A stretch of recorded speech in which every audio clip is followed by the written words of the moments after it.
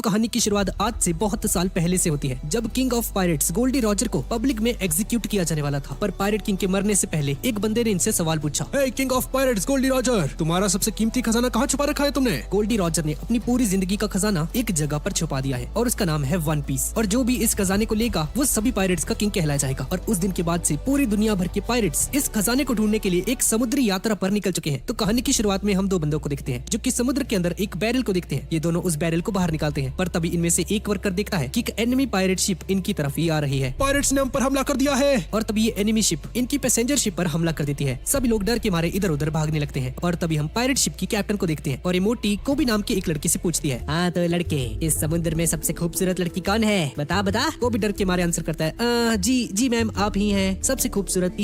और तभी एक बहुत बड़ी कैनन बॉल फायर होती है और सीधा उस पैसेंजर शिप के ऊपर जाकर लगती है और ये पैसेंजर शिप टूट जाती है। और वो जो बैरल जो इन दोनों वर्कर्स ने उस पानी में से बाहर निकाला था वो घूमते हुए बेसमेंट के अंदर चला जाता है और सारे पायरेट्स रस्सी से झूलते हुए इस शिप के ऊपर हमला कर देते हैं। सभी पायरेट्स पैसेंजर शिप पर आ जाते हैं, पर कोबी वहाँ पर कूदने में डर रहा होता है। और तभी लेडी एल्बिडो उसे जबरदस्ती धक्का मार के पैसेंजर शिप के अंदर भेज देती है। सभी पायरेट्स सभी के सभी पैसेंजर्स को एक जगह पर आकर घेर लेते हैं। हम तुम्हें नुकसान पहुंचाना नहीं चाहते, पर अगर तुमने कोई होशियारी की तो मैं तुम्हारा सर कलम करने में जरा सा भी संकोच नहीं करूंगा। चलो जल्दी से अपनी सारी कीमती चीजें हमें दे दो। और हाँ, अगर किसी ने चालाकी करने की कोशिश की तो उसे समुद्र में फेंक दिया जाए। ये सुनकर सभी के सभी पैसेंजर्स डर जाते हैं और ये सारा कुछ ऑरेंज बालों वाली लड़की सुन रही होती है। और तभी ये अपने कपड़े बदल लेती है और रस्सी से झूलते हुए पायरेट्स की शिप के अंदर चली जाती है। और जैसे ही शिप के ऊपर पहुंचती है, ओ लड़की, तू कौन है? तुझे शिप में मैंने पहले तो कभी नहीं देखा। और तभी ये लड़की इसके मेन पॉइंट पर एक लात मार देती है और इसे बेहोश कर देती है। इस तरफ को भी डरते डरते एक कमरे के अंदर आता है और उसी बैरल को देखता है और उसे धकेलते हुए लेडी एल्बिडो के पास लेकर जाने लगता है। पर तभी इसके साथी पायरेट्स यहाँ पर आ जाते हैं। अरे ये तो वही है ना डरपोक। ओए, इसे यहीं पर रख दे, हमें बहुत प्यास लग रही है। इसे लेडी एल्बिडो के पास हम नहीं लेकर जा रहे। हाँ सुना तूने,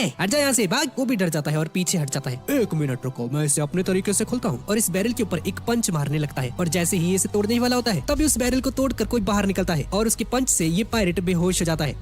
कितनी अच्छी नींद आई, मजा आ गया। और तभी इसकी नजर उस पायरेट पर जाती है जिसकी बत्ती गुल हो चुकी है और बेहोश पड़ा हुआ है। ये यहाँ पर क्यों रखा है? हमारा बंदा घायल कर दिया तूने, तेरी ऐसी की तैसी रुक तू। पर लूफी इन्हें पूरी तरह से इग्नोर कर देता है। इस बंदे का नाम लूफी है। यार भूख लग रही है, कुछ खाना वगैरह मिल सकता है क्या? और ये देखकर ये दोनों पायरेट्स बहुत ज्यादा हैरान हो जाते हैं और गुस्से में तलवारें निकालकर इस पर हमला करने लगते हैं। पर तभी लूफी बहुत आसानी से इन्हें एक ही झटके में हरा देता है और ये दोनों बंदे डर के यहाँ से भाग जाते हैं। अपने कैप्टन को लेकर खाने की तलाश में लूफी बेसमेंट के अंदर पहुंच जाता है जहाँ पर उसे कुछ एप्पल्स मिलते हैं। लूफी एप्पल्स खाने लगता है और लूफी कोबी से पूछता है कि ये शिप आखिर है क्या? हाँ, ये एक पैसेंजर शिप है जिस पर लेडी एल्विडा ने कब्जा कर लिया है। पर तुम आए कहाँ से हो? हाँ, दरअसल मैं एक तूफान में फंस गया था और वहाँ से बचते हुए यहाँ पर आ गया। हे कोबी, क्या तुम एक पायरेट हो? नहीं, दरअसल एक दिन मैं फिशिंग कर रहा था और एक दिन जबरदस्ती ये लोग मुझे किडनैप करके अपने साथ लेकर चले गए और उस दिन के बाद से मैं लेडी एल्विडा के लिए काम करता हूँ। हाँ तो कोबी, तुम उन्हें मना क्यों नहीं कर देते कि तुम्हें ये काम नहीं करना? तुम जानते नहीं हो उसको, वो मुझे मार डालेगी। कितने डरपोक हो तुम। चलो वो सब छोड़ो, आखिर तुम बनना क्या चाहते हो? अरे अच्छा, मैं, हाँ दरअसल मैं किंग ऑफ पायरेट्स बनना चाहता हूँ। दुनिया में जितने भी पायरेट्स हैं उन सभी का किंग। क्या?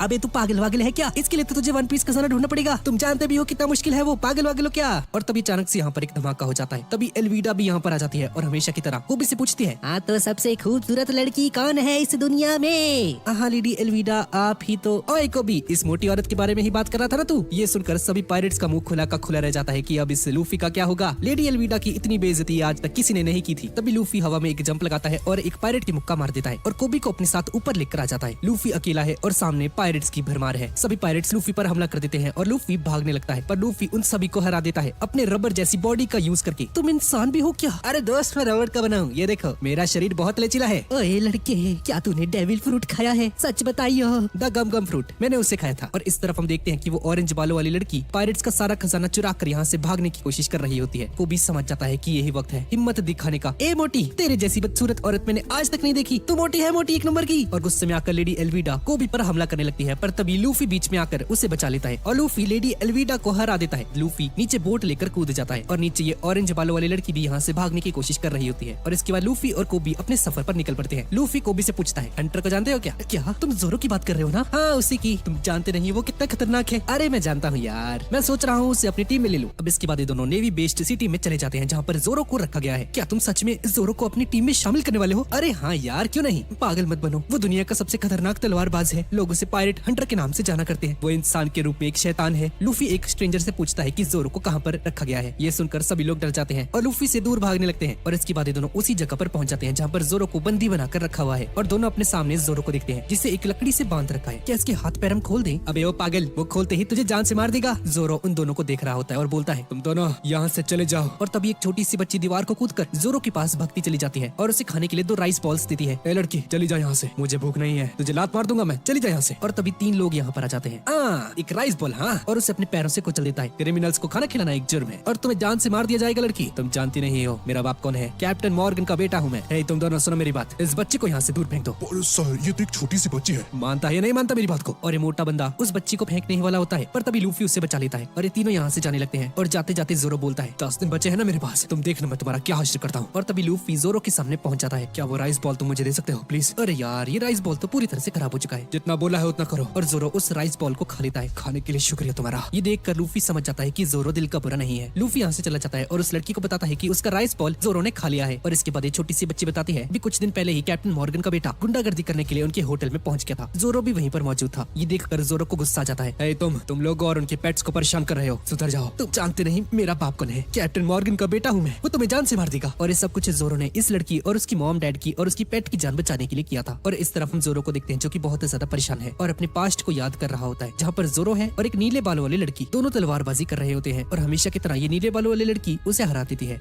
तुम्हें और ताकतवर बनने की जरूरत है अभी। ये सब याद करके जोरो दुखी हो जाता है और बोलता है, नहीं, मैं यहाँ पर नहीं मर सकता। दरअसल मैंने डिसाइड कर लिया है कि तुम मेरे क्रू में भर्ती होने वाले हो। तुम कौन हो तो डिसाइड करने वाले? मुझे याद है तुम तो तलवार से लड़ते हो ना। अगर मैं तुम्हारी तलवार तुम्हें वापस कर दूं तो क्या तुम मेरी टीम को ज्वाइन करोगे? नहीं करता, जा। अरे रुक जा, मैं अभी तेरी तलवार लेकर आता हूँ। तुम गलत डायरेक्शन में जा रहे हो। और तभी लूफी अपने हाथों को लंबा कर और दूसरी डायरेक्शन में जाने लगता है। ये देखकर जोरो हैरान रह जाता है। ये लड़का है कौन? ये इंसान है या क्या है? और इस तरफ हम कैप्टन मॉर्गन को देखते हैं और यहाँ पर एक स्टैचू को रस्सियों की हेल्प से उठाया जा रहा होता है। और तभी मॉर्गन का बेटा चिल्लाते हुए यहाँ पर आता है, पापा, एक बंदे ने मुझ पर हाथ उठाया। तो पिटने लायक ही है। मैं उम्मीद करता हूँ तूने उस छोटी बच्ची को मार दिया होगा, है ना? नहीं पापा जी, वो तो एक छोटी सी बच्ची थी ना, मैं उसे कैसे मार सकता था? कैप्टन मॉर्गन अपने सैनिकों को आदेश देता है, जल्दी जाओ टाउन में और उस छोटी सी बच्ची को मार गिराओ। और इस तरफ हम लूफी को देखते हैं जो कि जोरो की तलवार को ढूंढते हुए बेस की छत के ऊपर पहुंच जाता है। और लूफी हवा में उड़ते उड़ते कैप्टन मॉर्गन के सामने आ जाता है और उसे देखकर सभी लोग हैरान रह जाते हैं। अबे ये हवा में उड़ते हुए कैसे आ रहा है? ये क्या है? और लूफी की वजह से उस स्टैचू का एक हिस्सा पूरी तरह से टूट जाता है। सॉरी पाजी, गलती से हो गया। ये सब देखकर कैप्टन मॉर्गन बहुत ज्यादा गुस्सा हो जाता है। इसे पकड़ो, मैं इसे मार डालूंगा।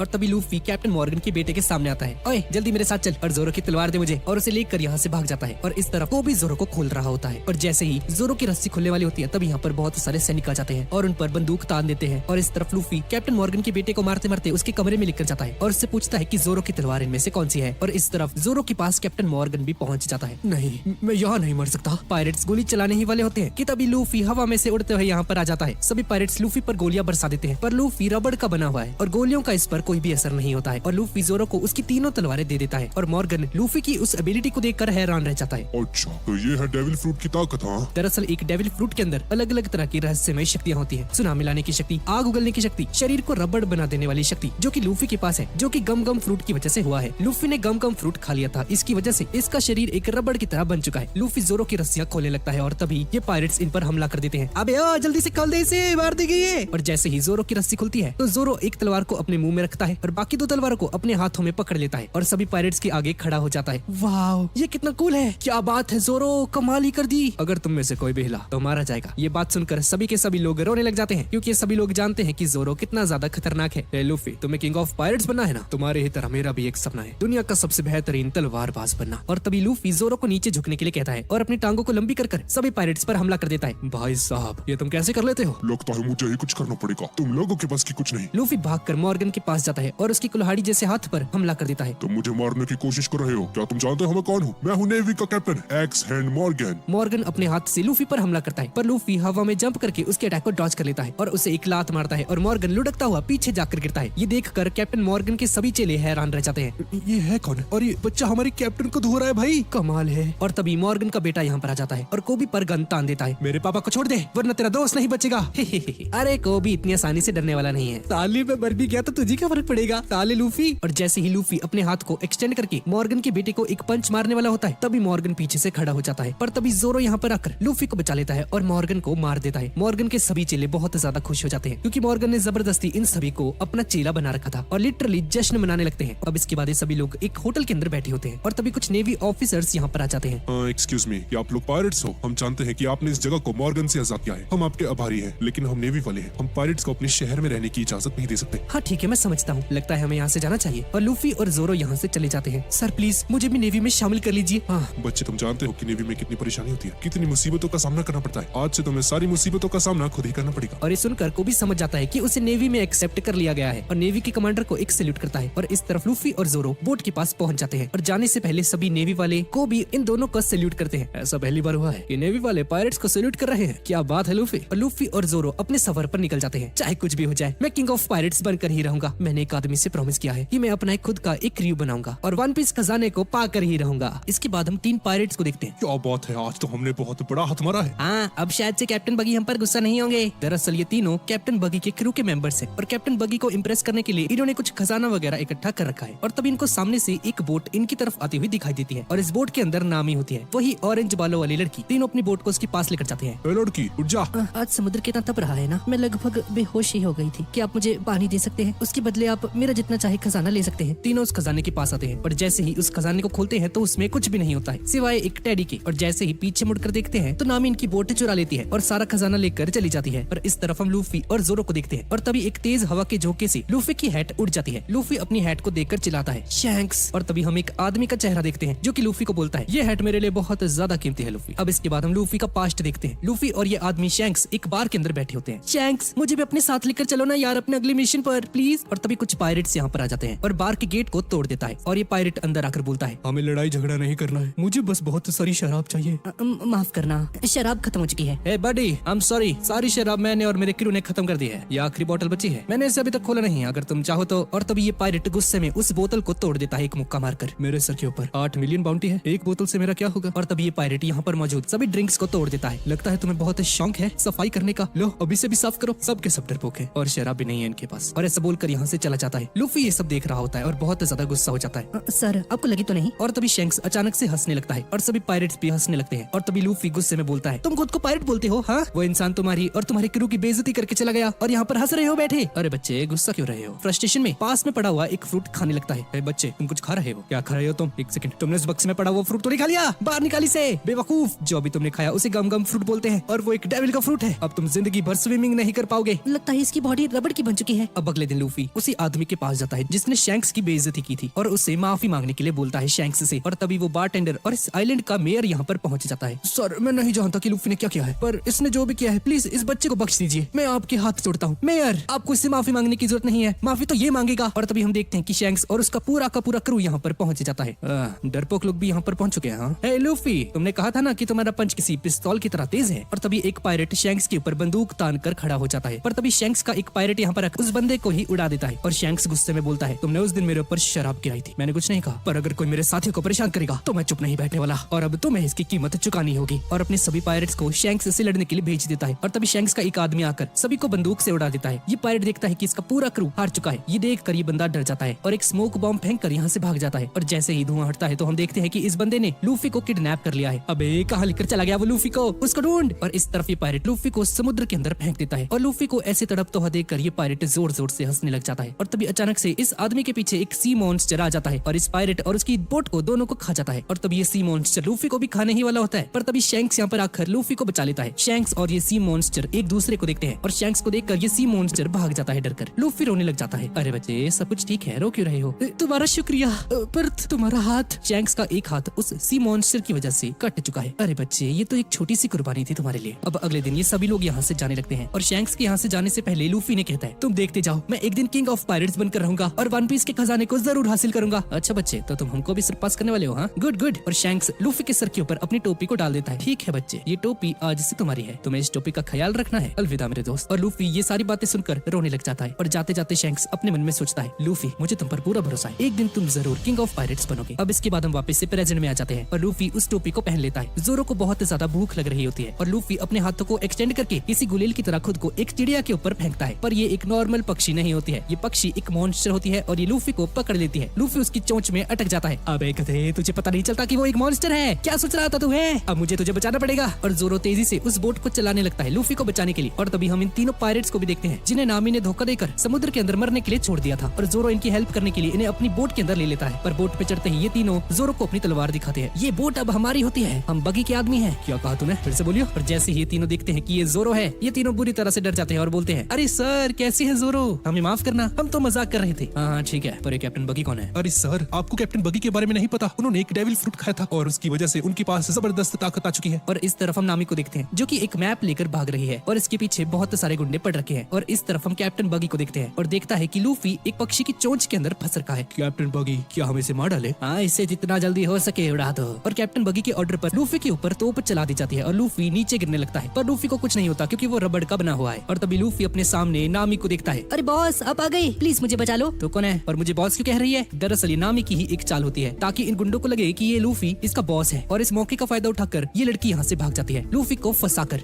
तू ही है ना इसका बॉस, अब तो हो गया बेटे। अरे यार, कुछ खाने को है क्या? और तभी इनमें से एक गुंडा लूफी की एक पंच मार देता है और लूफी की हैट दूर जाकर गिरती है। लूफी को इस बात पर बहुत ज्यादा गुस्सा आता है और उस पर एक जोरदार पंच मार देता है। अगर मेरी हैट को तुमने टच भी किया तो अगली बार तुम्हारी जान ले लूंगा। लूफी अपने हाथों को बड़ा करता है और अपनी गम गम पिस्टल का यूज करके इन तीनों पायरेट्स को हरा देता है। नामी ये सब एक छत के ऊपर खड़ी होकर देख रही होती है। क्या बात है, तुम तो बहुत ज्यादा स्ट्रॉन्ग हो। मेरा नाम नामी है और मैं एक चोर हूँ, मैं पायरेट्स को लूटती हूँ। क्या तुम मुझे अपनी टीम में ले सकते हो? नहीं, तेरे जैसी फालतू लड़कियों की हमें जरूरत नहीं। फिलहाल तो मुझे बहुत ज्यादा भूख लग रही है यार। अच्छा ऐसी बात है तो ठीक है, मैं तुम्हें खाना खिलाती हूँ। क्या सच में? और इस तरफ हम कैप्टन बगी के हेडक्वार्टर्स के अंदर देखते हैं और इसका एक गुंडा इसे बताता है कि एक लड़की इनका मैप चुरा कर भाग गई है। और तभी गलती से कैप्टन बगी का एक आदमी इसकी नाक की मजाक उड़ा देता है क्योंकि कैप्टन बगी की नाक बहुत ज्यादा बड़ी है और गोल मटोल सी है, किसी जोकर की तरह। क्या कहा तूने? फिर से कहियो जरा। भाई साहब, ये तो गया भाई, ये नहीं बचता अब। और कैप्टन बगी बिना हाथ लगाए इस पायरेट की गर्दन को पकड़ लेता है और उसे हवा में उठा लेता है बिना हाथ लगाए। माफ करना कैप्टन बगी, आगे इससे ये गलती नहीं होगी। पर कैप्टन बगी उसे माफ कर देता है। और इस तरफ नामी लूफी को एक बर्गर खिलाती है और लूफी को बताती है कि इसके पास ग्रैंड लाइन का मैप है, वही लोकेशन जहाँ पर वन पीस का खजाना मौजूद है। क्या बात है, क्या तुम्हें नक्शा देखना आता है? हाँ मुझे आता है, मैं एक स्किल्ड नेविगेटर हूँ। क्या बात है, हमें एक और क्रू मेंबर मिल गया। तुम्हें तो मैं अपनी क्रू में लूंगा। और तभी नामी खिड़की के बाहर देखती है और दो गुंडे नामी को पकड़ने की बात कर रहे होते हैं क्योंकि इसने कैप्टन बगी का वो ग्रैंड लाइन वाला मैप चुरा रखा है। और तभी नामी दिमाग लगाती है। ठीक है, मैं तुम्हारे क्रू में शामिल होंगी, लेकिन तुम्हें मेरी कुछ शर्तों को मानना होगा। हाँ, कौन सी शर्त? और इसके बाद नामी लूफी को रस्सी से बांध देती है। हाँ, दरअसल मैं तुम्हें कुछ दूसरे पायरेट से मिलवाना चाहती हूँ। और अपना लूफी होता है एक नंबर का भला मानुस और उसकी बातों में आकर मान जाता है। और इस तरफ कैप्टन बगी बहुत ज्यादा गुस्सा कर रहा होता है। जल्दी से उसे मेरे सामने लेकर आओ, मैं किसी को नहीं छोड़ूंगा। और तभी नामी लूफी को पकड़कर उसके सामने लेकर चली जाती है और नामी कैप्टन बगी का मैप उसे लौटा देती है और बोलती है कि लूफी ने इस मैप को चुराया था। और कैप्टन बगी ये देखकर बहुत ज्यादा खुश हो जाता है। क्या मैं आपका क्रू ज्वाइन कर सकती हूँ प्लीज? ठीक है, आज से तुम मेरे क्रू में हो। यस, इन्हें बुद्धू बनाना कितना आसान होता है। इसके बाद मैं इसका सारा सामान लूट लूंगी। और इन सभी ने लूफी को एक पिंजरे के अंदर बंद कर दिया है और इस सभी लोग नामी के आने की खुशी में एक पार्टी रखते हैं। और तभी कैप्टन बगी बोलता है, आज मैं बहुत ज्यादा खुश हूँ, मेरी स्पेशल बगी बॉल को लाया जाए। और तभी एक बंदा इसकी स्पेशल बगी बॉल को लेकर आता है। नामी को समझ नहीं आता कि आखिर ये बगी बॉल है क्या। और तभी एक तोप के अंदर इस बगी बॉल को भरा जाता है और जैसे ही इस तोप को चलाया जाता है तो एक बहुत बड़ा धमाका हो जाता है और टाउन में सभी के सभी घर तबाह होने लगते हैं। जोरो भी इस धमाके को नोटिस करता है। बहुत बढ़िया, इस बगी स्पेशल से और डेविल के फ्रूट की पावर से मैं जितनी भी ग्रैंड लाइन है उन सभी को कॉन्कर करूंगा। अरे नहीं नहीं, ये काम मैं करने वाला हूँ। अरे सर, ये थोड़ा सा नादान है, इसके बस की कुछ नहीं है। हाँ तो ठीक है, आज अपनी वफादारी को प्रूव करने के लिए नामी आज लूफी को जान से मारेगी, वो भी इस स्पेशल बगी बॉल से।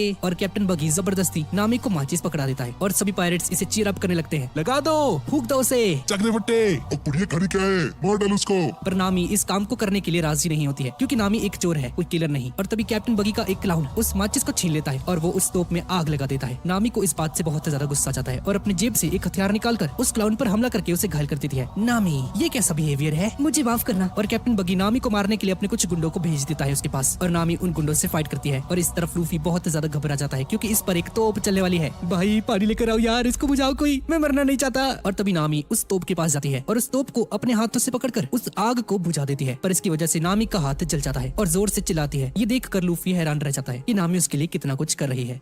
दर्द हो रहा है। कैप्टन बगी के सभी पायरेट्स नामी पर हमला करने ही वाले होते हैं पर तभी जोरो यहाँ पर पहुंच जाता है और नामी को बचा लेता है। और मिलकर एक लड़की पर हमला कर रहे हो, शर्म नहीं आती तुम्हें? तुम कैसे मर दो? ये ऑरेंज बालों वाली लड़की, तुम्हें चोट तो नहीं लगी? नहीं, मैं ठीक हूँ, मुझे कुछ नहीं हुआ। और सभी पायरेट्स जोरो को देखकर डर जाते हैं। जोरो अपने हाथों और मुंह में तलवार भर लेता है। मेरे आगे तुम्हारा ये 3 स्टाइल वाला हमला काम नहीं करने वाला। और तभी जोरो कैप्टन बगी का हाथ काट देता है और एक पैर भी। और कैप्टन बगी के सभी लोग हंस रहे होते हैं क्योंकि जोरो के पेट के अंदर किसी ने तलवार घुसा दी है। और जैसे ही जोरो पीछे मुड़कर देखता है, एक कटा हुआ हाथ हवा में उड़ रहा है। वो हाथ कैप्टन बगी के पास वापस से चला जाता है और जुड़ जाता है। भाई साहब, ये कैसी भाई एबिलिटी है इसकी? चाप चाप, ये उसी फल का नाम है जो कि मैंने खाया था। साले बड़ी नाक वाले, तूने चीटिंग की है, तूने पीछे से उस पर हमला किया। अबे लूफी बेवकूफ, उसकी नाक के बारे में क्यों बोल रहा है? मरेगा भाई ये भी। कैप्टन बगी अपने हाथ को अलग करके लूफी पर हमला करता है। लूफी उसके हथियार को अपने दांतों में पकड़ लेता है। जोरो, यहाँ से भाग जाओ। और जोरो कैप्टन बगी से फाइट करना शुरू कर देता है और लड़ते लड़ते जोरो अचानक से पीछे जाता है उस तोप के पास। हे डरपोक, भागते कहाँ हो, आकर मेरा सामना करो। जोरो उस तोप के पास जाता है और अपने हाथों से उठाकर उसे पीछे की साइड को कर देता है जहाँ पर कैप्टन बगी खड़ा हुआ है। और अभी ये तोप कैप्टन बगी के ऊपर पॉइंट कर रही है और नामी उस पर आग लगा देती है। यहाँ पर एक बहुत बड़ा धमाका हो जाता है, कैप्टन बगी मारा जाता है। जोरो लूफी को यहाँ से लेकर जाने लगता है। लगता है। लूफी,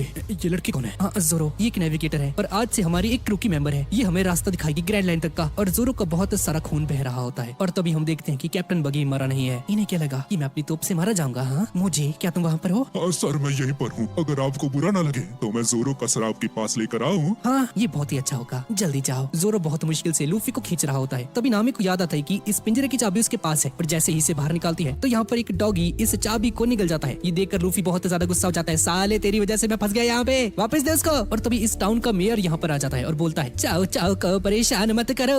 मेयर देखता है कि जोरो बुरी तरह से घायल है। मेयर जोरो की पट्टी वट्टी करता है और उसे सुला देता है। और मेयर लूफी और नामी से मिलता है और इन दोनों को बताता है कि इस कुत्ते का नाम है चाओ चाओ, और इनके ठीक पीछे जो दुकान है ये 24 घंटे इसकी रक्षा करता है। ये दुकान इस कुत्ते के मालिक की थी, पर इस दुकान का मालिक मर चुका है और ये कुत्ता आज तक उसके इंतजार में यहाँ पर बैठा हुआ है। ये सुनकर लूफी बहुत ज्यादा दुखी हो जाता है। और तभी मोजी यहाँ पर पहुँच जाता है। अरे ये तो मोजी है, बीस्ट टेमर मोजी यहाँ पर आ गया, भागो। और तभी लूफी के सर के ऊपर एक बहुत बड़ी परछाई आती है। मेरा नाम है बीस्ट टेमर मोजी और मैं बगी का एक क्रू का मेंबर हूँ। और ये मोजी एक शेर के ऊपर बैठा होता है। मुझे बस ये बताओ कि जोरो कहाँ पर है, मैं उसका सर काटना चाहता हूँ। लेकिन लूफी उसे बताने से मना कर देता है कि जोरो कहाँ पर है। और मोजी का लॉयन लूफी पर हमला कर देता है। चोचो बुरी तरह से पिट रहा होता है। मोजी इसे बुरी तरह से मारता है। चोचो अपने मालिक से बहुत ज्यादा प्यार करता था, उसके हर एक काम में मदद करता था, चाहे गाड़ी खिंचवाने में हो, खाना बनवाने में हो, हर चीज में अपने मालिक का साथ देता था और अपने मालिक से बहुत ज्यादा प्यार करता था। इसलिए मरते दम तक अपने मालिक की दुकान की रक्षा करने के लिए डटा रहता है। चोचो खून से लथपथ होता है लेकिन फिर भी हार नहीं मानता और मोजी चोचो के मालिक की दुकान को जलाकर यहाँ से चला जाता है। मोजी पूरे शहर में जोरो को ढूंढने लगता है और तभी लूफी इनके सामने आ जाता है। मोजी लूफी पर हमला करता है, पर लूफी अपने हाथों को बड़ा करके किसी जलेबी की तरह घुमाकर उस शेर के मुंह को पकड़ लेता है और उस शेर को भी गोल गोल घुमाकर उसको मार देता है। मैं तुझसे माफी मांगता हूँ। तुम्हारे माफी मांगने से उस कुत्ते का घर और उसकी मेमोरीज वापस नहीं आ जाएंगी, और अब मैं तुम्हारे पिछवाड़े पर एक लात मारने वाला हूँ। तुमने बहुत गलत किया, और उसे जमीन पर पटक देता है। और इस तरफ चोचो बहुत ज्यादा दुखी हो जाता है क्योंकि उसके मालिक की आखिरी निशानी जा चुकी है। नामी चोचो को देखकर बहुत ज्यादा दुखी हो जाती है। आखिर वो भी एक पायरेट था और तुम भी एक पायरेट हो। उस कुत्ते का सब कुछ छीन लिया। काश वो मोजी तुम्हें खा जाता। तुम पायरेट्स पे बिल्कुल भी दया नहीं है। और लूफी चोचो को एक पेट फूड देता है उसके मालिक की आखिरी निशानी के तौर पर। माफ करना मेरे दोस्त, मैं सिर्फ इतना ही बचा पाया। और चोचो उस पेट फूड को अपने मुंह में लेकर यहाँ से चला जाता है। गुड लक मेरे दोस्त, तुम्हारा सफर बहुत बढ़िया रहे। नामी ये देखकर बहुत ज्यादा खुश हो जाती है कि लूफी अच्छा बंदा है भाई, इतना भी बुरा नहीं है। लूफी बाकी पायरेट्स ऐसा नहीं है। और इस तरफ मोजी कैप्टन बगी के पास जाता है। माफ करना, मैं उसे हरा नहीं पाया, मैं फेल हो गया। तेरे से ये उम्मीद नहीं थी मुझे, एक बच्चे से पिट गया तू है। बगी बॉल्स को तैयार किया जाए, अब मुझे ही कुछ करना होगा। स्पेशल बगी बॉल का यूज करके हर तरफ तबाही मच जाती है और ये तीनों भी इस धमाके को नोटिस करते हैं। और शिट, उस घर में तो जोरो सो रहा था जो भी फटा। लगता है जोरो नहीं बचा होगा, पर तभी हम देखते हैं कि जोरो जिंदा होता है। अरे जोरो तुम जिंदा हो, शुक्र है। 40 साल लगा दिए मैंने इस टाउन को बनाने में, किसी अरे गहरे को इसे तबाह करने नहीं दूंगा। वो कैप्टन बगी नहीं बचेगा।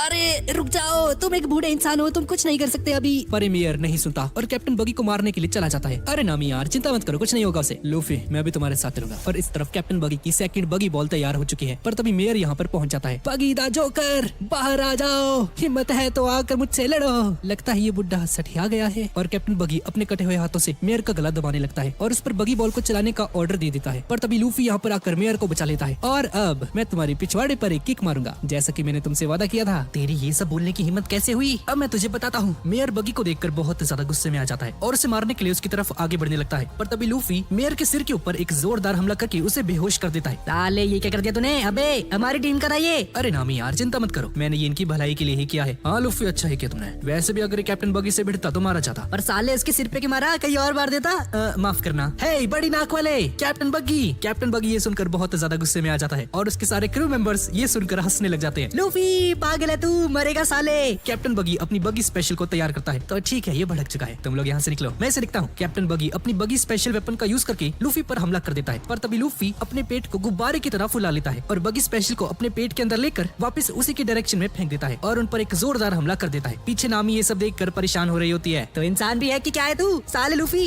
लगता है इस अटैक से इसका आधा करोड़ उड़ चुका है और शायद कैप्टन बगी भी। और तभी हम देखते हैं कि कैप्टन बगी मरा नहीं है, उसने दो पायरेट्स को एक शील्ड की तरह यूज करके खुद को बचा लिया और मोजी भी जिंदा होता है। और यहाँ पर क्या हो रहा है? मैं जिंदा हूँ? कैप्टन बगी, यही है वो बंदा, इससे बचकर रहना, ये बहुत खतरनाक है, ये रबड़ का बना है, अपने हाथ पैर बड़े कर सकता है। और तभी काबाजी नाम का एक और विलन यहाँ पर आ जाता है जिसने अपने हाथ में मोजी के लॉयन को पकड़ा होता है। तूने ये क्या हालत कर दी है मेरे शेर की? अरे मैंने इसे एक शील्ड की तरह यूज किया, मुझे माफ करना। मोजी का शेर बहुत ज्यादा घायल हो चुका है और गुस्से में काबाजी पर हमला करने के लिए आगे बढ़ता है। पर तभी काबाजी इसे एक लात मार के उड़ा देता है और लगे हाथ लूफी भी इसे एक लात मारता है और मोजी दीवार में भिड़कर बेहोश हो जाता है। काबाजी कैप्टन बगी के पास आता है। सर मुझे एक मौका दीजिए प्लीज। तो ठीक है, अपना एक्रोबैट डांस दिखा दिखाओ इन सभी को। और तभी काबा जी अपनी एक साइकिल निकालता है और लूफी की तरफ आगे बढ़ता है एक तलवार लेकर। और जैसे ही लूफी को मारने वाला होता है तभी जोरो इसके सामने आ जाता है।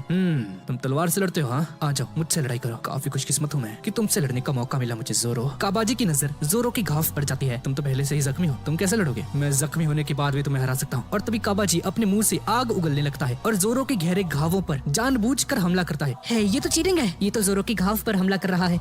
चीटिंग करते हो? हाँ, कोई बात नहीं। काबाजी फिर से जोरो पर हमला करता है। अबे लूफी खड़ा क्या है, उसकी हेल्प कर ले जाके। काबाजी जोरो की तरफ एक आखिरी हमला करने के लिए आगे बढ़ता है, पर तभी जोरो खड़ा हो जाता है और काबाजी जोरो के पेट में तलवार घुसा देता है। जोरो! और काबाजी उसी जगह पर तलवार घुसाता है जहाँ पर जोरो की चोट लगी हुई है। कोई बात नहीं, अब मैं तुझे दिखाऊंगा कि तुझ में और मुझ में क्या फर्क है। क्या बात है जोरो, बहुत कूल लग रहे हो। अगर मैं तेरे जैसे एक मामूली इंसान से हार गया तो मैं इस दुनिया में सबसे बेहतरीन तलवारबाज कैसे बनूंगा? मैं तुझे हरा कर ही रहूंगा। जोरो एक तलवार को अपने मुंह में रखता है और 2 तलवार अपने हाथों में पकड़ लेता है अपने 3 स्टाइल को यूज करने के लिए। पर नामी को इनकी फाइट में कोई इंटरेस्ट नहीं होता और कैप्टन बगी का खजाना ढूंढने के लिए बेसमेंट के अंदर जाने लगती है। काबाजी एक खतरनाक टेक्निक को यूज करता है, Acrobat technique, the dance of 100 kamikaze tops, और बहुत सारे लट्टुओं को जोरो की तरफ फेंकता है। लेकिन जोरो अपनी तलवार से सभी लट्टुओं को काट देता है। और तभी जोरो नोटिस करता है कि पीछे से कैप्टन बगी का हाथ और ऊपर से काबाजी भी उस पर तलवार लेकर आ रहा है, उस पर हमला करने के लिए। चीटिंग पर उतर चुके हो अब? हाँ, कोई बात नहीं। पर तभी लूफी कैप्टन बगी के हाथ पर पैर रख देता है। जोरो की फाइट से दूर रहो, समझे? और इस तरफ नामी को कैप्टन बगी के खजाने में से ग्रैंड लाइन का मैप मिल जाता है और इस तरफ काबाजी जोरो को बुरी तरह से जख्मी कर देता है। मैं बहुत इंप्रेस हुआ। इतना बड़ा घाव है तुम्हारे पेट पर, फिर भी मुझसे फाइट कर रहे हो। क्या बात है, तुम्हारे बारे में मैंने जो भी सुना था वो सब कुछ सच निकला। काबाजी जोरो पर एक आखिरी बार हमला करने के लिए आगे बढ़ता है, पर तभी जोरो अपने स्पेशल अटैक ओनीगिरी को यूज करता है। ये अटैक बहुत ज्यादा खतरनाक है और जोरो काबाजी का सीना चीर देता है और इसका खेल यहीं पर खत्म हो जाता है और जोरो इसे हराने के बाद यहीं पर सो जाता है। और तभी कैप्टन बगी लूफी के सामने आ जाता है। अब तुम्हें खत्म करने के बाद मैं ग्रैंड लाइन जाऊंगा। हाँ, मैं भी वहीं पर जाना चाहता हूँ। मुझे पायरेट्स का राजा बनना है। तेरी ये बातें और तेरी ये टोपी मुझे उसी लाल बाल वाले आदमी के बारे में याद दिला रही है। क्या लाल बाल वाला आदमी? क्या तुम उसे जानते हो? हाँ, जानता हूँ, पर क्या फर्क पड़ता है? ये जानने के लिए अब तुम नहीं बचोगे। बगी अपने हाथ में बहुत सारी नाइफ्स को भर लेता है, अपने हाथ को अलग करता है और लूफी पर हमला कर देता है किसी चक्री की तरह घुमाकर। लूफी अपने हाथ को बड़ा करके उसके अटैक को डॉज करता है और अपनी गम पिस्टल का यूज करके जैसे ही बगी पर हमला करता है तो कैप्टन बगी अपनी गर्दन को ही अलग कर देता है। और तभी बगी का चाकू वाला हाथ लूफी की तरफ फिर से आगे बढ़ता है। लूफी उसे डॉज कर लेता है, लेकिन इसमें उसकी हैट थोड़ी सी कट जाती है। यू बास्टर्ड, मैं तुम्हें नहीं छोड़ने वाला। तेरी हिम्मत कैसे हुई? तूने मेरी हैट को डैमेज कर दिया, अब तू नहीं बचेगा। कैप्टन बगी लूफी पर हमला कर देता है और उसकी टोपी के अंदर 3 छेद हो जाते हैं और लूफी को शैंक्स की याद आ जाती है। शैंक्स ने बहुत भरोसा करके लूफी को ये टोपी दी थी, ये उसके लिए बहुत ज्यादा कीमती है। अरे क्या टोपी है ये तेरी, मिस्त्रियों वाली? मुझे ये टोपी उसी की याद दिलाती है। तुम जानते भी हो ये किसकी टोपी है? ये शैंक्स की टोपी है, एक महान पायरेट की। तुम इस बात को कभी नहीं समझ सकते। बगी उस टोपी को नीचे पटक देता है। अच्छा, तो तुम उससे शैंक्स की बात कर रहे हो? हाँ, मैं जानता हूँ उसे, मैंने उसी के साथ ट्रेनिंग ली है पायरेट बनने की। हम 1 साल पहले एक साथ ही काम किया करते थे। और बगी लूफी की टोपी को कुचल देता है। शैंक्स एक महान आदमी था, तुम्हारी हिम्मत कैसे हुई? लूफी कैप्टन बगी पर हमला कर देता है और उसे नीचे गिरा देता है। बता मुझे शैंक्स कहाँ पर है, तुझे यहीं पर मार डालूंगा वरना। मैं उस शैंक्स को कभी माफ नहीं करूंगा। जब तक मैं जिंदा हूँ तब तक उसे गाली देता रहूंगा। अब इसके बाद हम शैंक्स और बगी का पास्ट देखते हैं। शैंक्स और बगी आपस में लड़ रहे होते हैं। मैं जाऊंगा नॉर्थ पोल में, नहीं हम लोग साउथ पोल जाएंगे, समझ गया तू? और तभी पीछे से कैप्टन यहाँ पर आता है और इन दोनों के एक मुक्का मार देता है। किसे फर्क पड़ता है तुम लोग कहाँ जाने वाले हो? चलेगी तो मेरी है। सब लोग सुनो, लड़ाई का समय हो चुका है, सभी लोग तैयार हो जाओ। और एक एनिमी पायरेट शिप पर हम कैनन्स फायर करके हमला कर देते हैं और हमारी शिप और एनिमी शिप के बीच में एक फाइट शुरू हो जाती है। और तभी बगी को लड़ाई करते हुए एक एनिमी की पॉकेट के अंदर एक मैप मिलता है। ये एक ट्रेजर मैप होता है। क्या बात है, ये तो एक खजाने का नक्शा है। लगता है मुझे पता चल चुका है कि मुझे अपनी जिंदगी में क्या करना है। अब थोड़ी देर बाद शाम हो जाती है। हे दोस्त, तुमने मुझे कभी बताया नहीं कि तुम्हें आखिर करना क्या है जिंदगी में? अरे हाँ यार, मुझे अपना एक क्रू बनाना है और पूरी दुनिया घूमनी है। क्या बात है, क्या तुमने डेविल फ्रूट के बारे में सुना है? अरे हाँ हाँ, हमें वो लूट में मिला है। उसे जो कोई भी खाता है उसके अंदर असीमित शक्तियाँ आ जाती हैं, अलग अलग तरह की।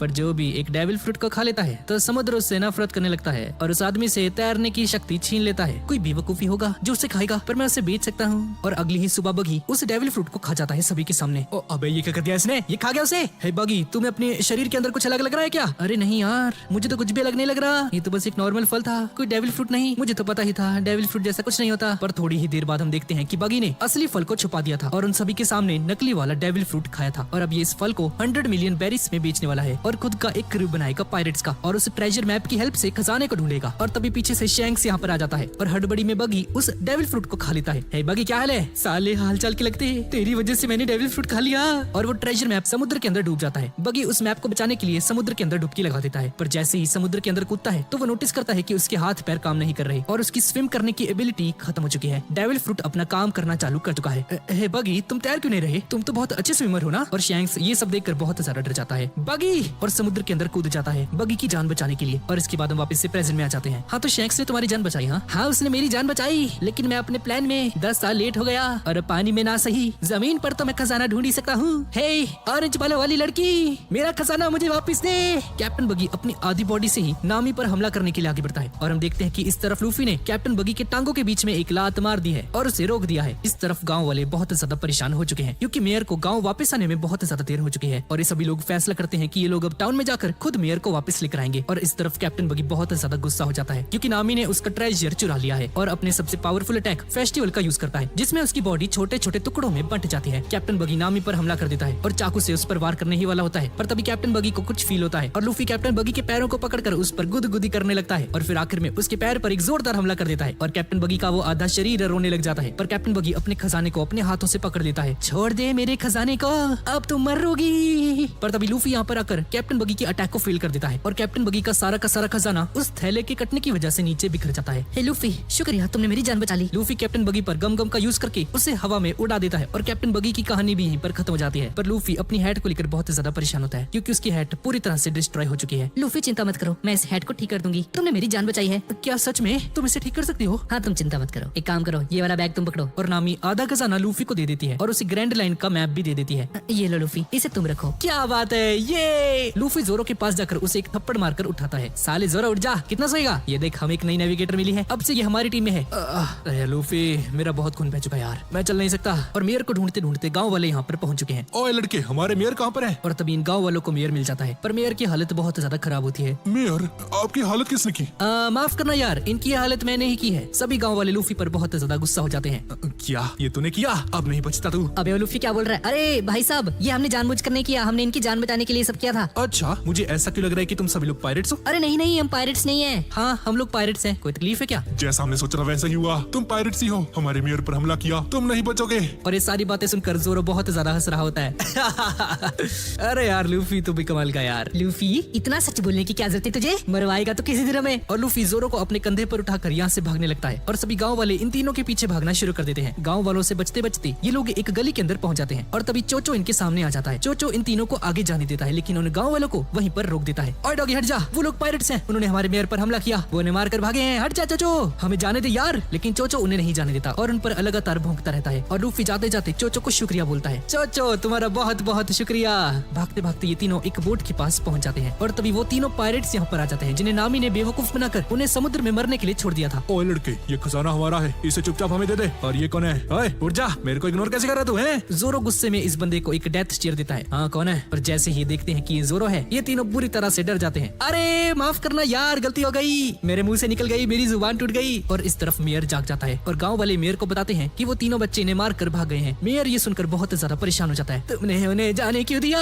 उन्हें तो मैं बताता हूँ। और मेयर भगते भगते इन तीनों के पास जाता है पर ये तीनों यहाँ से जाने लगते हैं और जाते जाते लूफी पीछे मुड़कर देखता है कि मेयर किनारे पर खड़ा है। तुम तीनों, तुम्हारा बहुत बहुत शुक्रिया, तुम्हारा ये एहसान मैं कभी नहीं भूलूंगा। दादू अपना ख्याल रखना, अपने पीछे तो देखिए जरा। और मेयर पीछे मुड़कर देखता है कि लूफी उनके लिए बहुत सारा खजाना छोड़कर गया है। पर नामी इस बात से बहुत ज्यादा गुस्सा हो जाती है क्योंकि उसने 5 मिलियन का सोना फ्री में इस मेयर को दे दिया है। लूफी तो पागल है क्या? अरे यार, उनका टाउन खराब हो गया था, उसे वापस बनाने के लिए पैसे तो लगते ना। और नामी गुस्से में लूफी का सर पानी के अंदर डुबाने लगती है। तुम मर साले, तू किससे काम कर रही है? अरे नामी मुझे बाहर निकाल, मैं मर जाऊंगा, मुझे तैरना नहीं आता। लगता है इस सफर में बहुत मजा आने वाला है। अब अगली सुबह हम एक विलेज को देखते हैं और एक आदमी भागते भागते चिल्लाता है, पायरेट्स ने हम पर हमला कर दिया है, अपनी जान बचाकर भागो। इस बंदे का नाम है कैप्टन उसॉप। इस तरफ हम लूफी को देखते हैं और नामी बताती है कि ग्रैंड लाइन जहाँ पर ये लोग अभी जा रहे हैं वो बहुत ज्यादा खतरनाक जगह है और जाने से पहले इन्हें बहुत सारे खाने और हथियारों की जरूरत पड़ेगी। पास में ही एक आइलैंड है, हम वहाँ पर जाकर कुछ हथियारों को ढूंढ सकते हैं। ऑलराइट, ठीक है, वहाँ से हम थोड़ा मीट भी इकट्ठा कर लेंगे, बहुत भूख लग रही है। इस तरफ उसॉप बोलता है, पायरेट्स आ रहे हैं, अपनी जान बचाकर भागो। और तभी अचानक से हंसने लग जाता है। कैसा लगा मेरा मजाक? और तभी कोई इस पर बर्तन से हमला कर देता है और सारे गांव वाले हमेशा की तरह इसके पीछे पड़ चुके हैं। साले झूठे, यहाँ से भाग जा, अभी पिट जाएगा तू। आ गए ये लोग, आ जाओ, पकड़ने की कोशिश करो मुझे। सभी गांव वाले इसके पीछे पड़ जाते हैं पर उसॉप हर बार की तरह कहीं पर छुपने में कामयाब हो जाता है और गांव वाले इसे नहीं ढूंढ पाते। उसॉप सो रहा होता है और तभी इसके 2 चेले यहाँ पर आ जाते हैं, पेपर और कैरेट, और इसका तीसरा चेला अनियन भागते हुए आता है। बॉस, एक बुरी खबर है, पायरेट्स ने हम पर हमला कर दिया है। क्या सच में? हाँ सर, ये बिल्कुल सच है, वो कैप्टन बगी के पायरेट्स है। मैंने उनके झंडे पर कैप्टन बगी का लोगो देखा था। Oh man, shit. और इस तरफ जोरो, लूफी और नामी इस आइलैंड पर पहुंच चुके हैं और तभी जोरो अपनी तलवार निकाल लेता है। लूफी बचकर रहो, हमारे आसपास कुछ कुछ लोग हैं। और तभी कोई लूफी के पैरों पर हमला कर देता है और तभी सामने इन्हें उसॉप के बहुत सारे झंडे दिखाई देते हैं। वाओ, ये कितना कूल है, मुझे भी एक ऐसा चाहिए यार। हाँ, तो मैं हूँ कैप्टन उसॉप, इस विलेज का लीडर, और अगर तुम्हें यहाँ पर रहना है तो मेरे सामने अपना सर झुकाना होगा। मेरे पास कुल 80 मिलियन सोल्जर्स हैं, तुम नहीं बच सकते। नहीं, तुम झूठ कह रहे हो। शिट, ये लड़की तो बहुत तेज है, इसने मेरा झूठ पकड़ लिया। हाँ, तुम झूठ कह रहे हो। तुम्हारे पास सिर्फ 3 बच्चे हैं, छोटे छोटे है ना। और ये तीनों बच्चे नामी के डर से यहाँ से भाग जाते हैं और उसॉप लूफी और जोरो को देखकर बहुत ज्यादा डर जाता है। मैं तुमसे कैसे जीतूंगा भाई, तुम तो दिखने में इतने डरावने हो, मुझे माफ कर देना। और लूफी और जोरो जोर जोर से हंसने लग जाते हैं। लूफी इस बंदे को पहचान लेता है और बोलता है, एक सेकंड, तुम यासुब के बेटे हो ना, है ना? उसॉप पहाड़ से नीचे गिर जाता है। अब मेरे फादर को कैसे जानते हो? अब इसके बाद ये चारों एक रेस्टोरेंट में जाते हैं कुछ खाने के लिए और लूफी उसॉप को बताता है कि इसके फादर शैंक्स के क्रू के एक मेंबर थे और एक बहुत अच्छे शार्प शूटर थे। हे दोस्त, तुम्हारा चेहरा बिल्कुल तुम्हारे फादर जैसा लगता है। अब इसके बाद हम एक फ्लैशबैक को देखते हैं। लूफी उसॉप के फादर यूसॉप से बहुत ज्यादा इंप्रेस रहता था उनकी शार्प शूटिंग स्किल्स की वजह से। वाओ, आप भी कैसे करते हो? बच्चे, ये कोई आसान काम नहीं है। मेरा एक बेटा है तुम्हारी ही उम्र का, उसका नाम उसॉप है। उसॉप, तुम्हारे फादर तुम्हारे बारे में बहुत बात करते थे। क्या तुम किसी ऐसे इंसान को जानते हो जो हमें एक शिप दे सकता है? दरअसल हमें ग्रैंड लाइन तक जाना है और उसके लिए हमें एक बहुत बड़ी शिप चाहिए होगी। हाँ, मैंने सुना तो है, यहाँ पर एक बहुत बड़ा मेंशन है, शायद हमें वहाँ पर कुछ शिप मिल जाए। अबे ओ, उधर मत जाइयो, ठीक है ना भाई, मेरा हो गया, मैं जा रहा यहाँ से। अरे इसे क्या हो गया? और इसके बाद हम उसी मेंशन को देखते हैं। ये इस विलेज का सबसे बड़ा मेंशन होता है और यहाँ पर कुछ बॉडी गार्ड्स खड़े होते हैं और इस मेंशन के अंदर एक लड़की होती है जिसका नाम है मिस काया। उसॉप उस मेंशन के बाहर आ जाता है और एक सीक्रेट झाड़ियों के रास्ते से अंदर जाने की कोशिश करता है मिस काया से मिलने के लिए। काया को पता चल जाता है कि उसॉप यहाँ पर आ चुका है और दोनों एक दूसरे को देखते हैं। उसॉप, मुझे तुमसे मिलने की इजाजत नहीं है, पर मैं तुमसे मिलना चाहती हूँ। अरे इन सब की परवाह कौन करता है यार। और उसॉप इसे अपनी फेक बहादुरी की स्टोरीज सुनाया करता है, पर काया को नहीं पता कि ये एक नंबर का फट्टू इंसान है और सारी कहानियां झूठी हैं। और इस तरफ रेस्टोरेंट में ये तीनों नन्हे पायरेट्स पहुंच चुके हैं। तुम लोग सुनो मेरी बात, कैप्टन उसॉप कहाँ पर है? मुझे पता है वो तुम्हारे ही साथ थे। हाँ, जल्दी से बता दो वरना हम तुम्हें मार देंगे। पर लूफी ने इग्नोर करता है और बोलता है, अरे यार मस्त मीट था, ये तो मजा ही आ गया। मीट सुन के ये तीनों बच्चे डर जाते हैं। क्या मीट? लगता है ये खा गए हमारे कैप्टन को, अब हमारा क्या होगा? हम उसे मार कर खा गए। ये तीनों बच्चे बुरी तरह से डर जाते हैं। भाई क्या ये मजे ले रहे हैं इनके, बचाओ अभी, ये तो राक्षस है। पर इन बच्चों को पता चल जाता है कि ये लोग मजाक कर रहे हैं और बच्चे इन तीनों को उसी जगह पर लेकर आ जाते हैं जहाँ पर उसॉप मिस काया से मिलने आता है, उसी ह्यूज मेंशन के पास। इतना बड़ा मेंशन, क्या बात है। पर उसॉप यहाँ पर करने क्या आता है? झूठ बोलने आते हैं। हाँ, वो मिस काया को झूठी कहानियां सुनाते हैं और तीनों बच्चे इन्हें बताते हैं कि मिस काया के पेरेंट्स लगभग 1 साल पहले एक बीमारी की वजह से मर चुके हैं, जिसकी वजह से वो बहुत ज्यादा परेशान रहती है। इसलिए उसॉप उनके साथ हंसी मजाक करने के लिए जाता है ताकि उसका मूड ठीक हो जाए। ये लड़की बहुत ज्यादा अमीर है पर उसके पेरेंट्स मर चुके हैं, इसलिए अकेले इस बड़े से घर में बहुत दुखी रहती है। क्या बात है, फिर तो सच में तुम्हारे मास्टर बहुत ज्यादा महान है। तो चलो ठीक है, उस मेंशन के अंदर जाते हैं शिप लेने के लिए। अरे क्या कर रहे हो? अंदर बॉडीगार्ड से बहुत सारे, वो तुम्हें अंदर नहीं जाने देंगे। अरे कुछ नहीं होगा, मुझ पर भरोसा रखो। लूफी अपने हाथों को बड़ा कर लेता है और ये देखकर ये तीनों बच्चे डर जाते हैं। ये तो एक राक्षस है। और ये सभी लोग लूफी के हाथों को पकड़ लेते हैं। लूफी अपने हाथ छोड़ देता है और सभी लोग हवा में उड़ जाते हैं और इस मेंशन के अंदर आ जाते हैं। और इस तरफ काया नोटिस करती है कि आसमान में कुछ उड़ते हुए इनकी तरफ आ रहा है। उसॉप, वो आसमान में क्या आ रहा है? और उसॉप ऊपर देखता है और देखता है कि ये सभी लोग यहाँ पर आ चुके हैं। सभी जमीन पर गिर जाते हैं और बुरी तरह से घायल हो जाते हैं। अरे क्या वो ठीक है? अरे काया, चिंता मत करो, ये सभी लोग न्यू रिक्रूट्स हैं, मेरे क्रू में भर्ती होना चाहते हैं, इसलिए यहाँ पर आए हैं। तुम चिंता मत करो, ठीक है? क्या सच में? क्या आप सभी लोग उसॉप की क्रू में भर्ती होने के लिए आए हो? अरे नहीं नहीं, दरअसल हमें एक शिप और तभी काया का बॉडीगार्ड यहाँ पर आ जाता है। तुम सब बिना परमिशन के अंदर कैसे आ गए? इसके लिए तुम्हें सजा जरूर दी जाएगी। और इस तरफ हम एक स्ट्रेंजर को देखते हैं जो कि विलेज के अंदर आ चुका है और इसने अजीब से चश्मे पहन रखे हैं और ये बंदा मून वॉक करते हुए इस विलेज के अंदर एंटर करता है। और इस तरफ काया अपने बॉडीगार्ड से बोलती है, क्लाडोरे, दरअसल ये लोग। मैम जरा एक मिनट, तुम कौन हो और तुम्हें क्या चाहिए?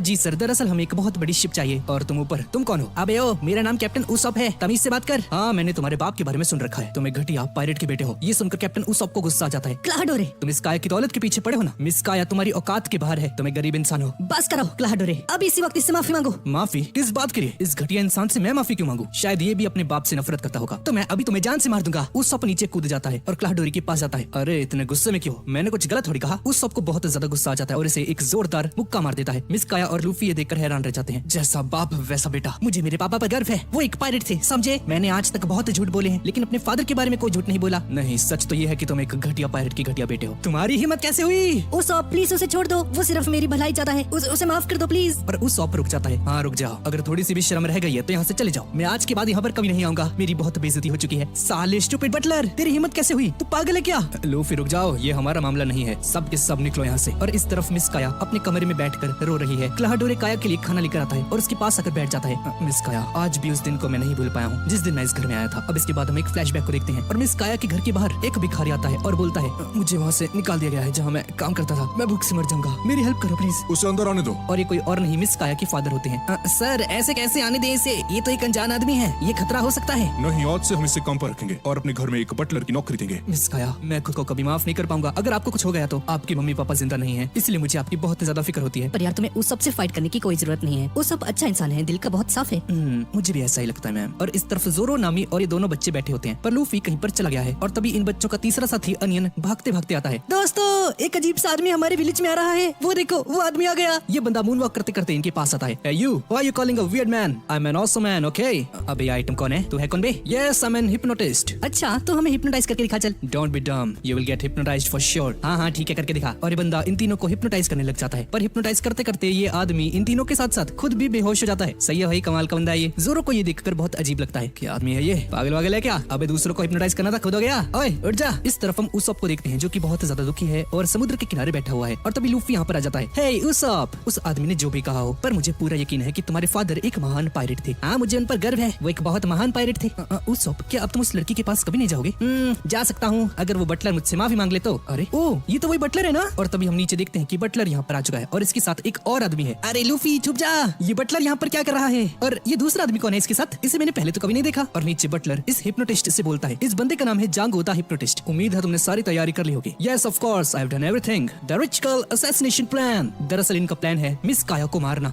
मिस काया को मारने का प्लान बना रहे हैं। जांगो, इसे मर्डर मत कहो, इससे एक एक्सीडेंट बोलो, ठीक है ना? किसी को भी हम पर शक नहीं होना चाहिए। Yes of course, it will be like an accident. Luffy और उस सब की सारी बातें सुनकर हैरान रह जाते हैं। ओके ठीक है, तो प्लान के अकॉर्डिंग तुम उसके मरने से पहले उसे हिप्नोटाइज करोगे और उससे एक नोट लिखवाओगे जिसमें लिखा होगा कि मैं अपनी सारी की सारी संपत्ति बटलर कलाहडोर के नाम कर रही हूँ, समझे ना? और उसके बाद मैं उसकी सारी संपत्ति का मालिक बन जाऊंगा। मुझे पूरे 3 साल लग गए उस लड़की का ट्रस्ट हासिल करने में। मैंने अपनी जिंदगी के 3 साल एक बटलर बनकर जिए। दरअसल ये बंदा 3 साल एक पायरेट था और इसका एनकाउंटर होने वाला था, लेकिन ये किसी तरह से वहाँ से बचकर भाग गया। 3 साल पहले ये बंदा कैप्टन कुरो नाम से मशहूर था। ये ट्रोली यार कुरो, मुझे इस नाम से मत पुकारो, ये नाम मैं 3 साल पहले ही छोड़ चुका हूँ। गवर्नमेंट भी इस मामले में कुछ नहीं कर पाएगी क्योंकि वो लड़की खुद वो नोट लिख कर जाएगी मेरे लिए। सारी संपत्ति मेरी हो जाएगी। और हमें पता चलता है कि इस बंदे ने ही मिस काया की सारी फैमिली को मारा है संपत्ति हासिल करने के लिए। Alright, so tomorrow we will kill that girl, okay? Just give me a signal and I will come. और इस तरफ लूफी और उसप ये देखकर हैरान रह जाते हैं। यार मुझे कुछ समझ नहीं आ रहा। लूफी, ये कैप्टन कुरो है, ये 3 साल पहले मर चुका है और सभी को लग रहा है कि अभी भी मर चुका है। और ये लोग कल काया को मारने वाले हैं और इसकी सारी प्रॉपर्टी पर कब्जा करने वाले हैं। हमें कुछ करना होगा यार, काया कल मारी जाएगी इन लोगों की वजह से। मैं इन्हें छोड़ूंगा नहीं, बुरा हुआ, बहुत बुरा हुआ।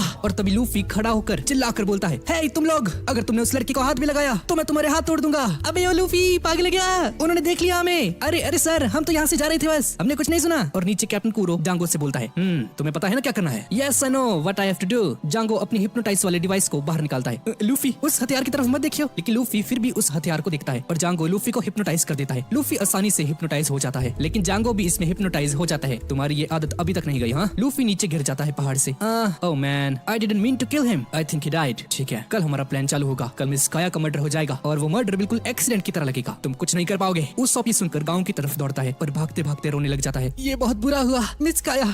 और उस सब को काया के साथ बिताई हुई कुछ मेमोरीज याद आती हैं। कुछ दिन पहले उस सब मिस काया से मिलने गया था उसका मूड ठीक करने के लिए, पर मिस काया उस पर बहुत ज्यादा गुस्सा करती थी। अपने काम से काम रखो, समझे? यहाँ से चले जाओ। पर उस सब जबरदस्ती से कहानियां सुनाने लगता था और सुनते सुनते मिस काया हंसने लग जाती थी और उसका मूड पूरी तरह से ठीक हो जाता था। उस सब रोते रोते ये सारी बातें सोच रहा होता है, अगर मैं आज मिस काया को नहीं बचा पाया तो मैं अपने आप को कभी माफ नहीं कर पाऊंगा। और इस तरफ हम नामी, जोरो और उन सभी बच्चों को देखते हैं जो कि उस सब के आने का इंतजार कर रहे हैं। अरे यार, कहाँ रह गया ये लूफी? दरअसल जब हमारे मास्टर बहुत ज्यादा उदास होते हैं तो वो समुद्र के किनारे चले जाते हैं। और तभी हम देखते हैं कि उसप भागते हुए यहाँ पर आ रहा है। ये रहा उसप। पर ये अकेला क्यों आ रहा है? लूफी कहाँ है? उसप, लूफी कहाँ पर है? पर उसप इन सब की बातें नहीं सुनता और तेजी से इन सभी को इग्नोर करते हुए विलेज की तरफ जाने लगता है। ये इन्हें क्या हो गया? उसप विलेज के अंदर पहुंच जाता है और विलेज में जाते ही सभी को चिल्लाकर वार्न करता है, सबके लिए एक बुरी खबर है, यहाँ से भाग जाओ, कल सुबह बहुत सारे पायरेट्स आकर इस विलेज को तबाह करने वाले हैं, सभी लोग भाग जाओ। और तभी बहुत सारे विलेजर्स अपने घर से बाहर आ जाते हैं अपने हाथ में झाड़ू और अलग अलग तरह के हथियार लेकर और उसप पर गुस्सा करते हैं। एक और झूठ, हाँ? कितना झूठ बोलते हो तुम? आज तुम नहीं बचने वाले, तू 1 नंबर का झूठा है। अगर तू क्लाहदोरे होता तब मैं तेरी बातों पर यकीन कर लेती, क्योंकि वो आदमी हमेशा सच कहता है। उसप ये बात सुनकर बहुत ज्यादा हैरान हो जाता है क्योंकि इन सभी को रियलिटी का अंदाजा भी नहीं है। और इस तरफ मिस काया के मेंशन को देखते हैं जहाँ उसका एक और बटलर उसके लिए एक स्पेशल चश्मे लेकर आता है। आपने जैसा मंगवाया था बिल्कुल वैसा ही लेकर आया हूँ। क्या ये किसी के लिए गिफ्ट है मैडम? हाँ, ये क्लाहदोरे के लिए है। कल उसे पूरे 3 साल पूरे हो जाएंगे इस घर में आए हुए। मैं उसे एक तोहफे के रूप में इसे देना चाहती हूँ। और इस तरफ उस सब की बातों पर किसी को भी यकीन नहीं हो रहा होता है। मैं सच कह रहा हूँ, मेरी बातों पर यकीन करो, मैं कसम खाता हूँ, इस बार सच बोल रहा हूँ। पर कोई भी इसकी बातों पर यकीन नहीं करता है और उसप यहाँ से भाग जाता है। और इस तरफ उसप के चेले नामी और जोरो को उसी जगह पर लेकर आ चुके हैं जहाँ पर अक्सर उसप आया करता है और यहाँ पर इन्हें लूफी की हैट दिखाई देती है और नामी नीचे खाई की तरफ देखने लगती है। गिर मत जाना,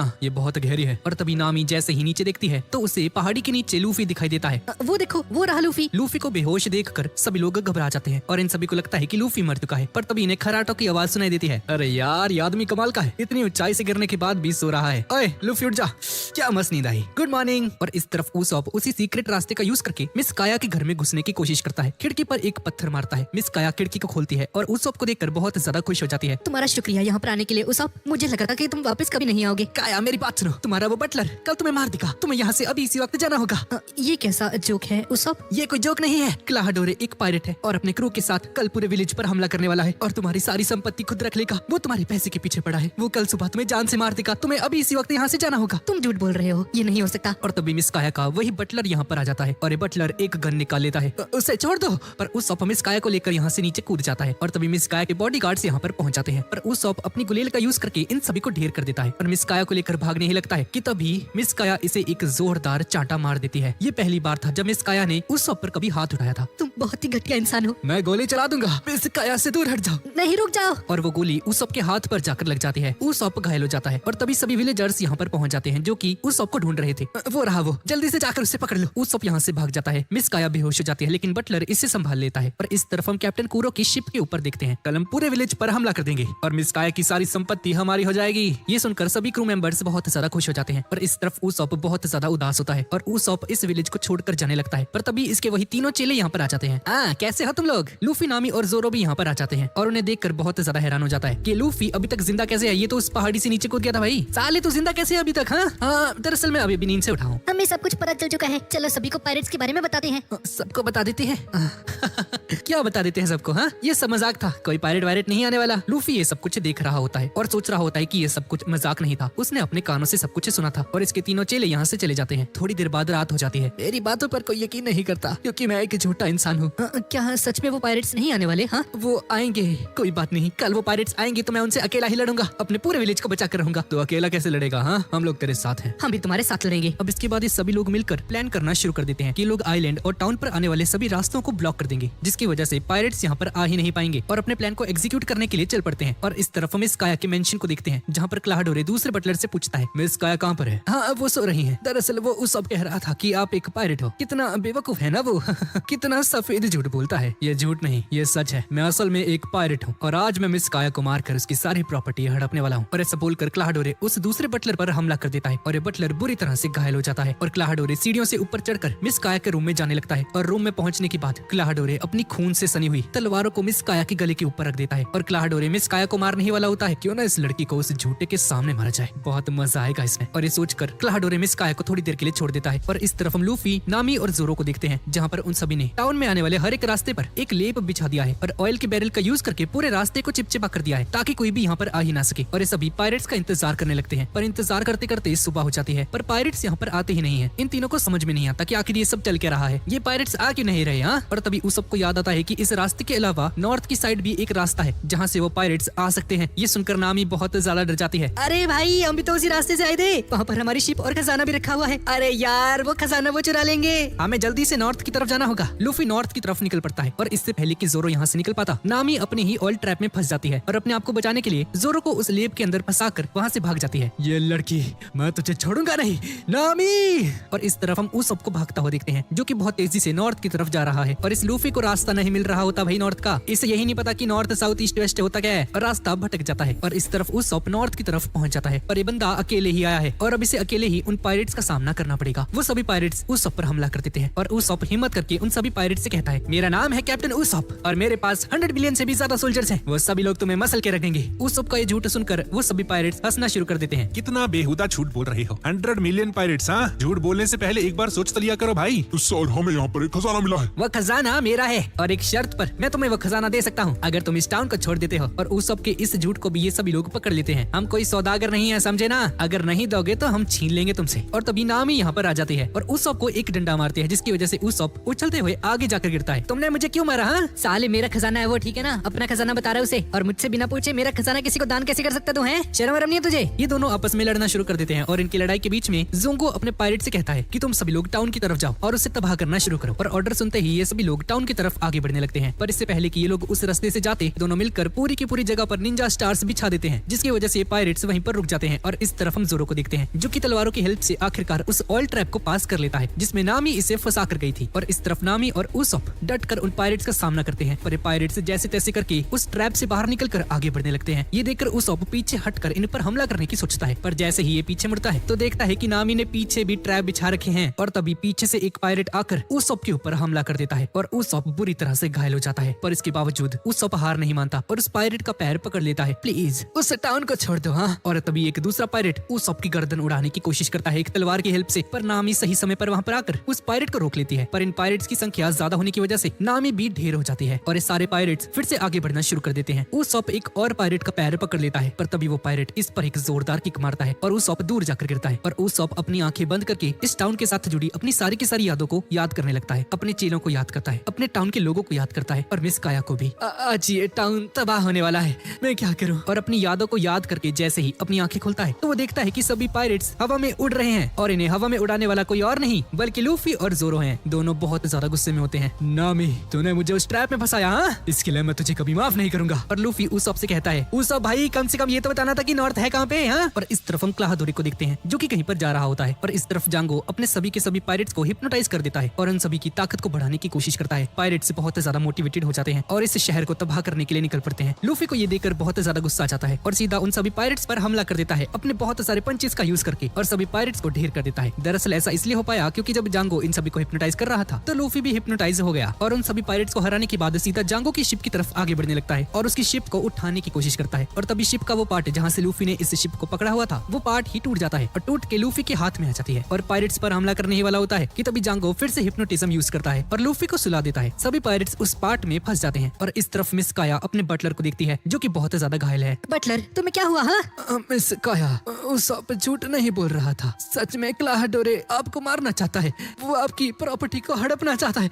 आप यहाँ से जल्द भाग जाइए। और इस तरफ जांगो देखता है कि उसके सभी के सभी पायरेट्स धराशायी हो चुके हैं और अपने दो स्पेशल वेपन्स को बुलाता है, मियाओ ब्रदर्स को। और ये दो बिल्ली जैसे दिखने वाले आदमी होते हैं। जाओ और इसे जोरो को हरा दो, इसे जान से मार डालो। और ये दोनों भाई जोरो पर हमला कर देते हैं। जोरो से उसकी स्वॉर्ड्स को छीन लेते हैं और बिना स्वॉर्ड्स के जोरो इनसे नहीं लड़ पाता और बहुत ज्यादा घायल हो जाता है। और जोरो को ऐसे पिटता हुआ देखकर नामी थोड़ी हिम्मत करके उसकी स्वॉर्ड्स को उठाने की कोशिश करती है ताकि उन्हें जोरो को दे सके। पर इससे पहले कि नामी उन स्वॉर्ड्स को उठा पाती, जांगो यहाँ पर आकर नामी को बुरी तरीके से घायल कर देता है। तभी क्लाहाडोरे भी यहाँ पर पहुंच जाता है। आखिर तुम्हारी दिक्कत क्या है, हाँ? तुम्हें इतना समय क्यों लग रहा है? तुमसे ये छोटे छोटे बच्चे नहीं संभाले जाते, हाँ? अगर तुमने और समय बर्बाद किया तो मैं तुम सभी को मार डालूंगा। क्लाहाडोरे की इस धमकी को सुनकर मियाओ ब्रदर्स क्लाहाडोरे से कहते हैं, मास्टर, आप पिछले 5 सालों से बटलर का काम कर रहे थे ना? वही हम पिछले 5 सालों से समुद्र में रहकर लड़ाइयाँ कर रहे थे। अब इस हिसाब से हमारे पास आपसे ज्यादा शक्तियाँ हैं, तो हमें आपसे डरने की कोई जरूरत नहीं है। और ऐसा बोलकर ये मियाओ ब्रदर्स क्लाहाडोरे पर हमला कर देते हैं, पर क्लाहाडोरे एक ही झटके में इन दोनों को हरा देता है। जिसका मतलब है कि क्लाहाडोरे भले ही पिछले 5 सालों से लड़ा नहीं किसी से, पर इसकी स्किल्स में कोई भी फर्क नहीं आया है। ये बंदा अभी भी बहुत ज्यादा ताकतवर है। और इन दोनों की बहस के बीच में नामी थोड़ी सी हिम्मत करके इतनी ज्यादा घायल होने के बावजूद भी जोरो को उसकी स्वॉर्ड्स वापस लौटा देती है। और जैसे ही ये स्वॉर्ड्स जोरो के पास आती हैं, जोरो अपनी 3 स्वॉर्ड्समैन की फॉर्म में आ जाता है और सीधा मियाओ ब्रदर्स पर हमला कर देता है और इन दोनों को पलक झपकते ही हरा देता है। पर तभी उसकी नजर जांगो पर जाती है, जो कि घायल पड़े मियाओ ब्रदर्स में से एक को हिप्नोटाइज करके उसकी मेंटल और फिजिकल एबिलिटी को बहुत ज्यादा बढ़ा देता है। ये देखकर जोरो भी इससे लड़ने के लिए तैयार हो जाता है। पर नामी ये देखकर समझ जाती है कि बिना लूफी के ये लोग अभी नहीं जीत सकते, इसलिए लूफी को जगाने के लिए भागने लगती है। जांगो इसे देख लेता है और समझ जाता है कि अगर लूफी उठ गया तो इन लोगों की हार पक्की है। इसलिए जांगो नामी की तरफ एक जोरदार हमला करता है। इस हमले को देखकर जोरो भी घबरा जाता है, क्योंकि उसे पता था कि ये हमला जानलेवा है। नामी लूफी को उठाने की पूरी कोशिश करती है, पर तभी नामी की नजर अपने पीछे आते हुए उसी हमले पर जाती है। नामी को लगता है कि अब ये नहीं बचने वाली, पर तभी लूफी उठ जाता है और लूफी अपने दांतों से ही इस ब्लेड को तोड़ देता है। अरे यार, मैं सो रहा था, मुझे उठा के दिया। इधर मरने वाले हम सब लोग, उठ जा चुप करके। और तभी मिस काया भी यहाँ पर आ जाती है। मिस काया को देखकर क्लाहाडोरे बिना रुके सीधा उस पर हमला करने के लिए आगे बढ़ जाता है। पर जैसे ही इस पर हमला करने लगता है, उस सब सामने आकर मिस काया को बचा लेता है और क्लाहाडोरे का वो हमला सीधा उस सब पर जाकर लग जाता है, जिसकी वजह से ये बहुत ज्यादा घायल हो जाता है। ये देखकर मिस काया को बहुत गुस्सा आता है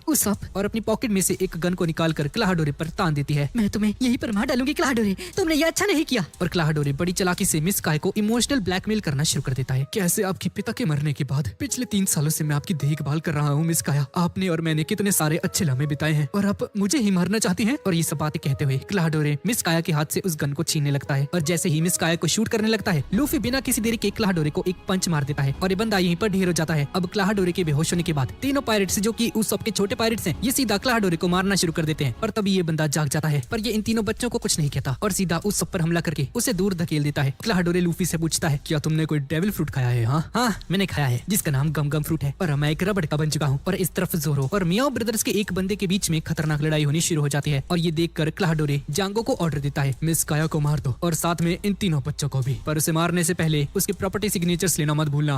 हाँ ठीक है, मैं समझ गया। और जांगो मिस काया और इन तीनों बच्चों को अपने स्पिनर रोलिंग, जिसका यूज करके ये लोगों को हिप्नोटाइज करता है, उससे हमला करता है। पर इससे पहले कि हमला करता, उस उसे पीछे से गुलेल से मारता है, जिसकी वजह से इन तीनों बच्चों और मिस काया को जंगल में भागने का समय मिल जाता है। और इस तरफ जोरो ने भी उस मियाओ ब्रदर को हरा दिया है और उस सबको पकड़कर जंगल की तरफ जाने लगता है। पर क्लाहडोरे इसे रोकने की कोशिश करता है, पर सही समय पर लूफी इस पर हमला कर देता है और जोरो और उसप मिस काया और उन तीनों बच्चों को बचाने के लिए जंगल की तरफ आगे बढ़ जाते हैं। और लूफी और क्लाहडोरे के बीच में फाइट होनी शुरू हो जाती है, और हम देखते हैं कि ये क्लाहडोरे लूफी को बहुत कड़ी टक्कर दे रहा होता है, पर लूफी भी हार नहीं मानता है और इसके साथ डट कर फाइट करता है। और इस तरफ मिस काया और इन तीनों बच्चों को भागते हुए देखते हैं, और जांगो इनके पीछे पूरे जंगल के पेड़ को काटते हुए आगे बढ़ रहा होता है। इसका मकसद इन सभी को मारना है, और पीछे से जोरो और उसप भी आ रहे होते हैं, और इस तरफ ये चारों एक जगह पर आकर छुप जाते हैं। तुम तीनों यहाँ से भाग जाओ, वरना मेरी वजह से तुम लोग भी मारे जाओगे। नहीं, हम नहीं जाएंगे। हम बहादुर पायरेट्स हैं, हम कायर नहीं हैं। हम आपको बचाएंगे मिस काया। और इस तरफ लूफी क्लाहडोरे की बहुत बुरी हालत कर देता है। सच बोलूं तो मुझे नहीं लगा था एक छोटा सा बच्चा इतना ज्यादा ताकतवर हो सकता है। चलो कोई बात नहीं, मैं तुम्हें भी मार दूंगा, और तुम्हें मारने के बाद मैं इस क्रू को भी मार दूंगा, और उस नासमझ ज़ैंगो को भी। तुम सबके मारे जाने के बाद मेरा ये राज हमेशा राज ही रहेगा कि मैं क्लाहडोरे नहीं पायरेट कूरो हूँ। यार तुम कितने बकवास कैप्टन हो ना, तुमसे अच्छा तो वो उसप है। और लूफी के मुंह से अपना कंपैरिजन उसप से होता हुआ देखकर कैप्टन कूरो को बहुत ज्यादा गुस्सा आ जाता है। आखिर वो ना समझ मुझसे ज्यादा ताकतवर कैसे हो सकता है? देखो, मुझे उसप की पावर के बारे में नहीं पता, पर मुझे इतना जरूर पता है कि उसकी लीडरशिप तुमसे तो बहुत ज्यादा बेहतर है। तुमने पिछले 5 सालों से अपने क्रू को ऐसे ही मरने के लिए छोड़ दिया। क्लाहडोरे को एक जोरदार पंच मारता है और उसे चट्टान के अंदर भरीच देता है, और जैसे ही ये बाहर निकलता है तो ये बंदा अपनी अब तक की सबसे ज्यादा खतरनाक टेक्निक का यूज करता है। इस टेक्निक का यूज होता हुआ देखकर इसके क्रू मेंबर्स भी बहुत ज्यादा परेशान हो जाते हैं। अरे ये क्या हो रहा है? एक बच्चे के लिए इतना खतरनाक हमला, इससे तो ये पूरी जगह तबाह हो जाएगी। और उस टेक्निक का यूज करके कैप्टन कूरो हवा की तेजी से इन सभी पर हमला कर पाता है। सभी पायरेट्स घायल हो जाते हैं, और ये बंदा लूफी पर भी हमले करता जा रहा था। लूफी कंसंट्रेट करता है और कैप्टन कूरो की तेजी को समझने लगता है कि आखिर ये किस तेजी से इधर से उधर जा रहा है, और सही समय का वेट करके कैप्टन कूरो को पकड़ लेता है और उसे पकड़कर उठाकर नीचे फेंक देता है। और कैप्टन कूरो जैसे तैसे उठ के लूफी से कहता है, तुमने मेरी टेक्निक को पूरा नहीं होने दिया, जिसकी वजह से मेरे क्रूमेट्स पूरे तरीके से नहीं मर पाए। उनके शरीर पर जो घाव हैं, उन पर जैसे जैसे हवा लग रही है वो बहुत ज्यादा तड़प रहे हैं। तुम बहुत ज्यादा निर्दयी हो लूफी। चलो तुम चिंता मत करो, तुम्हें ये सब कुछ ज्यादा देर नहीं देखना होगा, क्योंकि मैं तुम्हें इससे ज्यादा बदतर मौत देने वाला हूँ, पर इतनी आसानी से नहीं, तड़पा तड़पा कर। और इस तरफ जांगो ने उन तीनों बच्चों को ढूंढ लिया है, और एक बच्चे को गले से पकड़कर उसे इंटेरोगेट करते हुए मिस काया के बारे में पूछने लगता है। और इस बच्चे को ऐसे तड़पता हुआ देखकर मिस काया ज्यादा देर तक नहीं छुपी रह सकती और जांगो के सामने आ जाती है। इन्हें छोड़ दो। हाँ ठीक है, मैं अपनी सारी प्रॉपर्टी क्लाहडोरे के नाम कर दूंगी, और उसके बाद तुम मुझे मार भी सकते हो, बस उन बच्चों को छोड़ दो। और मिस काया के ऐसा कहने के बाद जांगो उन बच्चों को छोड़ देता है, और जांगो मिस काया से सारे के सारे प्रॉपर्टी पेपर्स पर साइन करवा लेता है। और साइन होते ही मिस काया का गला पकड़ लेता है, उसे मारने की कोशिश करने लगता है, पर तभी जोरो यहाँ पर पहुंच जाता है। उसे छोड़ दो, लगता है तुम्हारा दोस्त यहाँ पर आ चुका है, मुझे ये सब जल्दी खत्म करना होगा। और उसप एक गुलेल का यूज करके जांगो के ऊपर एक हमला करता है और मिस काया को बचा लेता है। और इस तरफ कूरो और लूफी अभी तक लड़ रहे हैं। लूफी इसके सिर के ऊपर एक जोरदार हमला करता है और कूरो वहीं पर धराशायी हो जाता है। और इस तरफ टाउन के अंदर सभी विलेजर्स उसप के आने का इंतजार कर रहे थे। पूरे 2 दिन हो चुके थे, लेकिन उसप अभी तक नहीं आया था टाउन में। उसके बिना लोगों को बिल्कुल भी अच्छा नहीं लगता है, जिससे कि हमें पता चलता है कि टाउन के लोग उसप से नफरत नहीं करते हैं। और इस तरफ उसप इन सभी का शुक्रिया अदा करता है इस टाउन को बचाने के लिए। अगर तुम सब नहीं होते तो आज ये पूरा टाउन तबाह हो जाता, तुम्हारा बहुत बहुत शुक्रिया। और उसप इन तीनों बच्चों का भी शुक्रिया अदा करता है। और एक फ्लैशबैक को दिखते हैं जब उसप पहली बार इन तीनों बच्चों से मिला था, कैसे इन लोगों ने एक दूसरे के साथ दोस्ती की थी। और उन सभी लम्हों को याद करते हुए, तो अब मेरे जाने का समय आ चुका है। मैं लूफी, नामी और जोरो के साथ एक सफर पर जाना चाहता हूँ और अपने पिता की तरह एक पायरेट बनना चाहता हूँ। उसप के यहाँ से जाने की खबर सुनते ही ये तीनों बच्चे रोना शुरू कर देते हैं, और उसप इन तीनों को रोता हुआ देखकर खुद भी रोना शुरू कर देता है। और इस तरफ एक रेस्टोरेंट में मिस काया इन तीनों से मिलने आती है। आप सभी ने मेरे लिए इतना कुछ किया, इस एहसान के बदले मैं आपकी थोड़ी सी हेल्प करना चाहती हूँ, इसलिए मैंने आप सभी के लिए एक प्रेजेंट तैयार करवाया है। मुझे उम्मीद है आपको वो पसंद आएगा। और इस तरफ उसप एक बहुत बड़ा सा बैग पैक करके घर से बाहर निकलने की कोशिश कर रहा होता है, पर ये बैग इतना ज्यादा बड़ा था कि ये बंदा दरवाजे के अंदर ही फंस जाता है। और दूसरी तरफ हम देखते हैं कि मिस काया ने इन तीनों को एक पूरी की पूरी शिप ही प्रेजेंट के तौर पर दे दी है। ये देखकर ये तीनों बहुत ज्यादा खुश हो जाते हैं। ये शिप फॉरेन में बनाई गई है और ये किसी भी तरह की लहर को सहन कर सकती है। ये शिप मिस काया ने स्पेशली आप सभी के लिए डिजाइन करवाई है। और इस शिप के अंदर मैंने आप सभी के लिए खाना, कपड़े, पानी वगैरह सब कुछ सारी सुविधाओं की उपलब्धि करवाई है, ताकि आपको सफर में किसी भी तरह की कोई दिक्कत ना आए। और तभी उसप भी लुढ़कते लुढ़कते यहाँ पर आ जाता है और लूफी और जोरो इसे रोक लेते हैं। इसके बाद मिस काया और उसप अकेले में कुछ बात करते हैं। हम बहुत ही जल्द फिर से मिलेंगे मिस काया। सफर से वापस आने के बाद मैं आपको इस बार असली की कहानियाँ सुनाऊंगा। हाँ उसप, तुम्हारा शुक्रिया। और इसके बाद ये सभी लोग अपने नए सफर के लिए निकल पड़ते हैं, और वो तीनों बच्चे भी इन सभी को जाते हुए देखते हैं। और उसप की याद में ये बच्चे आखिरी बार पूरे टाउन में चिल्लाना शुरू कर देते हैं कि पायरेट्स आ गए हैं, बिल्कुल जैसे उसप करता है। और काया भी डिसाइड करती है कि लूफी एक डॉक्टर बनेगी। अब हमारे हीरोज के पास एक नई शिप आ चुकी है और साथ ही में एक नया क्रू मेंबर जिसका नाम है उसॉप। और लूफी अपना एक फ्लैग डिजाइन कर लेता है। हमारे पास सब 4 लोग हैं तो हमें इसकी जरूरत पड़ेगी। ये कैसा मार्क है भाई? एक पायरेट का फ्लैग डर को दर्शाता है और मुझे तुम्हारे टैलेंट से डर लग रहा है ओ लूफी। कर दी ना छोटी बात। हाँ, इसके बारे में मुझे बताना चाहिए था। मैं पिछले 50 सालों से इस काम को कर रहा हूँ। 50 साल? तो फिर तो तुम एक बूढ़े आदमी होने चाहिए थे भाई। झूठ बोल रहा तू है, शर्म नहीं आती तुझे? उसॉप एक डिजाइन तैयार करता है पर ये किसी को भी पसंद नहीं आता और ये सभी लूफी का ही फ्लैग डिसाइड कर लेते हैं और इस शिप का नाम रखा जाता है गोइंग मैरी। अब इसके बाद हम देखते हैं कि सामने से एक तूफान आ रहा होता है और नामी को लगता है कि ये वही आइलैंड है जो कि फेमस है एक ट्रेजर के लिए। जो भी इस आइलैंड के पास जाता है उसे भगवान का प्रकोप सहन करना पड़ता है। ये सभी लोग उस आइलैंड पर पहुंच जाते हैं। ये आइलैंड बहुत ज्यादा डरावना होता है और यहाँ पर इंसानों को खाने वाले जंगली प्लांट्स वगैरह भी होते हैं। एक बार की बात है, इस आइलैंड पर कुछ पायरेट्स आ गए थे और जब वो सभी लोग रात में सो रहे थे तो सभी लोग एक जानवर में बदलने लगे। और तभी हम देखते हैं कि झाड़ियों के अंदर से इन्हें कुछ आंखें घूर रही होती हैं पर जोरो को कोई डर नहीं था और ये आराम से सो रहा होता है। और तभी लूफी के सामने एक सांप आ जाता है जिसका चेहरा खरगोश के जैसा था और तभी उसॉप को कोई चीज टच करती है। अरे यार लूफी, मुझे चाट क्यों रहे हो? और तभी हम देखते हैं कि यहाँ पर एक डॉगी होता है जिसकी शक्ल किसी चिकन की तरह थी। ये देखकर ये दोनों डर जाते हैं और पीछे और भी जानवर होते हैं और तभी ऊपर से आवाज आती है, भाग जाओ यहाँ से,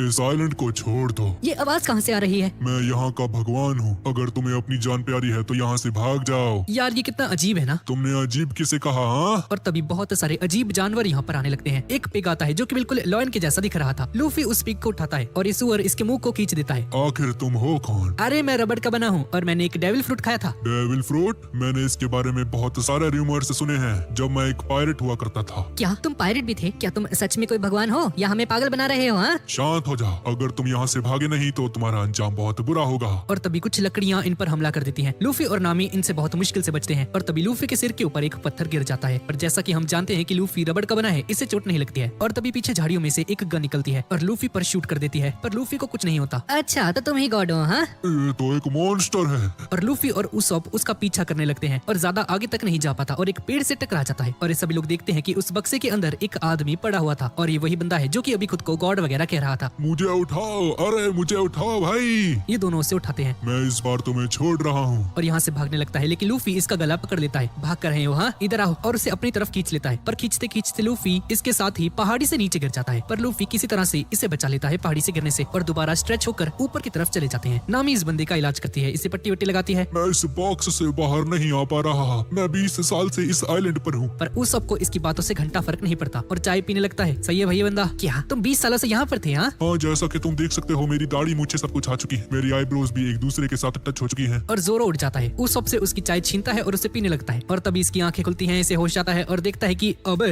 ये कौन है भाई? अबे ये कौन है? साले जोरो जब देखो सोता रहता है, ये फंस गया इसमें। जोरो और लूफी इसे बाहर निकालने की कोशिश करते हैं पर ये बंदा नहीं निकल पाता। मैं 20 सालों से इसके अंदर हूँ। मेरी बॉडी और ये ट्रेजर बिल्कुल चिपक चुके हैं। अगर इसे तोड़ा तो मेरी बॉडी भी टूट जाएगी। और तुम लोग हो कौन? मैं हूँ लूफी और मेरा सपना है एक पायरेट किंग बनना और वन पीस खजाने को हासिल करना। One piece? तुम सच में उसके पीछे हो? तो मतलब है कि तुम ग्रैंड लाइन में भी एंटर करोगे? हाँ, ओए बच्चे, उस जगह को हल्के में मत ले। वो जगह एक कब्रिस्तान है। मैंने एक बार कुछ पायरेट्स को देखा था जो कि वहाँ से लौटे थे। वो इस हालत में थे जैसे कि जिंदा तो हैं पर उनकी आत्मा जा चुकी है। ये बहुत ज्यादा डरावना था। लूफी के हाथों में ग्रैंड लाइन का मैप होता है। तो क्या तुम्हें पता है कि ग्रैंड लाइन कहाँ पर है? हाँ, तुम्हें इस मैप को पढ़ना आता भी है? नहीं जी, मुझे नहीं आता। ये 20 साल पुरानी बात है जब मैं और मेरे 200 साथी इस आइलैंड पर आए थे। हमने एक एक पेटी को छाना पर हमें यहाँ पर कोई भी खजाना नहीं मिला। हम लोग इस आइलैंड से जाने लगे थे लेकिन गायमॉन, जो कि मेरा नाम है, मैंने देखा कि एक पहाड़ी के ऊपर कुछ पड़ा हुआ था। मुझे लगा कि वो खजाना होगा तो मैं उस पहाड़ी के ऊपर चढ़ने लगा और मुझे वहाँ पर बहुत सारा खजाना भी मिला। पर तभी मेरा हाथ छिटक गया और मैं जमीन के ऊपर गिर गया। नीचे एक ट्रेजर था और मैं उसके अंदर ही समा गया जिसकी वजह से मेरी पूरी बॉडी उस ट्रेजर के साथ अटैच हो गई। मैंने बहुत कोशिश की अपने दोस्तों को पुकारने की पर मुझे बचाने कोई नहीं आया और पिछले 20 सालों से मैं इसी हालत में हूँ। 20 सालों से मैंने उस खजाने की रक्षा की है और वो सिर्फ मेरा है। इसलिए जो भी इस आइलैंड पर आता है मैं उसे डरा कर यहाँ से भगा देता हूँ। अच्छा तो ये सब हुआ था? हाँ, चलो ठीक है गायमॉन, हम आपकी हेल्प करेंगे उस खजाने को पाने के लिए। और इस सभी लोग उस पहाड़ के पास आ जाते हैं जहाँ पर वो खजाना पड़ा हुआ है ऊपर। ये पहाड़ बहुत ज्यादा बड़ा होता है। आखिरकार वो समय आ ही चुका है जब मुझे एक खजाना मिल जाएगा। लूफी अपना हाथ बड़ा करके उस पहाड़ के ऊपर चढ़ जाता है गम गम रॉकेट मूव का यूज करके और लूफी को ऊपर 6 खजाने मिलते हैं। मुझे वो मिल गया। उसे मेरी तरफ फेंको जल्दी से।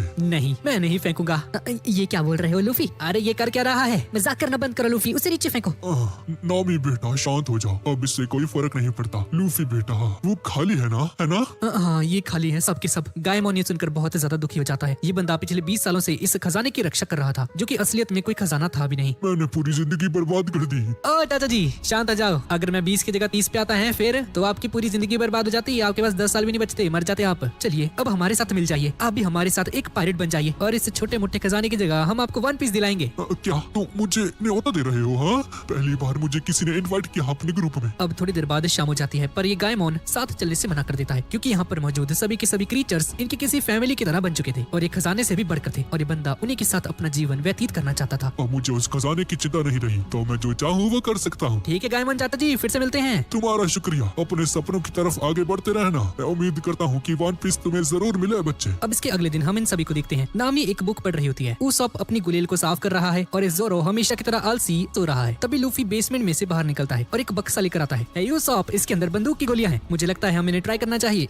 मैं हमेशा से ही ये काम करना चाहता था। जोरो भाई तुझे पता है कैसे काम करता है? अरे यार ये सोता ही रहता है, जब देखो कितना बोरिंग है। यहाँ से थोड़ी ही दूर साउथ की तरफ एक चट्टान है, तुम वहाँ पर प्रैक्टिस कर सकते हो लूफी। तो ठीक है, शिप को वहीं पर लेकर चलो। अब इसके बाद हम जोरो का फ्लैशबैक देखते हैं और हम छोटे जोरो को देखते हैं जो कि एक पेड़ के ऊपर खड़ा होकर अपने विलेज को देख रहा होता है। इसके बाद हम एक डोजो को देखते हैं जहाँ पर कुछ बच्चे स्पोर्ट्स प्रैक्टिस कर रहे होते हैं और तभी जोरो यहाँ पर पहुँच जाता है और चिल्लाकर कहता है, जल्दी बाहर आओ, मुझे तुमसे फाइट करनी है। और तभी डोजो का मास्टर यहाँ पर आ जाता है। मुझे खुशी हुई तुमने मुझे चैलेंज किया। अगर मैं जीत गया तो ये डोजो मेरा होगा और अगर मैं हारा तो यहाँ पर एक स्टूडेंट बन जाऊंगा। हाँ ठीक है, मुझे तुम्हारी ये शर्त मंजूर है बच्चे। कोई ना, आओ इससे लड़ो। क्वीना एक लड़की होती है जो कि इसकी बेटी है। क्या? मुझे लगा था तुम मुझसे लड़ोगे। एक लड़की को बुला रहे हो मुझसे लड़ने के लिए, शर्म नहीं आती तुम्हें? बेशक कोई ना एक लड़की है, लेकिन ये सबसे ज्यादा ताकतवर है यहाँ पर। ठीक है, अगर इतनी ही ताकतवर है तो मैं इसे लड़ूंगा। ये मास्टर जोरो को तलवारों के पास लेकर जाता है तुम्हें जैसे चाहिए तुम वैसे तलवार ले सकते हो। और जोरो कम से कम 9 तलवारें अपने मुंह में और हाथों में भर लेता है। चलो अब एक दूसरे के आगे सर झुकाओ, और झुकते ही 3 तलवारें तो वहीं पर गिर जाती हैं और जोरो 3 स्पोर्ट स्टाइल का यूज करके लड़ने की कोशिश करता है, पर क्वीना इसे एक ही शॉट में हरा देती है। जोरो की सारी तलवारें बिखर जाती हैं।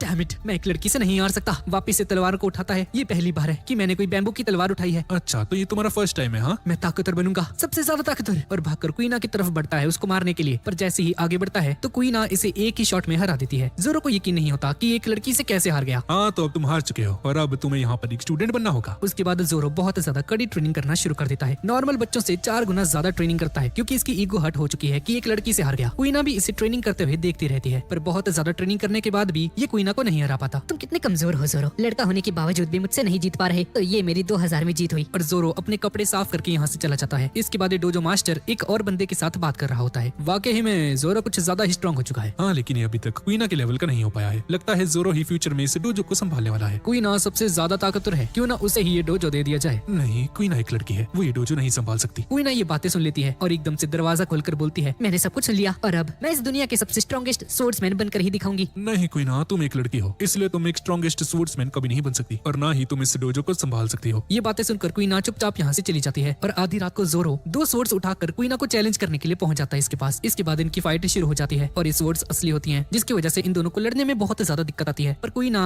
जोरो को फिर से हरा देती है और जोरो रोने लग जाता है कि एक लड़की से कैसे हार रहा है बार बार। तुम लकी हो जो कि एक लड़के पैदा हुए हो, मैं तो धीरे धीरे बड़ी होती जा रही हूँ और एक औरत में बदलती जा रही हूँ और मैं दुनिया की सबसे ताकतवर स्वॉर्ड्समैन कभी नहीं बन सकती। ये क्या कह रही हो तुम? हाँ, तुम मुझसे ज्यादा ताकतवर हो, तुम पक्का वर्ल्ड की सबसे खतरनाक स्वॉर्ड्समैन बनकर दिखाओगी और उसके बाद हम दोनों उस टाइटल के लिए लड़ेंगे आपस में। जोरो इसे बहुत ज्यादा मोटिवेट करता है और अगले दिन से क्वीना और भी ज्यादा मेहनत करने लगती है और जोरो भी अपनी ट्रेनिंग का लेवल बढ़ा देता है। एक दिन जोरो ट्रेनिंग कर रहा होता है और 3 बच्चे इसके पास आकर इसे बताते हैं कि क्वीना मर चुकी है। जोरो को इसकी बात सुनकर यकीन ही नहीं होता है। उसके बाद हम देखते हैं कि क्वीना की अर्थी को ले जाया जा रहा होता है और एक आदमी बताता है कि इसका सीढ़ियों पर से पैर फिसल गया, जिसकी वजह से इसकी मौत हो चुकी है। अगले दिन जोरो बहुत ज्यादा कड़ी ट्रेनिंग करना शुरू कर देता है और जब बहुत ज्यादा स्ट्रॉन्ग हो गया तो उसके मास्टर ने उसे अपने पास बुलाया। मुझे क्वीना की बहुत ज्यादा याद आती है। क्वीना का नाम सुनते ही जोरो रोने लग जाता है। क्वीना का सपना अब तुम पूरा करोगे जोरो। जी, अब मैं इतना ज्यादा स्ट्रॉन्ग बनूंगा कि मेरा नाम स्वर्ग तक सुनाई देगा। ये लो जोरो, क्वीना की सोर्ड मैं तुम्हें देता हूँ। और मास्टर इसे क्वीना की सोर्ड दे देते हैं। इसे कभी खोना मत। जोरो उसे सोर्ड को देखकर बहुत ज्यादा रोने लग जाता है और इसके बाद जोरो बड़ा हो जाता है और बहुत ज्यादा खतरनाक बन चुका है और अपनी ट्रेनिंग को कंप्लीट करके क्वीना को श्रद्धांजलि देने के लिए उसकी कब्र के पास जाता है। मास्टर, अब मैं जा रहा हूँ क्वीना का सपना पूरा करने के लिए। इसके बाद हम वापस से प्रेजेंट में आ जाते हैं और जोरो उठ जाता है और देखता है कि लूफी और उसॉप दोनों कैनन फायर ट्रेनिंग कर रहे हैं और ये दोनों एक पत्थर को उड़ा देते हैं कैनन फायर करके। अब इसके बाद सभी लोग किचन के अंदर बैठे होते हैं और तभी अचानक से शिप के अंदर कोई घुस आता है और ये बंदा एक पायरेट हंटर होता है और एक तलवार लेकर बोलता है, तुम लोग जल्दी से बाहर आओ। तुम कौन हो? मैं तुम्हारा सर लेने आया हूँ, मैं एक पायरेट हंटर हूँ, मैंने बहुत सारे पायरेट्स को मारा है। जोरो ये सब कुछ सुन रहा होता है। ये आवाज मैंने कहीं सुनी हुई है। साले तो हमारी शिप पे पहुंचा कैसे? हाँ, तेरी ऐसी की तैसी रुक तू। लूफी अपने हाथों को बड़ा करता है और इसे नीचे फेंक देता है और तभी जोरो यहाँ पर पहुंच जाता है। जॉनी, क्या ये तुम हो? बड़े भैया जोरो, आप इधर पायरेट्स की शिप पर क्या कर रहे हो? हाँ, क्या तुम दोनों एक दूसरे को जानते हो? और दूसरी तरफ हम एक कपल को देखते हैं। हम कहाँ जा रहे हैं? हम एक बहुत ही अच्छे रेस्टोरेंट में जा रहे हैं। क्या हम समुद्र के बीच में हैं? हाँ, हम समुद्र के बीच में हैं। और इस तरफ जोरो जॉनी को देखता है। तुम यहाँ पर क्या कर रहे रहे हो और तुम्हारा साथी कहाँ पर है? हाँ वो वहाँ पर जख्मी पड़ा है। और जॉनी यूसाको को दिखाता है इसका पार्टनर जो कि बहुत ज्यादा जख्मी होता है। ये जब से मेरे साथ इस समुद्र में आया है तब से बीमार है। हम आराम करने के लिए एक पत्थर के पीछे बैठे हुए थे कि तभी वहाँ पर किसी ने किसी कैनन से हमला कर दिया। इसलिए मैं तुम्हारे पास आया मदद मांगने के लिए। हमें माफ करना, दरअसल ये हमारा ही काम है। अब माफी मांगने से कुछ नहीं होगा। अब यूसाको शायद से ही बच पाएगा, ये बहुत ज्यादा जख्मी हो चुका है। ये सुनकर ये दोनों शॉक्ड रह जाते हैं। तभी नामी उसॉप को चेक करती है, इसकी जीभ बाहर निकालती है और लूफी और उसॉप को कुछ फल लेने के लिए बोलती है जो कि एंटीबायोटिक्स का काम करेंगी। ये दोनों इसे फल खिलाते हैं। ये बहुत ही ज्यादा पुरानी बीमारी है, तुम सही टाइम पर आ गए, वरना ये शायद से ही बच पाता। बड़ी बहन नामी बहुत अच्छी है। उस फल को खाने के बाद यूसाको पूरी तरह से ठीक हो जाता है और ये दोनों नाचना शुरू कर देते हैं। साले इतनी जल्दी कैसे ठीक हो गया तू? इसके बाद ये दोनों अपना अपना इंट्रोडक्शन देने लगते हैं। डॉनी और यूसाको बाउंटी हंटर्स होते हैं। तभी यूसाको जोरों से हाथ मिलाता है और अचानक से फिर से बेहोश हो जाता है। इसकी नाक और मुंह से खून निकलना शुरू हो जाता है। अब थोड़ी देर बाद रात हो जाती है और ये लोग यूसाको को एक कमरे के अंदर सुला देते हैं और किचन में सभी लोग खाना खा रहे होते हैं। ये बीमारी बहुत ज्यादा रेयर है और इसका इलाज है ताज़ा खाना। हमें एक बावर्ची रखना होगा। हाँ मुझे एक जगह पता है जहाँ हमें एक बढ़िया कुक मिल सकता है और वो जगह ग्रैंड लाइन के पास भी है। और मैंने यहाँ तक सुना है कि वहाँ पर हॉकाई यानी कि बाज की नजर वाला आदमी भी रहता है। हॉकाई का नाम सुनते ही जोरो बहुत ज्यादा परेशान हो जाता है और एक खाने वाली जगह का नाम कुछ और नहीं बल्कि बाराती होता है। शादी वाले बाराती नहीं, इस जगह का नाम है बाराती। हमारे हीरोज यहाँ पर जा ही रहे होते हैं कि तभी ये सभी लोग देखते हैं कि एक और शिप इनके सामने आ चुकी है, एक मरीन शिप। और तभी इसमें से वही आदमी बाहर निकलता है जिसे कि हमने थोड़ी देर पहले देखा था। मेरा नाम आयरन फिस्ट फुल बॉडी है और मैंने तुम्हारा ये फ्लैग पहली बार देखा है। इस शिप का कैप्टन कौन है? मैं हूँ इस शिप का कैप्टन और मेरा नाम है मंकी डी लूफी। इस बंदे का नाम आयरन फिस्ट फुल बॉडी है और ये एक नेवी हेडक्वार्टर का लेफ्टिनेंट है। और तभी इसकी बंदी यहाँ पर आ जाती है। डियर ये लोग कौन है? चलो यहाँ से चलते हैं। और तभी इस आयरन फिस्ट की नजर जॉनी और यूसाको पर पड़ती है और ये बंदा इनका मजाक उड़ाने लगता है और शो ऑफ करने के लिए बंदे अपने हाथों से बहुत सारे पेपर उड़ाते हैं जिसके ऊपर उन सभी लोगों की पिक्चर्स हैं जिन्हें ये लोग अब तक मार चुके हैं। और नामी इसमें से एक बंदे की फोटो देखती है। नामी मेरी बड़ी बहना, ये वांटेड पायरेट्स हैं और इन्हें मारकर हमें पैसे मिलते हैं। उस फोटोग्राफ को देखकर नामी का चेहरा उतर जाता है और बहुत ज्यादा गुस्से में आ जाती है और ये नेवी वाला बंदा अपने सोल्जर्स को ऑर्डर देता है लूफी की शिप को उड़ाने के लिए और इनके ऊपर एक कैनन फायर कर देता है। लेकिन लूफी उसे रोक लेता है और लूफी उड़ते हुए सीधा उस रेस्टोरेंट की छत तोड़ के हेड शेफ के कमरे में एक होल कर देता है जिसकी वजह से हेड शेफ को भी बहुत ज्यादा चोट लग जाती है। मेरी चिंता मत करो, कस्टमर्स के लिए खाना तैयार करो, उन्हें खाना खिलाना ही हमारा कर्तव्य है। और तभी दो बंदे लूफी को पकड़कर इसे हेड चीफ के रूम में भेज देते हैं। लूफी गिरता पड़ता इसके रूम में जाता है और इसे माफी मांगता है। अरे सर माफ कर दो यार। लूफी देखता है कि उस शेफ की एक टांग ही नहीं है तो मैं इसे नुकसान के पैसे देने होंगे, पर मेरे पास तो पैसे नहीं है सर। तो फिर तो मैं यहाँ पर काम करना होगा पूरे 1 साल तक। क्या? शेफ इसके मुंह पर एक लात मारता है। चुपचाप करो यहाँ पर अब काम। और नीचे फुल बॉडी अपनी बंदी के साथ खाना खा रहा होता है। सभी लोग इन्हें देख रहे होते हैं। ये वाइन पक्का नॉर्दर्न विंग की है, कैसी लगी तुम्हें? हाँ सभी लोग ये बात सुनकर हैरान हो जाते हैं क्योंकि ये वाइन बहुत ज्यादा रेयर होती है। पर तभी सांजी इसके सामने आ जाता है जो कि एक कुक है इसी रेस्टोरेंट में और ये बंदा इस सीरीज में बहुत ज्यादा इंपॉर्टेंट है। और सांजी इसका हाथ पकड़ के कहता है नहीं तुम गलत हो और अब चुपचाप अपना सूप पियो, समझे? सभी लोग फुल बॉडी पर हंसने लग जाते हैं क्योंकि इसकी बहुत ज्यादा बेइज्जती हो चुकी है। और इस तरफ लूफी उस शेफ से डील करता है कि यहाँ पर 2 नहीं 3 हफ्ते तक काम करेगा सिर्फ। तुम ये डिसाइड नहीं करोगे कि तुम कितने दिन यहाँ पर काम करने वाले हो। शेफ एक चाकू निकाल लेता है। तुम्हें यहाँ से जाना है तो जा सकते हो लेकिन अपनी एक टांग यहाँ पर रख कर जाना। नहीं यार मैं नहीं दूंगा आपको, माफ कर दो यार। और इस तरफ सभी लोग गोइंग मैरी को लेकर यहाँ पर पहुंच जाते हैं और इस तरफ फुल बॉडी को बहुत ज्यादा इंसल्ट फील हो रही होती है और टेबल के नीचे मौजूद एक कीड़े को मारकर उसे अपने सूप के अंदर डाल देता है। ये देखो मेरे सूप में एक कीड़ा निकला। लेकिन सांजी फिर से इसकी इंसल्ट कर देता है। मैंने आपको देख लिया था ये करते हुए, ये कीड़ा आप ही ने डाला है ना? और तभी फुल बॉडी टेबल तोड़ देता है और सारा खाना गिरा देता है। सांजी ये देखकर बहुत ज्यादा गुस्से में आ जाता है। क्या तुम्हें पता है इस सूप को बनाने के लिए मुझे कितना समय लगा था? और सांजी इसे पीट कर इसे गले से पकड़ लेता है। अब तुम्हें पता चलेगा एक समुद्री कुक से पंगा लेने का अंजाम क्या होता है। फुल बॉडी की बहुत ज्यादा इंसल्ट हो जाती है। इसके बाद एक कुक सांजी को मरीन कैप्टन से फाइट करते हुए दिखता है। मरीन कैप्टन मतलब कि यही फुल बॉडी। सांजी ये क्या है? हाँ तुम अपने काम से काम रखो, मेरे काम में दखल मत दो। और ऐसा बोलकर सांजी फुल बॉडी को छोड़ देता है। तुम्हें नहीं पता तुमने किससे पंगा लिया? ये सुनकर सांजी को भी बहुत ज्यादा गुस्सा आ जाता है। इतना ज्यादा गुस्सा आ जाता है कि अगर इसे कोई ना पकड़ता तो ये इस मरीन कैप्टन को यहीं पर मार डालता। ये देखकर ये मरीन कैप्टन भी बहुत ज्यादा डर जाता है और ये सारी फाइट जोरो, नामी और उसॉप दूर से देख रहे होते हैं। और तभी लूफी भी छत तोड़कर यहाँ पर आ जाता है। तुम्हारी वजह से मेरी सीलिंग भी टूट गई, अब तुझे इसका पैसा भी भरना होगा। अरे ओ बुड्ढे, इसमें मेरी कोई गलती नहीं है, ठीक है ना? ये सारी तेरी गलती है। आप इन्हें लड़ाई झगड़ा किया जिसकी वजह से सीलिंग टूट गई। मैं इसके पैसे नहीं देने वाला अब। और इस तरफ जैसे ही मास्टर शेफ को पता चलता है कि सांजी यहाँ पर लड़ाई कर रहा है तो इस सांजी को एक किक मारकर दूर फेंक देते हैं। ये देखकर फुल बॉडी बहुत ज्यादा खुश हो जाता है। पर तभी मास्टर शेफ इस मरीन कैप्टन को भी नहीं छोड़ते हैं और इसे भी लात मारकर दूर फेंक देते हैं। आपको पता नहीं मैं कौन हूँ? मैं मरीन कैप्टन हूँ। इससे हमें क्या लेना देना? हाँ, अगर तुम्हें यहाँ खाना खाना है तो तुम्हें सबकी इज्जत करनी होगी, भले ही वो वेटर हो या फिर कोई कुक। और इन्हीं सभी बातों के बीच में मरीन कैप्टन का एक क्रूमेट यहाँ पर आ जाता है और अपने कैप्टन फुल बॉडी से कहता है, मास्टर डॉन क्रीक का वो पायरेट भाग चुका है और वो जाकर फिर डॉन क्रीक को सब कुछ बता देगा। और डॉन क्रीक कुछ ही देर में यहाँ पर आने वाला है। और तभी इन सभी के बीच में उस सोल्जर को पीछे से कोई गोली से उड़ा देता है। और जिस बंदे ने इसे मारा है इसका नाम है गिन और ये भी एक पायरेट है। अंदर आकर ये बंदा एक डाइनिंग टेबल पर बैठ जाता है और खाने का ऑर्डर लेने के लिए कहता है। और ये मोटा शेफ जिसका नाम पेटी है, सर आपको क्या चाहिए मुझे बताइए प्लीज, मैं जल्दी से आपके लिए लेकर आता हूँ। पर इससे पहले मैं आपको बताना चाहूंगा कि इस जगह का खाना थोड़ा सा महंगा है, तो आपके पास पैसे तो है ना सर? और ये सुनकर ये गिन पेटी के ऊपर बंदूक तान देता है। ये देखकर पेटी समझ जाता है कि इस बंदे के पास कोई पैसे वैसे नहीं है। ये डराकर यहाँ पर बस खाना खाना चाहता है और पेटी बिना किसी देरी के इस बंदे पर हमला कर देता है, जिसकी वजह से वो टेबल भी टूट जाता है। ये देखकर मास्टर शेफ को और भी ज्यादा गुस्सा आ जाता है कि भाई क्या ये नुकसान कराई जा रहे हैं आज मेरा सारे के सारे। इसके बाद पेटी गिन को बाहर फेंक देता है और सांजी भी अपने काम पर लग जाता है। और लूफी गिन को देखकर उससे पूछता है, तुम कितने दिन से भूखे हो? तुम्हारा इससे कोई मतलब नहीं, चुपचाप यहाँ से चले जाओ। और तभी सांजी इसके लिए यहाँ पर खाना लेकर आता है। चुपचाप इस खाने को खा लो, समझे, वरना भूख के कारण मर जाओगे। अगर तुमने मुझे ये खाना दिया तो मैं खाना खाकर तुम्हें जान से मार दूंगा।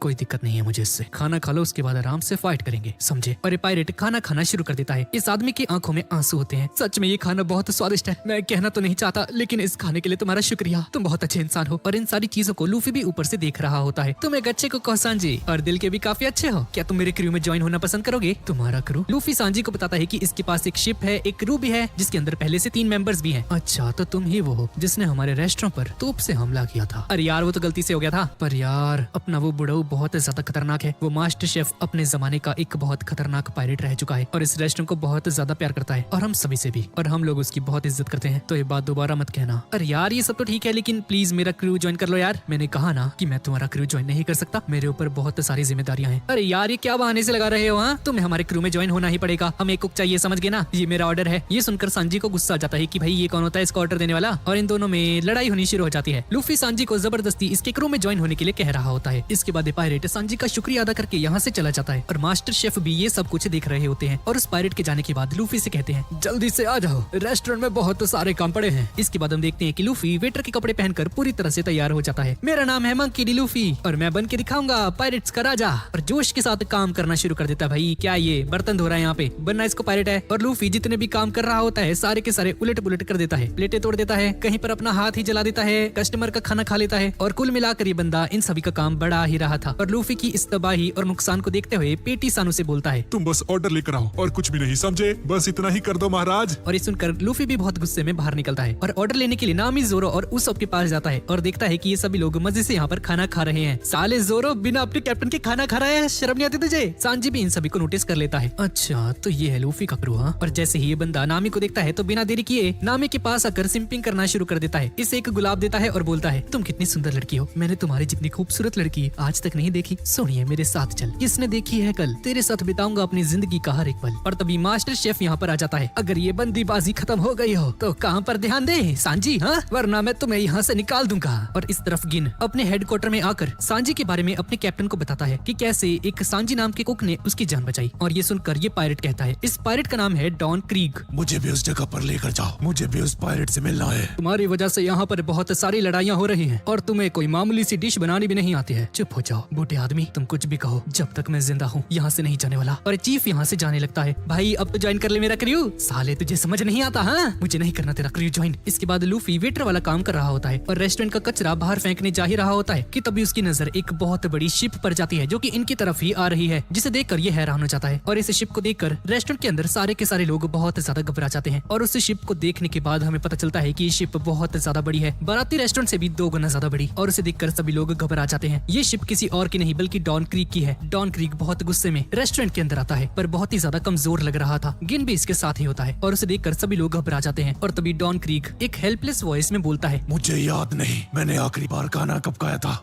कृपा करके मुझे खाना खिला दीजिए प्लीज। और डॉन क्रीग जैसे एक बड़े पायरेट के मुंह से ऐसी बातें सुनकर सभी लोग बहुत ज्यादा शॉक्ड हो जाते हैं। ये देखकर पेटी हंसने लग जाता है। हमारे सामने तो बड़े बड़े पायरेट्स भी बहुत ज्यादा डर जाते हैं। हम तुझे खाना नहीं खिलाने वाले, हम तुझे मरीन वालों को सौंप देंगे। ये एक अच्छा मौका है डॉन क्रीग जैसे एक इंसान को जेल के अंदर डालने का। पर तभी सांजी पेटी को एक लात मार के इसे नीचे गिरा देता है और डॉन क्रीग को खाना दे देता है। और पीछे से एक शेफ चिल्लाता है, ओए सांजी, उस खाने को दूर रख दे, वो हमेशा ऐसे ही करता है, पहले सिंपैथी दिखाता है और उसके बाद बेवकूफ बनाकर बाद में उन पर हमला कर देता है, उससे खाना दूर रखो। ये बंदा ये सब बातें कर ही रहा होता है कि तभी डॉन क्रीग खाना खा लेता है और उसके बाद बिना किसी देरी के सीधा सांजी पर हमला कर देता है। ये देखकर गिन हैरान हो जाता है, ये आप क्या कर रहे हो मास्टर? और डॉन क्रीग गिन को पकड़ के इसके हाथ की सारी हड्डियां तोड़ देता है। जल्दी से मेरे सारे क्रू के लिए खाना तैयार किया जाए, वरना इस पूरे रेस्टोरेंट को तबाह कर दूंगा और इस जगह के सारे लोगों को तड़पा तड़पा कर मारूंगा। सभी लोग ये सुनकर घबरा जाते हैं। इसके बाद पेटी बिना देरी किए अपनी बंदूक से डॉन क्रीक पर हमला कर देता है, पर जैसे ही धुंध हटती है तो हम देखते हैं कि डॉन क्रीक को कुछ भी नहीं होता है और इसकी बॉडी के ऊपर एक मेटल आर्मर है और बहुत सारी बंदूकें भी हैं और अपनी बंदूकें बाहर निकालकर वहाँ पर मौजूद सभी शेफ्स पर हमला कर देता है। मेरी बात ना मानने का नतीजा यही होता है। अगर तुमने जल्दी से खाना नहीं बनाया तो मैं तुम सभी को तड़पा तड़पा कर मारूंगा। खाना बनाना शुरू कर दो। और तभी मास्टर शेफ यहाँ पर आ जाता है और इसे देखकर डॉन क्रीक भी बहुत ज्यादा डर जाता है। तुम तो जेफ हो ना? दरअसल ये जेफ पहले एक पायरेट हुआ करता था और इस बंदे को रेड फुट जेफ कहा जाता था, क्योंकि इस बंदे की किक इतनी ज्यादा खतरनाक थी कि जिसको भी मारता था वो खून से लथपथ हो जाता था या फिर जान से ही मर जाया करता था अपने ग्लोरी डेज में। पर अब तो तुम्हारे पास पैर ही नहीं है तो तुम मेरा कुछ नहीं बिगाड़ सकते। चुपचाप मेरे लिए खाना तैयार करो। और मैंने सुना है कि तुमने ग्रैंड लाइन को क्रॉस किया है, हाँ, बिना कोई चोट खाए। मुझे इसका राज बताओ, तुम ग्रैंड लाइन से जिंदा वापस कैसे आए? और लूफी भी जेफ से इम्प्रेस हो जाता है, क्योंकि लूफी जेफ को एक नॉर्मल इंसान समझ रहा था, पर असल में ये बंदा ग्रैंड लाइन को क्रॉस करके आया है, वो भी बिना किसी चोट खाए। तो मुझे बताओ या ना बताओ, एक दिन मैं सभी पायरेट्स का राजा बन जाऊंगा, यानी कि king of the pirates, one piece को ढूंढकर। तुमसे पहले मैं ग्रैंड लाइन में जाऊंगा, समझे? और वन पीस को पाकर किंग ऑफ द पायरेट्स बनकर दिखाऊंगा। तुम्हें जरूर हराऊंगा, देख लेना। ये सुनकर डॉन क्रीक को गुस्सा आ जाता है। क्या तुम्हें ये मजाक लग रहा है? हाँ, ये कोई मजाक नहीं है, एक दिन मैं पायरेट किंग बनकर दिखाऊंगा और तुम्हें जरूर हराऊंगा। ये सुनकर डॉन क्रीक का ईगो हर्ट हो जाता है कि एक छोटा सा बच्चा इसे हराने की बात कर रहा है और ये दोनों आपस में लड़ने के लिए तैयार हो जाते हैं। और तभी ज़ोरो अपना ब्लेड बाहर निकालता है। ओए लूफी, क्या मेरी जरूरत है? ये लोग तेरे पायरेट्स हैं? हाँ, नहीं, दो और लोग हैं। और इस तरफ हम नामी को देखते हैं जो कि शिप के ऊपर खड़ी है और उसके हाथ में वही वांटेड वाला पोस्टर है। इसके पीछे एक बहुत लंबी कहानी है और इसकी कहानी हम आगे के पार्ट्स में देखने वाले हैं। गिन सांजी से माफी मांगने लगता है। मुझे माफ करना सांजी। नहीं, तुम्हें माफी मांगने की कोई जरूरत नहीं है। और ये बात सुन के सभी शेफ बहुत ज्यादा गुस्सा हो जाते हैं। मास्टर शेफ, इस आदमी ने उसे खाना खिलाया। ये सुनने के बाद भी आप चुपचाप बैठे रहेंगे? हाँ, आप सांजी की साइड ले रहे हो? क्या आप भी सांजी के साथ मिले हुए हो? चुप हो जाओ तुम सभी लोग। क्या तुम कभी भूखे रहे हो? क्या तुम्हें पता है भूखे रहने का मतलब क्या होता है? इतना बड़ा समुद्र जहाँ कोई खाना नहीं, पानी पी नहीं सकते, और अगर वहाँ तुम्हें भूख लग जाए तो कैसा होगा? क्या तुम्हें पता है ये कितना डरावना है और कितना मुश्किल है? इस बात को सांजी से बेहतर और कोई नहीं जानता। अभी हमारे पास इन चीजों के लिए समय नहीं, लड़ने की तैयारी शुरू करो। किसी भूखे को खाना खिलाना यही मेरी पहचान है, चाहे दुश्मन हो या दोस्त, मैं हर किसी को खाना खिलाता हूँ। और लूफी गिन से पूछता है, तुम तो ग्रैंड लाइन गए थे ना, तो तुम्हें तो बहुत सारी बातें पता होंगी।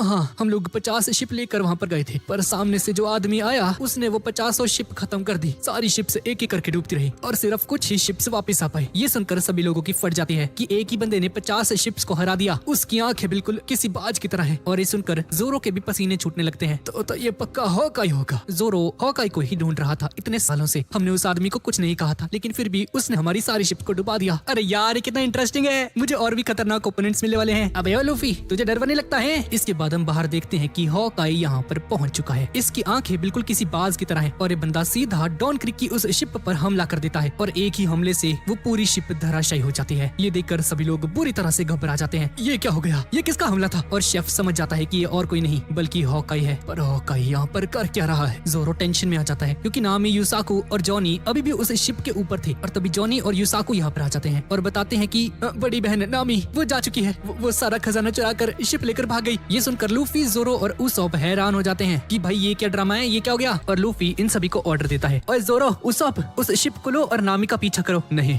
ऐसी लड़की की हमें जरूरत नहीं जो बार बार हमें धोखा देकर भाग जाती है। नहीं यार, मुझे वही चाहिए अपने नेविगेटर के रूप में। ये दोनों एक दूसरे को देखते हैं और एंड में ज़ोरो मान जाता है। और तभी ज़ोरो की नजर में हॉक पर जाती है और उसके पसीने छूटने शुरू हो जाते हैं। सभी लोग ये बात कर रहे होते हैं कि क्या यही वो आदमी है जिसने उन 50 की 50 शिप को एक ही बार में खत्म कर दिया था? हाँ, यही है, मास्टर सोर्ड्समैन हॉकाई, ड्रैकुला मीहॉक। और हम मीहॉक को देखते हैं। उसे देखकर ज़ोरो एक्साइटेड हो जाता है। पूरी जिंदगी मैं इसी का इंतजार कर रहा था। अब इससे लड़कर मेरा वो प्रॉमिस पूरा होगा। और अपनी दोस्त क्वीना के साथ किया हुआ प्रॉमिस याद करता है कि एक दिन सबसे खतरनाक सोर्ड्समैन बन के दिखाएगा। और इस सभी लोग नामी के पीछे जाने लगते हैं। लूफी इनके साथ इसलिए नहीं जा रहा है क्योंकि लूफी को सजा मिली है। इस रेस्टोरेंट का नुकसान किया है जिसकी वजह से इसे यहाँ पर काम करना होगा पूरे 1 साल तक। और इस तरफ मीहॉक को देखकर डॉन क्रीक के सभी पायरेट्स हैरान हो जाते हैं और इतने ज्यादा घबरा जाते हैं कि जल्दी से बंदूक निकालकर इस पर गोलियों से हमला कर देते हैं। पर मीहॉक बहुत ही जेंटली इन गोलियों की दिशा बदल देता है। ये देखकर सभी पायरेट्स घबरा जाते हैं। ज़ोरो सामने आता है। मैंने आज तक तुम्हारे जैसा इंसान कभी नहीं देखा और अगर तुम्हें सच बोलूं तो तुमसे लड़ने का मेरा हमेशा से ही ये सपना रहा है। है। जोरो के इस डायरेक्ट चैलेंज को देखकर मीहॉक इससे पूछता है, आखिर तुम्हारा गोल क्या है? मुझे इस दुनिया का सबसे खतरनाक स्पोर्ट्समैन बनना है और अभी मैं तुम्हें हराने वाला हूँ। जोरो की बातें सुनकर ये भी इससे लड़ने के लिए तैयार हो जाता है। इसके बाद हम देखते हैं कि जोरो अपनी 3 स्पोर्ट्समैन स्टाइल की फॉर्मेशन में आ जाता है हॉकाई से लड़ने के लिए। और इसके बाद मीहॉक अपने गले के लॉकेट में से एक तलवार निकालता है जो कि बहुत ज्यादा छोटी होती है। मीहॉक इस छोटी सी तलवार से जोरो से लड़ने वाला है। ये देखकर जोरो मीहॉक से पूछता है, तुमने अपनी स्वॉर्ड बाहर क्यों नहीं निकाले? हाँ, मुझे एक चूहे को हराने के लिए अपनी तलवार को निकालने की जरूरत नहीं है। मैं इस छोटे से चाकू से ही तुम्हें हरा सकता हूँ। ये सुनकर जोरो को गुस्सा आ जाता है और अपनी ओनिगिरी नाम की टेक्निक का यूज करके इस पर हमला करता है, पर मीहॉक उस हमले को एक छोटे से चाकू से ही रोक लेता है। ये देखकर सभी लोग घबरा जाते हैं कि आखिर ये कैसे हो सकता है। जोरो को ईस्ट ब्लू में सभी लोग पायरेट हंटर के नाम से जानते हैं और इसके हमले को सिर्फ एक पॉकेट नाइफ से रोकना इम्पॉसिबल है। और ये देखकर जोरो समझ जाता है कि उसके और हॉकाई के बीच में पावर लेवल का एक बहुत बड़ा डिफरेंस है। उस पर लगातार बिना रुके अपने ओनिगिरी का यूज करके हमले करते जा रहा था, पर मीहॉक यानी कि हॉकाई पर कुछ भी असर नहीं होता। वो अपने छोटे से पॉकेट नाइफ से ही जोरो के सारे हमलों को डॉज कर लेता है। मैं इस जगह पर हार नहीं मानने वाला। मैंने किसी से वादा किया है कि मैं नंबर 1 स्पोर्ट्समैन बन के दिखाऊंगा। जोरो ये सारी बातें सोच रहा होता है कि तभी मीहॉक जोरो की नेक पर स्टैब कर देता है, जिसकी वजह से जोरो अपनी कॉन्शियसनेस खोने लगता है। ये देखकर मियाओ ब्रदर्स जोरो को बचाने के लिए आगे बढ़ने लगते हैं। लूफी को भी बहुत ज्यादा गुस्सा आ रहा था, पर लूफी कुछ नहीं कर सकता क्योंकि ये इन दोनों की लड़ाई है, ये इनमें नहीं पड़ सकता। इसके बाद जोरो फिर से तैयार हो चुका है मीहॉक पर हमला करने के लिए और इस बार जोरो एक नई फॉर्मेशन जिसका नाम टाइगर है उसके थ्रू मीहॉक पर हमला करता है, पर हमेशा की तरह इस बार भी मीहॉक को कुछ नहीं होता और इजीली जोरो के हमले को डॉज कर लेता है और उसके दिल के पास स्टैब करता है अपने पॉकेट नाइफ का यूज करके। तुम्हें अंदाजा तो लग ही चुका होगा कि तुम्हारे और मेरे बीच में पावर लेवल का डिफरेंस बहुत ज्यादा है, फिर भी तुम मुझसे क्यों लड़ना चाहते हो? हाँ, क्योंकि मैंने किसी से वादा किया है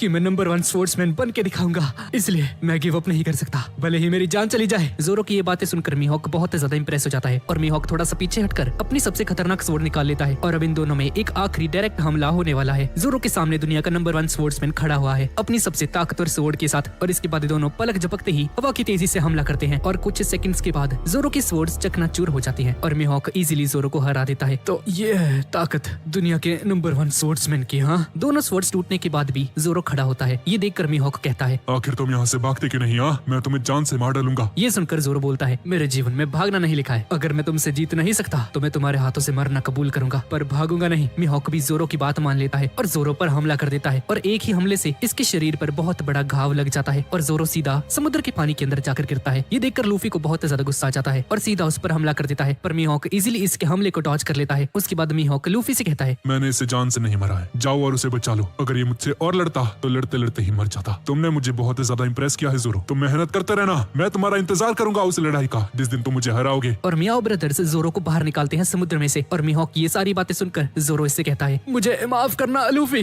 मैं हार गया। जब हमारी पहली मुलाकात हुई थी तो तुमने मुझसे कहा था कि तुम्हें मेरी जरूरत इसलिए है क्योंकि मैं एक ताकतवर स्पोर्ट्समैन हूँ, मैं तुम्हारे सपने में तुम्हारा योगदान दे पाऊंगा, पर मुझे माफ करना दोस्त, मैं हार गया। मैं नंबर 1 स्पोर्ट्समैन नहीं हूँ लूफी, पर मैं तुमसे वादा करता हूँ ये मेरी पहली और आखिरी हार होगी।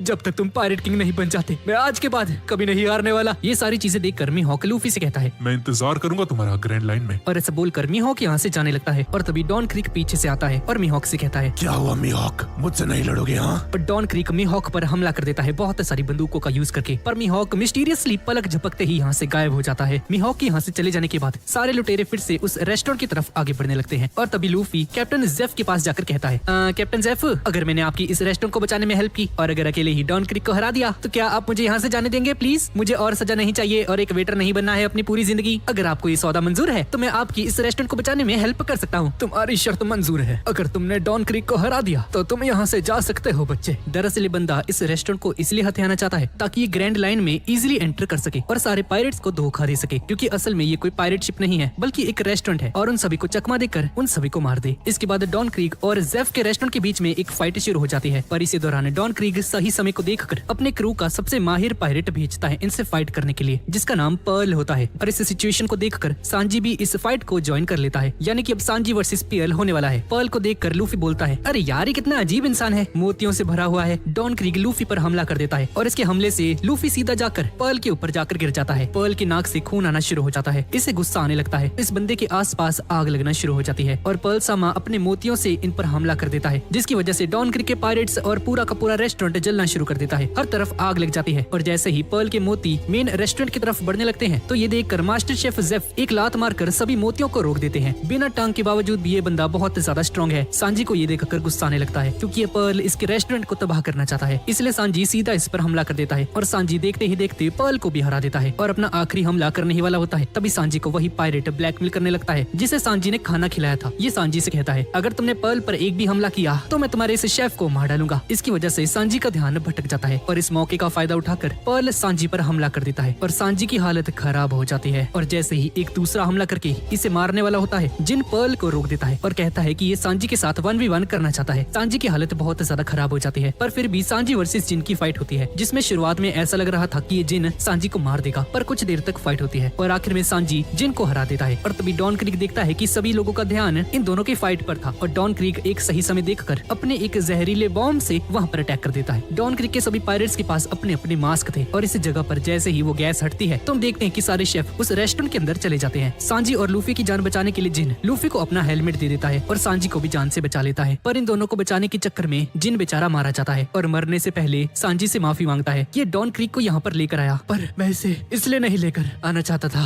और जिन की मौत हो जाती है और डॉन क्रीक जिन की मौत का दुख मनाने के बजाय उसकी मौत पर हंसते हुए कहता है कितना बेवकूफ कुत्ता था मेरा, तुम्हारी जान बचाने के लिए अपनी जान को कुर्बान कर दिया। लूफी को ये देखकर बहुत ज्यादा गुस्सा आ जाता है। जिन, सांजी और पर्ल ये तीनों अब घायल हो चुके हैं और अब लूफी वर्सेस डॉन क्रीक की फाइट रह चुकी है। इसके बाद दोनों फाइट करना शुरू कर देते हैं। लूफी अपनी गम पावर का यूज करके डॉन क्रीक पर हमले करता जा रहा था तो डॉन क्रीक अपने ऊपर एक मेटल से बनी हुई एक कांटों की शील्ड बना लेता है पर लूफी रुकता नहीं है और उसके कांटों पर ही पंच मार देता है और इसका पंच इतना ज्यादा खतरनाक होता है कि इन नुकीले कांटों के ऊपर ही इतनी तगड़ी वाइब्रेशन बनती है कि डॉन क्रीक दूर जाकर गिरता है। पर तभी हम देखते हैं कि डॉन क्रीक मरा नहीं है और फिर से लूफी पर हमला कर देता है। तेरी मौत मेरे ही हाथों लिखी है बच्चे। लूफी जीभ निकाल कर इसे चिढ़ाने लगता है, अच्छा बच्चे तू हराएगा मुझे, आजा आजा। और तभी डॉन क्रीक रियलाइज करता है कि जो भी डेविल फ्रूट यूजर होता है जैसे कि लूफी वो लोग पानी के अंदर नहीं तैर पाते और ये बंदा एक प्लान सोचता है कि इसे किसी न किसी तरीके से पानी के अंदर डुबाकर मारा जाए और सही समय देखकर लूफी के ऊपर एक नेट फेंक देता है और लूफी पानी की तरफ गिरने लगता है। एक डेविल फ्रूट यूजर कभी भी तैर नहीं सकता और इनकी सबसे बड़ी कमजोरी पानी होती है। लूफी अपने हाथों को बाहर निकालता है और एक आखिरी बार डॉन क्रीक पर हमला कर देता है और डॉन क्रीक घायल हो जाता है। पर डॉन क्रीक को हराने के बाद लूफी पानी के अंदर चला जाता है और समुद्र की गहराइयों के अंदर जाने लगता है। पर सही समय पर सांजी यहाँ पर आकर लूफी को बचा लेता है। सांजी इसे जगाने की कोशिश करता है। थोड़ी देर बाद लूफी को होश आता है और जैसे ही अपनी आंखें खोलता है तो अपने सामने सांजी को दिखता है और तभी नोटिस करता है कि इसकी हैट गायब है। ओ भाई मेरी हैट कहाँ है? अरे यार चिंता मत करो, तुम्हारी हैट उस ड्रॉर के ऊपर रखी हुई है। सांजी शुक्रिया मेरी जान बचाने के लिए। तो क्या अब तुम मेरे क्रू में ज्वाइन होगे? हम साथ मिलकर अपने सारे गोल्स को पूरा करेंगे। लूफी की इस बात को सुनकर सांजी को अपना गोल याद आता है और हमें पहली बार पता चलता है कि सांजी का गोल क्या है। दरअसल ये सांजी ऑल ब्लू को पाना चाहता है। दरअसल ये ऑल ब्लू ग्रैंड लाइन में पाने जाने वाले सी फूड्स हैं और अगर सांजी को इस दुनिया का नंबर 1 कुक बनना है तो इसे ग्रैंड लाइन में जाकर ऑल ब्लू को पाना ही होगा जहाँ पर हर तरह की मछलियाँ और सी फूड पाया जाता है। और सांजी लूफी का क्रू ज्वाइन करने के लिए मान जाता है और इसी के साथ लूफी को एक और क्रू मेंबर मिल चुका है। अब थोड़ी देर बाद शेफ लूफी, सांजी और सभी के लिए आगे के सफर के लिए खाना तैयार कर रहे होते हैं और तभी मास्टर शेफ यहाँ पर आते हैं। ये वही बुक है जो कि डॉन क्रीक पाना चाहता था। इस बुक में वो सारे राज हैं जिसका यूज करके तुम ग्रैंड लाइन के पास जा सकते हो। नहीं आपका शुक्रिया, मैं इसके लिए मेहनत करना चाहता हूँ, मैं कोई शॉर्टकट नहीं पाना चाहता सर। जैसा कि मुझे लगा ही था बच्चे तुम यही जवाब दोगे। मुझे तुम पर गर्व है बच्चे, तुम एक पायरेट किंग जरूर बनोगे। और इस तरफ सांजी पूरे रेस्टोरेंट के चक्कर लगा रहा था और बचपन से लेकर अब तक की सारी मेमोरीज को याद करता है कि उसने कैसी कैसी मेमोरीज बिताई हैं इस रेस्टोरेंट में। और अब इसके बाद सांजी का लूफी के साथ जाने का समय आ चुका है। सांजी अपने कदम आगे बढ़ाता है। सांजी मन ही मन रो रहा होता है, उसकी आंखों में आंसू भरे हुए थे और जैसे ही सांजी लूफी की बोट में आकर खड़ा होता है तभी उसे पीछे से आवाज आती है, सांजी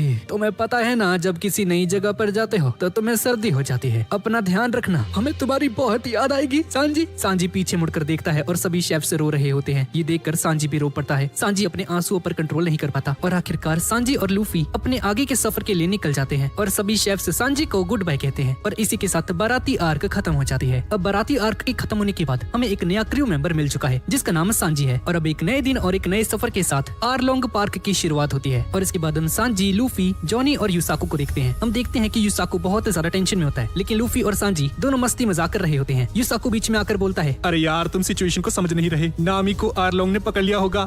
पर एक सेकंड, अब ये मत कहना तुम्हें आरलोंग नहीं पता। इन दोनों के अलावा आप सभी को और मुझे भी अभी तक नहीं पता है कि आरलोंग क्या चीज है। यूसाकू सीटी बजाकर पूरा माहौल क्रिएट कर देता है। सभी लोग मेरी बात सुनो, आरलोंग एक फिशरमैन है जो कि ग्रैंड लाइन में जाकर तबाही मचाता था। क्या ये फिशमैन क्या होता है भाई? लूफी अपनी ड्राइंग स्किल्स स्किल्स दिखाता है। क्या मास्टरपीस बनाया है तुमने, बहुत बढ़िया लूफी।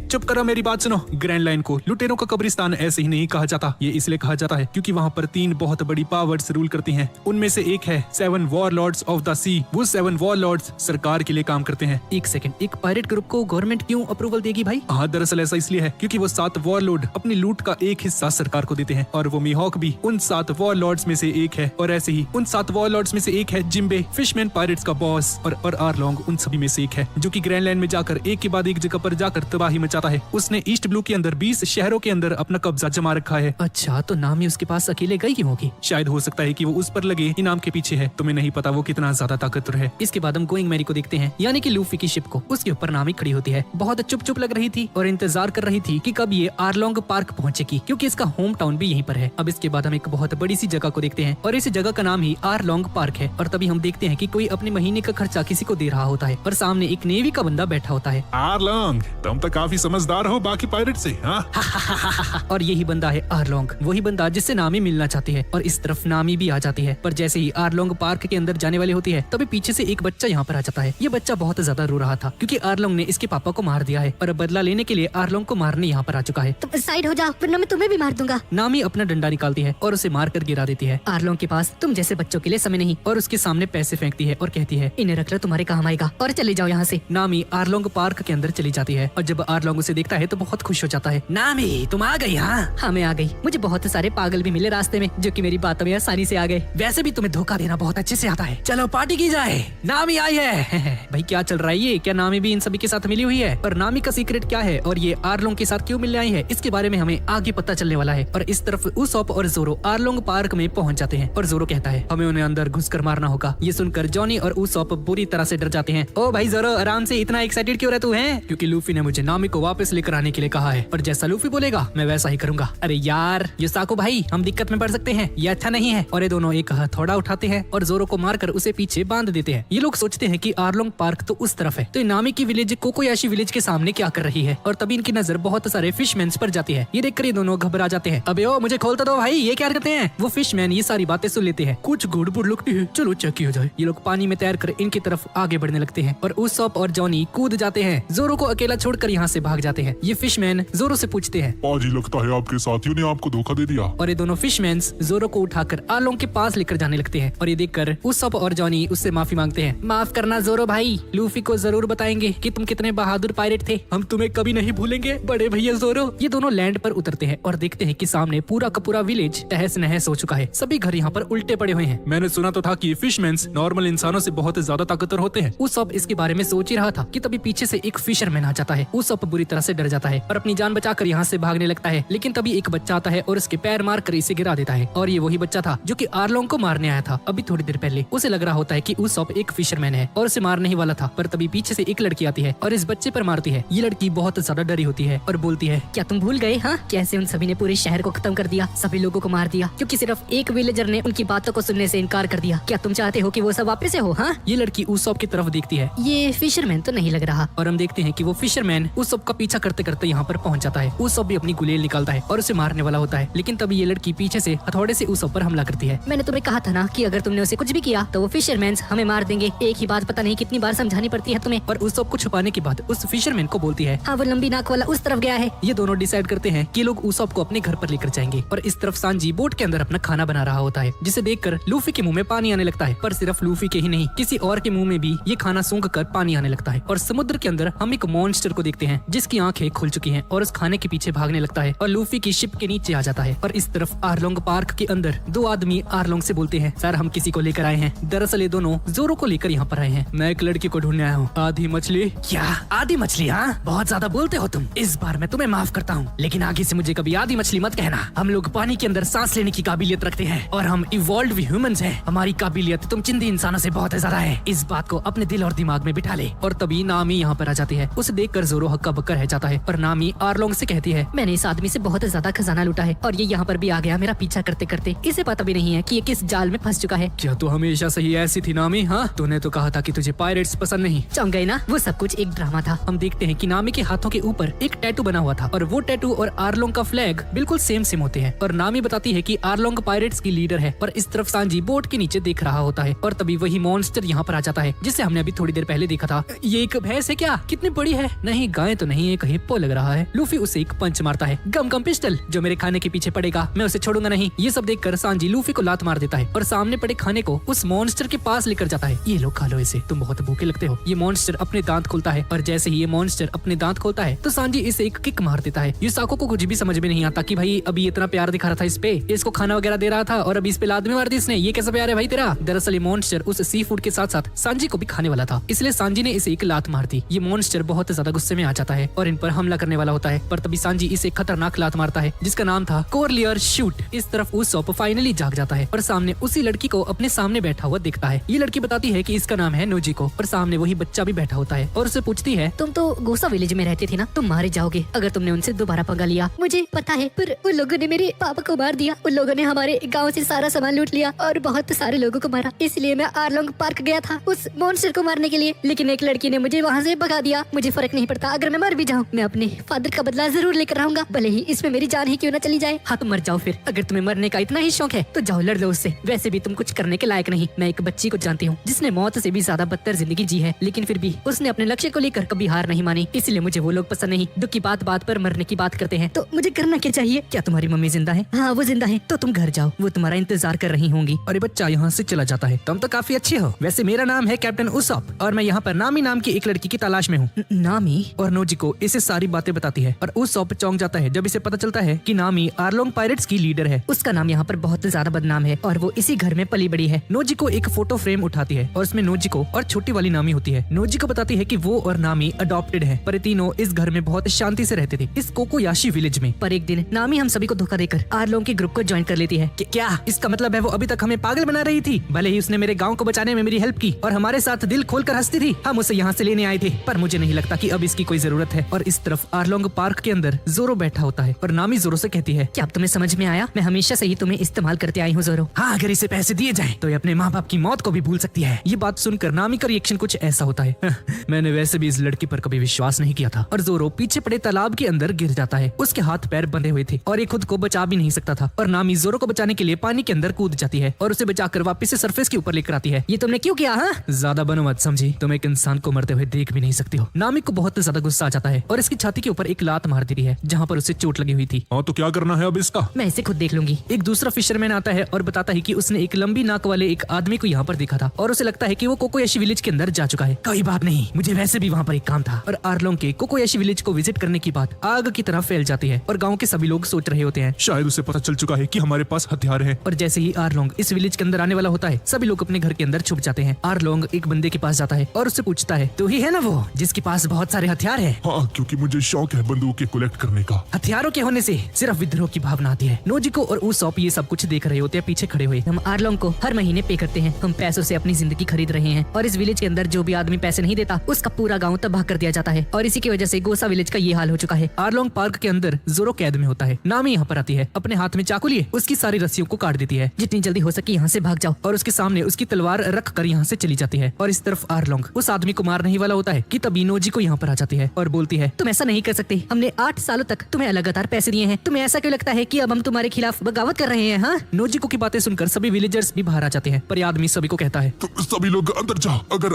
आज हमने कुछ भी किया तो हमारे 8 साल बर्बाद हो जाएंगे। आरलोंग उसे जमीन के ऊपर फेंक देता है और उस आदमी को दोबारा से उठाता है और दोबारा से फेंकने ही वाला होता है कि तभी उसके हाथों पर एक हमला होता है। ये लोग पीछे मुड़कर देखते हैं और ये काम उसॉप का होता है। मेरा नाम कैप्टन उसॉप है और मैं समुद्र का एक बहुत बहादुर पायरेट हूँ और अगर आज तुम्हें मरना नहीं है तो यहाँ से चले जाओ, भले ही तू 10,000 लोग लेकर आ जा, मैं एक को चीर कर रख दूंगा। बस इतना ही सुनने की देर थी और उसॉप बुरी तरह से डर जाता है। उसॉप यहाँ से भागने लगता है। गिनसम नाम का एक आदमी उसी आदमी को ट्रीटमेंट देता है और सामने से नामी भी यहाँ पर आ रही होती है और जैसे ही उसे देखते हैं तो सभी लोग अपने घर चले जाते हैं और सिर्फ नोजिको और गिनसान यहाँ पर बचते हैं और वो डॉक्टर भी जो कि इसे ट्रीट कर रहा था। नामी किसी की कब्र के सामने जाकर बोलती है, बस 70 लाख बेरीज और इसके बाद सब कुछ पहले जैसा हो जाएगा। पैसा सब कुछ ठीक कर देगा, चाहे कुछ भी हो जाए। मैं 10 करोड़ बेरीज इकट्ठा करके अपने गाँव का खरीद लूंगी। और इस तरफ जोरो चेयर के ऊपर बैठा होता है सभी फिशमैन्स को मारकर। जोरो लूफी का इंतजार कर रहा होता है और हम देखते हैं कि लूफी उस सी मॉन्स्टर को अपना पेट बना लेता है और उस पर सवारी करते हुए जा रहा होता है। और इस तरफ उसॉप जैसे तैसे करके खुद को बचा रहा होता है एक पेड़ के साथ कैमोफ्लॉज होकर। और तभी एक फिशरमैन इसे देख लेता है और उसे पकड़ लेता है। उसॉप डर के मारे नीला पड़ जाता है और इस तरफ जोरो के सामने हाची नाम का एक बंदा आ जाता है। तो मुझे हाची पुकार सकते हो क्या? तुम हमारे कोई गेस्ट हो? हाँ, मुझे कोकोयाशी विलेज जाना है। ठीक है, तुम मेरे मेहमान हो, उस मटकी के अंदर बैठ जाओ, मैं तुम्हें मैं वहाँ पर लेकर जाऊंगा। थोड़ी देर बाद आरलोंग अपनी आरलोंग पार्क के अंदर आता है और चौंक जाता है जब वो देखता है कि उसके सभी फिशमैन्स को किसी ने मार दिया है और इनमें से एक फिशमैन जो कि बहुत ज्यादा घायल है आरलोंग को बताता है।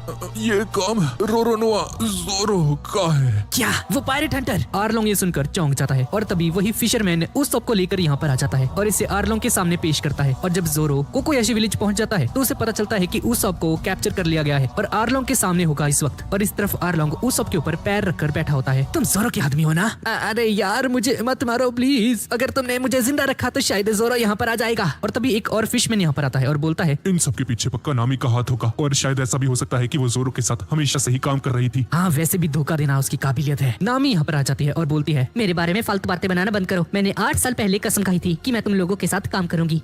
मुझे माफ करना नामी। तुम कब तक मुझ पे शक करते रहोगे? हाँ, और तभी हाची भी यहाँ पर आ जाता है और अपने भाइयों की ऐसी हालत देखकर बहुत ज्यादा गुस्सा हो जाता है। मैं तुम सभी को कभी माफ नहीं करूंगा, एक बार वो मिल जाए जिसने ये काम किया। उस सब अपने मन में सोचता है कि बस थोड़े ही टाइम की बात है, इसे बस किसी तरह से इन्हें उलझा कर रखना होगा। और इसके बाद जोरो इसे बचाने के लिए यहाँ पर आ जाएगा और अपनी गुलेल निकाल कर इन्हें मारने ही वाला होता है। पर तभी नामी सामने आती है और उस सब को अपने डंडे से बहुत बुरे तरीके से मारती है। क्या तुम मुझसे लड़ना चाहती है? हाँ नामी, भले ही तूने हमारी शिप को चुरा लिया पर लूफी को अभी भी तुझ पे पूरा विश्वास है। उसने एक बार भी तुझ पर शक नहीं किया और अभी भी तुझे वो नेविगेटर के रूप में देखना चाहता है। तू उसके साथ ऐसा कैसे कर सकती है? मैं सिर्फ पैसों पर विश्वास करती हूँ। वो सामने खड़े एक फिशरमैन से उसका चाकू निकालती है। उस सॉप बुरे तरीके से डर जाता है, अपने बैग से एक बॉल निकालता है और नामी पर हमला करता है। और तभी चारों तरफ स्मोक हो जाती है और इसका फायदा उठाकर नामी उस सॉप के पेट के अंदर चाकू घोंप देती है। नामी उस सॉप को मार देती है और उस सॉप पीछे तालाब के अंदर गिर जाता है। उस सॉप पानी के अंदर डूबने लगता है और उस खून से लथपथ चाकू को उस फिशमैन को दे देती है। मेरा सिर्फ एक ही मकसद था इस आरलोंग ग्रुप को ज्वाइन करने का और वो है अपने गाँव को कोयाशी विलेज को खरीद लेना। मेरे पास बहुत ही जल्द 10 करोड़ बेरीज हो जाएंगी। हाँ मैं उस वादे को नहीं तोड़ूंगा। जॉनी ने ये सब देख लिया था कि नामी ने उस सब को कैसे मारा। इसके बाद हम लूफी को देखते हैं जो कि अभी भी उस मॉन्स्टर की सवारी कर रहा था और ये मॉन्स्टर जमीन के ऊपर जाकर टकरा जाता है और इसी मॉन्स्टर बुरी तरह से घायल हो जाता है। और जैसे ही ये शिप लैंड करती है तो यहाँ पे जोरो भी खड़ा होता है और ये शिप जोरो से टकरा जाती है। सालो मुझे मारना चाहते हो? हाँ? इस तरफ नामी अपने रूम के अंदर जाती है और हम देखते हैं कि इसका पूरा का पूरा रूम नक्शों से भरा हुआ था। और इसके बाद नामी एक फ्लैशबैक को देखती है जहाँ पर बचपन में आरलोंग उसे यहाँ पर लेकर आया था इस रूम में। नामी मन ही मन कहती है, मेरे पास कोई और रास्ता नहीं था इसलिए मुझे वो करना पड़ा। और इस तरफ जॉनी सभी के सामने आकर इन सभी को बताता है कि उस सब को नामी ने मार दिया है। ये बात सुनकर ये तीनों हक्के बक्के रह जाते हैं और बीच के ऊपर हम एक अजीब से आदमी को देखते हैं जो कि अजीब से कपड़े पहनकर घूम रहा होता है। तो गाइस नामी ने ऐसा क्यों किया और क्या है इसकी बैक स्टोरी और नामी ने उस सब को क्यों मारा और ये बंदा जिसे हमने अभी देखा ये है कौन? ये सब जानने के लिए अगला वाला पार्ट नहीं यही वाला पार्ट देखिए। अब जॉनी इन सभी को बता देता है कि नामी ने उस सब को मार दिया है। ये बात सुन के लूफी जॉनी का कॉलर पकड़ लेता है। फालतू की बातें करना बंद करो। पर मैंने उसे अपनी आंखों से देखा था। मैंने कहा ना फालतू की बातें करना बंद करो। नामी कभी ऐसा नहीं कर सकती, हम लोग दोस्त हैं। और तभी पीछे से नामी यहाँ पर आ जाती है। दोस्त? हाँ, मजाक करना बंद करो लूफी, तुम बस पागलों का एक झुंड हो जो कि एक साथ काम कर रहे हैं। नामी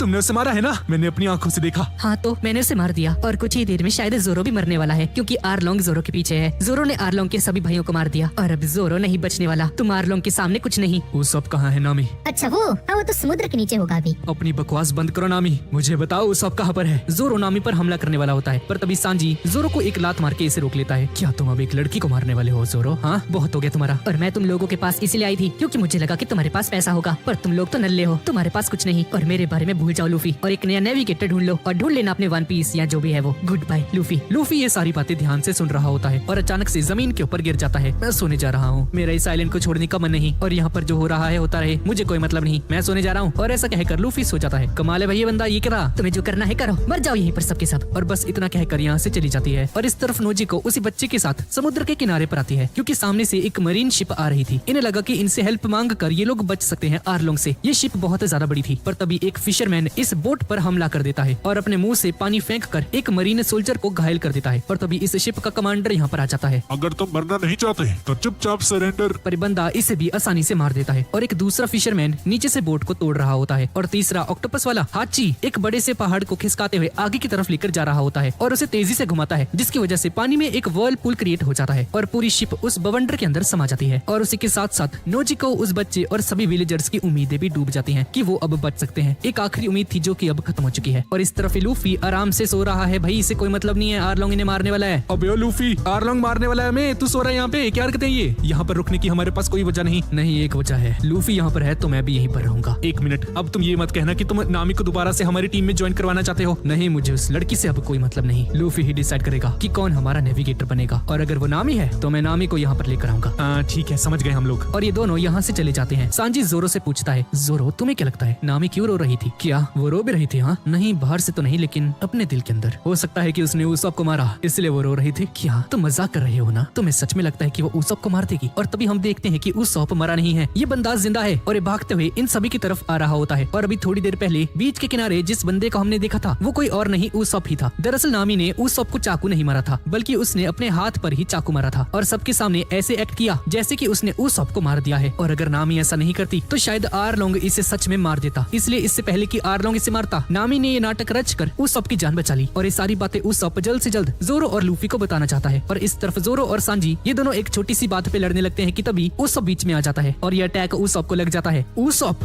तुम जिंदा हो? शायद, लेकिन अब नहीं। और तभी लूफी भी उठ जाता है। अरे भाई उसॉप, क्या हो गया तेरे को? क्या नामी ने तुम्हारे साथ ही किया? और पीछे से जोरो और सांजी कहते हैं, नहीं ये हम दोनों का काम है। सालों अभी मर जाता मैं। ओए उसॉप, मैंने तो सुना था कि नामी ने तुझे मार दिया है। नहीं लूफी, ये पूरी तरह से सच नहीं है, बल्कि नामी ने तो मेरी जान बचाई है। और इस तरफ हम नोजिको को देखते हैं और जैसे ही अपने घर पहुंचती है तो वो देखती है कि सारी चेयर और बोतलें टूटी हुई होती हैं और घर के अंदर नामी थी। नामी कहती है, मैं बस यहाँ पर थोड़ा सा आराम करने के लिए आई हूँ। कौन है वो लोग? एक मिनट, क्या तुम उनसे मिल चुकी हो? हाँ, मैं मिली हूँ एक से। उसकी नाक बहुत बड़ी सी थी और मुझे वो एक नंबर का झूठा लग रहा था। तुम मुझे बता सकती हो इसके बारे में? तुम्हें याद है ना, तुमने मुझसे वादा किया था कि तुम मुझे सारी बातें बताओगी। हाँ, मैंने सोचा था कि मैं उन्हें भूल जाऊंगी, उन्हें अपने दिमाग से पूरी तरीके से हटा दूंगी, पर मैं जितना उन्हें भूलने की कोशिश करती हूँ उतना ही मुझे वो याद आते हैं। सच तो ये है कि मैं भूल गई थी कि मेरे ऊपर कितनी बड़ी जिम्मेदारी है। मुझे उनके साथ रहना पसंद है, काश मैं उनके साथ हमेशा रह पाती। दरअसल अभी नामी इन चारों की ही बात कर रही है और इस तरफ उसॉप इन सभी को बता चुका है कि कहानी क्या है। असली में नामी आरलोंग के ग्रुप के साथ काम कर रही है और मुझे लगता है कि इसके पीछे कोई बहुत बड़ी वजह है। वो हमें कभी धोखा नहीं दे सकती। तो मुझे लगता है कि हमें आरलोंग पार्क पर सीधा हमला कर देना चाहिए। तभी नोजी को यहाँ पर आ जाती है। तुम कुछ भी कर लो, उन्हें कभी नहीं हरा सकते। सब सोच रहे होते हैं कि ये लड़की कौन है और उसॉप इन्हें बताता है कि ये नामी की बड़ी बहन है। और सांजी इसे देखकर इस पे फिदा हो जाता है। इसकी आंखों में दिल विल बन जाते हैं और ये सिंपिंग करना शुरू कर देता है। नामी को अकेला छोड़ दो और इस गांव से चले जाओ। मैं तुम्हें उसकी कहानी बताने के लिए तैयार हूँ, सिर्फ एक शर्त पर। वो कहानी सुनकर तुम इस गांव को छोड़कर चले जाओगे। हाँ ठीक है, मुझे उसके पास्ट से कोई फर्क नहीं पड़ता, मैं नहीं जानना चाहता। उस पे ध्यान मत देना, वो ऐसा ही है। हम तुम्हारी कहानी सुनना चाहते हैं। और जोरो एक पेड़ के पास जाकर बैठ जाता है और थोड़ी देर बाद ये भी सो जाता है। और नोजी को समझ आती है कि नामी इन सभी को आसानी से भूल क्यों नहीं पा रही। ये सभी लोग बहुत ज्यादा इंटरेस्टिंग है और इनके साथ दिल लगा रहता है। और इस तरफ कोकोयाशी विलेज के अंदर चूहे जैसा दिखने वाला कमांडर यहाँ पर आ जाता है जिसका नाम है कोलोनल नेजुमी। और ये बंदा नेवी ब्रांच 16 का कोलोनल है और सामने खड़े विलेजर्स से पूछता है, गेंजो कहाँ पर है? गेंजो वही बंदा है जिसे हमने अभी थोड़ी देर पहले देखा था, जिसके पास हथियार वगैरह थे। गेंजो सामने आता है। जी सर, मैं ही हूँ गेंजो। मुझे वहाँ पर लेकर चलो जहाँ पर नामी नाम की लड़की का घर है। नामी? पर क्यों सर? चुपचाप हमें रास्ता दिखा। और इस तरफ नोजी को नामी की कहानी सुनाना शुरू कर देती है। ये आज से 8 साल पहले की बात है। और हम नामी और नोजिको का बचपन देखते हैं। नामी उस समय कोकोयाशी विलेज के अंदर ही रहा करती थी और नामी और नोजिको अपनी पूरी जिंदगी में उन्हें कभी नहीं भूल सकती, जिसका नाम था बेले मेरे। नामी एक मैप बनाती है कोकोयाशी विलेज का, यानी कि अपने ही गांव का। नामी लाइब्रेरी के अंदर जाती है पर पैसे ना होने की वजह से वो एक बुक को चुरा लेती है। और तभी गिनसान यहाँ पर आ जाते हैं, यानी कि गेंजो, और उसे पकड़ लेते हैं। बेवकूफ लड़की। और इसे इसके घर लेकर जाते हैं। बेले मेरे बाहर आती है और बोलती है, क्या हो गया, क्यों परेशान कर रहे हो? वेलकम होम नामी। इसने इतनी सारी चोरियां की हैं कि पूरे गांव में ये लड़की फेमस हो चुकी है। बेला मेरा उसे दिलासा देती है। कोई बात नहीं, तुमने उसकी बुक के लिए पैसे दे दिए ना, उसके लिए तुम्हारा बहुत बहुत शुक्रिया। अब मेरे पास पैसे नहीं है, लेकिन बाद में तुम मेरे साथ जो चाहो कर सकते हो। गिनसान ये सुनकर शर्मा कर भाग जाता है यहाँ से। अरे ओ क्या ये पागल वागल तू है? और ये दोनों हंसने लग जाते हैं। और तुम क्यों हंस रही हो? और उसे मारकर कहती है, अगली बार तुमने चोरी की तो तुम्हें 100 बार मारूंगी, समझी? नोजी को यहाँ पर आ जाती है। अगर मैं तुम्हारी जगह पर होती तो आराम से चुरा लेती, किसी को पता भी नहीं चलता। बेला मेरा इन दोनों को मारती है। चोरी करना बुरी बात है। अरे यार, हम तो मजाक कर रहे थे। ये देखो, नामी ने कितना बढ़िया मैप बनाया है। कोई भी यकीन नहीं कर सकता कि तुम्हारे जैसी एक छोटी सी बच्ची इस पूरे के पूरे विलेज का ऐसा नक्शा तैयार कर सकती है, और वो भी इतना बढ़िया। जी मॉम, मैं नक्शों के बारे में बहुत ज्यादा पढ़ती हूँ और मुझे नक्शे बनाना पसंद है और इसके लिए मैं पूरी दुनिया का सफर करना चाहती हूँ और मैं उस हर जगह का नक्शा तैयार करूंगी जहाँ पर मैं घूमी हूँ। एक दिन तुम्हारा ये सपना जरूर पूरा होगा। अगले दिन बेले मेरे नामी के लिए एक ड्रेस बनाती है, पर नामी उसे देखकर बिल्कुल भी खुश नहीं होती है क्योंकि ये पहले नोजिको के लिए तैयार की गई थी और ये इसे फिट भी नहीं आ रही थी। नोजिको नामी से कहती है, अरे तो क्या हो गया, मैं तुमसे सिर्फ 2 साल छोटी हूँ, तुम ये फिट आ जाएगी, पहनकर तो देखो। इससे कोई फर्क नहीं पड़ता, मुझे नए कपड़े चाहिए। और तुम मेरे बारे में मत बोलो, तुम मेरी असली की बहन नहीं हो, समझी? हमारा कोई खून का रिश्ता नहीं है। बेला मेरी ये बात सुनकर नामी को एक जोरदार चांटा मारती है। तो क्या हुआ? हाँ, अगर तुम सच में बहनें नहीं हो, ऐसी फालतू की बात दोबारा कभी मत करना। आप भी हमारी असली मॉम नहीं हो। काश आपकी जगह हम किसी अमीर फैमिली में पैदा हुए होते। बेला मेरा ये बातें सुनकर शॉक्ड हो जाती है और कहती है, ठीक है, तुम्हें जो करना है वो करो। अगर तुम्हें इस घर से और मुझसे इतनी ही ज्यादा नफरत है तो चली जाओ यहाँ से। और नामी गुस्सा होकर यहाँ से सचमुच चली जाती है। कुछ देर बाद बेला मेरा को रियलाइज होता है कि उसने बहुत बड़ी गलती कर दी। नोजी को यहाँ पर आती है और बोलती है, हम तीनों एक फैमिली है मॉम, और मुझे पूरा यकीन है कि नामी भी यही सोचती है। तुम बहुत स्ट्रांग हो नोजिको, ये सब मेरी गलती है। क्या तुम प्लीज मेरे लिए नामी को दोबारा से घर लेकर आ सकती हो? उसे कहना कि मैंने उसके लिए बहुत टेस्टी खाना तैयार किया है। और इस तरफ नामी गेनसान के घर पर होती है। मुझे लगता है पहला मेरे अब बहुत ज्यादा खुश होंगी, क्योंकि 2 बच्चों को पालने में बहुत ज्यादा पैसा लगता है और मुझे लगता है कि गांव के सभी लोग मेरी वजह से उन्हें नफरत करते हैं, तो मैंने उनका घर छोड़ दिया। अरे यार बेला मेरा बचपन से ही ऐसी थी, बचपन से ही बहुत ज्यादा बदमाश है और अभी भी सबकी नजरों में वो बदमाश ही है। इसके बाद हम एक फ्लैशबैक को देखते हैं। ये बहुत समय पहले की बात है, जब हर जगह पर जंग छिड़ी हुई थी। बेला मेरे पायरेट्स के खिलाफ लड़ रही होती है, पर एंड में वो हार जाती है और बेला मेरे बहुत ज्यादा बुरी हालत में पड़ी होती है, लगभग मरने ही वाली थी कि तभी देखती है कि सामने से 2 बच्चे आ रहे होते हैं। ये कोई और नहीं बल्कि नामी और नोजी को ही थे। बेला मेरे बहुत हिम्मत से उनके पास जाती है और उनके बारे में पूछती है, पर इन तीनों में से कोई भी एक दूसरे को बिल्कुल नहीं जानता था। जब नामी हंसती है तो बेला मेरे को जिंदा रहने की एक उम्मीद दिखाई देती है और बहुत तेज तूफान में बेला मेरे उन सभी को लेकर अपने गाँव कोकोयाशी विलेज जाने लगती है। बहुत मुश्किल से कोकोयाशी विलेज पहुंचती है और उन सभी को एक डॉक्टर के पास लेकर जाती है। डॉक्टर, सभी लोग सोच रहे होते हैं कि ये 2 लड़कियां कौन हैं। इन्हें तूफान की वजह से बहुत तेज बुखार हो चुका है। ठीक है, इन्हें मेरे क्लिनिक लेकर चलो प्लीज, इन्हें मरने मत देना, मैं भीख मांगती हूँ। और फाइनली नोजी को और नामी होश में आते हैं और इसके बाद बेले मेरे डिसाइड करती है कि इन दोनों को गोद लेने वाली है। गिनसान और डॉक्टर इसे समझाते हैं, अरे इन्हें मत पालो, तुम्हारी जैसी एक औरत कभी अच्छी माँ नहीं बन सकती है। मैंने ऑलरेडी डिसाइड कर लिया है, समझे। मैं अभी इतनी बड़ी तो हो चुकी हूँ कि मैं इन दोनों को पाल सकती हूँ। आज से मैं इन दोनों की जिम्मेदारी अपने कंधों पर लेती हूँ और मैं इन दोनों के साथ ही रहने वाली हूँ। गाँव के सभी लोग इन दोनों को खुश देखकर सभी लोग बहुत ज्यादा खुश होते हैं, पर तभी इनकी खुशियों को किसी की नजर लग जाती है। हम देखते हैं कि एक पायरेट्स का ग्रुप आता है और ये कोई और नहीं बल्कि आरलोंग ही होता है। आरलोंग अपनी शिप के साथ आता है और पूरे के पूरे विलेज पर कब्जा कर लेता है। गेनसान नामी और नोजिको को कहीं पर छिप जाने के लिए कहता है। आरलोंग अपने पूरे क्रू के साथ कोकोयाशी विलेज के अंदर आ जाता है। इसी समय से ये विलेज नहीं, पूरा आइलैंड मेरे कब्जे में है। और सुन लो मेरी बात, यहाँ पर हर एक जवान आदमी को मुझे हर महीने 1 लाख बेरीज और हर एक बच्चे को 50,000 बेरीज देनी होंगी और जो भी पैसे देने में असफल रहेंगे उन्हें मरना होगा। आरलोंग बहुत सारे विलेजर्स से पैसे कलेक्ट करना शुरू कर देता है और यहाँ से जाने लगता है, लेकिन तभी इसका एक साथी कहता है, ओ ये देखो सामने से किसी घर में धुआं आ रहा है। ये घर किसी और का नहीं बल्कि बेले मेरे का होता है। और अब आरलोंग उसके घर की तरफ जाने लगता है पैसे कलेक्ट करने के लिए। आरलोंग बेले मेरे सान के घर में पहुंचता है और बेले मेरे को लगता है कि नामी और नोजी को है, पर खिड़की के बाहर देखते हैं कि बहुत सारे लोग होते हैं। ठीक है, अंदर आ जाओ, खाना बन चुका है। और जैसे ही आरलोंग अंदर आता है तो इसके मुंह पर एक लात पड़ती है। बेले मेरे आरलोंग के मुंह के ऊपर एक गन तान देती है और बोलती है, ये तुम्हारी बुरी किस्मत है कि मैं एक नेवी की ऑफिसर हूँ। ये देखकर बाकी सभी फिशमैन्स हंस रहे होते हैं और आरलोंग भी हंसना शुरू कर देता है।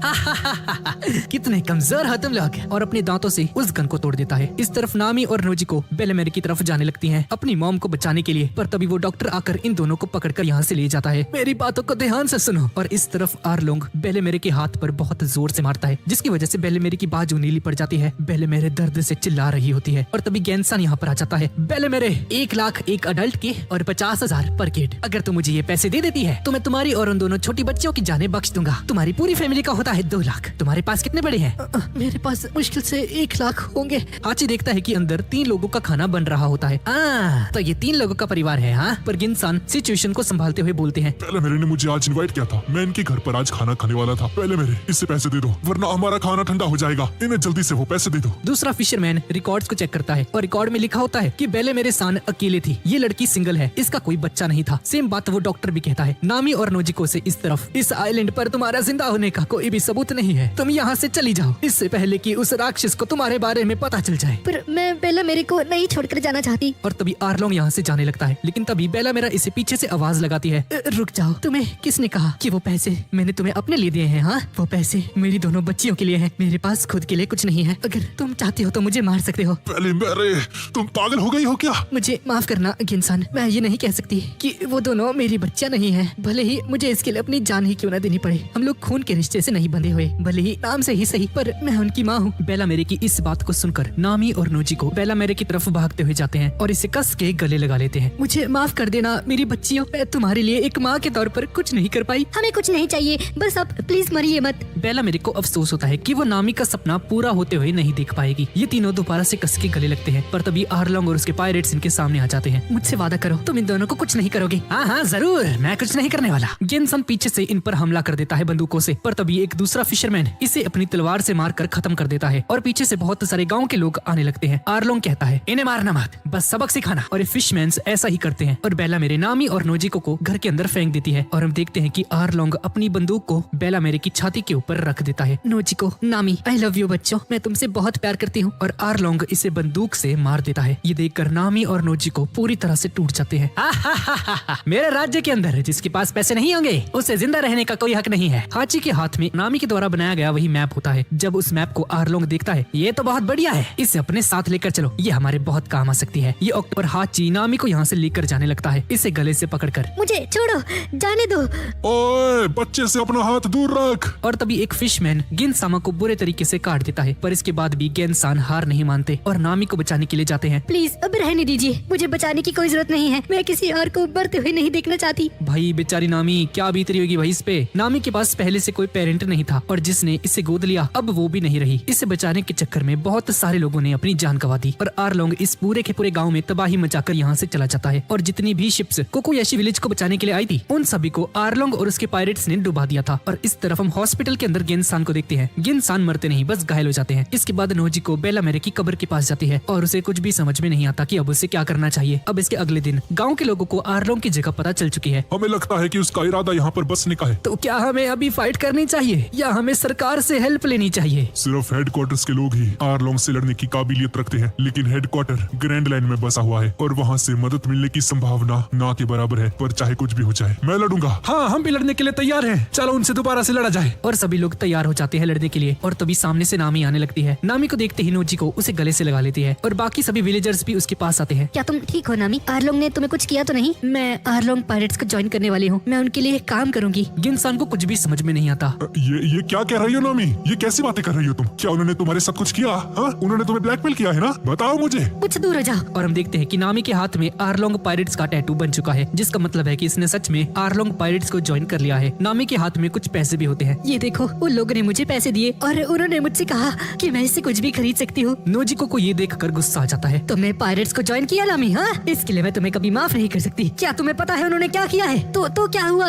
पहला मेरे की तरह गरीब तो नहीं मरूंगी, कम से कम पहला मेरे हमारी वजह से मारी गई थी। नामी यहाँ से चली जाओ और अगली बार कभी इस गांव में दोबारा कदम मत रखना। और इसी के साथ नामी यहाँ से रोते रोते चली जाती है। अब थोड़ी देर बाद रात हो जाती है और नामी बेला मेरे की कब्र के पास बैठी हुई थी। नोजी को भी यहाँ पर आ जाती है। मुझे नहीं लगता कि सरकार से हमें कोई हेल्प आने वाली है, इसलिए मैंने आरलोंग के साथ एक एग्रीमेंट किया है नोजी को, ताकि मैं कोकोयाशी विलेज को 10 करोड़ बेरीज में खरीद लूं। अगर मैंने गाँव खरीद लिया तो सभी लोग आजाद हो जाएंगे, किसी को मरना नहीं पड़ेगा। बस इसके बदले मुझे आरलोंग के साथ काम करना होगा और उनके लिए समुद्र का नक्शा बनाना होगा। पर 10 करोड़, मुझे नहीं लगता कि अगर तुम अपनी पूरी जिंदगी भी काम करोगी तो इतने पैसे कमा सकोगी। भले ही कुछ भी हो जाए, मैं 10 करोड़ इकट्ठा करूंगी। मेरे पास और कोई चारा नहीं है, मुझे विलेजर्स के लिए ये सब कुछ करना ही होगा। और अगर मैंने किसी से मदद मांगी तो शायद और लोग मारे जाएंगे। पर पहला मेरे के कातिलों के साथ रहना तुम्हारे लिए बहुत दर्दनाक होगा नामी। हाँ मैं जानती हूँ, पर मैं हमेशा अपने चेहरे पर एक बड़ी सी मुस्कान रखूंगी। मैंने डिसाइड कर लिया है, अब से मैं कभी नहीं रहूंगी और मैं अपनी लड़ाई खुद लड़ूंगी। इसके बाद हम वापस से प्रेजेंट में आ जाते हैं और सांजी उसॉप ये सारी बातें सुनकर बहुत ज्यादा हैरान हो जाते हैं। तो सांजी गुस्से से भर जाता है, जिस किसी ने भी नामी को इतना तड़पाया है मैं उसे छोड़ूंगा नहीं। तभी नोजी को इसके मुंह पे एक पंच मारती है। तुम लोग समझते क्यों नहीं हो? हाँ, मैंने तुम्हें ये सारी कहानी इसलिए बताई ताकि तुम लोग रुक सको और नामी की 8 सालों की मेहनत को बर्बाद ना कर दो। उसे अपनी लड़ाई खुद लड़ने दो और तुम सभी लोग उसके रास्ते में आ रहे हो। जॉनी और युसाको भी ये सारी कहानी सुन लेते हैं और पूरी तरीके से इमोशनल हो जाते हैं। और इस तरफ नामी खुश होती है क्योंकि वो अपने सफर के एंड तक पहुंच गई थी और बहुत ही जल्द कोकोयाशी विलेज को खरीदने वाली है। ये सब सोचकर नामी बहुत ज्यादा खुश हो रही होती है। अब इसके बाद हम लूफी को देखते हैं। उठ गया भाई, ये जब देखो सोता रहता है जब मर्जी रैंडमली। लूफी कोकोयाशी विलेज पहुंचता है और तभी गेनसान और वही कोलोनल सामने से आ रहे होते हैं और तभी नामी भी इन्हें देख लेती है और ये देखकर हैरान हो जाती है कि गेनसान एक नेवी वाले बंदे के साथ क्या कर रही है। ये नेवी वाला बंदा पूछता है, तो तू ही है ना नामी? हाँ, जिसने बहुत सारे लुटेरों से सामान चुराया है। तो अब से जो भी तूने चुराया वो अब सरकार का है और अब जल्दी से बता दे कहाँ पर है वो सामान। तूने सुना नहीं क्या मुझे? मैं आरलोंग पायरेट्स की लीडर हूँ। अगर तूने मुझसे पंगा लिया तो आरलोंग तेरी जान ले लेगा। बेवकूफ लड़की, सभी लोग जाओ और उस खजाने को ढूंढकर मेरे पास लेकर आ। नामी ये चीज नहीं सहती और अपना डंडा निकालकर नेवी वालों को मारना शुरू कर देती है। आरलोंग पायरेट्स ने न जाने कितने ही लोगों को मारा है और न जाने कितने गाँव को तबाह किया है। तुझे पता है ये सब, पर इतनी बड़ी मुसीबत को इग्नोर करके तू एक चोर से उसकी चुराई हुई चीजें लेने आया है। बहुत बोलती है तू बच्ची। कितने सालों से इस आइलैंड के लोग तुम्हारी मदद के लिए इंतजार कर रहे थे, पर तुम्हें कुछ भी फर्क नहीं पड़ता। और तभी जब इनमें से एक नेवी वाला जमीन को खोदने लगता है तो नामी जल्दी से वहाँ पर जाकर उसे एक डंडे से मारती है। बेला मेरे के बगीचों को छूना भी मत। वो पैसे मैंने इसलिए जमा किए हैं क्योंकि ताकि इस गांव को बचा सके। और नेवी वाले, तुझे यह हक किसने दिया कि तू इससे इसका सामान चुरा सकता है? हाँ, नामी ये देखकर हैरान हो जाती है कि गेनसान को ये सारी बातें पता है। हाँ नामी, मुझे सब कुछ पता था पहले से। जब तुमने मुझे बताया कि तुम आरलोंग पायरेट्स को ज्वाइन करने वाली हो तब मुझे समझ में नहीं आया और बाद में मैंने नोजी को इसके बारे में बात की और इसके बाद मुझे इस असलियत के बारे में पता चला। और सिर्फ मुझे ही नहीं, पूरे गाँव वालों को पता है कि तुम आरलोंग पायरेट्स के साथ इसलिए हो ताकि तुम हम गाँव वालों को बचा सको। नामी, अगर तुम यहाँ पर गाँव को बचाने के लिए नहीं आए हो तो अपना सामान उठाओ और यहाँ से निकल जाओ। हम लोग इस आइलैंड पर 10 करोड़ ढूंढने आए हैं, कोई चावल का दाना नहीं जिसे आसानी से छोड़ देंगे। पर तुम्हें कैसे पता चला कि 10 करोड़ है? नामी को ये सुनकर एक एक शॉक लगता है और समझ जाती है कि आर्लोंग ने इसे सब कुछ बता दिया है और आर्लोंग ने ही इसे भेजा है यहाँ पर। तुम्हें यहाँ पर आर्लोंग ने भेजा है ना? सच बताना। मुझे क्या पता, हम तो बस तुम्हारी चुराई हुई चीज लेने यहाँ पर आए हैं। एक नेवी वाला चिल्लाकर कहता है। सर, हमें खजाना मिल गया। और हमें पता चलता है कि इस नेवी वाले और आर्लोंग के बीच में एक एग्रीमेंट हुआ है जिसके अकॉर्डिंग 10 करोड़ में से 3 करोड़ इस नेवी वाले के पास जाएंगे। और नामी को उसकी इतने सालों की मेहनत अपनी आंखों के सामने खराब होती हुई दिख रही थी। ये देखकर नामी बुरी तरह से हैरान हो जाती है। उसे छूना भी मत। और तभी नेवी वाला बंदा एक गन निकाल लेता है और फायर कर देता है और नोजिको को ये बुलेट हिट कर जाती है और नीचे गिरकर बहुत ज्यादा जख्मी हो जाती है। इसके बाद सभी लोग नोजिको को डॉक्टर के पास लेकर जाने लगते हैं। डॉक्टर नोजिको को दिखता है और उसका इलाज करते हुए गेनसान सभी को बताता है। पूरे 8 सालों तक आर्लोंग ने नामी से झूठ कहा, उसने नामी को धोखे में रखा। ये सुनकर सभी गांव वाले बहुत ज्यादा गुस्सा हो जाते हैं क्योंकि उस कमीने आर्लोंग ने सिर्फ नामी का यूज किया है 8 सालों तक और उसे हमेशा से धोखे में रखा है। नामी बहुत ज्यादा गुस्से में आती है और आर्लोंग के पास जाती है और आर्लोंग से पूछती है। आर्लोंग, उस नेवी वाले ने मेरे पैसे चुरा लिए। क्या हुआ तुम्हारे उस वादे का? हाँ, क्या हुआ तेरा वादा? तुमने कहा था कि मैं अपनी जान दे दूंगा, लेकिन अपना वादा कभी नहीं तोड़ूंगा। मैंने कौन सा वादा तोड़ा? अब भोले मत बनो, मुझे सब कुछ पता चल चुका है कि तुमने नेवी वालों के साथ टीम अप। मैंने कौन सा वादा तोड़ा नामी? मुझे भी तो बताओ। सारे फिशमैन्स हंस रहे होते हैं और नामी रोने लग जाती है। तुम्हारी ऐसी की तैसी। आर्लोंग, तेरे पैसे चोरी हो गए। हाँ, कितनी बदकिस्मत हो। कोई बात नहीं, वो 10 करोड़ बेरीज दोबारा से इकट्ठा कर लेना और अगर तुमने यहाँ से भागने की कोशिश करी तो मैं तेरे गाँव के सभी लोगों को जान से मार दूंगा। और इस तरफ सांजी भी पूरी तरह से तैयार था लड़ने के लिए और नामी की सारी प्रॉब्लम्स को खत्म करना चाहता था। जोरो भी उठ जाता है। बकवास बंद करो और चलो यहाँ से। नामी भागते हुए अपने गाँव की तरफ जाने लगती है और नामी को सिर्फ एक ही टेंशन होती है कि कोई भी आर्लोंग पर हमला करने ना चले जाए गुस्से में आकर, क्योंकि अगर ऐसा हुआ तो सभी विलेजर्स मारे जाएंगे। और इस तरफ हम देखते हैं कि कोकोयाशी विलेज के अंदर सभी लोग तैयार होते हैं लड़ने के लिए। सभी लोग बात कर रहे होते हैं कि नामी के साथ जो कुछ भी हुआ वो सब कुछ सुनने के बाद ये लोग अब चुप बैठ के नहीं रह सकते। हमें उस आर्लोंग को सबक सिखाना ही होगा, उसने नामी के भूलेपन का फायदा उठाया। उसने ये बहुत बुरा किया। सभी लोग तैयार होते हैं लड़ने के लिए और तभी नामी यहाँ पर आ जाती है। बस कुछ देर की बात है, मैं फिर से काम करूंगी और जल्दी ही वापस से दोबारा पैसे इकट्ठा कर लूंगी। इस बार ये बहुत आसान होगा, मेरा विश्वास कीजिए, मैं ठीक हूँ। प्लीज मुझे थोड़ा सा और समय दे दीजिए। गेनसान नामी की तरफ जाता है और उसे गले से लगा लेता है।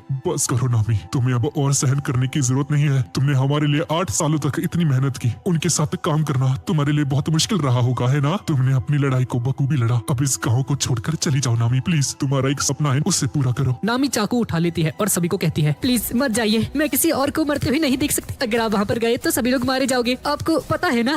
हाँ, हमें पता है नामी, पर हमने अपना मन बना लिया है नामी, हम उस आर्लोंग के बच्चे को नहीं छोड़ने वाले। नामी, हमारे रास्ते से हट जाओ, सभी लोग चलो मेरे साथ। और गेनसान इन सभी विलेजर्स को लेकर यहाँ से जाने लगते हैं। नामी इस वक्त बहुत सारी चीजें सहन कर रही होती है। इसने बेला मेरे के मरने के बाद 8 साल तक जितनी भी मेहनत की थी वो सब कुछ अब खराब होने जा रहा था। क्या ये सभी लोग मारे जाएंगे? और अपने हाथ पर बने उस आर्लोंग पायरेट के टैटू को बहुत ध्यान से गुस्से में देख रही होती है और चाकू से उसे मिटाने की कोशिश करती है।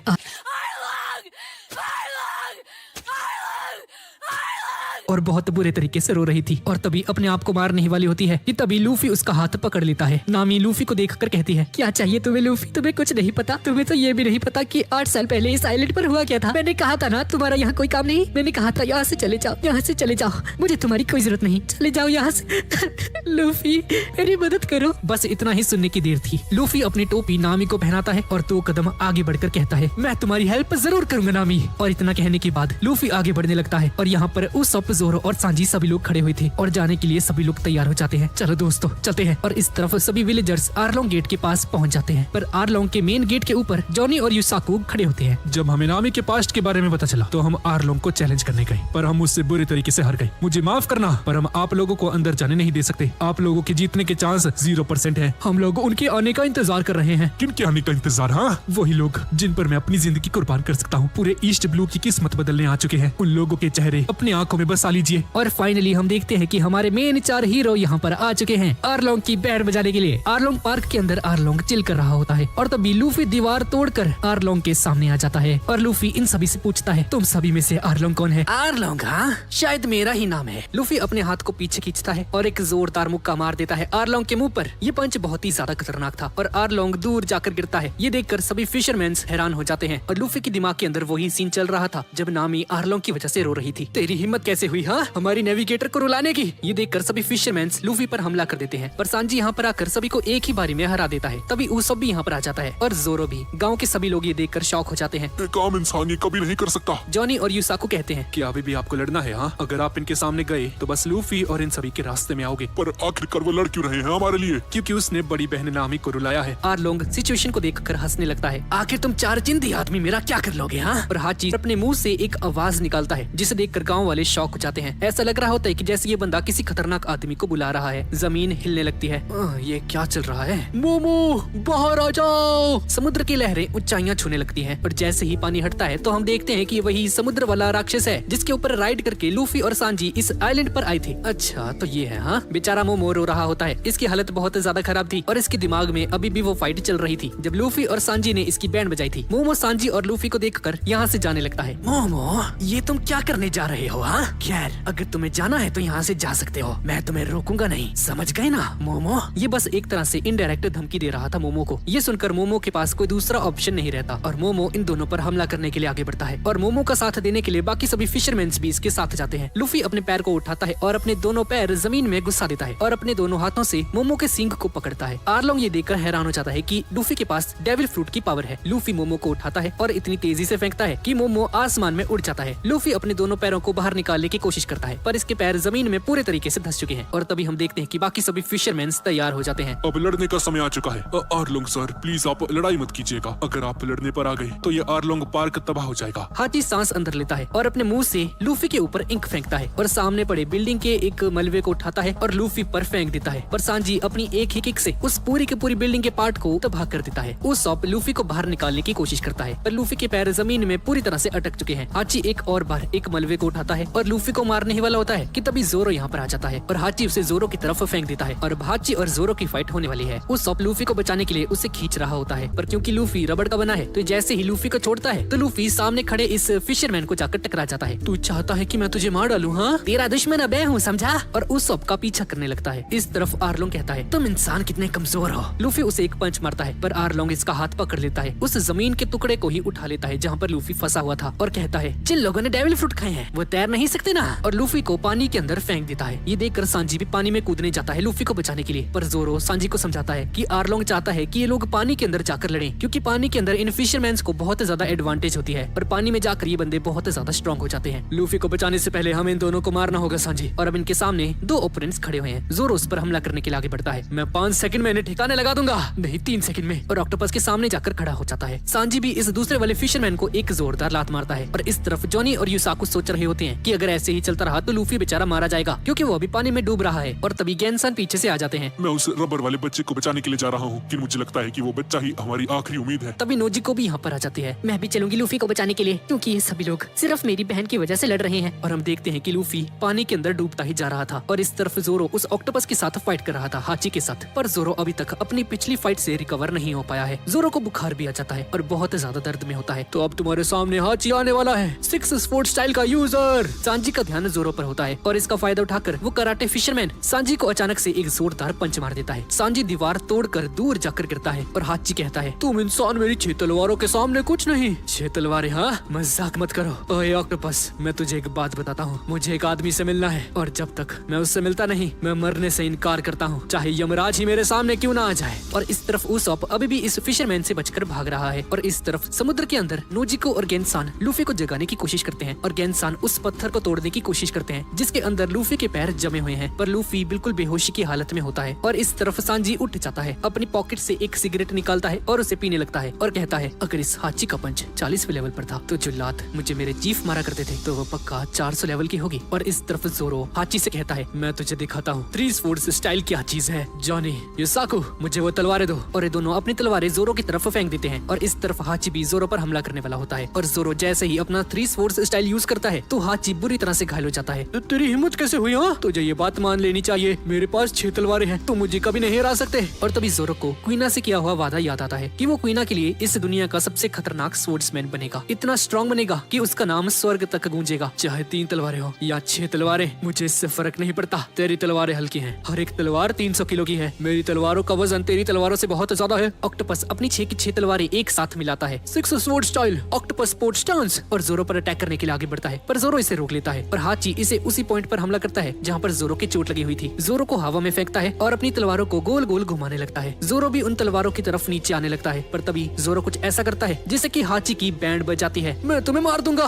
जोरो उठता है और कहता है, अगर मुझे उसे हराना है तो मुझे सबसे बेहतरीन होना पड़ेगा, तभी मैं मीहॉक को हरा सकता हूँ। जोरो ड्रैगन ट्विस्टर नाम का एक अटैक यूज करता है और हाची की सारी तलवारों को तोड़ देता है। आरलोंग भी ये देखकर शॉक्ड रह जाता है और हाची सोचता है, मैं एक 3 तलवारों वाले से कैसे हार सकता हूँ। और हाची जमीन पर गिर जाता है और मुझे लूफी को बचाने जाना होगा। और तभी ये कराटे फिशरमैन जोरो के पीछे आ जाता है और उसे मारने ही वाला होता है कि तभी सांजी यहाँ पर आकर जोरो को बचा लेता है। तुम जिंदा हो? हाँ, मुझे नहीं पता था कि ईस्ट ब्लू में कोई है जो कि मेरे मुक्के को सरवाइव कर सकता है। जोरो, अगर तुम इस हालत में इस पानी के अंदर जाते हो लूफी को बचाने के लिए तो तुम मारे जाओगे। मुझे ही लूफी को बचाने के लिए जाना होगा। और सांजी पानी के अंदर कूद जाता है और देखता है कि गेंसान और नोजी को लूफी को बचाने की कोशिश कर रहे थे और नोजी को लूफी की गर्दन स्ट्रेच करके उसे जमीन पर लेकर आ गई थी ताकि लूफी एटलीस्ट सांस ले सके। और तभी वो फिशरमैन यहाँ पर आ जाता है और सांजी को बहुत बुरे तरीके से मार देता है। और इस तरफ नोजी को लूफी से कहती है, लूफी होश में आओ, हमें तुम्हारी जरूरत है, प्लीज वापस आ जाओ। कराटे फिशरमैन सांजी को जरा सा भी मौका नहीं देता है और पानी के अंदर सांजी पर एक के बाद एक हमले करता जा रहा था। उसके किक, उसके पंचेस बहुत बुरे तरीके से सांजी को मार रहे थे और सांजी बुरी तरह से घायल हो जाता है। सांजी सामने एक पहाड़ से जाकर टकरा जाता है। सांजी बहुत देर से पानी के अंदर होता है, इसलिए सांजी ऑक्सीजन लेने के लिए ऊपर जाने लगता है और जैसे ही ऊपर जाता है तो वो देखता है कि वो फिशरमैन उसी का इंतजार कर रहा था सरफेस पर आने के लिए। सांजी सांस नहीं ले पाता है। मुझे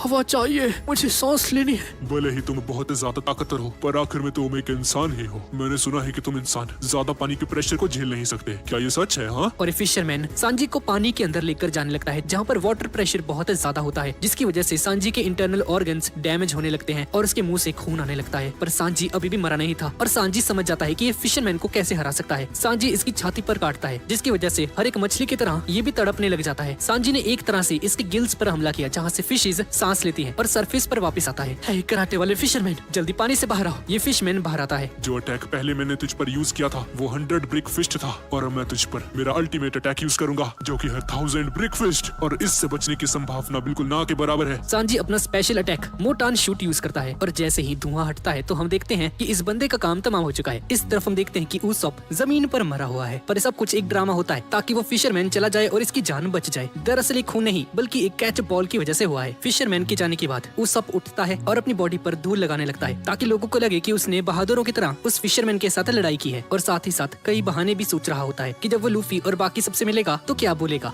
लगता है मुझे बोलना पड़ेगा, मैंने उस कमीने को जाने दिया, मैं उसे आराम से मार सकता था। नहीं, ये सुनने में अच्छा नहीं लग रहा। या फिर नामी, हमें माफ करना, हमने वो सब कुछ किया जो कि हम कर सकते थे, ये बहुत ही ज्यादा खतरनाक लड़ाई थी। पर तभी उसॉप सोचने लगता है कि कैसे लूफी ने उसको अपना दोस्त माना था, कैसे जोरो तैयार था हार के बदले मौत को गले लगाने के, और सांजी जिसने नामी के लिए आरलोंग तक को चैलेंज कर दिया, और जॉनी और यूसाकू अपना काम बखूबी कर रहे थे, कैसे सभी गांव वाले तैयार थे मरने के लिए। वैसे मैं बहुत उसॉप समझ जाता है कि ये कितना बुरा इंसान है, कितना शेमफुल है ये, और अपने आप पर ही गुस्सा करने लगता है। पर अब उसॉप एक झूठे से एक बहादुर आदमी की तरह चिल्लाकर उस फिशरमैन से कहता है, ओए रुक जा, तो अभी तो जिंदा है? हाँ मैं जिंदा हूँ। और तभी उसॉप एक हथौड़ा लेकर फिशरमैन के टांगों पर मारता है और अपनी उंगली में एक रबर बैंड को खींचता है, जिसकी वजह से फिशरमैन थोड़ा सा डर जाता है और जैसे ही अपनी आंखें खोलता है तो देखता है कि उसॉप यहाँ से जा चुका है। फिशरमैन बहुत ज्यादा गुस्सा हो जाता है और सामने पड़े पानी को सोखने लगता है। ये फिशरमैन उस पानी को एक स्प्रे की तरफ फेंकता है, जिसकी वजह से आसपास के सभी पेड़ कट जाते हैं। उसॉप इसके फेस पर एक गोली मारता है, जिसकी वजह से इस बंदे की आग लग जाती है। ये फिशरमैन पानी के लिए तड़पने लगता है और पानी की तरफ चला तो जाता है, पर हथौड़े से इसके सर के ऊपर इतनी बार मारता है कि इसके सर के ऊपर बहुत सारी बॉल्स उग जाती हैं और फाइनली उसॉप इस फिशरमैन को हरा देता है। पर इस तरफ आरलोंग पार्क के अंदर सांजी और जोरो बुरी तरह से पिट चुके हैं। आरलोंग सांजी पर बहुत तेजी से मारता है। ये हमला बिल्कुल शॉटगन की तरह था और सांजी घायल होकर नीचे गिर जाता है और तभी नामी यहाँ पर आ जाती है। मैं भी कुछ पायरेट्स की जान लेने वाला था। वैसे तुम यहाँ पर क्यों आई हो? तुम्हें मारने के लिए आई हूँ। हैं? मुझे मारने आई हो क्या? मैं तुझे और तेरे गांव वालों को नहीं मारूंगा, पर तुझे हमेशा मेरे लिए काम करते रहना होगा। तो बता, तू मेरी दोस्त है या फिर उनकी? नामी सोच में पड़ जाती है कि अगर इसने इस डील को एक्सेप्ट कर लिया तो लूफी और सभी विलेजर्स बच जाएंगे। और तभी नामी सभी गांव वालों से कहती है, मुझे माफ करना, पर क्या आप सभी लोग मेरे साथ मरने के लिए तैयार हैं? बस इतना ही सुनने की देर थी और सभी गांव वाले तैयार हो जाते हैं आरलोंग से फाइट करने के लिए। इस तरफ पानी के अंदर नोजी को लूफी की हेल्प कर रही होती है और फाइनली लूफी जिंदा हो जाता है। लूफी के मुंह से बहुत सारा पानी निकलने लग जाता है, बिल्कुल किसी फाउंटेन की तरह। और इस तरफ जोरो आरलोंग के साथ लड़ने के लिए तैयार हो जाता है ताकि उसे डिस्ट्रैक्ट करके सांजी उसकी जान बचाने के लिए पानी के अंदर जाए। 30 सेकंड है तुम्हारे पास, इससे ज्यादा मैं नहीं टिक पाऊंगा, जाओ और लूफी की मदद करो। 30 सेकंड बहुत ज्यादा है मेरे लिए। और सांजी ऐसा बोलकर पानी के अंदर कूद जाता है लूफी की हेल्प करने के लिए। जोरो अपनी तलवार लेकर आरलोंग के सामने जाकर खड़ा हो जाता है। ये सब तो कुछ नहीं मेरे सामने, आधी मछली। मैंने तुम्हें समझाया था ना, इस नाम से मुझे दोबारा मत पुकारना। और इस तरफ लूफी फाइनली होश में आ जाता है। बच्चे क्या तुम ठीक हो? हाँ आपके सर पे जो छतरी सी थी वो कहाँ गई? साले तुझे अभी भी उसकी परवाह है? मैं तेरे बारे में पूछ रहा हूँ, तो ठीक है कि नहीं है? ये क्या कहते हैं? इस तरफ आर्लोंग और ज़ोरो आमने सामने होते हैं, पर तभी आर्लोंग पर कोई अंडे से हमला करता है और ये हमला किसी और ने नहीं बल्कि उसॉप ने किया होता है। आयनामी, मैंने इनमें से एक को हरा दिया जिसका मुंह कुछ ऐसा था। आर्लोंग ये सुनकर शॉक्ड रह जाता है। क्या तुमने चू को हरा दिया? चू उस बंदे का नाम है जिसे उसॉप ने हराया था। और इसी बीच ज़ोरो कहता है, मैं तुम्हारी शान उस नाक को काटने वाला हूँ। ज़ोरो आर्लोंग की नाक पर हमला करता है पर उसकी नाक टूट ही नहीं सकती है। इस तरफ हाची अपने होश में आ जाता है और सांजी के पीछे जाता है उसे रोकने के लिए। ज़ोरो का ध्यान जैसे ही हाची पर जाता है तो आर्लोंग इस मौके का फायदा उठाकर अपनी नाक से उसकी छाती पर बहुत तेजी से हमला करता है और ज़ोरो बुरी तरह से घायल हो जाता है। और इस तरफ सांजी पानी के अंदर फाइनली लूफी को देख लेता है। हाची भी पीछा करते हुए पीछे से आ रहा था और जब नोजी को हाची को देखती है तो हाची के सामने जाकर खड़ी हो जाती है और हाची ऑक्टोपस फ्रिटर फ्रेंजी नाम का एक अटैक यूज करता है और बहुत सारे पंचेस इस पर मारने ही वाला होता है कि तभी हम ज़ोरो को देखते हैं। आर्लोंग ज़ोरो को गले से पकड़ लेता है। ज़ोरो पहले से ही बहुत ज्यादा जख्मी होता है और अब इसकी हालत बहुत ज्यादा खराब हो चुकी है। ये सारी बैंडेजेस क्या लगा रखी हैं तुमने? हाँ, क्या तुम कहीं गिर गए थे? और सारी बैंडेजेस को हटा देता है और जैसे ही उन बैंडेजेस को हटाता है तो आर्लोंग बुरी तरह से शॉक हो जाता है। ये देखकर नामी भी हक्की बक्की रह जाते हैं। बैंडेज हटने की वजह से ज़ोरो का बहुत सारा खून जमीन पर गिरने लगता है। इतनी सारी चोटों के बाद भी ये आदमी जिंदा कैसे है? हम ज़ोरो की चेस्ट को देखते हैं जो कि बुरी तरह से जख्मी थी। मैं इस आदमी को जिंदा नहीं छोड़ सकता। और ज़ोरो को मारने ही वाला होता है पर तभी ज़ोरो स्माइल करता है और कहता है, अगर कोई इंसान हिले ना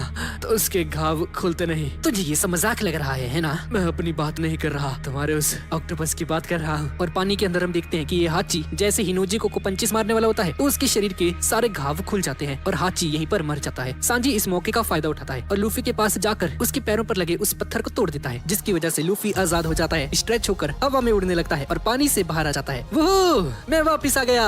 ये देखकर नामी बहुत ज्यादा खुश हो जाती है और आर्लोंग बहुत ज्यादा गुस्सा। लूफी अपना हाथ बड़ा करके ज़ोरो को पकड़ने की कोशिश करता है। लूफी ज़ोरो को दूर फेंक देता है। अब ज़ोरो हवा में होता है और लूफी आर्लोंग को अपने सर से मारता है और उसके बाद उस पर पंचिस मारने लगता है। आर्लोंग को इससे कुछ भी नहीं होता है। तुझ में और मुझ में क्या फर्क है? नाक का फर्क है शायद से। नहीं तो फिर जबड़ा होगा या फिर हाथों का आकार? नहीं, तुमने गलत कहा, हमारी स्पीशीज अलग है। और आर्लोंग लूफी का सर खाने के लिए उसकी तरफ आगे बढ़ता है। लूफी किसी तरह से बच जाता है पर आर्लोंग का जबड़ा एक पिलर पर जाकर लग जाता है। सभी को लग रहा होता है कि इस हमले की वजह से आर्लोंग के सारे दांत टूट जाएंगे पर उसकी जगह वो पूरा का पूरा पिलर ही टूट जाता है। चलो मैं तुम्हें दिखाता हूँ हम दोनों में असली फर्क क्या है। हाँ क्यों नहीं, मैं एक मछली से कभी नहीं हारने वाला। ज़ोरो, सांजी, नामी और पूरे गांव वालों की नजर है इस फाइट के ऊपर क्योंकि इसी फाइट के ऊपर पूरे ईस्ट ब्लू का फ्यूचर डिपेंड करता है। तुम इंसान किसी काम के नहीं, यहाँ तक कि तुम एक पत्थर को अपने दांत से तोड़ भी नहीं सकते। लूफी सामने पड़े एक पत्थर को अपने पंच से तोड़ देता है। पत्थर को तोड़ने का सिर्फ एक तरीका नहीं होता है। लूफी सामने पड़ी तलवारों को उठाकर आर्लोंग पर मारने लगता है पर आर्लोंग बहुत आसानी से लूफी की एक तलवार को दूर फेंक देता है और दूसरी तलवार को अपने दांतों से ही तोड़ देता है। लेकिन फिर भी लूफी रुकता नहीं है और एक पंच मार देता है इसके चेहरे पर जिसकी वजह से आर्लोंग नीचे गिर जाता है और इसके सारे दांत टूट जाते हैं। हाँ मैं जानता हूँ मुझे तलवारें चलानी नहीं आती, मुझे नहीं पता समुद्र के अंदर कैसे सफर करते हैं, मुझे नहीं पता कि खाना कैसे बनाते हैं, मुझे नहीं पता कि झूठ कैसे बोलते हैं। भाई उस सबको झूठा कह रहा है और मैं मानता हूँ मैं इनकी मदद के बिना नहीं रह सकता। कमजोर, कितना कमजोर है तू। इस पूरी दुनिया में कुछ ऐसा काम है जो तू कर सकता है?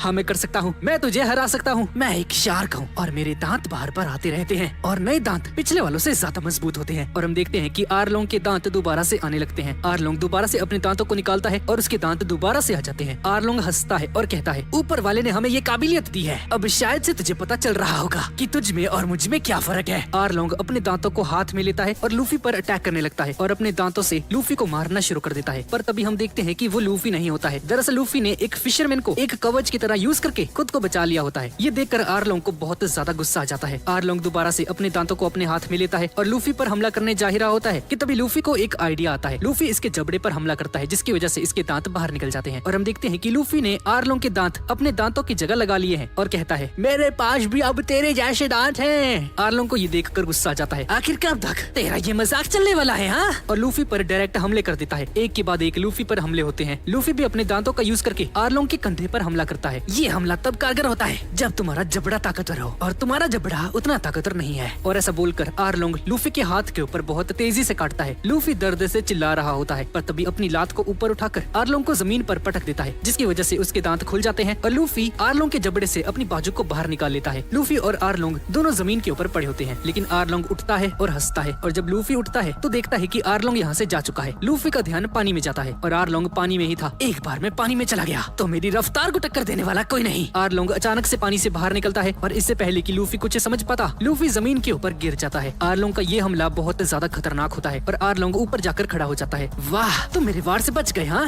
मैं बहुत ज्यादा इम्प्रेस्ड हूँ, पर तुम जितनी बार बचोगे उतनी बार अपनी मौत को अपने सामने देखोगे। और आर्लोंग शार्क डार्ट्स का यूज करके लूफी पर हमला करता है। अपनी नाक का यूज करके लूफी को मारने की कोशिश करता है। लूफी बहुत मुश्किल से अपनी जान बचाता है, पर आखिर में इसका हमला लूफी को लग ही जाता है और लूफी घायल हो जाता है। गाँव के सभी लोग लूफी को छिप जाने के लिए कहते हैं, बड़े भैया लूफी यहाँ से भाग जाइए। लूफी वहाँ से भाग जाओ। पर लूफी कहता है, नहीं, मैं छिपना नहीं चाहता, बल्कि मैं उसे पकड़कर उसकी नाक तोड़ना चाहता हूँ। ओए शार्क, बाहर आ जा, मैं तुझे हराने वाला हूँ, तुझ में बहुत हिम्मत है। लूफी अपने बाइने हाथ की उंगलियों को खींचता है। गम गम शील्ड। आर्लोंग दोबारा से इस पर हमला करता है, लेकिन इस बार लूफी इसे पकड़ लेता है और ये दोनों बिल्डिंग से जाकर टकरा जाते हैं। लूफी नीचे गिरने लगता है और इस पर आर्लोंग हमला करने ही वाला होता है कि तभी लूफी अपनी उंगलियों का एक जाला तैयार करता है और इसका नाम है गम गम फिंगर नेट, जिसकी वजह से लूफी की उंगलियां एक जाले की तरह बन जाती हैं, जिसके अंदर आर्लोंग किसी मछली की तरह फंस जाता है और नीचे जमीन पर गिरने लगता है। पर इससे पहले कि ये जमीन पर नीचे गिरता, लूफी अपने पैरों को बड़ा करके आर्लोंग को एक जोरदार किक मारता है और आर्लोंग बुरी तरह से घायल हो जाता है और ऐसा लग रहा होता है कि ये बंदा मर चुका है। पर आर्लोंग मरा नहीं होता है। आर्लोंग बस मरने का नाटक कर रहा था और जैसे ही लूफी इसके करीब आता है, ये लूफी को गोल गोल घुमाकर इसे दूर फेंक देता है, पर इससे लूफी को जरा सी भी चोट नहीं लगती है। आर्लोंग एक दीवार के ऊपर पंच मारता है और अंदर से एक तलवार बाहर निकलता है। ये हथियार इतना ज्यादा खतरनाक था कि इसे देखने भर से ही लोगों की रूह कांप जाए। आर्लोंग अपनी तलवार को उठाता है और लूफी को मारने के लिए आगे बढ़ता है, पर लूफी उससे बचकर कमरे के अंदर चला जाता है। ये पूरा रूम नक्शों से भरा हुआ था और हमें पता चलता है कि ये कमरा किसी और का नहीं बल्कि नामी का है। ये सारे के सारे सी चार्ट्स और सारे मैप्स नामी ने बनाए हैं। ये नामी की 8 साल की मेहनत है। इसी वजह से नामी हमारे लिए बहुत ज्यादा जरूरी है और किसी भी हालत में हम नामी को नहीं खो सकते। नामी और मैं दोस्त हैं, समझे? नामी तेरी दोस्त नहीं है, वो हमारी नेविगेटर है। आर्लोंग लूफी का मजाक उड़ाता है और कहता है, अगर नामी तुझ जैसे के लिए काम करेगी तो ये उसके हुनर की बेइज्जती होगी। लूफी उसकी बातों पर ध्यान नहीं देता और सामने पड़े एक पेन को दिखता है जिसके ऊपर खून लगा हुआ था। आर्लोंग अपनी तलवार को लूफी के गले के ऊपर रख देता है और कहता है, इस पूरी दुनिया पर राज हम फिशरमैन्स का ही होगा और सबसे पहले हम लोग ईस्ट ब्लू पर कब्जा करेंगे। लूफी अभी भी उसी पेन को देख रहा होता है। क्या तू उस लड़की को हमारी तरह अच्छे से इस्तेमाल कर पाएगा? हाँ? ये सुनकर लूफी को बहुत ज्यादा गुस्सा आता है। उस पेन को नीचे रखता है और आर्लोंग के ब्लेड को पकड़कर तोड़ देता है। तूने उसका इस्तेमाल किया? हाँ? नामी कोई चीज नहीं जिसका तुम इस्तेमाल कर सकते हो। नामी एक तुच्छ प्रजाति की लड़की है, पर दिमाग से बहुत तेज है। वो एक अच्छी लड़की है, मैं उसकी सारी जरूरतों को पूरा करूंगा, बस इसके बदले उसे मेरे लिए मैप बनाते रहना होगा। वो मेरे बहुत काम की चीज है। लूफी ये सुनकर गुस्से से पगला जाता है और सारी चीजों को बाहर फेंकने लगता है, टेबल, बुक शेल्फ, यहाँ तक कि नामी के सारे चार्ट्स को भी। नामी ये सब कुछ बाहर खड़े होकर देख रही होती है और उसे याद आता है कि ये वही रूम है जहाँ पर आर्लोंग कई सालों पहले इसे लेकर आया था और आर्लोंग इससे जबरदस्ती मैप बनवाया करता था। नामी यहाँ पर अकेली थी, बेला मेरे मर चुकी थी और नोजी को इससे मिलने नहीं आ सकती थी। और जब नामी ने बेला मेरे को याद करते हुए उसकी एक पिक्चर बनाई तो आर्लोंग ने उसे फाड़ दिया। नामी हर रोज बेला मेरे और नोजिको को याद करते हुए अपना दिन गुजारती थी और हमेशा उस कमरे में खुद को अकेले पाती थी। और इस तरफ आर्लोंग लूफी का गला काट रहा होता है। लूफी आर्लोंग की नाक को पकड़ता है और उसे तोड़ देता है। मुझे पता चल चुका है कि नामी को कैसे बचाना है। नामी इस कमरे की वजह से नहीं जा पा रही और अगर नामी यहाँ पर नहीं रहना चाहती तो मैं इस पूरे कमरे को ही तबाह कर दूंगा। लूफी अपने पैर को उठाकर बहुत बड़ा कर देता है और यूज करता है बैटल एक्स नाम की एक मूव को। आर्लोंग भी घूमकर लूफी पर अटैक करने के लिए आगे बढ़ता है, पर लूफी उसी बैटल एक्स यानी कि अपनी लात को आर्लोंग के ऊपर मारता है और ये लात पड़ते ही आर्लोंग के मुंह से खून निकलना शुरू हो जाता है। आर्लोंग दर्द से चिल्लाने लगता है और जमीन को तोड़ते हुए 4 फ्लोर नीचे जाकर गिर जाता है। लूफी के इस अटैक की वजह से पूरी बिल्डिंग पर असर पड़ता है और देखते ही देखते पूरी की पूरी बिल्डिंग तबाह हो जाती है और पूरा आर्लोंग पार्क ही तबाह हो जाता है। सभी लोग इस चीज को देखकर शॉक्ड रह जाते हैं, पर सभी लोग लूफी की चिंता कर रहे थे। लूफी, सभी लोग सोच रहे होते हैं कि इस लड़ाई में कौन जीता और क्या लूफी जिंदा है। सूरज की रोशनी पड़ती है आर्लोंग पार्क के ऊपर और हम देखते हैं कि लूफी जिंदा है, जिसे देखकर जॉनी और युसाकू बेचारे ये रोने लग जाते हैं खुशी के मारे। सभी लोग बहुत ज्यादा खुश हो जाते हैं और लूफी चिल्लाकर कहता है, नामी तुम मेरी दोस्त हो। ये बात सुनकर नामी इमोशनल हो जाती है। जोरो, उसोप, सांजी सभी लोग बहुत खुश थे और गांव वाले तो नाचना शुरू कर देते हैं। ये सभी लोग लूफी को पकड़ते हैं और इसे हवा में उछालना शुरू कर देते हैं और फाइनली कोकोयाशी विलेज और ये पूरा का पूरा आइलैंड आर्लोंग के राज से आजाद हो जाता है। नामी लूफी के पास आती है और उसे उसकी टोपी लौटा देती है, पर तभी वही चूहे जैसा दिखने वाला नेवी कमांडर यहाँ पर आ जाता है। मैंने तुम्हारी सारी फाइट देखी, मुझे नहीं लगता था कि आर्लोंग कभी हारेगा, पर अब क्योंकि आर्लोंग हार चुका है तो उसकी सारी संपत्ति मेरे नाम है। पर जोरो इसकी बकवास सुनकर अपना आपा खो देता है और इसे गले से पकड़कर इसे धो देता है। नामी भी इसके पास आती है और अपना बदला भी पूरा करती है। इस बंदे ने नोजिको को गोली से मारा था, जैसा कि हमने पिछले पार्ट में देखा था, और बेला मेरे की बगीचे को भी खराब किया और नामी इस पर एक डंडे से हमला कर देती है। फाइनली सभी लोग खुश हो जाते हैं और गेंसान मन ही मन सोच रहे होते हैं, तो आखिरकार हमें कुछ पायरेट्स नहीं बचाया। जो कुछ भी इस आइलैंड पर हुआ वो कोई छोटी बात नहीं थी। बेला मेरे सन को मारा, विलेजर्स को धमकाया, नामी को अपने साथ लेकर चले गए। इन लोगों ने हमें बहुत परेशान किया और 8 सालों बाद ये आजादी कोई आम बात नहीं है। और आर्लोंग जिसने इस पूरे विलेज के साथ इतना बुरा किया था, इसकी साथ भी एंड में बुरा ही हुआ और अब शायद से बेलेमेरे की आत्मा को शांति मिल जाएगी। अब इसके बाद हम देखते हैं कि यही चूहे जैसा दिखने वाला कॉलोनल नेजुमी लूफी के खिलाफ कंप्लेंट करता है और यहाँ तक कि ये बंदा ये भी सिफारिश करता है कि लूफी को जिंदा या मुर्दा कैसे भी करके पकड़ा जाए और इसकी तस्वीर हर जगह पर पहुँचा दी जाए और लूफी के खिलाफ एक वांटेड का पोस्टर छपवाया जाता है। और इस तरफ गाँव के सभी लोग अपना आजादी दिवस मनाते हैं, सभी लोग पार्टी कर रहे होते हैं पर जोरो बेचारा अपना ट्रीटमेंट करवा रहा होता है। और इस तरफ नामी बेलामेरे की कब्र के सामने बैठी हुई थी और गेंसान से पूछती है, गेंसान, अगर बेलामेरे भी जिंदा होती तो क्या वो मुझे पायरेट्स को ज्वाइन करने देती? अगर उन्होंने तुम्हें रोका भी होता तो तुम रुकती नहीं, है ना? बिल्कुल नहीं। तुम लोग सही में बेलामेरे की ही बेटियां हो, मुझे तुम पर गर्व है नामी। पूरा आइलैंड जश्न मना रहा होता है। अब थोड़ी देर बाद रात हो जाती है और गेंसान बेलामेरे की कब्र के पास आते हैं। तुम्हारी बेटी यहाँ बड़ी हो चुकी है और उन्हें देखकर तो मुझे ऐसा लगता है जैसे मैं तुम्हें ही देख रहा हूँ। लूफी भी वहाँ से गुजर रहा होता है। ये किसी की कब्र है क्या? ये जिसकी भी कब्र हो, भगवान उसकी आत्मा को शांति दे। कल से नामी तुम्हारे साथ सफर पर होगी और याद रखना, अगर तुम्हारी वजह से नामी की स्माइल कभी भी गई तो मैं तुझे अपने हाथों से मारूंगा, समझ गए ना?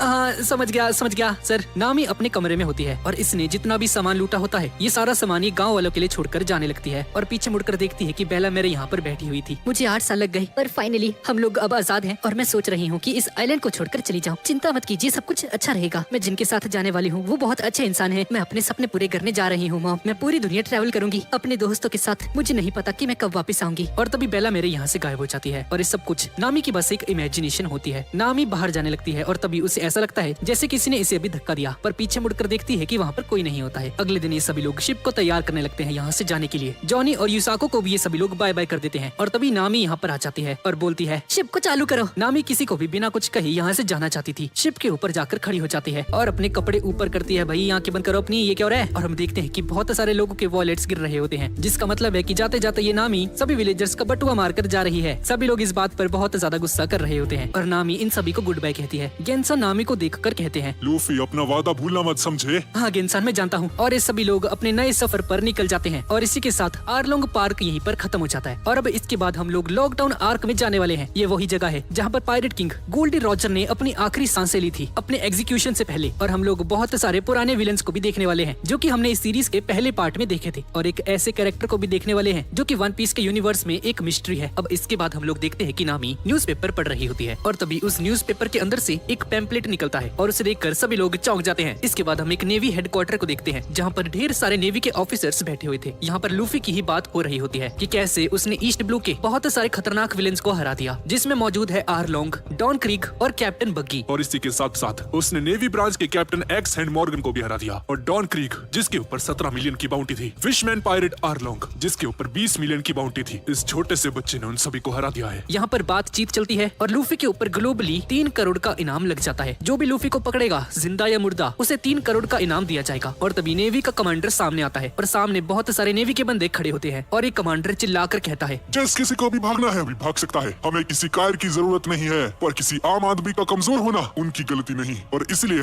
हम आज तक सभी लोगों को बचाते आए हैं। अगर कोई अपराधी समुद्र के किसी कोने में छुप रखा है तो हम नेवी वालों को उन्हें ढूंढ कर मारना है ताकि सबको न्याय मिल सके। जय सर। और सभी नेवी वाले जोश में आ जाते हैं। लूफी के ऊपर इनाम की बात हर जगह पर फैल जाती है। ये बात मिस काया कोबी, हाँ वही बच्चा जिसे लूफी सबसे पहले मिला था इस सीरीज के पहले पार्ट में, बाराटी रेस्टोरेंट में सभी कुक्स और अपने चीफ को भी पता चल जाता है। चीफ जेफ इस बात से खुश थे क्योंकि उन्हें पता था कि अगर लूफी अपना सपना पूरा करने में लगा हुआ है तो सांजी भी अपने सपने की तरफ आगे बढ़ रहा है। और इन सभी के साथ साथ लूफी भी बहुत ज्यादा खुश होता है और उसॉप और ये सांजी दोनों नाचने लग जाते हैं। भाई मर जाओगे पायरेट्स आएंगे इनके पीछे अभी। पर नामी को लूफी की बहुत ज्यादा टेंशन होने लगती है क्योंकि लूफी के पीछे इनाम की खबर सुनकर उसके पीछे बहुत सारे पायरेट्स और बहुत सारे नेवी के कमांडर्स आने वाले हैं इसे मारने के लिए। जोरो भी सेम बात सोच रहा होता है। 3 करोड़ का इनाम, हाँ इतने बड़े इनाम के पीछे नेवी अपने बंदों को जरूर भेजेगी लूफी को मारने के लिए। यहाँ तक कि कई खतरनाक बाउंटी हंटर्स भी लूफी के पीछे पड़ने वाले हैं और वो बाकी सबसे कई ज्यादा ताकतवर होने वाले हैं। खैर लूफी खुश होता है और ग्रैंड लाइन की तरफ जाने के लिए तैयार भी। इस तरफ हम फुल मेटल को देखते हैं, हाँ वही बंदा जिसे सांजी ने बुरी तरह से मारा था। फुल मेटल भी उस पोस्टर को देखता है और उसे याद आता है कि इसने इसे कहीं पर देखा हुआ है पहले। फिर अपने दिमाग पर जोर डालता है और फाइनली इसे लूफी के बारे में याद आ जाता है। इसे तो मैं आसानी से हरा सकता हूँ, चलो अटैक करने। और अपने सभी चेलों को यहाँ पर बुलाता है। हाँ जी सर चलिए अटैक करने चलते हैं। पर कहाँ पे जाना है सर ये तो बताइए। ये तो भी सोचा नहीं यार, कहाँ जाएं? शायद उसी बाराटी रेस्टोरेंट में। और तभी हम देखते हैं कि यहाँ से पास से ही लूफी की शिप गुजर रही होती है। फुल मेटल अपनी शिप को लूफी की शिप के पास लेकर आता है और फाइनली उसके सामने आ जाता है और लूफी को सरेंडर करने के लिए कहता है। ओए लूफी सरेंडर कर दे चुपचाप। ये देख तेरे ऊपर इनाम लगा है, Monkey D Luffy, you are under arrest. अच्छा बेटे मुझे अरेस्ट करेगा है, आजा कोशिश कर ले। फुल मेटल ऑर्डर देता है लूफी की शिप के ऊपर कैनन बॉल फायर करने के लिए। लूफी भी तैयार होता है इसका सामना करने के लिए, लेकिन तभी जोरो यहाँ पर आ जाता है। इसको मैं संभालता हूँ लूफी। सामने से कैनन बॉल फायर होती है और जोरो अपनी तलवार से उस कैनन बॉल को बीच में से काट देता है और उसके 2 टुकड़े हो जाते हैं। ये देखकर लूफी, उसॉप और फुल मेटल सभी के सभी लोग हैरान हो जाते हैं और फुल मेटल के जो फट्टू नेवी वाले होते हैं सभी लोग डर कर यहाँ से भाग जाते हैं और ये बंदा भी पानी के अंदर जाकर कूद जाता है। अब इसके बाद हम एक आइलैंड को देखते हैं जहाँ पर 2 बंदे टेलीस्कोप का यूज करके आसपास की शिप्स के ऊपर नजर रख रहे थे और देखते हैं कि सामने से कोई आ रहा होता है और जब वो ध्यान से देखते हैं तो ये कोई और नहीं बल्कि मीहॉक होता है। मीहॉक को देखकर ये लोग बुरी तरह से डर जाते हैं। थोड़ी देर बाद मीहॉक यहाँ पर उतर जाता है। हॉकाई तुम यहाँ पर क्यों आए हो? हाँ क्या चाहिए तुम्हें? शांत हो जाओ, मुझे तुमसे कोई मतलब नहीं। तुम्हारा लीडर कहाँ पर है? ऐसे आइलैंड पर रुकना, कितना लापरवाह आदमी है वो। इन सभी में से एक बंदा अपने बॉस के पास जाता है और बताने लगता है कि मीहॉक यहाँ पर आ चुका है, लेकिन उससे पहले ही मीहॉक यहाँ पर पहुंच जाता है और हम देखते हैं कि ये लीडर कोई और नहीं बल्कि शांक्स होता है। शांक्स वही बंदा है जिसने लूफी को अपनी हैट दी थी और शांक्स बहुत बैड तरीके से बैठा होता है। क्या ये तुम हो हॉकाई? ये ईद का चांद आज कैसे निकला? मैं अभी कुछ बेहतर महसूस नहीं कर पा रहा। क्या तुम मुझसे अभी लड़ने आए हो? नहीं, मेरा तुमसे लड़ने का कोई इरादा नहीं है और तुमने अपनी पाई बाजू भी खो दी है। हाँ, मैंने एक दिलचस्प पायरेट को देखा था जिसके बारे में अक्सर तुम मुझे कहानियों में बताया करते थे। एक दिलचस्प लड़के की कहानी जो कि एक छोटे से गाँव से आता है। मीहॉक लूफी के उस पोस्टर को शैंक्स को दिखाता है जिसे देखकर सभी लोग हैरान हो जाते हैं, पर शैंक्स बहुत ज्यादा खुश भी होता है। आखिरकार लूफी तुमने ये कर ही दिखाया। हाँ, अगर ऐसी ही बात है मीहॉक तो मैं तुम्हें ऐसे जाने नहीं दे सकता। और सामने पड़े गिलास में बियर डालने लगता है और ये दोनों पार्टी शार्टी करने लग जाते हैं। ये बंदा मीहॉक को जूस पिलाने लगता है। अरे भाई शर्माओ मत, पियो पियो भाई। लूफी पर पड़े इस इनाम को देखकर शैंक्स तो बहुत ही ज्यादा खुश हो जाता है। इसके बाद हम गोइंग मैरी को देखते हैं, यानी कि लूफी की शिप को, और यहाँ पर डिस्कशन चल रही होती है कि आखिरकार ये लोग ग्रैंड लाइन के बहुत ज्यादा पास पहुंच चुके हैं, पर ग्रैंड लाइन तक जाने का सिर्फ एक ही रास्ता था जो कि था रिवर्स माउंटेन का। लूफी पूछता है, अरे यार पर हम सीधे रास्ते से क्यों नहीं जा सकते? जहाँ तक मैंने चीफ से सुना था वही एक रास्ता है ग्रैंड लाइन तक जाने का। लूफी, अच्छा अगर ऐसी ही बात है तो पास ही के किसी आइलैंड से मीट उठा लेते हैं भाई, भूख लगने वाली है। हाँ, पास में ही एक आइलैंड है जिसके अंदर एक मशहूर शहर है जिसका नाम है लॉकडाउन। क्या ये मीट के लिए फेमस है? नहीं लूफी, ये वही जगह है जहाँ पर गोल्डी रॉजर ने जन्म लिया था और मारा भी गया। लूफी ये बात सुनकर थोड़ा सा सीरियस हो जाता है। तो क्या तुम जाना चाहते हो? हाँ मुझे जाना है नामी, मैं उस जगह को देखना चाहता हूँ जहाँ पर उस आदमी ने जन्म लिया था जिसने इस दुनिया में वो हर एक चीज पाली थी जो कि दुनिया के पास देने को थी। अब इसके बाद हम एक लड़की को देखते हैं जिसके पास लूफी का वांटेड पोस्टर होता है और उसे देखकर स्माइल कर रही होती है। और बहुत टाइम बाद हम कैप्टन बग्गी को देखते हैं और ये बंदा अपने चाचा के साथ होता है। और गाइस ये वही बंदा है जिसे हमने पिछले पार्ट में देखा था, उसी आइलैंड पर रहने वाला। एक सेकंड गाइस, इसका नाम क्या था? सर्च कर लेता जरा। हाँ, इस बंदे का नाम है गाइमोन और ये दोनों अपनी दुख दर्द पीड़ा एक दूसरे को सुना रहे होते हैं। और अब इसके बाद इन दोनों के जाने का समय आ जाता है। बग्गी यहाँ से जाने लगता है पर थोड़ी आगे चलकर एक सी मॉन्स्टर कैप्टन बग्गी पर हमला कर देता है जिसकी वजह से इसकी ये छोटी सी नाव टूट जाती है। और जब दोबारा उस पर हमला करने वाला होता है तभी इस सी मॉन्स्टर के सर के ऊपर कोई गोली मार देता है। और जब बग्गी पीछे मुड़कर देखता है तो वो देखता है कि पीछे एक खूबसूरत सी लड़की खड़ी हुई है। कितनी खूबसूरत हो तुम, मेरी जान बचाने के लिए तुम्हारा शुक्रिया। ये लड़की इससे पूछती है, तुम बग्गी द क्लाउन हो ना? हाँ लेकिन तुम कौन हो? हाँ, तुम्हें ये जानने की जरूरत नहीं है। क्या तुम इस आदमी को जानते हो? और इस लड़की के हाथ में लूफी का वांटेड पोस्टर होता है और ये वही लड़की है जिसके बारे में हमने अभी थोड़ी देर पहले बात की थी। हाँ मैं जानता हूँ इसे, मुझे तो इससे अपना बदला लेना है। और लूफी को मारने के लिए ये दोनों हाथ मिला लेते हैं और हम इसकी बोट को देखते हैं जो कि दिल शेप में होती है। अब इसके बाद ये दोनों एक आइलैंड पर पहुंच जाते हैं जहाँ पर कैप्टन बग्गी अपने दोस्तों को देखता है, मोजी और काबाजी को, और इन दोनों की हालत बहुत ज्यादा खराब होती है। कैप्टन बग्गी इन दोनों से पूछता है, मोजी काबाजी तुम्हारी ये हालत किसने की? हाँ, और ये दोनों बताते हैं कि यहाँ पर रहने वाली एक ट्राइब ने इनकी ऐसी हालत कर दी है और इन सभी ने बाकी सबको भी पकड़ा हुआ है। और यहाँ पर बग्गी के बाकी सारे बॉडी पार्ट्स भी होते हैं। जैसा कि हम लोग जानते हैं ये बंदा अपने बॉडी पार्ट्स को अलग कर सकता है क्योंकि इसने एक डेविल फ्रूट खा लिया था। और बग्गी अपने सारे के सारे बॉडी पार्ट्स को वापस बुलाता है और वापस से बड़ा बन जाता है। बग्गी को देखकर बाकी सभी पायरेट्स को भी बहुत ज्यादा कॉन्फिडेंस आ जाता है और उस ट्राइब के सभी लोगों को मार देते हैं। और अब कैप्टन बग्गी के साथ वापस से उसकी पूरी टीम जुड़ चुकी है और अब इसके साथ ही लड़की भी है। और इस तरफ हम जोरो को देखते हैं। मुझे सामने एक आइलैंड दिख रहा है। हाँ यही है लॉकडाउन। अच्छा तो यही वो आइलैंड है हाँ जहाँ गोल्डी रॉजर ने जन्म लिया। अब थोड़ी देर बाद ये लोग लॉकडाउन में पहुंच जाते हैं। उसॉप अपने लिए एक गुलेल खरीदने वाला है, सांजी खाने पीने का सामान, जोरो अपने लिए नई तलवारें और नामी अपने लिए नए कपड़े। लेकिन अपना लूफी गोल्डी रॉजर के एग्जीक्यूशन पॉइंट को देखना चाहता है, वही जगह जहाँ पर उसे मारा गया। और लूफी पूरी एक्साइटमेंट के साथ एग्जीक्यूशन पॉइंट ढूंढने लगता है। और इस तरफ हम लॉकडाउन के नेवी हेडक्वार्टर्स को देखते हैं जहाँ पर एक बंदा भागते भागते आता है। कैप्टन स्मोकर, हेडक्वार्टर से एक मैसेज आया है। उन्हें पता चला है कि मंकी डी लूफी यहाँ पर आने वाला है और ये लूफी कोई आम पायरेट नहीं है, उसके ऊपर 3 करोड़ का इनाम है। 3 करोड़, हाँ ये तो काबिले तारीफ है। लगता है उसे पकड़ना ही होगा। कैप्टन स्मोकर तैयार हो जाता है लूफी को पकड़ने के लिए, पर इस तरफ जोरो कुछ तलवारें खरीदना चाहता था, पर सारी बहुत ज्यादा महंगी थी। और जोरो पीछे देखता है कि कुछ लोग खड़े हुए हैं और हम एक लड़की को देखते हैं और इसे 2 खतरनाक लोग परेशान कर रहे होते हैं। ठीक है, मैं तुमसे लड़ने के लिए तैयार हूँ। जोरो भी ये सब कुछ देख रहा होता है और जैसे ये दोनों उस पर हमला करते हैं तो ये लड़की अपनी तलवार निकालती है और 2 सेकंड्स में इनकी बैंड बजा देती है। ये देखकर जोरो हैरान हो जाता है, लेकिन फाइट के दौरान इस लड़की का चश्मा गिर जाता है। जोरो इस चश्मे को उठाकर इस लड़की को देता है, पर जो उसने देखा उसकी वजह से वो बहुत ज्यादा शॉक हो जाता है। इस लड़की की शक्ल बिल्कुल क्वीना जैसी थी। क्वीना यानी कि वही लड़की जिसके साथ जोरो ने बचपन में वादा किया था कि वो दुनिया का सबसे स्ट्रॉन्गेस्ट स्पोर्ट्समैन बन के दिखाएगा। शौक की वजह से जोरो इस लड़की का चश्मा तोड़ देता है। और इस तरफ हम लूफी को देखते हैं जो कि भूला भटका पता नहीं कहां पर जा रहा था। सामने एक बोर्ड पर लिखा होता है बार गोल्ड रॉजर, लेकिन लूफी पढ़ता है सिर्फ गोल्डी रॉजर और लूफी उस बार के अंदर जाने लगता है। यहाँ पर एक आदमी बैठा हुआ था जो कि इस बार का ओनर होता है। लूफी इससे पूछता है आप यहाँ पर काम करते हो क्या? ये जगह तो जैसे बच्चों के लिए नहीं, चला जा यहाँ से। दरअसल मैं खो चुका हूँ, मुझे एग्जीक्यूशन प्लेटफॉर्म देखना था जहाँ पर गोल्डी रॉजर की मौत हुई है। क्या आप मुझे बता सकते हैं कि वो कहाँ पर मिलेगा मुझे प्लीज? और तभी लूफी इस बंदे के टेबल के ऊपर एक खोपड़ी को पड़ा हुआ दिखता है। ये खोपड़ी थी एक किलर जायंट की जिसने 100 से भी ज्यादा पायरेट्स को मौत के घाट उतार दिया था, पर गोल्डी रॉजर ने उसे एक ही हमले के साथ मार दिया था। और गोल्डी रॉजर की ये बातें सुनकर लूफी को गूज बम्स आने लगते हैं। गोल्डी रॉजर वो अपने दिनों में नहीं, आज भी मुझे लगता है कि वो ऐसा इकलौता आदमी था जो कि ग्रैंड लाइन से डरा नहीं था। उस समय ग्रैंड लाइन के बारे में किसी को कुछ ज्यादा नहीं पता था। जितने भी लोग वहाँ पर गए उनमें से कोई भी जिंदा वापस नहीं लौटा, जिसकी वजह से ग्रैंड लाइन का डर लोगों के अंदर बैठ चुका था। अब इसके बाद हम एक फ्लैशबैक को देखते हैं जहाँ पर भी लूफी है। गोल्डी रॉजर यहाँ पर एक रम की बोतल पी रहा होता है और इस ओनर से जो कि पहले जवान था उससे कहता है मैं ग्रैंड लाइन की तरफ जाने वाला हूँ, मैं बहुत ज्यादा एक्साइटेड हूँ।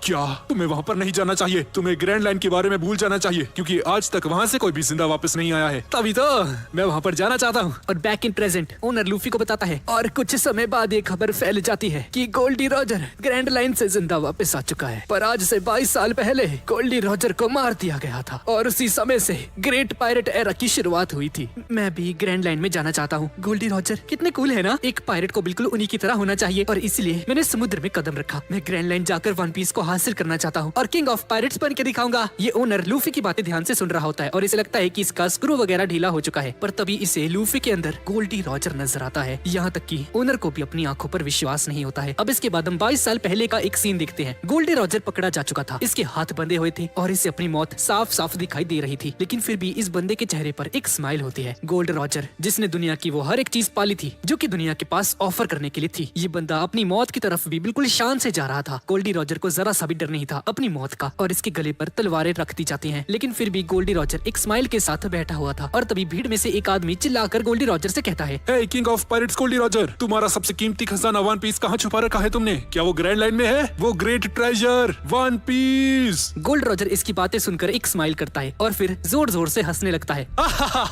मेरा खजाना, हाँ, अगर तुम्हें चाहिए तो तुम रख सकते हो, ढूंढ लो उसे। मैंने दुनिया की हर एक चीज उसमें रखी हुई है जो कि दुनिया के पास देने के लिए थी। और तभी गोल्डी रॉजर को मार दिया जाता है। इसकी छाती के अंदर 2 तलवारें घुसा दी जाती हैं, पर अपनी मौत के दौरान भी इस बंदे के चेहरे पर एक स्माइल होती है। इसके बाद हम वापस से प्रेजेंट में आ जाते हैं और लूफी उसी जगह पर पहुंच जाता है जहाँ पर गोल्डी रॉजर की मौत हुई थी। लूफी उस टावर के ऊपर चढ़ने की कोशिश करता है, पर तभी कैप्टन स्मोकर यहाँ पर आ जाता है और लूफी को बुलाता है। क्या चाहिए भाई तुम्हें? देखता नहीं तो मैं कितना बिजी हूँ मैं अभी। तू वही है ना जिस पर पूरे ईस्ट ब्लू में सबसे ज्यादा बड़ा इनाम लगा है?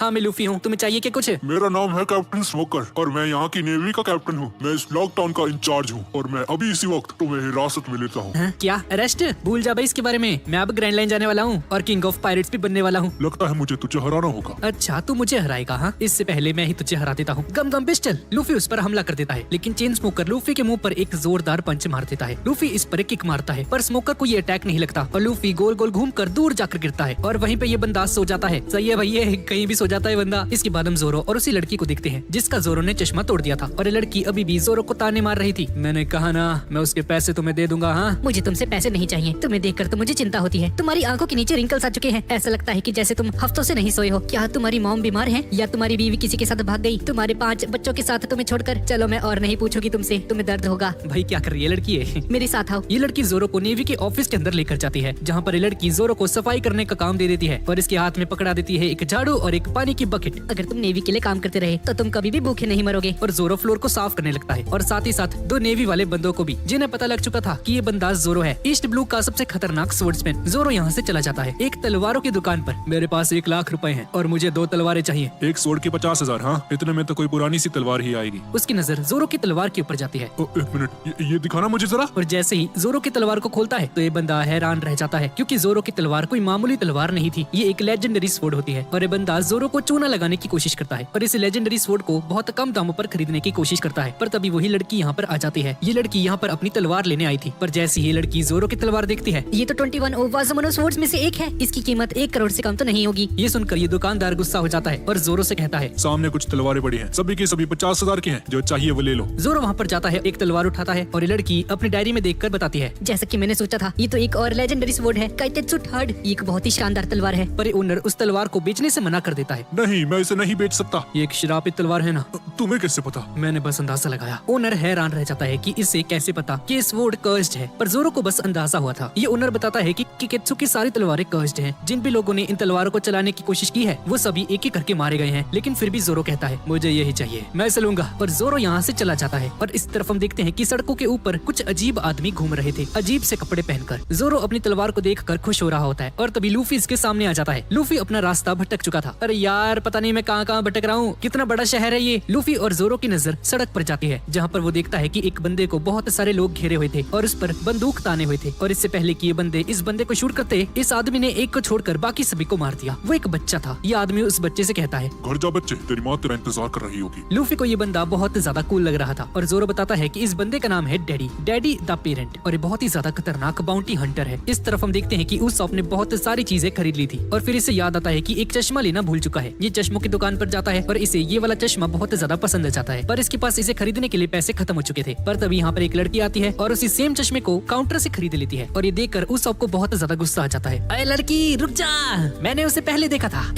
बुढ़े आदमी दफा हो जाओ। और हंसते हुए उस चश्मे को लेकर यहाँ से चली जाती है, लेकिन उसॉप इस लड़की का पीछा करता है। मुझे परेशान मत करो, समझे ना। मैं नेवी में तुम्हारी कंप्लेंट कर दूंगी। शायद तुम जानते नहीं, नेवी के कैप्टन स्मोकर मेरे बहुत अच्छे दोस्त हैं। अच्छा, और तू मुझे नहीं जानती, ठीक है ना। मैं बहुत बड़ा शिकारी हूँ, मैं ग्रेट कैप्टन उसॉप हूँ, जिसने आर्लोंग के पायरेट्स को धूल चटा दी थी। यहाँ तक कि मेरे ऊपर 3 करोड़ की बाउंटी भी है। पापा।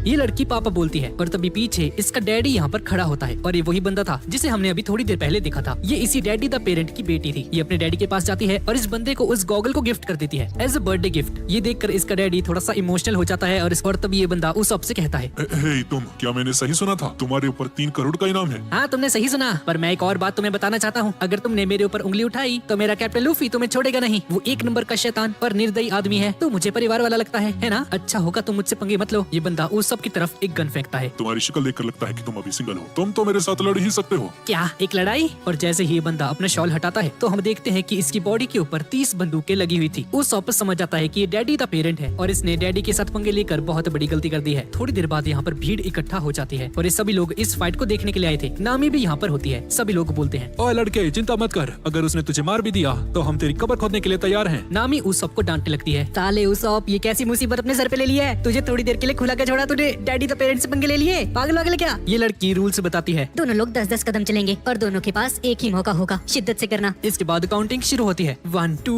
3। उसॉप को समझ में आ जाता है कि उसने बहुत बड़ी गलती कर दी है। उसॉप यहाँ से भागने की कोशिश करता है, लेकिन इससे पहले कि उसॉप कुछ कर पाता, डैडी इसे शूट करके इसकी बंदूक को उड़ा देता है। उसॉप जमीन पर गिर जाता है और उसे माफी मांगने लगता है। अरे मुझे माफ कर दीजिए, मैं एक नल्ला बेरोजगार आदमी हूँ, मुझे मार कर आपको कुछ नहीं मिलने वाला। नामी भी उसॉप को बचाने के लिए डैडी के सामने आ जाती है। तो तू इतना कायर है हाँ, कि एक लड़की के पीछे छुप रहा है? इस लड़की का मुझसे कोई लेना देना नहीं। उसॉप? नामी उसॉप का नाम लेती है और जैसे ही इस डैडी को पता चलता है कि इसका नाम उसॉप है तो ये बहुत ज्यादा हैरान हो जाता है। लड़के, क्या तुम्हारा नाम उसॉप है? क्या तू यह सबको जानता है, जो रेड हेड पायरेट्स का एक मेंबर है? हाँ, वो मेरे पापा का नाम है। क्या आप मेरे डैड से पहले मिल चुके हैं? हाँ। अच्छा, अब मैं समझा। अब मेरी बात को ध्यान से सुनो बच्चे। आज मैं तुमसे वो चीज बताने जा रहा हूँ जो कि मैंने पहले किसी को नहीं बताई। आज से कुछ साल पहले उसॉप और मेरे बीच में यही सेम फाइट हुई थी। और यहाँ पर शैंक्स और बाकी सभी पायरेट्स भी थे और जब दोनों ने एक दूसरे पर हमला किया तो उसॉप के राइट हैंड पर चोट लग जाती है, लेकिन डैडी पूरे तरीके से हार चुका था। ये बंदा नेवी का सबसे खतरनाक स्नाइपर था जिसे यूसॉप ने हरा दिया था। यूसॉप इसे मारने लगता है, लेकिन तभी वो देखता है कि इसके गले पर एक लॉकेट है और जैसे ही उसे खोलता है तो वो देखता है कि उस लॉकेट के अंदर इसकी बेटी की फोटो होती है। ये देखकर यूसॉप स्माइल करता है और साइड में जाकर बैठ जाता है। परिवार इतनी भी बुरी चीज नहीं है, पर मैं इन चीजों में अच्छा नहीं। मेरे पास खुद का एक बेटा है जिसका नाम उसॉप है। मैंने उसे सालों से नहीं देखा है और जब मैंने इस समुद्र में कदम रखा था तब वो एक छोटा सा बच्चा था। क्या तुम अपने बेटे से प्यार नहीं करते? हाँ नहीं, ऐसी बात नहीं है। ये पायरेट फ्लैग ये मुझे बुला रहा है। खैर, मैं अब अपने बेटे के लिए कुछ नहीं कर सकता। मैं एक अच्छा पिता नहीं बन पाया, लेकिन तुम अपनी बेटी का हमेशा ख्याल रखना। और ऐसा बोलकर यूसॉप यहाँ से जाने लगता है, पर तभी डैडी इसे कहता है, यूसॉप, तुम्हें मुझे मारना ही होगा। मुझ पर दया खाने की कोई जरूरत नहीं है। हम पायरेट्स खुद डिसाइड करते हैं कि हमें किसे मारना है और किसे नहीं, और मैं तुम्हारी जान को बख्श रहा हूँ। इसके बाद हम वापस से प्रेजेंट में आ जाते हैं और उसॉप ये सारी कहानी सुनकर रोने लगता है। ये कहानी सुनकर उसॉप के अंदर बहुत ज्यादा हिम्मत आ जाती है और डैडी से एक और बार मौका मांगता है उसी फाइट को दोबारा करने के लिए, और डैडी भी इस बात के लिए मान जाता है। ठीक है, मैं तुम्हारा ये ऑफर एक्सेप्ट करता हूँ बच्चे। और इस बार ये बंदा उसॉप को इन दोनों को एक साइन बोर्ड के ऊपर निशाना लगाना है, और अगर उसॉप चुका तो डैडी उसे उसी वक्त मार देगा। ये बोर्ड हवा की वजह से बहुत ज्यादा हिल रहा होता है। उसॉप अपनी गुलेल का यूज करके अपना एम लगाता है और शूट कर देता है, और उसॉप का निशाना बिल्कुल सही जगह पर जाकर लगता है। डैडी कहता है, मुझे यूसुफ के बेटे से यही उम्मीद थी। एक दिन तुम भी अपने पापा की तरह एक नीडर और शानदार स्नाइपर शूटर बनोगे। तुम ग्रैंड लाइन में जाओ बच्चे, वहाँ पर तुम्हें यूसुफ मिलेगा। क्या?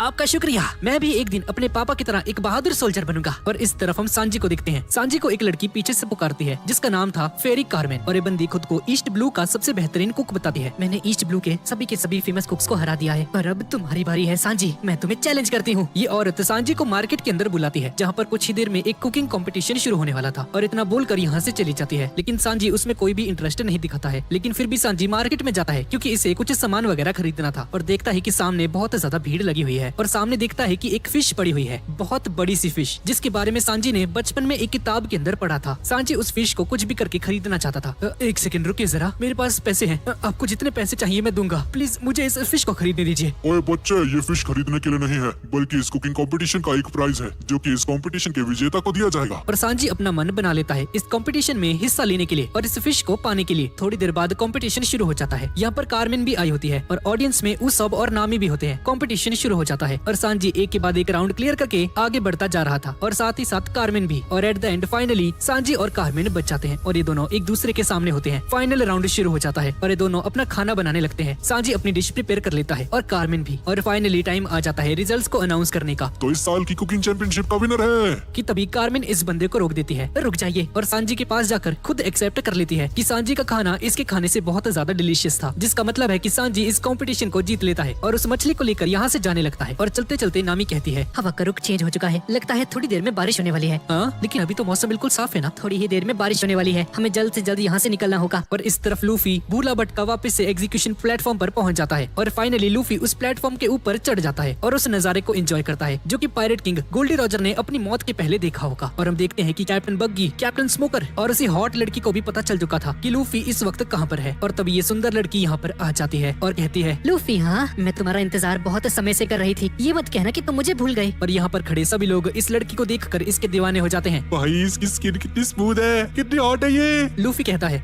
भाई कौन है तू? मैं तुझे नहीं जानता। है कौन तू है? तुम मुझे नहीं जानते, लेकिन मैं तुम्हें कभी नहीं भूल सकती क्योंकि तू पहला आदमी था जिसने मुझ पर हमला किया था। दुनिया में ऐसा कोई नहीं जो कि मेरे बदन पर फिदा ना हो जाए, और अपनी इसी सुंदरता का यूज करके लूफी मैं तुझे अपना दीवाना बना लूंगी। ए चुप कर जाए, ज्यादा बोल रही है तू, ठीक है ना? मैं पहले से कमिटेड हूँ किसी के साथ। आखिर तू है कौन? सुंदर लड़की एल्विडा। क्या एल्विडा? वो तो मोटी थी। दरअसल लूफी उसी एल्विडा की बात कर रहा है जिसे कि हमने इस सीरीज के पहले पार्ट में देखा था। लेडी एल्विडा वही मोटी, ये लड़की बिल्कुल पतली हो चुकी है और एकदम हॉट लड़की बन चुकी है। मैंने स्मूथ नाम का एक डेविल फ्रूट खाया है जिसकी वजह से मेरा शरीर पूरी तरह से बदल गया और मैं बहुत ज्यादा हॉट बन गई। उस डेविल फ्रूट को खाकर मेरी बॉडी बहुत ज्यादा स्मूथ हो चुकी है, जिसकी वजह से मुझ पर किए हुए सभी अटैक्स फिसल जाते हैं और मुझे कोई भी डैमेज नहीं करते। और तभी वही अजीब से लोग यहाँ पर आ जाते हैं और जैसे ही अपना कवर हटाते हैं तो हम देखते हैं कि ये कोई और नहीं बल्कि कैप्टन बग्गी और उसके सभी साथी होते हैं। बग्गी कहता है, हमारे साथ जो भी हुआ मैं वो नहीं भूलने वाला, और लूफी मैं तुमसे मेरी बेइज्जती का बदला लेकर रहूंगा। वैसे तेरा नाम क्या था भाई? बॉगी नहीं, बूगी था ना? नहीं ये नहीं था। अरे हाँ, तुम्हारा नाम तो बफून है। कैप्टन बग्गी को ये सुनकर बहुत ज्यादा गुस्सा आ जाता है। बफून पागल है क्या? और जब ऑडियंस में सभी लोगों को पता चलता है कि ये बग्गी द क्लाउन है तो यहाँ पर अफरा तफरी मच जाती है और सभी लोग अपनी जान बचाकर यहाँ से भागने लगते हैं। कैप्टन बग्गी अपने साथियों को ऑर्डर देता है कि सभी लोगों को कंट्रोल में रखे, और फाइनली लूफी को इसका असली नाम याद आ जाता है। अरे हाँ, कैप्टन बग्गी, ओके ठीक है। लेकिन इससे पहले कि कुछ हो पाता तभी काबाजी यहाँ पर आकर लूफी को पकड़ लेता है। लूफी जरा सा भी नहीं हिल पाता है और लूफी को एक एग्जीक्यूशन डिवाइस के अंदर फंसा देता है। और नामी रियलाइज करती है एटमॉस्फेयर प्रेशर बहुत एबनॉर्मली गिर रहा है और एक जोरदार तूफान इस आइलैंड पर आने वाला है। जल्दी करो, हमें अपनी शिप के पास वापस जाना होगा वरना हम बहुत बड़ी मुसीबत में पड़ जाएंगे। और तभी जोरो भी यहाँ पर आ जाता है और गांव के सभी लोग एग्जीक्यूशन प्लेटफॉर्म की तरफ जाने लगते हैं क्योंकि सभी को पता चल चुका था कि कैप्टन बग्गी स्ट्रॉ हैट लूफी को मारने वाला है और लूफी को एग्जीक्यूट किया जाने वाला है। ये बात सुनकर जोरो, लूफी और नामी जल्दी से एग्जीक्यूशन प्लेटफॉर्म की तरफ आगे बढ़ने लगते हैं लूफी को बचाने के लिए। कैप्टन स्मोकर भी ये सब कुछ देख रहा होता है और मौसम लगातार खराब होने लगता है। आसमान काले बादलों से ढक जाता है और इस तरफ कैप्टन बग्गी के पायरेट्स जश्न मना रहे होते हैं क्योंकि ये फाइनली लूफी को मारने वाले हैं। लूफी कहता कहता है, मैं अपनी जिंदगी में पहली बार एक एग्जीक्यूशन देखने वाला हूँ। बेवकूफ, हम तुझे ही मारने वाले हैं। क्या मजाक करना बंद कर भाई, अबे मुझे क्यों मार रहे हो? तू मजाक करना बंद कर, समझा ना? क्योंकि अब तुझे हम मारने वाले हैं। तेरे कुछ आखिरी शब्द वगैरह है क्या? कुछ है तो बोल सकता है। और लूफी चिल्लाकर कहता है, मैं वही हूँ जो कि बाद में जाकर किंग ऑफ पायरेट्स बनेगा। और लूफी की ये बात सुनकर टाउन के सभी लोग हैरान रह जाते हैं, क्योंकि लूफी उसी जगह पर किंग ऑफ पायरेट्स बनने की बात कर रहा था जहाँ पर किंग ऑफ पायरेट्स को मारा गया था। बग्गी अपनी तलवार निकाल लेता है और लूफी को मारने के लिए आगे बढ़ता है कि तभी पीछे से आवाज आती है, रुक जाओ। और जोरो और सांजी यहाँ पर आ जाते हैं। जोरो, सांजी बचा लो भाई यार, ये बग्गी मुझे मारने वाला है। जोरो और सांजी लूफी को बचाने के लिए आगे बढ़ते हैं और तभी बग्गी के पायरेट्स इन पर हमला करना शुरू कर देते हैं। लेकिन फिर भी जोरो और सांजी सभी को एक एक करके मारने लगते हैं। लेकिन बग्गी अपनी तलवार को उठाता है और तभी लूफी जोरो और सांजी को कहता है, सांजी, जोरो, मुझे माफ करना यार, मैं अब मरने वाला हूँ। और बग्गी लूफी की गर्दन पर तलवार चला देता है। लूफी के चेहरे पर एक बहुत बड़ी स्माइल थी, बिल्कुल वैसे ही जैसे king of pirates Gol D Roger के चेहरे पर थी जब इनको एग्जीक्यूट किया जाने वाला था। बग्गी लूफी को मारने वाला था, उसके ऊपर एक बिजली गिरती है। ये बिजली बहुत ज्यादा ही खतरनाक थी, इतनी ज्यादा खतरनाक कि पूरे एग्जीक्यूशन प्लेटफॉर्म पर आग लग जाती है। एग्जीक्यूशन प्लेटफॉर्म टूटने लगता है और फाइनली टूटकर गिर जाता है। इतनी खतरनाक बिजली के बाद भी लूफी जिंदा बच जाता है। ये सब देखकर कैप्टन स्मोकर सोचता है, क्या ये सभी इत्तेफाक है? क्या ऊपर वाला भी नहीं चाहता है कि लूफी को मारा जाए? हाँ, लूफी, जोरो और सांजी यहाँ से भागने लगते हैं और तभी सामने हम एक आदमी को देखते हैं जिसने ग्रीन कलर का शॉल पहना हुआ था। और ये वही मिस्टीरियस कैरेक्टर है जिसके बारे में हमने पिछले पार्ट में बात की थी। ये बंदा कहता है, समय की लहरें और लोगों के सपने, इन दोनों को कोई नहीं रोक सकता। जब तक लोगों की आंखों में उनकी आसामी का सपना है, तब तक मैं उनके साथ हूँ। इस तरफ नामी और उसॉप शिप की तरफ भाग रहे होते हैं क्योंकि मौसम बहुत खराब होने लग चुका था। ये दोनों शिप के पास पहुंचते हैं और तभी देखते हैं कि इनका पुराना दुश्मन इनका यहाँ पर इंतजार कर रहा होता है, मोजी और उसका लॉयन। पर तभी सिचुएशन और भी ज्यादा खराब हो जाती है और नेवी भी यहाँ पर पहुंच जाती है। जोरो, लूफी और सांजी अभी भी शिप की तरफ भाग रहे होते हैं और तभी जोरो के सामने ताकिशी आ जाती है, वही लड़की जिसे हमने अभी थोड़ी देर पहले देखा था। तुमने मुझसे झूठ क्यों कहा? हाँ? और जोरो पर हमला करना शुरू कर देती है। जोरो लूफी और सांजी से कहता है, तुम लोग जाओ, मैं इसे संभालता हूँ। लूफी और सांजी यहाँ से जाने लगते हैं और जोरो ताकिशी को हरा देता है और जोरो यहाँ से जाने लगता है। तुमने मुझे खत्म क्यों नहीं किया? क्योंकि मैं एक लड़की हूँ, है ना? मैंने ये तलवारें मजे के लिए नहीं ली हैं। तुमसे ये उम्मीद नहीं थी। जोरो, मेरी बात सुन लड़की, तेरी शक्ल मेरी एक बहुत ही करीबी दोस्त से मिलती है जो कि इस दुनिया में नहीं है। और उससे भी बुरी बात यह है कि तू वही सेम चीज बोल रही है जो कि वो कभी कहा करती थी। उसकी नकल करना बंद करो। इस तरफ हम लूफी और सांजी को देखते हैं और इन दोनों के सामने कैप्टन स्मोकर पहुंच जाता है। मैंने तुझसे कहा था ना, मुझे हराए बिना तो ग्रैंड लाइन नहीं जा सकता। सांजी, तुम शिप की तरफ जाओ, मैं थोड़ी देर में आता हूँ। और इस तरफ गोइंग मैरी के ऊपर नेवी तोपों से हमला कर रही थी। नामी के पास कोई और चारा नहीं बचता है और शिप को बचाने के लिए यहाँ से भागने लगती है। सांजी भी यहाँ पर आ जाता है, नेवी वालों को मारना शुरू कर देता है और सांजी को लड़ते हुए देखकर उस सब भी एक्साइटेड हो जाता है, पानी में कूदता है और गुलेल निकालकर नेवी वालों को मारना शुरू कर देता है। इस तरफ लूफी और कैप्टन स्मोकर एक दूसरे के सामने आ चुके हैं। कैप्टन स्मोकर की बॉडी से बहुत सारी स्मोक निकलती है और उसका यूज करके लूफी को बांध लेता है। मैंने प्लम प्लम नाम का एक डेविल फ्रूट खाया है, जिसकी वजह से मैं जब चाहूँ अपनी बॉडी को एक स्मोक का बना सकता हूँ। कैप्टन स्मोकर लूफी को जमीन पर पटक देता है। लूफी उस पर बहुत सारे पंचेस मारने लगता है पर स्मोकर लूफी को पकड़ लेता है और लूफी पर बैठकर उस पर हमला करने ही वाला होता है कि तभी वही अनजान आदमी यहाँ पर आ जाता है और कैप्टन स्मोकर की तलवार को पकड़ लेता है। इसके चेहरे पर कुछ टैटूज बने हुए थे और जैसे ही ये बंदा स्माइल करता है तो चारों तरफ हवाएं चलने लगती हैं। ये हवाएं इतनी ज्यादा तेज थी कि सामने आने वाली हर एक चीज को तोड़ते हुए आगे जा रही थी। ये हवा पूरे शहर में फैल जाती है और जब शांत होती है तो हम देखते हैं कि हर जगह पर तबाही मच चुकी है, लेकिन जोरो और लूफी सही सलामत होते हैं। सामने इनकी शिप होती है और नामी चिल्लाकर इन सभी को शिप के अंदर आने के लिए कहती है, लूफी जल्दी आओ, हमारे पास ज्यादा समय नहीं है। लूफी एक रॉड को पकड़ता है और अपने आप को स्ट्रेच करता है, जिसकी वजह से लूफी उड़ने लगता है और जोरो और सांजी को पकड़कर उड़ते उड़ते शिप पर पहुंच जाता है। कैप्टन स्मोकर लूफी के पीछे ग्रैंड लाइन तक जाने के लिए तैयार हो जाता है उसे पकड़ने के लिए और उसके साथ साथ ताकिशी भी और कैप्टन बग्गी और एल्विडा, ये सभी लोग लूफी के पीछे जाने के लिए तैयार हो जाते हैं। इस तरफ हम उन सभी को देखते हैं। सांजी एक बियर का ड्रम लेकर आता है, ऑल ब्लू के खातिर, किंग ऑफ पायरेट्स बनने के खातिर, दुनिया का सबसे खतरनाक तलवारबाज बनने के खातिर और पूरी दुनिया का नक्शा बनाने के खातिर, समुद्र का निडर योद्धा बनने के खातिर हम सभी लोग ग्रैंड लाइन जा रहे हैं और उस ड्रम को तोड़ देते हैं। ये एक तरह की सेलिब्रेशन होती है और अब ये सभी लोग ग्रैंड लाइन की तरफ जाने लगते हैं। ग्रैंड लाइन यानी कि वही जगह जिसे पायरेट्स का कब्रिस्तान कहा जाता है, जहाँ पर मीहॉक जैसे खतरनाक लोग पाए जाते हैं और यहाँ से लौट के आने के चांसेस ना के बराबर होते हैं। अब ग्रैंड लाइन की तरफ जाते वक्त लूफी को रेड लाइन दिखाई देती है। दरअसल ये वन पीस की दुनिया 4 समुद्र में बटी हुई है और इन चारों समुद्र को आपस में बांटने का काम करती है रेड लाइन और ग्रैंड लाइन। लेकिन ये रेड लाइन पहाड़ों के झुंड से बनी हुई है। कुछ देर बाद ये सभी लोग रेड लाइन के करीब पहुंच जाते हैं। लूफी देखता है कि यहाँ के समुद्र की लहरें बहुत ज्यादा तेज होती हैं और हम 2 पहाड़ों के बीच एक जगह को देखते हैं जहाँ का पानी उल्टी दिशा में बह रहा था, यानी कि नीचे से ऊपर की तरफ, और इसे ही रिवर्स माउंटेन कहा जाता है। चारों समुद्र में ये रिवर्स माउंटेन प्रेजेंट है और यही इकलौता रास्ता है ग्रैंड लाइन तक जाने का। लेकिन अगर इसमें थोड़ी सी भी चूक हुई तो इनकी शिप कुछ ही सेकंड्स में तहस नहस हो जाएगी। गोइंग मैरी रेड लाइन से टकराने लगती है, लेकिन तभी लूफी शिप से बाहर कूदता है और खुद को फुलाकर शिप को रेड लाइन से टकराने से बचा लेता है और गोइंग मैरी रिवर्स माउंटेन में चली जाती है। शिप अपने आप ही ऊपर की तरफ जा रहा था। इस रिवर्स माउंटेन का वाटर फ्लो नीचे से ऊपर की तरफ था, जो कि किसी करिश्मे से कम नहीं। रेड लाइन के पहाड़ बहुत ही ज्यादा ऊंचे थे, यहाँ तक कि बादलों से भी ज्यादा ऊपर। और कुछ दिनों के सफर के बाद ये सभी लोग रिवर्स माउंटेन के टॉप पर पहुंच जाते हैं। शिप हवा में होती है और सभी लोग बहुत ज्यादा खुश हो जाते हैं। और इसके बाद शिप नीचे आती है और उसी इकलौते रास्ते की तरफ जाने लगती है जहाँ से हम ग्रैंड लाइन की तरफ जा सकते हैं। और तभी इनके सामने बहुत सारी फॉग आ जाती है। शिप फॉग के अंदर चली जाती है, लेकिन तभी जोरो को कुछ अजीब सी आवाजें सुनाई देने लगती हैं। क्या तुमने कुछ सुना? मुझे एक अजीब सी आवाज सुनाई दी अभी। अरे यार जोरो, तुम्हारा वहम होगा भाई। ग्रैंड लाइन पहुंचने की खुशी में लगता है पगला गए हो। लेकिन जैसे जैसे ये लोग आगे बढ़ते हैं, इन्हें अपने सामने एक काली परछाई नजर आती है और उसॉप अपने नए गॉगल्स का यूज करके सामने की तरफ देखता है। सामने एक पहाड़ है और जैसे ही धुंध हटती है तो हम देखते हैं कि सामने कोई पहाड़ नहीं बल्कि एक वेल होती है, जो कि बहुत ज्यादा बड़ी होती है। और ये अजीब आवाजें यही वेल ही निकाल रही थी। शिप की स्पीड बहुत ज्यादा तेज थी और अगर ऐसे ही चलता रहा तो गोइंग मैरी उस वेल से टकरा जाएगी। सभी लोग उस शिप के डायरेक्शन को चेंज करने की कोशिश करते हैं। नामी बहुत ज्यादा घबरा जाती है और अपनी मौत को अपने सामने देखती है। लेकिन तभी वेल पर एक तोप से हमला होता है और ये हमला किसी और ने नहीं बल्कि लूफी ने किया होता है। और ये सभी लोग बुरी तरह से घबरा गए थे। उस कैनन के फायर करने की वजह से गोइंग मैरी के आगे वाला हिस्सा टूट जाता है, जिसे देखकर लूफी को बहुत ज्यादा गुस्सा आता है। मेरी स्पेशल सीट! अरे यार शिट! सभी लोग उस शिप को मोड़ने की कोशिश करते हैं ताकि शिप वेल से ना टकरा जाए। लेकिन तभी लूफी इस वेल की आंख के ऊपर एक जोरदार पंच मारता है, जिसकी वजह से इस वेल का ध्यान लूफी की तरफ चला जाता है। तेरी हिम्मत कैसे हुई?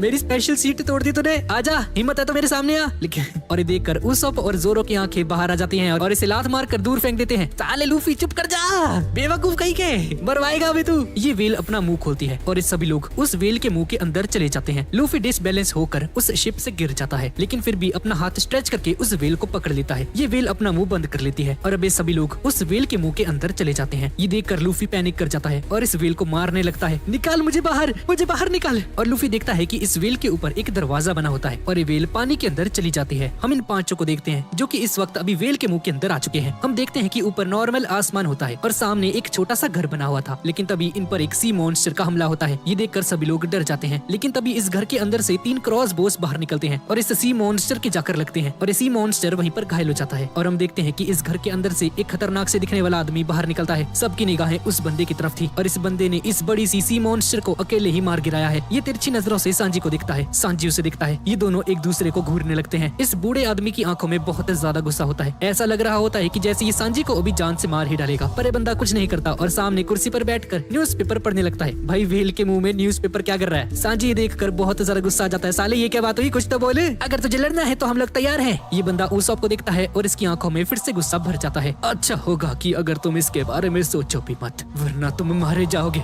इसका गुस्सा देखकर उसॉप और नामी बुरी तरह से डर जाते हैं और एक दूसरे को पकड़ लेते हैं। कौन मरने वाला है? हाँ, मैं मरने वाला हूँ। तू साले, तेरा मजाक ज्यादा नहीं हो रहा है? सांजी शांत हो जाओ, मैं इससे बात करता हूँ। ओए बूढ़े आदमी, हम लोग कहाँ पर हैं और तू कौन है? हाँ, मेरा नाम क्रॉकस है, 71 सालों का एक नौजवान बुढ़ा और मेरा ब्लड ग्रुप AB पॉजिटिव है। जोरो को ये देखकर बहुत गुस्सा आता है। भाई इसे काट दो क्या मैं? है इसका ज्यादा नहीं हो रहा अब। तुम लोग पूछ रहे थे ना कि तुम अभी कहाँ पर हो? हाँ, तुम लोग अभी एक वेल के पेट के अंदर हो। अबे ओ चुप कर जा, ठीक है ना? हम एक वेल के पेट के अंदर कैसे हो सकते हैं? कुछ भी बोल रहा है तू। ये सुनकर क्रॉकस इसे कहता है, अगर तुम्हें यहाँ से बाहर जाना है तो उस दरवाजे से यहाँ से बाहर जा सकते हो।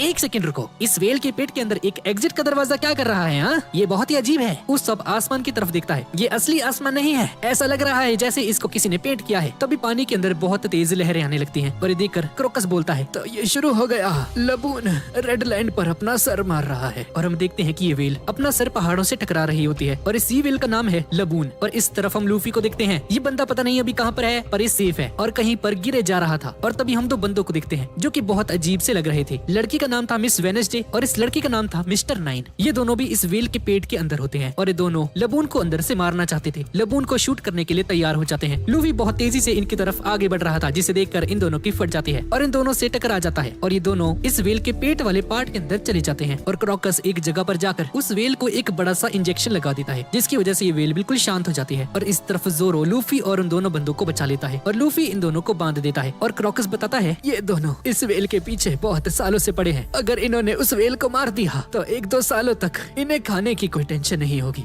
लबून इस दुनिया की सबसे बड़ी वेल है, इसे आइलैंड वेल भी कहा जाता है और ये हमेशा अपना सर रेड लाइन से मारता रहता है। और ऐसा करने के पीछे एक वजह है। लबून एक ऐसी वेल है जिसके अंदर इंसानों की तरह एक दिल है और इंतजार कर रहा है अपने उन्हीं पायरेट्स का जिन लोगों ने इससे मिलने का वादा किया था पिछले 50 सालों से। अब अब इसके बाद हम एक फ्लैशबैक को देखते हैं। एक दिन क्रॉकस लाइट हाउस के बाहर अपनी ड्यूटी परफॉर्म कर रहा था और तभी कुछ पायरेट्स यहाँ पर आ जाते हैं और उन्हीं के साथ लबून भी यहाँ पर आई थी। उस वक्त ये व्हेल बहुत छोटी हुआ करती थी और ये पायरेट्स लबून के साथ सफर किया करते थे, लेकिन एक दिन इन पायरेट्स ने इस व्हेल को वेस्ट ब्लू के अंदर छोड़ दिया क्योंकि इन्हें पता था कि ग्रैंड लाइन खतरों से भरा हुआ है। ये सभी पायरेट्स ग्रैंड लाइन की तरफ जा रहे होते हैं। इन पायरेट्स की शिप टूटी हुई थी और ये सभी लोग यहाँ पर कुछ महीनों के लिए रुक जाते हैं और तब तक क्रॉकस, लबून और ये सभी पायरेट्स अच्छे दोस्त बन जाते हैं। हम देखते हैं कि इन पायरेट्स और लबून की दोस्ती बहुत गहरी थी, लेकिन समय गुजरता है और इन पायरेट्स की शिप पूरी तरह से तैयार हो जाती है अपने सफर पर जाने के लिए और इन पायरेट्स का यहाँ से जाने का समय आ जाता है। इनका लीडर क्रॉकस से बात करता है। हे क्रॉकस, क्या तुम प्लीज लबून का ख्याल रख सकते हो 2-3 सालों के लिए? तब तक हम लोग ग्रैंड लाइन से वापस आ जाएंगे। हे लबून, मेरी बात सुनो, हम लोग ग्रैंड लाइन में जा रहे हैं। वहाँ का सफर बहुत मुश्किल है मेरे दोस्त, वो जगह बहुत खतरनाक है और इसीलिए दोस्त हम तुम्हें अपने साथ लेकर नहीं जा सकते। लेकिन तुम फिक्र मत करो दोस्त, हम बहुत ही जल्द वापस आकर तुमसे मिलेंगे और तब तक तुम अपना ख्याल रखना दोस्त। और ऐसा बोलकर ये सभी पायरेट्स यहाँ से चले जाते हैं। हम बहुत ही जल्द तुम्हें लेने वापस आएंगे, अपना ख्याल रखना। और फाइनली ये सभी लोग यहाँ से चले जाते हैं। इस बात को 50 साल बीत चुके हैं, लेकिन आज भी वो लोग वापस नहीं आए। लबून की आंखों में अभी भी उम्मीद की एक किरण है कि वो लोग वापस आएंगे और अभी तक उनके आने का इंतजार कर रही है। क्रॉकस बाहर का गेट खुलता है और ये सभी लोग लबून के पेट से बाहर आ जाते हैं। ये रहा असली का आसमान। और ये सभी लोग आपस में बात करने लगते हैं कि वो पायरेट्स अभी तक लबून को लेने क्यों नहीं आए। पागल मत बनो, वो लोग मर चुके होंगे अब तक तो। और क्रॉकस कहता है, सच्चाई कुछ और है बच्चों, मुझे पता चला था कि वो सभी लोग ग्रैंड लाइन से बाहर आ चुके हैं। अगर वो लोग जिंदा भी हैं, तब भी वो लोग दोबारा कभी वापस नहीं आएंगे। उन लोगों के अंदर ग्रैंड लाइन का डर बैठ चुका है। क्या आपने इस बात को कभी लगून को बताने की कोशिश नहीं करी? मैंने इसे बहुत बार समझाने की कोशिश की, लेकिन ये मेरी बात को नहीं समझ पाता। इसे आज भी लगता है कि इसके दोस्त इसे लेने आएंगे। रिवर्स माउंटेन के सामने चिल्लाती है इस उम्मीद में कि किसी दिन इसकी आवाज वहाँ पर पहुँचेगी और ये पायरेट्स इसे लेने वापस आएंगे। लूफी बाहर जाता है, लबून के ऊपर कूदता है और शिप का एक टुकड़ा उसकी चोट के अंदर घुसा देता है, जिसकी वजह से लबून की आंखों में आंसू आ जाते हैं। लबून दर्द से चिल्लाने लगती है। सभी लोग ये देखकर पागल हो जाते हैं। साले लूफी, क्या कर रहा है ये तू? तुमने दोबारा ऐसा क्यों किया लूफी? भाई मेंटल केस है लूफी। लबून के मन के अंदर एक बैरियर बन चुका है और उसे लगता है कि शायद जो रेड माउंटेन है, ये माउंटेन ही इसके दोस्तों को यहाँ पर आने से रोक रहा है। इसलिए इस रेड लाइन माउंटेन को तोड़ने के लिए अपना सिर उस पर बार बार मारती है और इसकी वजह से इसके सर पर बहुत सारे मार्क्स भी आ चुके हैं। लबून की स्टोरी सुनने के बाद लूफी के मन में लबून के लिए हमदर्दी जग जाती है और लबून के साथ फाइट करने लगता है। स्टार्टिंग में लग रहा होता है कि लूफी पगला गया है, ये इस व्हेल के साथ क्यों लड़ रहा है, पर एंड ऑफ द डे हमें लूफी की इंटेंशंस के बारे में पता चलता है। बैटल के बीच में लूफी अचानक से रुकता है और लबून से कहता है, तुम बहुत स्ट्रांग हो और मैं भी। हमारी ये बैटल काफी देर तक चलने वाली है लबून, पर मेरे पास अभी इतना समय नहीं, तुम मेरा इंतजार करना। उन पायरेट्स का तो पता नहीं, लेकिन मैं तुम्हारे पास जरूर आऊंगा लबून, और अब से उन पायरेट्स की जगह मैं तुम्हारा राइवल हूँ और अब से तुम मेरे आने का इंतजार करोगे। मेरा इंतजार करना लबून, और मैं तुमसे वादा करता हूँ कि मैं जरूर आऊंगा। और इस तरह से लबून के मन में जो बैरियर था कि इसके पायरेट दोस्त इससे मिलने के लिए आएंगे, वो शिफ्ट होकर लूफी के ऊपर आ जाता है। और ये लबून जो कि अपने दोस्तों के आने का इंतजार कर रही थी, जो कि शायद ऑलरेडी मर भी चुके हैं, अब इसका ध्यान लूफी के ऊपर डाइवर्ट हो जाता है और लूफी इसके सर के ऊपर अपना सिंबल भी बना देता है। इस सिंबल को कभी मत मिटाना लबून, ये तुम्हें हमेशा हमारे प्रॉमिस के बारे में याद दिलाएगा। दरअसल लूफी ने ऐसा इसलिए किया ताकि दोबारा से अपना सर रेड लाइन माउंटेन के ऊपर ना मारे। और इसी तरह से लूफी लबून के दोनों बैरियर माइंडसेट्स को हटा देता है। पर गाइस, ये दोनों नमूने, इन दोनों का आगे के पार्ट्स में बहुत ज्यादा रोल होने वाला है। और रेड लाइन के अंदर कॉमन सेंस काम नहीं करती है और मैग्नेटिक फील्ड के बहुत ज्यादा होने की वजह से कॉम्पास यहाँ पर काम नहीं करता है। और असली डायरेक्शन को देखने के लिए लॉग पोस्ट नाम के एक डिवाइस का यूज किया जाता है। ये डिवाइस ग्रैंड लाइन में नेविगेट करने के लिए बहुत ज्यादा जरूरी है। लॉग पोस्ट कुछ स्पेशल फ्रीक्वेंसीज का यूज करके यूजर को नियरेस्ट आइलैंड की लोकेशन देता रहता है और उस डायरेक्शन में बढ़कर धीरे धीरे आइलैंड्स पे ट्रैवल करके हम ग्रैंड लाइन तक पहुंच सकते हैं। अब इसके बाद मिस वेडनेसडे और मिस्टर 9 इस लॉग पोस्ट डिवाइस को ढूंढ रहे होते हैं, पर ये इन्हें नहीं मिल रही होती और मिस्टर 9 रोना शुरू कर देता है। भाई गुम हो गई। लूफी को लॉग पोस्ट मिल जाता है, लेकिन इसे समझ में नहीं आता कि ये क्या चीज है। ये क्या भाई, ये कैसी घड़ी है? मिस्टर 9 एक दूरबीन का यूज करके देखता है कि वो लॉग पोस्ट लूफी के पास है और इस तरफ ये सांजी एलिफेंट ब्लूफिन टूना को बनाने में लगा होता है। उसॉप शिप को ठीक कर रहा होता है और ये जोरो हमेशा की तरह सो रहा था। भाई कितना आलसी बंदा है यार, ये सोता रहता जब देखो। और नामी बताती है, ये देखो, ये कॉम्पास खराब हो चुका है, ये सही डायरेक्शन नहीं दिखा रहा। तुम लोग यहाँ पर मरने के लिए आए हो क्या? क्या तुम्हें पता नहीं ग्रैंड लाइन में कॉम्पास काम नहीं करता है। ग्रैंड लाइन के पहाड़ बहुत ही खतरनाक मैग्नेटिक फील्ड को इमिट करते हैं, जिसकी वजह से एक आम कॉम्पास खराब हो जाता है। तुम्हें ग्रैंड लाइन में सफर करने के लिए लॉग पोस्ट की जरूरत पड़ेगी बच्चों। ये एक खास तरीके का कॉम्पास है जो मैग्नेटिज्म को रिकॉर्ड करता है और बिना लॉग पोस्ट के ग्रैंड लाइन में ट्रैवल करना इम्पॉसिबल है। एक सेकंड, क्या वो ऐसा दिखता है? हाँ, यही है लॉग पोस्ट, पर तुम्हारे पास ये कहाँ से आया? एक सेकंड लूफी, दिखाना जरा। और लूफी के मुंह पर एक जोरदार पंच मार देती है। तेरे पास ये आया कहाँ से? तुम्हारे पास ये पहले से था ना, हमें बताया क्यों नहीं तूने? कोई भी आइलैंड से शुरू करो, लेकिन अगर तुम्हारे पास लॉग पोस्ट है तो एंड में राफेल आइलैंड पर जाओगे, जो कि ग्रैंड लाइन का आखिरी टापू है। पूरे इतिहास में सिर्फ एक ही आदमी राफेल तक पहुंच पाया है और वो कोई और नहीं, पायरेट किंग गोल्डी रॉजर था। क्या सच में? फिर तो वन पीस वहाँ पर ही होगा। जब पहुंचेगी तो पता चल जाएगा उसप। और सांजी देखता है कि इस लूफी ने भुक्कड़ ने पूरी की पूरी टूना फिश खा ली है अकेले ही। सांजी को बहुत ज्यादा गुस्सा आ जाता है और लूफी को एक किक मार देता है। लूफी उड़ता उड़ता जाता है और उसका हाथ लॉग पोज पर जाकर लगता है, जिसकी वजह से ये लॉग पोज टूट जाता है। नामी को समझ में ही नहीं आता कि आखिर ये अभी हुआ क्या। इन दोनों को एक जोरदार किक मार देती है, पर सांजी लात खाने के बावजूद भी नामी से प्यार कर रहा था और इसके दिल विल बने हुए थे। चिंता मत करो, मैं तुम्हें अपना लॉग पोज दे दूंगा। वैसे भी तुम लोगों ने लबून की बहुत ज्यादा मदद की है, उसके लिए तुम्हारा शुक्रिया। इसके बाद मिस्टर नाइन और मिसेस वेडनेसडे सामने आती हैं और लूफी से पूछते हैं, सर क्या हम आपके साथ विस्की पीस आइलैंड जा सकते हैं? क्योंकि इन दोनों को लग रहा होता है कि इनका लॉग पोज लूफी के पास है। ये दोनों लूफी के सामने बहुत रिक्वेस्ट करते हैं और लूफी मान जाता है। ठीक है, तुम हमारे साथ आ सकते हो। ए लूफी, पागल है क्या? इन पर विश्वास करना ठीक रहेगा? अरे यार चिंता मत करो, सब कुछ सही रहेगा। लूफी क्रॉकस को लॉग पोज देने के लिए शुक्रिया कहता है और लबून को बाय बाय कहकर सभी लोग निकल जाते हैं विस्की पीस आइलैंड की तरफ। सभी लोग वहाँ पर जाने के लिए बहुत ज्यादा एक्साइटेड होते हैं और सभी के चेहरे पर एक बड़ी सी स्माइल होती है। और इन सभी को जाता हुआ देखकर क्रॉकस अपने मन में सोचता है, क्या ये लोग वही पायरेट्स हैं जिनका इंतजार हम बहुत सालों से कर रहे थे? तुम इसके बारे में क्या सोचते हो रॉजर? अब कुछ दिन बाद लूफी को सामने एक आइलैंड दिखाई देता है और ये आइलैंड कोई और नहीं बल्कि विस्की पीक आइलैंड ही होता है। ये दोनों शिप से कूद जाते हैं और जाते जाते कहते हैं, अगर किस्मत में लिखा हुआ तो दोबारा जरूर मिलेंगे। तो ये लोग तो अब जा चुके हैं, अब विस्की पीक आइलैंड पर जाने की क्या जरूरत है अब? नहीं उसाप, अगर लॉग पोस्ट के अंदर किसी जगह का रास्ता स्टोर हो जाता है तो हमें कुछ देर तक उस आइलैंड पर रुकना होता है, वरना लॉग पोस्ट दूसरे आइलैंड पर जाने का रास्ता नहीं बताएगा। जैसे जैसे ये शिप आगे बढ़ती है धीरे धीरे सामने लोग दिखाई देने लगते हैं। जोरो और उसॉप तैयार हो जाते हैं लड़ने के लिए, लेकिन जैसे ही फॉग हटती है ये सभी लोग इनके यहाँ पर आने से बहुत ज्यादा खुश हो जाते हैं और अपना सांजी भी बहुत ज्यादा खुश होता है क्योंकि यहाँ पर इसे बहुत क्यूट क्यूट लड़कियां दिख रही होती है। उसॉप भी इन सभी को अपना फैन समझने लगता है। शुक्रिया, आपका शुक्रिया।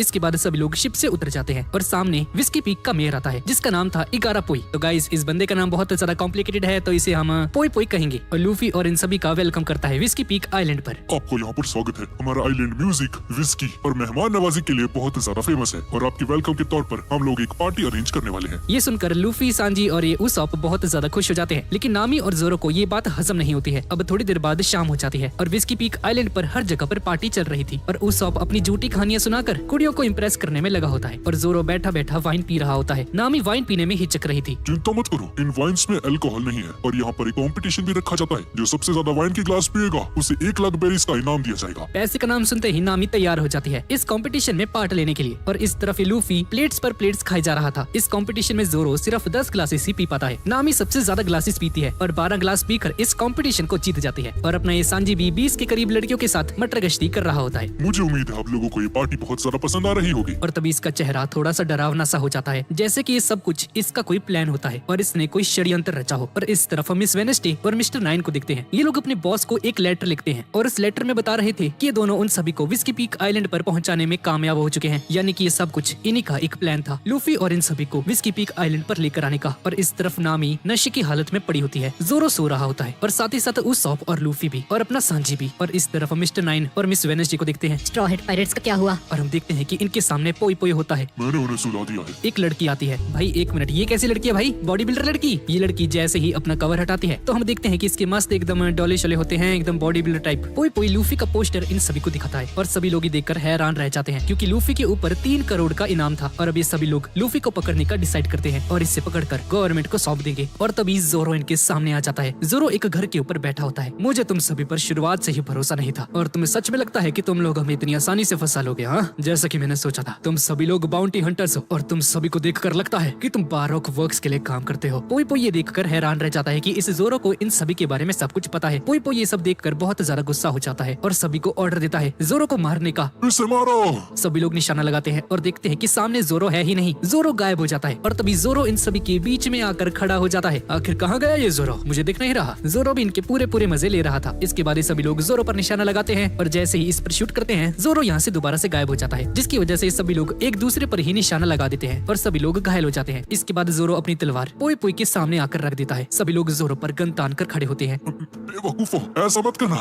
ये बुलेट्स मुझे भी लग जाएगी। पोई पोई अपना एक अजीब सा इंस्ट्रूमेंट बाहर निकालता है जिसमें से गोली निकलती है और अपने ही बाउंटी हंटर्स को मार देता है। जोरो साइड में जाकर छिप जाता है और सोचता है लगता है अब समय आ चुका है अपनी नई तलवारों को यूज करने का। तभी जोरो के ऊपर कोई आदमी आकर खड़ा हो जाता है और उसके ऊपर शूट कर देता है, लेकिन जोरो किसी तरह से खुद को बचा लेता है और एक रूम के अंदर जाकर घुस जाता है और सामने पड़ी एक टेबल को एक शील्ड की तरह यूज करके इसके हमले से खुद को बचा लेता है। और जोरो सोचता है लगता है समय आ चुका है इस तलवार को यूज करने का। अपनी तलवार को बाहर निकालकर सभी लोगों को 2 सेकंड्स के अंदर अंदर मार देता है। पीछे से एक मोटा जोरो पर हमला करता है और जोरो अपनी दूसरी तलवार को निकाल निकालता है कुतेत्सु थर्ड को, और जब इसे यूज करता है तो इसके अंदर से एक पर्पल कलर की लाइट निकलती है, जिसकी वजह से ये आदमी भी मारा जाता है। ये तलवार बहुत ज्यादा ही शार्प होती है और अपने मालिक के चाहने भर पे ही सामने वाले एनिमी पर खुद ब खुद ही हमला कर देती है। अब इसके बाद एक बच्चा अपनी एक छोटी सी तलवार लेकर जोरो पर हमला कर देता है, पर जोरो उस बच्चे को रोक लेता है। उस बच्चे की मम्मी यहाँ पर आ जाती है और जोरो से माफी मांगने लगती है इस बच्चे की हरकतों के लिए, लेकिन तभी ये एक क्रॉस का साइन बाहर निकालती है।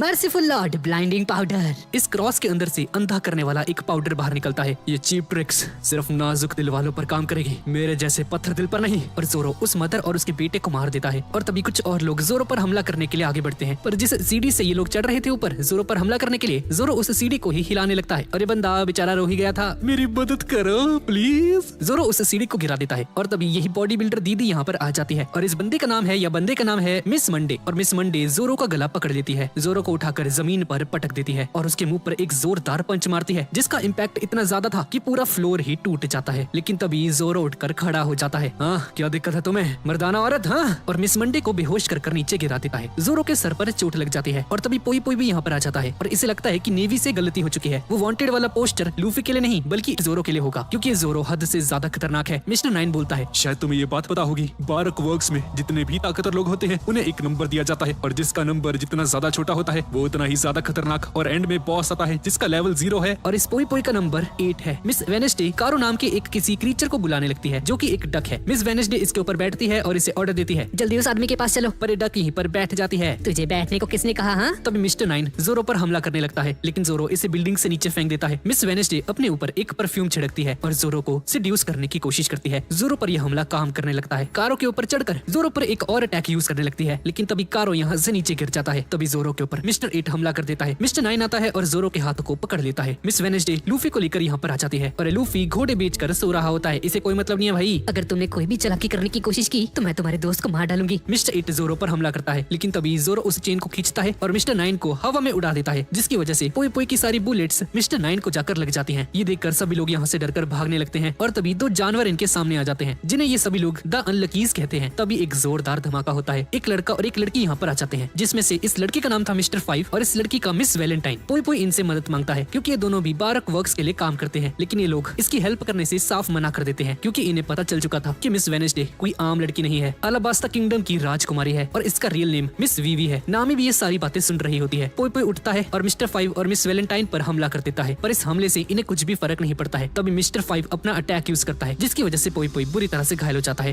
वीवी, यहाँ से चली जाओ। अलाबास्ता, तुम्हारे बिना अधूरा, जल्दी जाओ। मिस्टर 9 भी आगे आ जाता है। मिस वीवी, आप यहाँ से चली जाइए। मिस्टर 5 अपनी नाक में से एक खजाना बाहर निकालता है, उसकी एक बॉल बनाकर मिस्टर 9 के फेस पर मारता है, जिसकी वजह से इसके फेस पर एक बहुत बड़ा धमाका हो जाता है। तभी जोरो भी यहाँ पर आ जाता है और ये देखकर हैरान रह जाता है। पोई पोई इसके पैर पकड़ लेता है। मैंने तुम्हारी काबिलियत को जाना है बच्चे, प्लीज मेरी मदद करो। उन दोनों के पास डेविल फ्रूट की ताकत है और मैं इतना ताकतवर नहीं कि मैं इन्हें रोक सकूं। क्या तुम मिस वीवी को बचा सकते हो? लेकिन जोरो इसे मना कर देता है क्योंकि वही लोग थे जो कि थोड़ी देर पहले इसे अभी मारना चाहते थे। लेकिन तभी नामी यहाँ पर आ जाती है। हम तुम्हारी मदद करेंगे, लेकिन इसके बदले हमें 1000 करोड़ बेरीज चाहिए। क्यों? 1000 करोड़? मैं इस काबिल नहीं कि मैं तुम्हारे साथ वादा कर सकूं। इस बारे में प्लीज वीवी से बात कीजिए। यार चलो ठीक है, ऐसी बात है तो हम उसे बचाते हैं। जोरो, प्रिंसेस वीवी को बचा लो। तेरी हिम्मत कैसे हुई? हाँ, ये मुसीबत तुमने ली है, जाओ और उसे खुद बचाओ। सारे पैसे खुद रख लेती हो हाँ, और मुसीबत हम झेलें। तभी लूफी भी उठ जाता है और हल्का होने के लिए यहाँ से चला जाता है। भाई इतना फूल क्यों रखा है? ये क्या हो रखा है इसको? कितना ठूस लिया भाई इसने। नामी जोरो को याद दिलाती है। लगता है तुम भूल चुके हो, ये तलवारें मैंने ही तुम्हें दिलवाई हैं। मैंने तुम्हें 1 लाख बेरीज उधार पर दी थी, भूल गए लॉकडाउन में? पर मैंने तुम्हें तुम्हारे पैसे वापस लौटा दिए थे। लेकिन तुमने मुझसे वादा भी किया था कि तुम 300% के ब्याज के हिसाब से मुझे पैसे वापस करोगे। अब इसके बाद हम एक फ्लैशबैक को देखते हैं जहाँ पर ये कॉन्ट्रैक्ट हुआ था इन दोनों में। तो अगर उस हिसाब से देखा जाए तो 2 लाख बेरीज बची हुई हैं। मुझे तुमसे ये उम्मीद नहीं थी जोरो, तुम अपने एक वादे तक को पूरा नहीं कर सकते हाँ? जोरो को ये बात उसके दिल पर लग जाती है और तैयार हो जाता है प्रिंसेस वीवी को बचाने के लिए। इस तरफ वीवी कारो के साथ यहाँ से भाग रही होती है और लूफी हल्का होने के बाद जब वापस जाता है तो उसकी नजर बाकी सभी लोगों पर पड़ती है। गाँव के सभी लोग घायल पड़े थे और आधे तो मरने की हालत में थे। ये देखकर लूफी हैरान रह जाता है और इस तरफ प्रिंसेस वीवी के सामने मिस मंडे आ जाती है और इसे बचाने के लिए यहाँ से भागने के लिए कहती है, आप यहाँ से चली जाइए, मैंने देखती हूँ वहाँ पर कुछ शिप्स पड़ी हैं, तब तक मैं इन्हें रोकती हूँ। और तभी मिस्टर 5 और मिस वैलेंटाइन भी यहाँ पर आ जाते हैं इनके सामने और बॉडी बिल्डर दीदी तैयार होती है इनके साथ लड़ने के लिए, लेकिन मिस्टर 5 इसे आसानी से हरा देता है और मिस मंडे के ऊपर एक जोरदार ब्लास्ट करता है। मिस वैलेंटाइन अपने डेविल फ्रूट की ताकत का यूज करती है। इसकी ताकत ये है कि अपने वेट को कंट्रोल कर सकती है, 5 किलो 10 किलो यहाँ तक कि अपने वेट को 1000 किलो तक भी लेकर जा सकती है और जैसे जैसे नीचे आ रही थी अपना वेट बढ़ाती जाती है और मिस मंडे के ऊपर 1000 किलो का वार करती करती है, जिसकी वजह से मिस मंडे की यहीं पर मौत हो जाती है। मिस्टर 5 दोबारा से नाक में उंगली करता है और वीवी पर हमला कर देता है और उसी खजाने का यूज करके एक गोली बनाकर प्रिंसेस वीवी पर हमला कर देता है। लेकिन तभी जोरो यहाँ पर आकर उसके उस माल के 2 टुकड़े कर देता है। जोरो को भी ये बहुत ज्यादा अजीब लग रहा था। मिस्टर 9 के पास डेविल फ्रूट की ताकत है, ये अपनी बॉडी के किसी भी वेस्ट प्रोडक्ट से ब्लास्ट करवा सकता है। प्रिंसेस वीवी मिस्टर 5 पर हमला करने के लिए आगे बढ़ती है, लेकिन तभी जोरो इसके गले पर तलवार रख के इसे यहीं पर रोक लेता है। ज्यादा उछलो मत, मैं तुम्हारी मदद करने यहाँ पर आया हूँ। और इस तरफ पोई पोई नामी को बारोक वर्क्स के बारे में बताता है। दरअसल बारोक वर्क्स क्रिमिनल्स का एक ग्रुप है, जहाँ पर हर तरह के बुरे काम, चाहे वो किडनैपिंग हो, मर्डर हो, असैसिनेशन हो, बाउंटी हंटिंग हो या फिर कुछ भी, यहाँ पर हर बुरे काम किए जाते हैं और ये सब कुछ उनके बॉस की कमांड पर किया जाता है। बारोक वर्क्स सिर्फ एक ही नक्शे पर काम करती है। हम अपनी एक दुनिया बनाना चाहते हैं जो कि हमारे असूलों के हिसाब से काम करेगी। मेरे बॉस का कोड नेम जीरो है। और इस तरफ जोरो के सामने ये दोनों नमूने खड़े होते हैं और तभी लूफी यहाँ पर आ जाता है और कहता है, मैं तुझे छोड़ूंगा नहीं, तूने जो किया तुझे इसकी सजा जरूर मिलेगी। लूफी जोरो पर गुस्सा हो जाता है क्योंकि जोरो ने उन सभी लोगों को मार दिया जिन लोगों ने लूफी की अच्छे से खातिरदारी की थी। मरते मरते वो सभी लोग तुम्हारा ही नाम ले रहे थे जोरो। क्या ये क्या बके जा रहे हो? पहले मेरी बात तो सुन लो। वो सब के सब बाउंटी हंटर, लेकिन लूफी जोरो की एक नहीं सुनता है और जोरो के ऊपर एक के बाद एक लगातार जानलेवा हमले करना शुरू कर देता है। और तभी जोरो लूफी को एक लात मारता है और लूफी इन दोनों नमूनों के साथ एक रूम के अंदर चला जाता है। मिस्टर 5 को गुस्सा आता है और इसके ऊपर एक ब्लास्ट कर देता है, लेकिन जैसे ही धूल उड़ती है तो हम देखते हैं कि लूफी मिस्टर 5 को पकड़ कर लेकर आ रहा था और उस धमाके की वजह से लूफी की सारी गैस निकल जाती है और लूफी दोबारा से पतला हो जाता है। लेकिन लूफी अभी भी जोरो पर गुस्सा कर रहा था और जोरो भी अब सीरियस हो जाता है और लूफी पर हमला करने के लिए आगे बढ़ता है। भाई क्यों लड़ रहे हैं दोनों आपस में? और इसकी पहली मूव ओनिगिरी होती है। ये दोनों आपस में लड़ने लगते हैं। तेरी जुबान बहुत ज्यादा चलने लगी है जोरो, मेरे हाथ भी बहुत ज्यादा चलते हैं। मेरी पावर्स को मत भूलो, मुझे याद रखने की जरूरत भी नहीं है। मारा जाएगा जोरो, तो अपनी सोच, इतना गरूर ठीक नहीं है जोरो। सर पर कफन बांधने वाले मौत से कभी नहीं डरा करते। और फाइनली इन दोनों के बीच में खतरनाक लड़ाई होनी शुरू हो जाती है और तब ये दोनों पीछे से आते हैं और जोरो पर हमला करने जा ही रहे होते हैं। तभी जोरो और लूफी साथ में कहते हैं, हमें परेशान करना बंद करो। और जोरो और लूफी एक ही मूव में इन दोनों को खत्म कर देते हैं। ये देखकर कारो और प्रिंसेस वीवी बुरी तरह से डर जाते हैं क्योंकि मिस्टर 5 को हराना कोई आम बात नहीं थी। और फाइनली लूफी और जोरो तैयार हो जाते हैं अपनी आखिरी मूव परफॉर्म करने के लिए। दोनों अपने हाथों में जान भर लेते हैं और एक दूसरे पर पंच मारने ही वाले होते हैं कि तभी नामी यहाँ पर आ जाती है और इन्हें एक जोरदार मुक्का मार देती है। सालो ये क्या कर रहे हो यहाँ पे हैं? और जोरो वर्सेस लूफी की फाइट में विनर है नामी। तभी लूफी हंसने लगता है अरे यार जोरो, तुमने मुझे पहले क्यों नहीं बताया? हाँ, तूने मुझे मौका ही कब दिया? हाँ, साले लड़ने लग गया मेरे से सीधा। नामी प्रिंसेस वीवी से कहती है, तो वीवी हमने तुम्हें बचा लिया, अब इसके बदले हमें 1000 करोड़ बेरीज चाहिए। तुम्हारा शुक्रिया, मुझे बचाने के लिए तुमने मेरी मदद की है, लेकिन इतनी बड़ी रकम मैं नहीं दे सकती। एक मिनट, तुम तो अरबास्ता की प्रिंसेस हो ना, तो तुम्हारे लिए तो 1 बिलियन कुछ भी नहीं है। एक सेकंड, तुम्हें अलाबास्ता किंगडम के बारे में पता है? हाँ, वो जगह बहुत अच्छी हुआ करती थी। क्या मतलब है तुम्हारा करती थी से? अलाबास्ता अब एक वॉर के बीच में है, वहाँ के लोग विद्रोह करना शुरू कर चुके हैं। बारोक वर्क्स यही लोग इसके लिए जिम्मेदार हैं। इनका बॉस किसी आइडियल नेशन के बारे में बात करता है पर उसका असली मकसद अलाबास्ता किंगडम पर राज करना है। भले ही तुम लोग कितने ही ज्यादा ताकतवर क्यों ना हो, लेकिन बॉस के सामने तुम कुछ नहीं। वो समुद्र के 7 वॉर लॉर्ड्स में से एक हुआ करते थे, उनका नाम था क्रोकोडाइल। ये सुनकर शांति हो जाती है और इसे रियलाइज होता है कि इस लड़की ने अपने बॉस का असली नाम रिवील कर दिया है, जो कि है क्रोकोडाइल। और अभी सभी लोग मुसीबत में आ चुके हैं और हम देखते हैं कि अनलकीज भी इस बात को सुन चुके थे और ये दोनों चले जाते हैं इस बात को बॉस तक पहुंचाने के लिए। नामी वीवी पर बहुत ज्यादा गुस्सा करती है और जोरो और लूफी बहुत ज्यादा एक्साइटेड थे। एक वॉरलॉर्ड जोरो, हम बहुत ही जल्द क्रोकोडाइल से मिलने वाले हो यार। क्रोकोडाइल पहले 7 वॉरलॉर्ड्स में से एक था, यानी कि वो मीहॉक जितना ताकतवर होगा। नामी यहाँ से जाने लगती है और तभी अनलकीज के सामने आता है और इस टेडी बियर ने इन तीनों की पिक्चर बना ली है, यानी कि इनके बॉस को अब इनके चेहरे भी पता चल चुके हैं और ये दोनों फाइनली यहाँ से चले जाते हैं। नामी बेचारी डिप्रेशन में चली जाती है, लेकिन तभी पोई पोई यहाँ पर आ जाता है और ये कैसे कपड़े हैं भाई? क्या ये?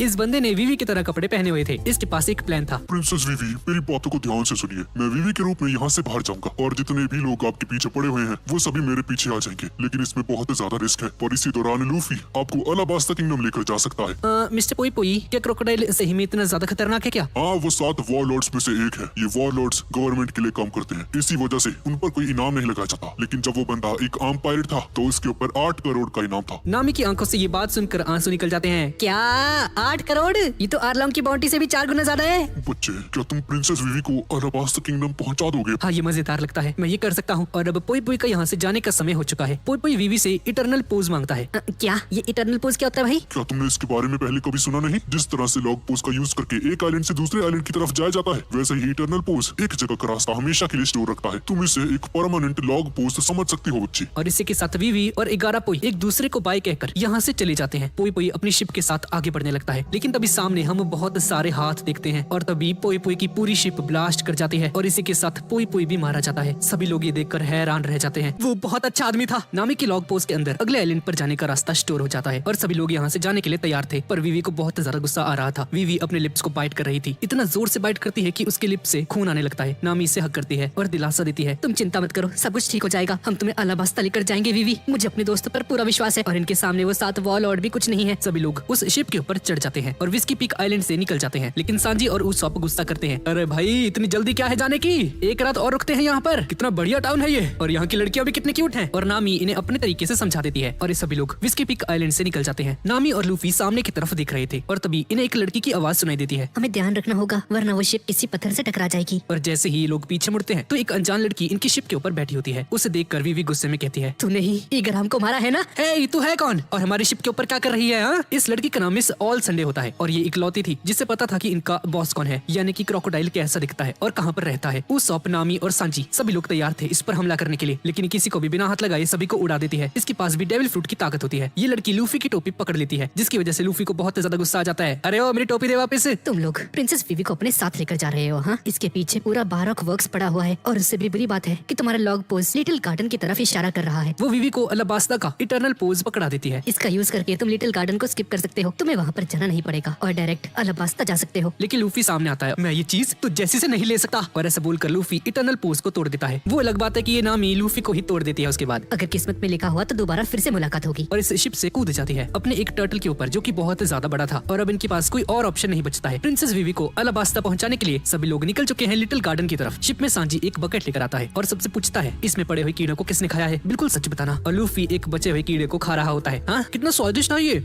मजा आ गया भाई। उसॉप ये देखकर हैरान हो जाता है कि लूफी कीड़े कैसे खा सकता है भाई, क्या ये बंदा? और इसकी आंखें बाहर आ जाती हैं। तो अब उन मछलियों को कैसे पकड़ूंगा मैं? हाँ, लूफी कारों की तरफ उंगली करते हुए कहता है, ये कब काम आएगा भाई? और ये सभी लोग कारों के पीछे पड़ जाते हैं। अरे यार बस भी करो अब। वीवी ये सोचकर हैरान थी कि लूफी जैसे एक बंदे के ऊपर 3 करोड़ का इनाम है। चाहे लूफी कैसा भी हो, पर इसने बहुत सारे खतरनाक विलेंस को मारा है, जैसे आर्लोंग, डॉन क्रीग और कैप्टन कूरो। लगता है तुम किसी को भूल रहे हो नाम है, एक्समैन मॉर्गन को भी। लूफी को मॉर्गन के बारे में सुनकर अपने एक दोस्त जिसका नाम कोबी है, जिसे कि हमने इस सीरीज के पहले पार्ट में देखा था, उसकी याद आती है। पता नहीं इस वक्त वो कहाँ पर होगा। और तभी हम नेवी की एक शिप को देखते हैं जहाँ पर हर तरफ फूल बरस रहे थे। सामने एक आदमी खड़ा था जो कि कोई और नहीं बल्कि कोबी ही होता है। और अभी बंदा नेवी का एक बहुत बड़ा ऑफिसर बन चुका है और इसके मन में लूफी के लिए अभी भी बहुत ज्यादा रिस्पेक्ट है और सोचता है अगर मैं लूफी से नहीं मिला होता तो शायद मैं आज इस मुकाम पर नहीं होता। और तभी सामने से बहुत बड़ी लहरें उठती हैं और कैप्टन मॉर्गन सामने आता है। उसे देखकर कोबी बुरी तरह से डर जाता है, लेकिन तभी एक बहुत बड़ा लूफी सामने आता है और कैप्टन मॉर्गन को घुमा घुमा कर हवा में उड़ा देता है। एक और बार लूफी भैया ने मेरी जान बचा ली, लेकिन तभी कोबी का ये सपना टूट जाता है। हाँ भाई, ये सारा कुछ एक सपना था और इसकी नींद खुल जाती है। और असलियत में ये कोबी अभी भी नेवी के लिए बस साफ सफाई का ही काम कर रहा होता है। यहाँ तक कि कैप्टन मॉर्गन का बेटा जिसका नाम है हेलमेट पुसान था, ये बंदा भी एक स्वीपर की जॉब कर रहा होता है। ये दोनों बिल्डिंग की छत के ऊपर जाते हैं और ये बंदा सोच रहा होता है कितनी बकवास लाइफ है। वो भी क्या टाइम था जब मैं अपनी ऐशो आराम की जिंदगी जिया करता था। सभी लोग मेरे आगे झुके रहा करते थे। सब कुछ उस स्ट्रॉ हेड की वजह से हुआ है। मैं उसे छोड़ूंगा नहीं। ना वो मेरे पापा को मारता और ना मुझे ऐसी मुश्किल जिंदगी जीनी पड़ती। ये सब उसी की गलती है। लूफी भैया को दोष देना कोई अच्छी बात नहीं है। ये सब कुछ तुम्हारे पापा की गलती है। और वैसे भी कब तक अपने पापा की कैश पर ऐश करते रहोगे? हाँ, मेरा एक सपना है एक बहुत बड़ा नेवी का ऑफिसर बनना और इस दुनिया से सभी बुरे लोगों को खत्म कर देना। तो अपने आप को समझता क्या है? हाँ, एक नेवी ऑफिसर बनना आसान बात है क्या? मुझे पता है ये मुश्किल है, लेकिन मैंने भी लूफी भैया की तरह अपना मन बना लिया है। अगर मैं इस सफर में मर भी गया तो मुझे कोई फर्क नहीं पड़ेगा। ये क्या फालतू की बातें हैं? वो लूफी किसी काम का नहीं। कोबी लूफी की इंसल्ट सहन नहीं कर पाता और ये दोनों फाइट करने लगते हैं। लड़ते लड़ते ये दोनों छत से नीचे गिर जाते हैं। नीचे एक तोप थी जिसके ऊपर ये दोनों लैंड करते हैं, जिसकी वजह से ये तोप भी चल जाती है और सामने खड़ी एक बिल्डिंग एक पल में ही तबाह हो जाती है। लूफी और हेलमैप उसी लड़की के घर पर होते हैं जिसको कि हमने सीरीज के पहले पार्ट में देखा था। वही छोटी सी बच्ची को भी ये सारी बातें अपने घर में बता रहा होता है। ये लड़की सामने एक न्यूज़पेपर लेकर आती है जिसमें ये बताया जाता है कि लूफी नाम का एक पायरेट कैप्टन स्मोकर से बचकर निकल चुका है और उसके ऊपर 3 करोड़ की बाउंटी भी है और लूफी जा चुका है ग्रैंड लाइन की तरफ। ये सुनकर को भी बहुत ज्यादा खुश हो जाता है क्योंकि लूफी अपने सपने की तरफ आगे बढ़ता जा रहा था। इसके बाद हम एक नेवी की शिप को देखते हैं जहाँ पर कैप्टन मॉर्गन को लेने के लिए नेवी का एक बहुत बड़ा ऑफिसर आने वाला है और ये बंदा वाइस एडमिरल की पोस्ट पर है और ग्रैंड लाइन के हर एक कोने कोने से वाकिफ है। कोबी और हेलमैप अपना काम करने के लिए नीचे चले जाते हैं। हेलमैप कहता है मुझे पता है मेरे पापा ने बहुत बुरे काम किए हैं, लेकिन सच कहूँ तो उनके लिए मेरे मन में बहुत ज्यादा इज्जत है। वो मेरे रोल मॉडल थे। ओए कोबी, तुझे क्या लगता है क्या वो मेरे पापा को मार देंगे? वो कैसे भी आदमी थे लेकिन थे तो मेरे पापा ही। और ऐसा बोलकर ये बंदा रोना शुरू कर देता है। इसके बाद वही वाइस एडमिरल गाप यहाँ पर आ जाता है। ये बंदा शिप में उतरता तो है लेकिन शिप में उतरते ही ये बंदा सो जाता है। कैप्टन मॉर्गन यहाँ पर आ जाता है और जब वो देखता है कि गार्प सो रहा है तो उसे ये एक बहुत बड़ी इंसल्ट लगती है और उसे अपनी कुल्हाड़ी से मार देता है। ये देखकर सभी लोग हैरान हो जाते हैं और इससे पहले कि नेवी वाले कुछ कर पाते, कैप्टन मॉर्गन अपने बेटे के गले के ऊपर कुल्हाड़ी रख देता है। अगर तुम लोग सामने आए तो मैं इसे मार दूंगा, मुझे फर्क नहीं पड़ता, ये मेरा बेटा है। मुझे जिस चीज से मतलब है वो है मेरी आजादी। और हेलमैप को लेकर एक छोटी सी बोट में निकल जाता है। गाप के साथ आया दूसरा आदमी उसके ऊपर कैनन फायर करने के लिए कहता है, लेकिन कोबी उस तोप के सामने आ जाता है। तोप मत चलाइए, वहाँ मेरा एक दोस्त भी है। अगर तुम सामने से नहीं हटे तो हम तुम्हें भी मार देंगे। ठीक है, मैं नहीं हटने वाला। मैं अपने दोस्त को ऐसे नहीं छोड़ सकता। प्लीज शूट मत कीजिए, मैं जाता हूँ उसे बचाने। और ऐसा बोलकर कोबी शिप से कूद जाता है और तैरते हुए कैप्टन मॉर्गन की शिप के पास पहुंच जाता है। मीनवाइल गार्प अपनी नींद से उठ जाता है और सामने पड़ी तोप को तोड़ देता है। तभी एक नेवी का बंदा कहता है, गार्प सर, अब ठीक है? मुझे तो लगा था कि आप मर गए। गार्प अभी भी नींद में होता है और कहता है, मर गया?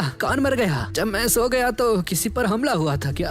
अपना सर थोड़ा सा नीचे करता है और देखता है कि उसे चोट लगी हुई है। अच्छा, मेरी बात कर रहे थे क्या? हाँ, सभी लोग यही सोच रहे होते हैं कि इसे दर्द नहीं होता क्या बंदे को। इस तरफ कैप्टन मॉर्गन कोबी को मारने के लिए आगे बढ़ता है और गार्प ये सब कुछ डोनट खाते हुए देख रहा था। कैप्टन मॉर्गन कहता है, इतने कमजोर हो तुम लोग मेरा कुछ नहीं बिगाड़ सकते। और इन दोनों को मारने के बजाय समुद्र के अंदर फेंक देता है। तुम लोगों को मारना मेरे लिए इंसल्ट की बात है। और यहाँ से जाने लगता है बोट लेकर। हेलमॉप कहता है, आज मैं आपको जाने देता हूँ, लेकिन जिस दिन मैं आपसे ज्यादा ताकतवर हो जाऊंगा तो मैं आपको पकड़ने के लिए जरूर आऊंगा। पिताजी। मॉर्गन इसकी बातों पर रिएक्ट नहीं करता और यहाँ से चला जाता है और ये दोनों दोबारा से नेवी के शिप के ऊपर आ जाते हैं। ये दोनों गार्प से माफी मांगते हैं क्योंकि कहीं ना कहीं कैप्टन मॉर्गन इन्हीं की वजह से भाग पाया यहाँ से। गार्प कहता है, हाँ, तुम लोगों ने गलती तो की है, पर मैं तुम्हारी बहादुरी देखकर खुश हुआ बच्चों। तुम दोनों को यहाँ नहीं, नेवी के हेडक्वार्टर्स में होना चाहिए। हमें तुम्हारे ही जैसे बहादुर लोगों की जरूरत है। और गार्प इन दोनों को लेकर यहाँ से चला जाता है ग्रैंड लाइन की तरफ, क्योंकि नेवी का हेडक्वार्टर ग्रैंड लाइन में ही बसा हुआ है। इस तरफ हम लूफी को देखते हैं जहाँ पर न्यूज़पेपर देने एक पक्षी आया हुआ था। नामी न्यूज़पेपर पढ़ रही होती है। पीछे से लूफी आता है और इसकी नजर न्यूज़पेपर पर जाती है। अरे जोरो, ये देख। और हम देखते हैं कि न्यूज़पेपर के अंदर कोबी और हेलमॉप के बारे में लिखा हुआ था। जोरो भी इसे पहचान जाता है। अरे ये तो कोबी है। कोबी, ये तो वही है ना जिसके बारे में तुम बात क्या करते थे लूफी? रुको मैं पढ़कर बताती हूँ इसमें क्या लिखा है। दो बहादुर लड़कों को वाइस एडमिरल गार्प अपने साथ नेवी के हेडक्वार्टर यानी कि ग्रैंड लाइन में लेकर जा चुके हैं। लूफी इस न्यूज को सुनकर बहुत ज्यादा खुश हो जाता है। कोबी भी अपने सपने की तरफ आगे बढ़ रहा है। इस तरफ हम नेवी के हेडक्वार्टर में देखते हैं जहाँ पर सैकड़ों के हिसाब से शिप्स खड़ी होती हैं। ये नेवी का हेडक्वार्टर ग्रैंड लाइन के अंदर बसा हुआ है और जब कोबी और हेलमॉप यहाँ पर पहुँचते हैं तो इनकी आंखें फटी की फटी रह जाती हैं क्योंकि यहाँ के लोग बहुत ज्यादा कड़ी ट्रेनिंग कर रहे होते हैं। ये दोनों एक कोने में जाकर बैठ जाते हैं। अरे कोबी, क्या हुआ भाई? तुझे नहीं लगता हम यहाँ पर आकर फंस चुके हैं? हाँ, हमें शायद से अगले साल कोशिश करनी चाहिए। वैसे भी अगर हम लोग चले भी गए तो किसी को कोई फर्क नहीं पड़ने वाला। और यहाँ से जाने लगता है, लेकिन तभी कोबी इसे खींचकर अंदर की तरफ लेकर जाता है। आखिर तुम सोच कर रहे हो? हाँ, तुम्हें तो अपने पापा को सरपास करना था ना? हाँ, मैंने कहा तो था, लेकिन अगर मैं वैसे ही ट्रेनिंग करने लगा तो मैं एक ही दिन में मारा जाऊंगा। तुम्हें तो खुश होना चाहिए अगर तुमने किसी चीज को करने का मन बना लिया है, और अगर उसे पाते पाते तुम मर भी जाते हो तो तुम्हें कुछ फर्क नहीं पड़ना चाहिए, बल्कि तुम्हें खुश होना चाहिए। यही बात एक बार लूफी ने भी की थी। तभी गार्प यहाँ पर आ जाता है और दोनों को एक एक पंच मारता है। तुम दोनों की जगह पर कोई भी आ जाएगा। अगर तुम लोगों को यहाँ से भागना है तो भाग सकते हो, हमें तुम्हारी रत्ती भर भी जरूरत नहीं है। और ऐसा बोलकर गार्प यहाँ से जाने लगता है। हम यहाँ से नहीं भागने वाले सर, हम लोग कुछ भी करने को तैयार हैं। प्लीज आप बस हमें ऑर्डर दीजिए। कुछ भी करने को तैयार हो? हाँ, तुमने यही कहा ना, तुम सच में यहाँ पर मरने के लिए आए हो लगता है। और यहाँ से जाने लगता है और अपने एक ऑफिसर को इन पर नजर रखने के लिए कहता है और ये दोनों अपने काम पर लग जाते हैं। ये बुढ़ा खुद को समझता क्या है। तभी गार्प यहाँ पर आ जाता है और इसकी आंखें चमक रही होती हैं क्योंकि इस बंदे ने इसकी बात को सुन लिया था और इन दोनों के सर के ऊपर दोबारा से एक पंच मारता है और इनके सिर के ऊपर एक बॉल उग जाती है। अब थोड़ी देर बाद रात हो जाती है और ये दोनों अपने रूम में सोने की तैयारी कर रहे थे। मैं तंग आ चुका हूँ ऐसी जिंदगी से, यहाँ से भाग भी नहीं सकता और कुछ कर भी नहीं सकता। अब मेरे पास एक ही चारा बचा है, अपनी ऐशो आराम वाली जिंदगी को वापस लेकर आने का। मुझे नेवी का कोई इंपॉर्टेंट आदमी बनना पड़ेगा। इसके अलावा मेरे पास और कोई चारा नहीं। सिर्फ नौकर वाले काम करके मैं एक बड़ा नेवी ऑफिसर कभी नहीं बन पाऊंगा, इसलिए मैं ट्रेनिंग करने जा रहा हूँ। अब से मैं दिन में काम करूंगा और रात को ट्रेनिंग करूंगा। अगर ऐसा करता रहा तो एक दिन जरूर बहुत स्ट्रांग बन जाऊंगा। अगर तुम ऐसा करते रहे तो तुम्हारी बॉडी तुम्हारा साथ नहीं देगी और बिना आराम के तुम मारे जाओगे। अगर तुमने किसी चीज को पाने का निश्चय कर लिया है तो अगर उसके लिए मर भी जाते हो तो तुम्हें उसके लिए कोई अफसोस नहीं होगा। यही कहा था ना तुमने कोबी? ही कोबी हेलमॉप को ऐसे देखकर बहुत ज्यादा शॉक हो जाता है। इससे फर्क नहीं पड़ता कि हम लोग ये कर पाएंगे या नहीं, लेकिन हमें ये करना है तो करना ही है। मैं भी तुम्हारे साथ ट्रेनिंग करने जाऊंगा। ये हुई ना बात। चलो देखते हैं सबसे पहले कौन अपनी हिम्मत को हारता है। और ये दोनों ट्रेनिंग करने के लिए चले जाते हैं। ये दोनों सुबह अपना काम करते हैं और रात में ट्रेनिंग करते हैं और अब ये इनका एक रूटीन बन चुका था। इसके बाद हम नेवी वाले बंदों को देखते हैं जो कि वॉल पर लगे कुछ पोस्टर्स को देख रहे होते हैं और इनका ध्यान लूफी वाले पोस्टर पर जाता है। ये लोग जैसे ही पकड़े जाएंगे इन्हें मार दिया जाएगा। कोबी भी ये सारी बातें बाहर बैठकर सुन रहा होता है। भले ही लूफी पर इनाम लगा हो, लेकिन वो बुरे आदमी नहीं है, वो मेरे दोस्त हैं। अपनी आवाज को धीरे रख, अगर किसी ने सुन लिया तो तुझे मार दिया जाएगा। और तभी हम देखते हैं कि गार्प यहीं पर होता है। तुम लोगों की बातें काफी दिलचस्प हैं, मुझे दोबारा से सुनना है। कौन है तुम्हारा दोस्त? हाँ, तुम दोनों मेरे साथ चलो। और कोबी और हेलमॉप को एक जगह पर लेकर जाता है। तुम लोगों ने अभी कहा कि तुम लूफी के दोस्त हो। मुझे हेलमॉप के बारे में नहीं पता, लेकिन लूफी और मैं बहुत अच्छे दोस्त हैं सर। इस जगह पर गार्प का एक साथी भी होता है। मुझे लगता है तुम लोगों को पता होगा, हम लोग तुम्हारे जैसे गद्दारों को यहाँ पर नहीं रख सकते। लेकिन अच्छी बात यह है कि ये बात सिर्फ मुझे ही पता है। क्या तुम सच में चाहते हो कि तुम नेवी के ऑफिसर्स बनो? तो बातें बनाना बंद करो और मुझे दिखाओ तुम लोग कितने काबिल हो एक नेवी के ऑफिसर बनने के लिए। कोबी और हेलमॉप अपने कपड़े निकाल लेते हैं और गार्प से लड़ने के लिए तैयार हो जाते हैं। ये दोनों इसे मारने के लिए आगे बढ़ते हैं, लेकिन गार्प इन्हें एक के बाद एक पंचेस मारकर बेहोश कर देता है। ये दोनों बुरी तरह से घायल हो जाते हैं और गार्प यहाँ से जाने लगता है। लेकिन कोबी और हेलमॉप अभी भी हार नहीं मानते हैं। दोनों उठते हुए कहते हैं, हमने डिसाइड कर लिया है, हम नेवी के ऑफिसर्स बनकर ही रहेंगे, चाहे इसके लिए हमें अपनी जान ही क्यों ना देनी पड़े।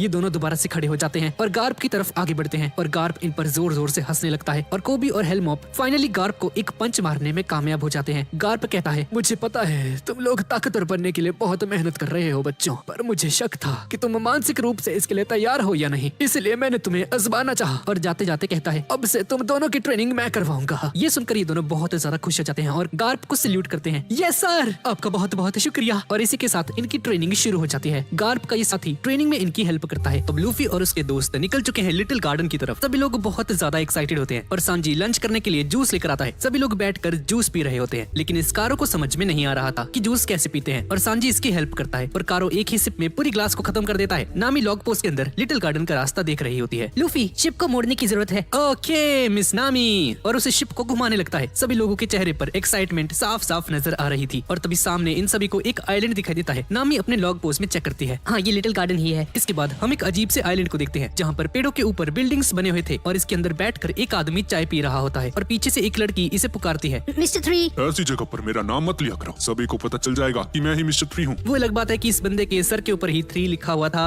ये कैसी चोटी है भाई, 3 बना हुआ है। हाँ बोलो, क्या बात है? ये लड़की इसे इसके बॉस का एक लेटर दिखाती है और उसमें लिखा होता है मिस्टर 5 मारा जा चुका है, काश उसकी जगह मिस्टर 2 मारा जाता। मिस्टर 5 मर चुका है। हाँ, इसमें कोई बड़ी बात नहीं है। उसे अपने ऊपर बहुत ज्यादा घमंड था, लेकिन कुछ भी हो, जिन लोगों ने उसे मारा उन्हें बताना ही पड़ेगा। पार्क वर्क से पंगे लेने का अंजाम क्या होता है। उन लोगों ने बहुत बड़ी गलती कर दी है। और इस तरफ हम लूफी की शिप को देखते हैं और ये सभी लोग लिटिल गार्डन पहुंच चुके हैं। जोरो और लूफी बहुत ज्यादा एक्साइटेड लग रहे होते हैं, लेकिन उस की फट रही होती है क्योंकि ये आइलैंड बहुत ज्यादा खतरनाक है। मुझे उन सबकी चिंता हो रही है जो मिस ऑल संडे कह रही थी। तुम लोग लिटिल गार्डन में ज्यादा देर नहीं टिक पाओगे और तुम सभी मारे जाओगे। अरे यार, हम यहाँ से जा नहीं सकते क्या? नहीं, उस यहाँ पर रुकना जरूरी है, वरना अगले आइलैंड पर जाने का रास्ता नहीं पता चलेगा। Hey guys, ये सामने तो देखो जरा। सामने एक रास्ता होता है जहाँ से शिप अंदर की तरफ जा सकती थी और ये सभी लोग अंदर जाने लगते हैं। जंगल के अंदर से अजीब आवाजें आ रही होती हैं और नामी ये सुनकर बहुत ज्यादा डर रही थी। डरती हुई कितनी प्यारी लगती हो ना। अच्छा, तो तुम्हारा मतलब मुझसे है सांजी, है ना? शुक्रिया शुक्रिया। अबे ओ गवार आदमी, मैं नामी की बात कर रहा था। सांजी के पीछे एक बर्ड आती है। सांजी इसके हमले से बच जाता है। ये देखकर सभी लोग हैरान हो जाते हैं कि इतना बड़ा पक्षी कैसे हो सकता है और हम देखते हैं कि यहाँ पर एक टाइगर होता है। ये टाइगर इस शिप को देखता है और उस शिप के साथ साथ चलने लगता है, दहाड़ता है और नामी और उसॉप बुरी तरह से डर जाते हैं। पर तभी अचानक से ये शेर मिस्टीरियस तरीके से मर जाता है। इस आइलैंड पर कोई भी चीज ठीक से नहीं घट रही थी और लूफी इस आइलैंड पर घूमने का डिसाइड कर लेता है। उसॉप रोते रोते सोच रहा होता है, ये पागल तो नहीं हो गया? लगता है इसका मानसिक संतुलन खराब हो चुका है। क्या मैं भी तुम्हारे साथ चल सकती हूँ लूफी? हाँ हाँ, क्यों नहीं, आजो आजो, तुम हमारे साथ आ सकती हो। अरे लूफी का तो समझ आता है, पर तुम्हारे लिए ये जगह बहुत खतरनाक है वीवी। अरे चिंता की कोई बात नहीं है, मेरे साथ कारो भी जा रहा है। कारो ये बात सुनकर बुरी तरह से डर जाता है। लूफी सांजी को लंच पैक करने के लिए बोलता है। सांजी, क्या तुम कारो के लिए सुब्बे वाला वो जूस बना सकते हो फिर से प्लीज? हाँ जरूर, ये काम मुझ पर छोड़ दो। और अंदर जाकर टिफिन तैयार कर लेता है। लूफी के बैग में लंच रख देता है और कारो के गले में जूस की बोतल टांग देता है। और अब लूफी, प्रिंसेस वीवी और कारो इस आइलैंड पर घूमने के लिए निकल चुके हैं। जोरो भी ये आलसी अपनी नींद से उठ चुका है।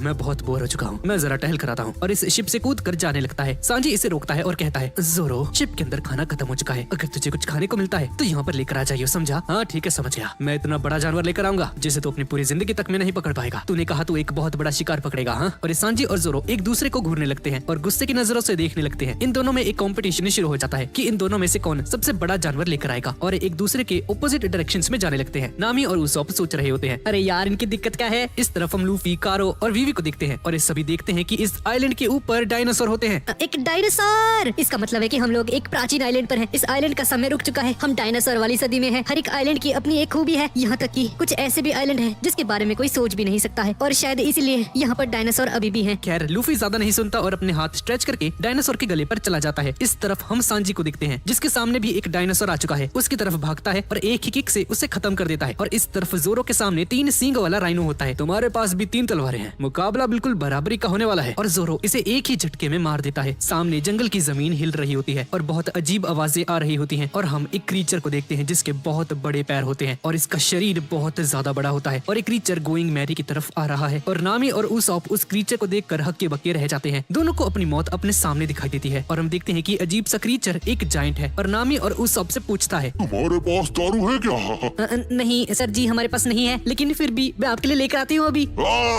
उसकी दहाड़ सुनकर नामी और उसॉप का रोना निकल जाता है। पर ये जायंट इन पर गुस्सा नहीं करता है, बल्कि एक डायनासोर इस जायंट को काट रहा होता है और ये जायंट इस डायनासोर का गला काट लेता है। मेरा नाम है ब्रागी, एल्बाफ का सबसे स्ट्रॉन्गेस्ट योद्धा। ये देखकर नामी और उसॉप और भी ज्यादा रोने लगते हैं। भाई फाउंटेन आ रहे इनकी आंखों में से। क्योंकि मेरे पास मीट भी है, आ जाओ, मैं तुम्हें पार्टी देता हूँ। नामी और उसॉप मरने की एक्टिंग करने लगते हैं पर ब्रॉगी को समझ में नहीं नहीं आता कि आखिर इन्हें हो क्या भाई। इस तरफ लूफी डायनासोर्स के ऊपर खेले जा रहा था और मजे करते हुए एक डायनासोर से दूसरे डायनासोर पर जंप करता जा रहा था। डायनासोर की गर्दन को एक स्लाइड की तरह यूज करके खेल रहा होता है और ऐसे ही खेलते खेलते एक डायनासोर के ऊपर लैंड करता है, जो कि बहुत ज्यादा खतरनाक था। ये डायनासोर लूफी को हवा में उछालता है और लूफी को खा लेता है। तभी सामने से कोई आता है और उस डायनासोर की गर्दन को काट देता है। लूफी आराम से बाहर निकल जाता है। तभी सामने से एक हाथ आता है और उस हाथ के ऊपर लूफी लैंड करता है। ये हाथ दूसरे एक जायंट का था। मैं तुम्हें कब से देख रहा था, आखिर तुझ जैसा एक इंसान यहाँ पर कर क्या रहा है? हाँ? अरे सर जी, आप तो बहुत बड़े हो, क्या आप इंसान हो? मैं और इंसान? मैं हूँ डोरी, एल्बाफ का एक महान योद्धा। और मैं हूँ लूफी, एक पायरेट। तुम एक पायरेट हो? हाँ, बहुत खूब। चलो मेरे घर चलते हैं। इस तरफ हम ब्रॉगी को देखते हैं, जो कि डायनासोर का मीट बना रहा था और नामी और उसॉप बेहोश होने की एक्टिंग कर रहे थे। यहाँ पर बहुत सारे इंसानों की खोपड़ियाँ पड़ी होती हैं और उसॉप को लगता है कि ये ब्रॉगी सभी को मार देता है जो भी इस आइलैंड पर आता है। उसॉप, हम अपनी मौत का इंतजार नहीं कर सकते, हमें कुछ करना होगा। हाँ चलो यहाँ से भाग चलते हैं, भागो। और नामी और उसॉप यहाँ से भागने लगते हैं और तभी इनके सामने एक शेर आ जाता है और इन दोनों के पीछे पड़ जाता है। ये तीनों भागते भागते एक कोने में जाते हैं जहाँ पर एक डायनासोर था। तो अब ये शेर, नामी और उसॉप ये तीनों डायनासोर से बचकर भागने लगते हैं और तभी इन सभी के सामने ब्रॉगी आ जाता है, जिसे देख के ये डायनासोर यहाँ से गायब हो जाता है। अब नामी और उसॉप को सच में उनकी मौत सामने नजर आ रही थी। लगता है हमारी किस्मत ही खराब है नामी, अब हमें कोई नहीं बचा सकता। तो तुम लोग जग चुके हो? हाँ, मैंने तुम्हारे लिए मीट तैयार किया है। तुमने मुझे शराब दी, इसलिए आज से तुम लोग मेरे दोस्त हो। नामी और उसॉप को अपनी जगह पर लेकर जाता है और उस मीट के पीस को नामी और उसॉप के सामने रख देता है। शुक्रिया, पर मुझे भूख नहीं है। शर्माओ मत, खाओ खाओ। हा हा हा हा। नहीं सर, हमें नहीं खाना है। अरे ये बहुत टेस्टी है, मेरी बात मानो। लगता है ये हमें खा पिलाकर सांड जैसा करना चाहता है, बिल्कुल बलि के बकरे की तरह। उसके बाद हमें मार देगा। ब्रॉगी सर जी, इस आइलैंड पर लॉग पोज स्टोर होने में कितना समय लगता है? ज्यादा नहीं, बस 1 साल। नामी और उसॉप उम्मीदें हारते जा रहे थे। इन्हें 1 साल यहाँ पर रुकना पड़ेगा भाई, कैसे सरवाइव करेंगे ये लोग। और इस तरफ लूफी और डोरी दोनों एक दूसरे का मीट खा रहे थे। यानी कि लूफी वो मीट खा रहा था जो कि डोरी ने बनाया है और डोरी वो मीट खा रहा था जो कि सांजी ने बनाया था। डोरी को ये मीट बहुत ज्यादा पसंद आता है ना? स्वादिष्ट है ना? ये मेरे एक स्पेशल कुक ने बनाया है और अगर तुमने गलती से भी कहा कि उसने गंदा बनाया है तो मैं तुम्हारा मुंह तोड़ दूंगा, समझे ना? क्यों कहा तुमने? अरे यार, ये लूफी कहीं पे भी कुछ भी बोल देता है, ये मरवाएगा हमें। खैर डोरी को ये बात बुरी नहीं लगती है और उसे एक मजाक की तरह लेता है। वैसे तुम यहाँ पर अकेले क्या कर रहे हो बूढ़े आदमी? यहाँ पर एक गांव है जिसका नाम है एल्बाफ और ये एक योद्धाओं का विलेज है। अगर गांव के किसी 2 आदमियों के बीच में लड़ाई होती है तो दोनों में से कोई भी पीछे नहीं हट सकता। उस लड़ाई का फैसला एल्बाफ के देवता करते हैं और ऐसे ही मैंने एक के साथ पंगे ले लिए हैं और उसके साथ मैं पिछले 100 सालों से लड़ रहा हूँ। इस तरफ हम सांजी और जोरो को देखते हैं जो कि अपने अपने शिकार को पकड़कर एक दूसरे के सामने प्रेजेंट करते हैं। दोनों एक साथ कहते हैं, मैं जीत गया, तू हारा है। ये दोनों अपने शिकारों का साइज कंपेयर करते हैं और सांजी वाले का साइज थोड़ा सा ज्यादा बड़ा होता है। मेरे वाले में ज्यादा मीट होगा, समझा ना? तो तू नहीं, मैं जीता हूँ। बात खाने वाले मीट की हुई थी और तेरे वाले में तो 5 ग्राम से ज्यादा मीट है ही नहीं है। ये दोनों डिसाइड करते हैं कि ये दोनों दोबारा से शिकार करने जाएंगे और तभी यहाँ पर एक ज्वालामुखी फट जाता है और इस तरफ डोरी कहता है, मुझे अब जाना होगा। ये बंदा बहुत ज्यादा सीरियस लग रहा होता है और इस तरफ ब्रॉगी भी तैयार था जाने के लिए। आखिर तुम जा कहाँ रहे हो? ये एक सिग्नल है, मुझे अपनी लड़ाई लड़ने के लिए जाना होगा। किसके साथ भाई? कौन सी लड़ाई और क्यों?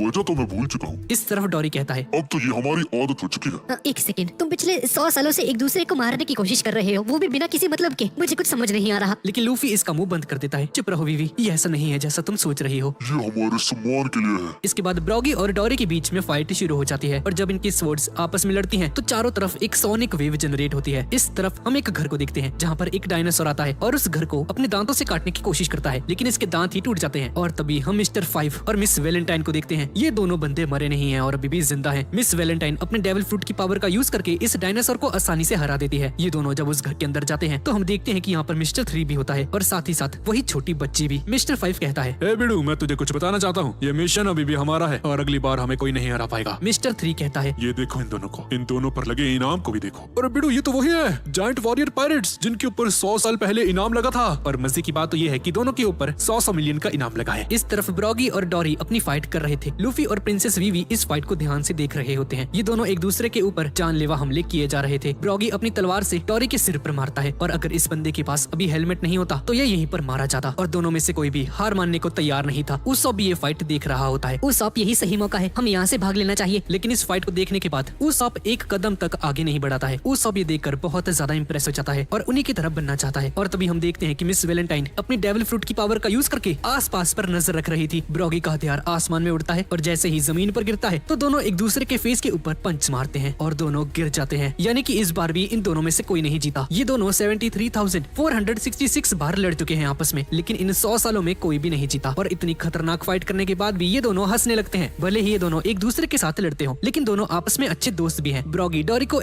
ऑफर करता है और खुशी खुशी डोरी भी उसे ले लेता है। डोरी लूफी के पास जाता है और इसके हाथ में ब्रॉगी की दी हुई शर्त होती है। अच्छा, तो ब्रॉगी के मेहमान तुम्हारे दोस्त हैं। मैंने भी उस लंबी नाक वाले को देखा और उसके साथ एक औरत भी थी। जी, वो हमारे ही दोस्त हैं। पर सर, क्या सच में यहाँ पर लॉग पोस्ट स्टोर होने के लिए 1 साल लगता है? क्या तुमने इतने सारे इंसानों की खोपड़ी नहीं देखी? जो भी लोग इस आइलैंड पर आए, लॉग पोस्ट स्टोर होने से पहले ही मारे गए। कुछ को डायनासोर्स ने खा लिया और कुछ लोग अपनी जिंदगी से हार मान लिए। कुछ लोगों ने हम पर हमला करने के बारे में सोचा, लेकिन हमसे लड़ते हुए मारे गए। अरे यार, 1 साल, तब तक तो मैं बोर हो जाऊंगा। इसके अलावा कोई दूसरा रास्ता नहीं है क्या बूढ़े आदमी? हाँ, एक तरीका है। तुम लोग रैंडमली किसी भी दिशा में निकल सकते हो। अगर तुम्हारी किस्मत अच्छी रही तो तुम लोग अराबास्ता पहुंच जाओगे। और इस तरफ हम उस को देखते हैं। सर, मैं आपसे बहुत ज्यादा इम्प्रेस हो चुका हूँ। मुझे भी आपकी तरह एक बहादुर योद्धा बनना है ताकि शान से जी पाऊँ। तुम इंसानों की उम्र हमसे बहुत कम होती है। अगर हम एल्बाफ के योद्धा बिना अपनी शान को खोए एक योद्धा की तरह शान से मरते हैं तो इससे अच्छी बात हमारे लिए कुछ नहीं है। हमारे लिए हमारी शान ही हमारा खजाना है। तो आपकी शान ही आपका खजाना है? हाँ, ये कितना कूल है। और ब्रॉगी को अपना मास्टर मान लेता है। इस तरफ ब्रॉगी उस शराब को पीने के बाद जब वो अल्कोहल उसके गले में जाती है तो फट जाता है, जिसकी वजह से डोरी जख्मी हो जाता है।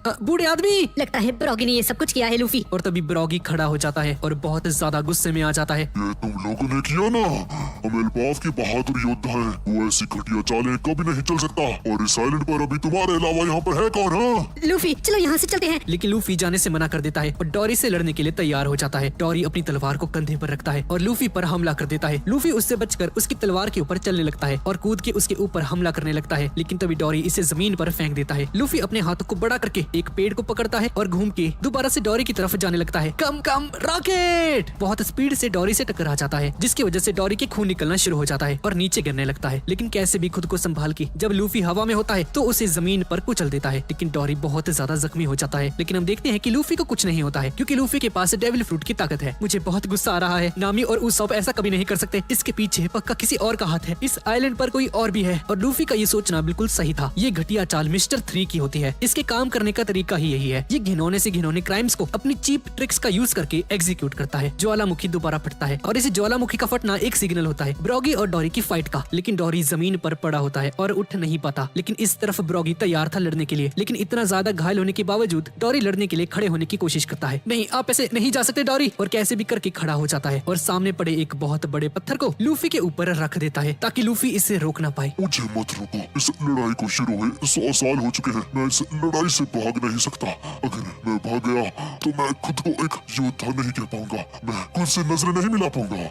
मुझे माफ करना, मैंने तुम पर इशक किया। शायद ये हेल्पाव के देवता की मर्जी है। ये फालतू की बातें करना बंद करो। तुम्हारी इस फाइट को किसी तीसरे ने खराब किया है। और क्या तुम सच में चाहते हो कि ये लड़ाई किसी तीसरे की वजह से खराब हो जाए? हाँ, तुम चुप हो जाओ। इसके बाद ब्रॉगी और डोरी एक दूसरे के सामने आ जाते हैं। हाँ, तो शराब कैसी लगी भाई? बिल्कुल मस्त, जैसे कि ये शराब एल्बाफ के देवता ने दी हो। ये दोनों लड़ना शुरू कर देते हैं। तुम कमजोर लग रहे हो। क्या तुमने आराम नहीं किया? कमजोर और मैं, ये तुम्हारे मन का वहम होगा। इन दोनों की शील्ड्स आपस में लड़ती हैं। दोनों एक दूसरे पर एक के बाद एक जानलेवा हमले किए जा रहे थे, लेकिन डोरी अच्छे से लड़ नहीं पा रहा था। इस तरफ हम कारो को देखते हैं और आराम से बैठकर जंगल में जूस पी रहा था। लेकिन तभी मिस्टर 5 और मिस वैलेंटाइन यहाँ पर आ जाते हैं। ये देखकर कारो बुरी तरह से डर जाता है। कारो यहाँ से भागने लगता है और इस तरफ हम जोरो को देखते हैं, जिसने एक बहुत बड़े राइनो का शिकार किया है पर जंगल में खो जाता है। और तभी इसे यहाँ पर नामी दिखती है और उसके पास जाने लगता है। और इस तरफ हम असली वाली नामी को देखते हैं। नामी के साथ उसॉप भी होता है और इन दोनों के पीछे एक डायनासोर पड़ा हुआ है। नामी को लूफी नजर आता है और जैसे ही उसके पास जाने लगती है तो जोर से चिल्लाती है। नामी की आवाज सुनकर उसॉप भी वहीं पर रुक जाता है और उसे लगता है कि नामी को डायनासोर ने खा लिया है और डरा डरा लूफी को खोजने लगता है। उसॉप एक पत्थर से टकराता है और रेंगते रेंगते लूफी के पास आ जाता है। लूफी, एक बुरी खबर है। लगता है नामी को डायनासोर खा गए। क्या? सच्ची? क्या तुमने उस डायनासोर को नामी को खाते हुए देखा? इससे क्या फर्क पड़ता है? डायनासोर नहीं तो किसी दूसरे जानवर ने उसे खा लिया है। नामी बहुत जोर से चिल्लाई थी। मुझे लगता है इसके पीछे बारक्स वर्क का काम है। वो पक्का नामी को पकड़ना चाहते थे, इसलिए उस पर हमला किया। और मुझे लगता है कि उस बॉम्ब के पीछे भी बारक वर्क्स का ही काम है। उस सबको समझ में नहीं आता कि लोग किस बम की बात कर रहे थे और वीवी इसे सारी बातें बताती है। क्या वो शराब का बैरल उसके गले में फट गया? ब्रॉगी और डोरी की फाइट अब खत्म होने ही वाली थी और हम देखते हैं कि मिस्टर 3 भी यहाँ पर होता है और डोरी के पैरों के नीचे कोई अजीब सी चीज होती है जिसके ऊपर वो फिसल जाता है। ब्रॉगी डोरी को गिरता हुआ देखकर उस पर हमला कर देता है और ब्रॉगी इस फाइट को जीत जाता है। काफी लंबी लड़ाई थी ये। 73,466 ड्रॉज के बाद आखिरकार ब्रॉगी इस फाइट को जीत जाता है। डोरी की आंखें बंद हो जाती हैं और जमीन पर गिर जाता है। ये देखकर लूफी बहुत ज्यादा गुस्सा हो जाता है और अपना सर जमीन पर मारने लगता है। ये किसने किया? तब है तो सामने आओ। इसकी आवाज पूरे जंगल में गूंज रही थी। ब्रॉगी डोरी की बॉडी के सामने खड़ा था। इसकी आंखों में आंसू थे। 73,467 फाइट्स और एक जीत, मैं जीत गया। और तभी ब्रॉगी को पीछे से हंसने की आवाज आती है और जैसे ही पीछे मुड़कर देखता है तो मिस्टर 3 यहाँ पर बैठा हुआ था। तुम अपनी जीत को लेकर काफी खुश लग रहे हो। खैर ये तो होना ही था। ये खुशी के आंसू हैं। तुम हमारे बारे में जानते ही क्या हो। ब्रॉगी अपनी जीत को लेकर बहुत खुश होता है, लेकिन एक तरफ दुखी भी था क्योंकि इसने अपने दोस्त को खो दिया है। लेकिन इससे भी बुरी बात यह है कि मिस्टर 3 ने अपनी डेविल फ्रूट की पावर का यूज करके ब्रॉगी के पैरों को वैक्स के अंदर फंसा दिया है। इस तरफ हम लूफी को देखते हैं और इसके सामने मिस वैलेंटाइन और मिस्टर 5 यहाँ पर आ जाते हैं। मिस्टर 5 ने कारो को पकड़ा हुआ था और उसे फेंक देता है। वीवी कारो के पास जाती है। कारो ने तुम्हारा क्या बिगाड़ा था?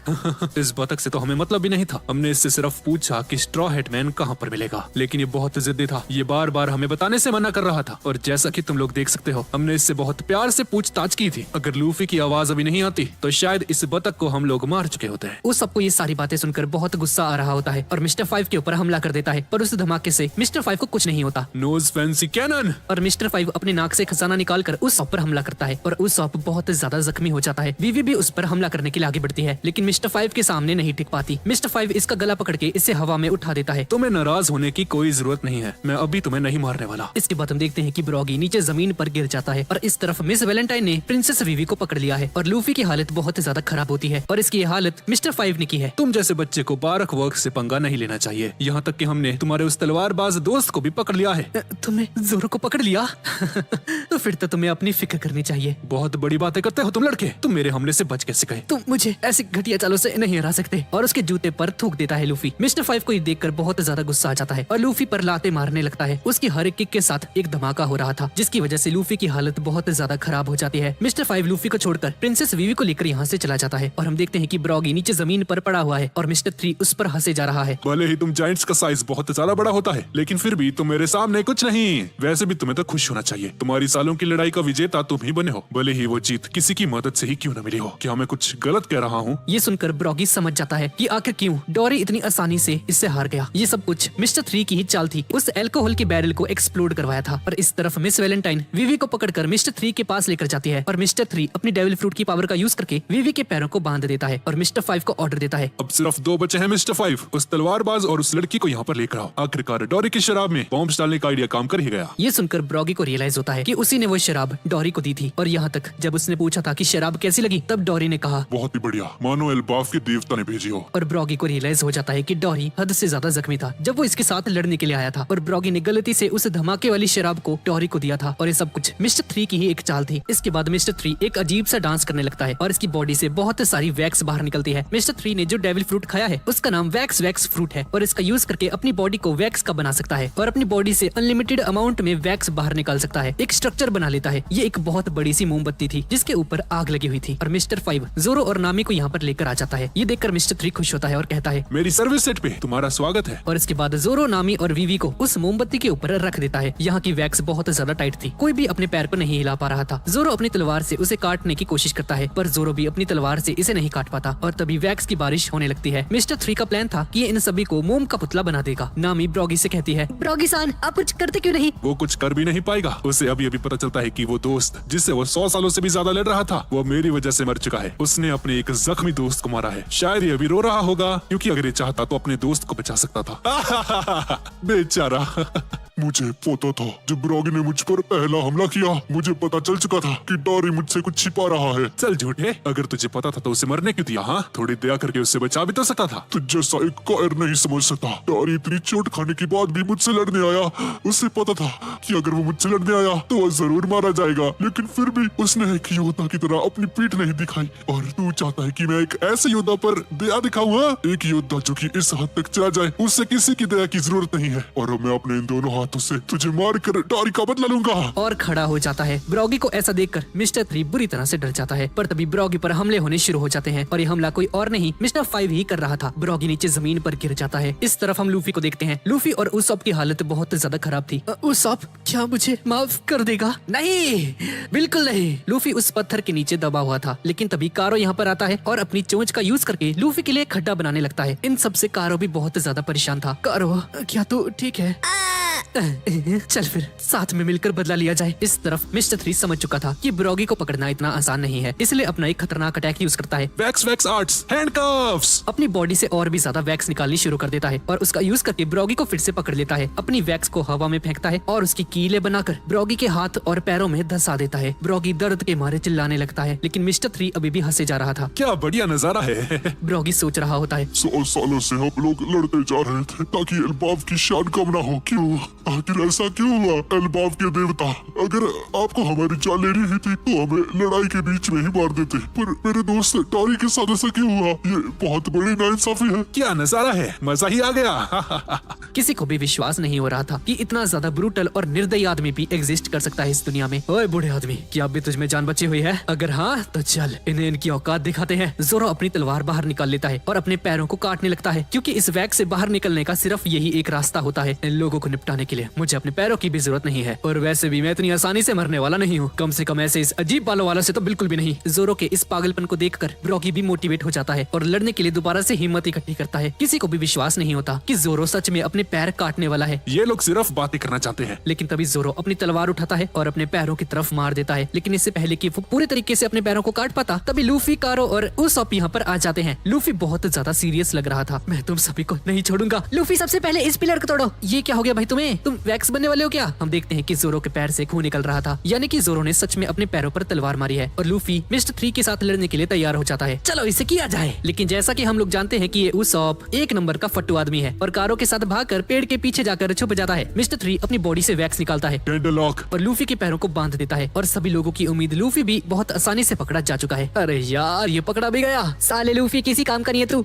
ये क्या यार, कितना हैवी है। मिस्टर 3 दोबारा से लूफी पर हमला करने के लिए आगे बढ़ता है और जब लूफी हवा में होता है तो अपने हाथों को बड़ा करके ब्रॉगी के हेलमेट को पकड़ लेता है और वहीं से गोल गोल घूमता हुआ उस कैंडल सेट को तोड़ देता है। लूफी को लगता है कि इसने इन सभी की हेल्प की है, पर इस बंदे ने सिचुएशन को और भी ज्यादा खराब कर दिया है। वो पार्ट जिसमें आग जल रही थी वो अब सभी के और भी ज्यादा करीब आ चुका है, जिसका मतलब है कि ये सभी लोग और भी ज्यादा जल्दी स्टैचूज बनने वाले हैं। नामी को सांस लेने में दिक्कत होने लगती है। सबकी हालत बहुत ज्यादा खराब थी। उसॉप पेड़ के पीछे से अपनी गुलेल निकालता है और मिस्टर 3 के ऊपर हमला करता है। लेकिन इससे पहले कि उसॉप का अटैक मिस्टर 3 को जाकर लगता, मिस्टर 5 यहाँ पर आकर उसॉप के उस गोली के हमले को खा जाता है। क्या बकवास गोली है। मुझे लगता है तूने चोर बाजार से खरीदी होगी। इसमें गन पाउडर की मात्रा बहुत ही कम है। प्रिंसेस वीवी लूफी से हेल्प मांगती है। लूफी प्लीज मेरी मदद करो। लूफी अपने हाथों को दोबारा से बड़ा करता है और उस सर्विस सेट को तोड़ने ही लगता है कि तभी मिस्टर 3 इसके सामने एक वैक्स की दीवार खड़ी कर देते हैं। मेरे रास्ते में मत आओ। ये बात तो मुझे कहनी चाहिए। और लूफी पर हमला करता है। लूफी के एक हाथ को बांध देता है, लेकिन लूफी इस चीज का यूज करता है मिस्टर 3 के खिलाफ। मिस्टर 3 इसके अटैक से बचने के लिए एक और दीवार खड़ी करता है, लेकिन लूफी का हाथ जब उस दीवार पर लगता है तो ये दीवार टूट जाती है और मिस्टर 3 उड़ते उड़ते दूर जाकर गिरता है। अब लूफी के पास एक बढ़िया मौका है इन सभी को आजाद करने का, लेकिन लूफी कहता है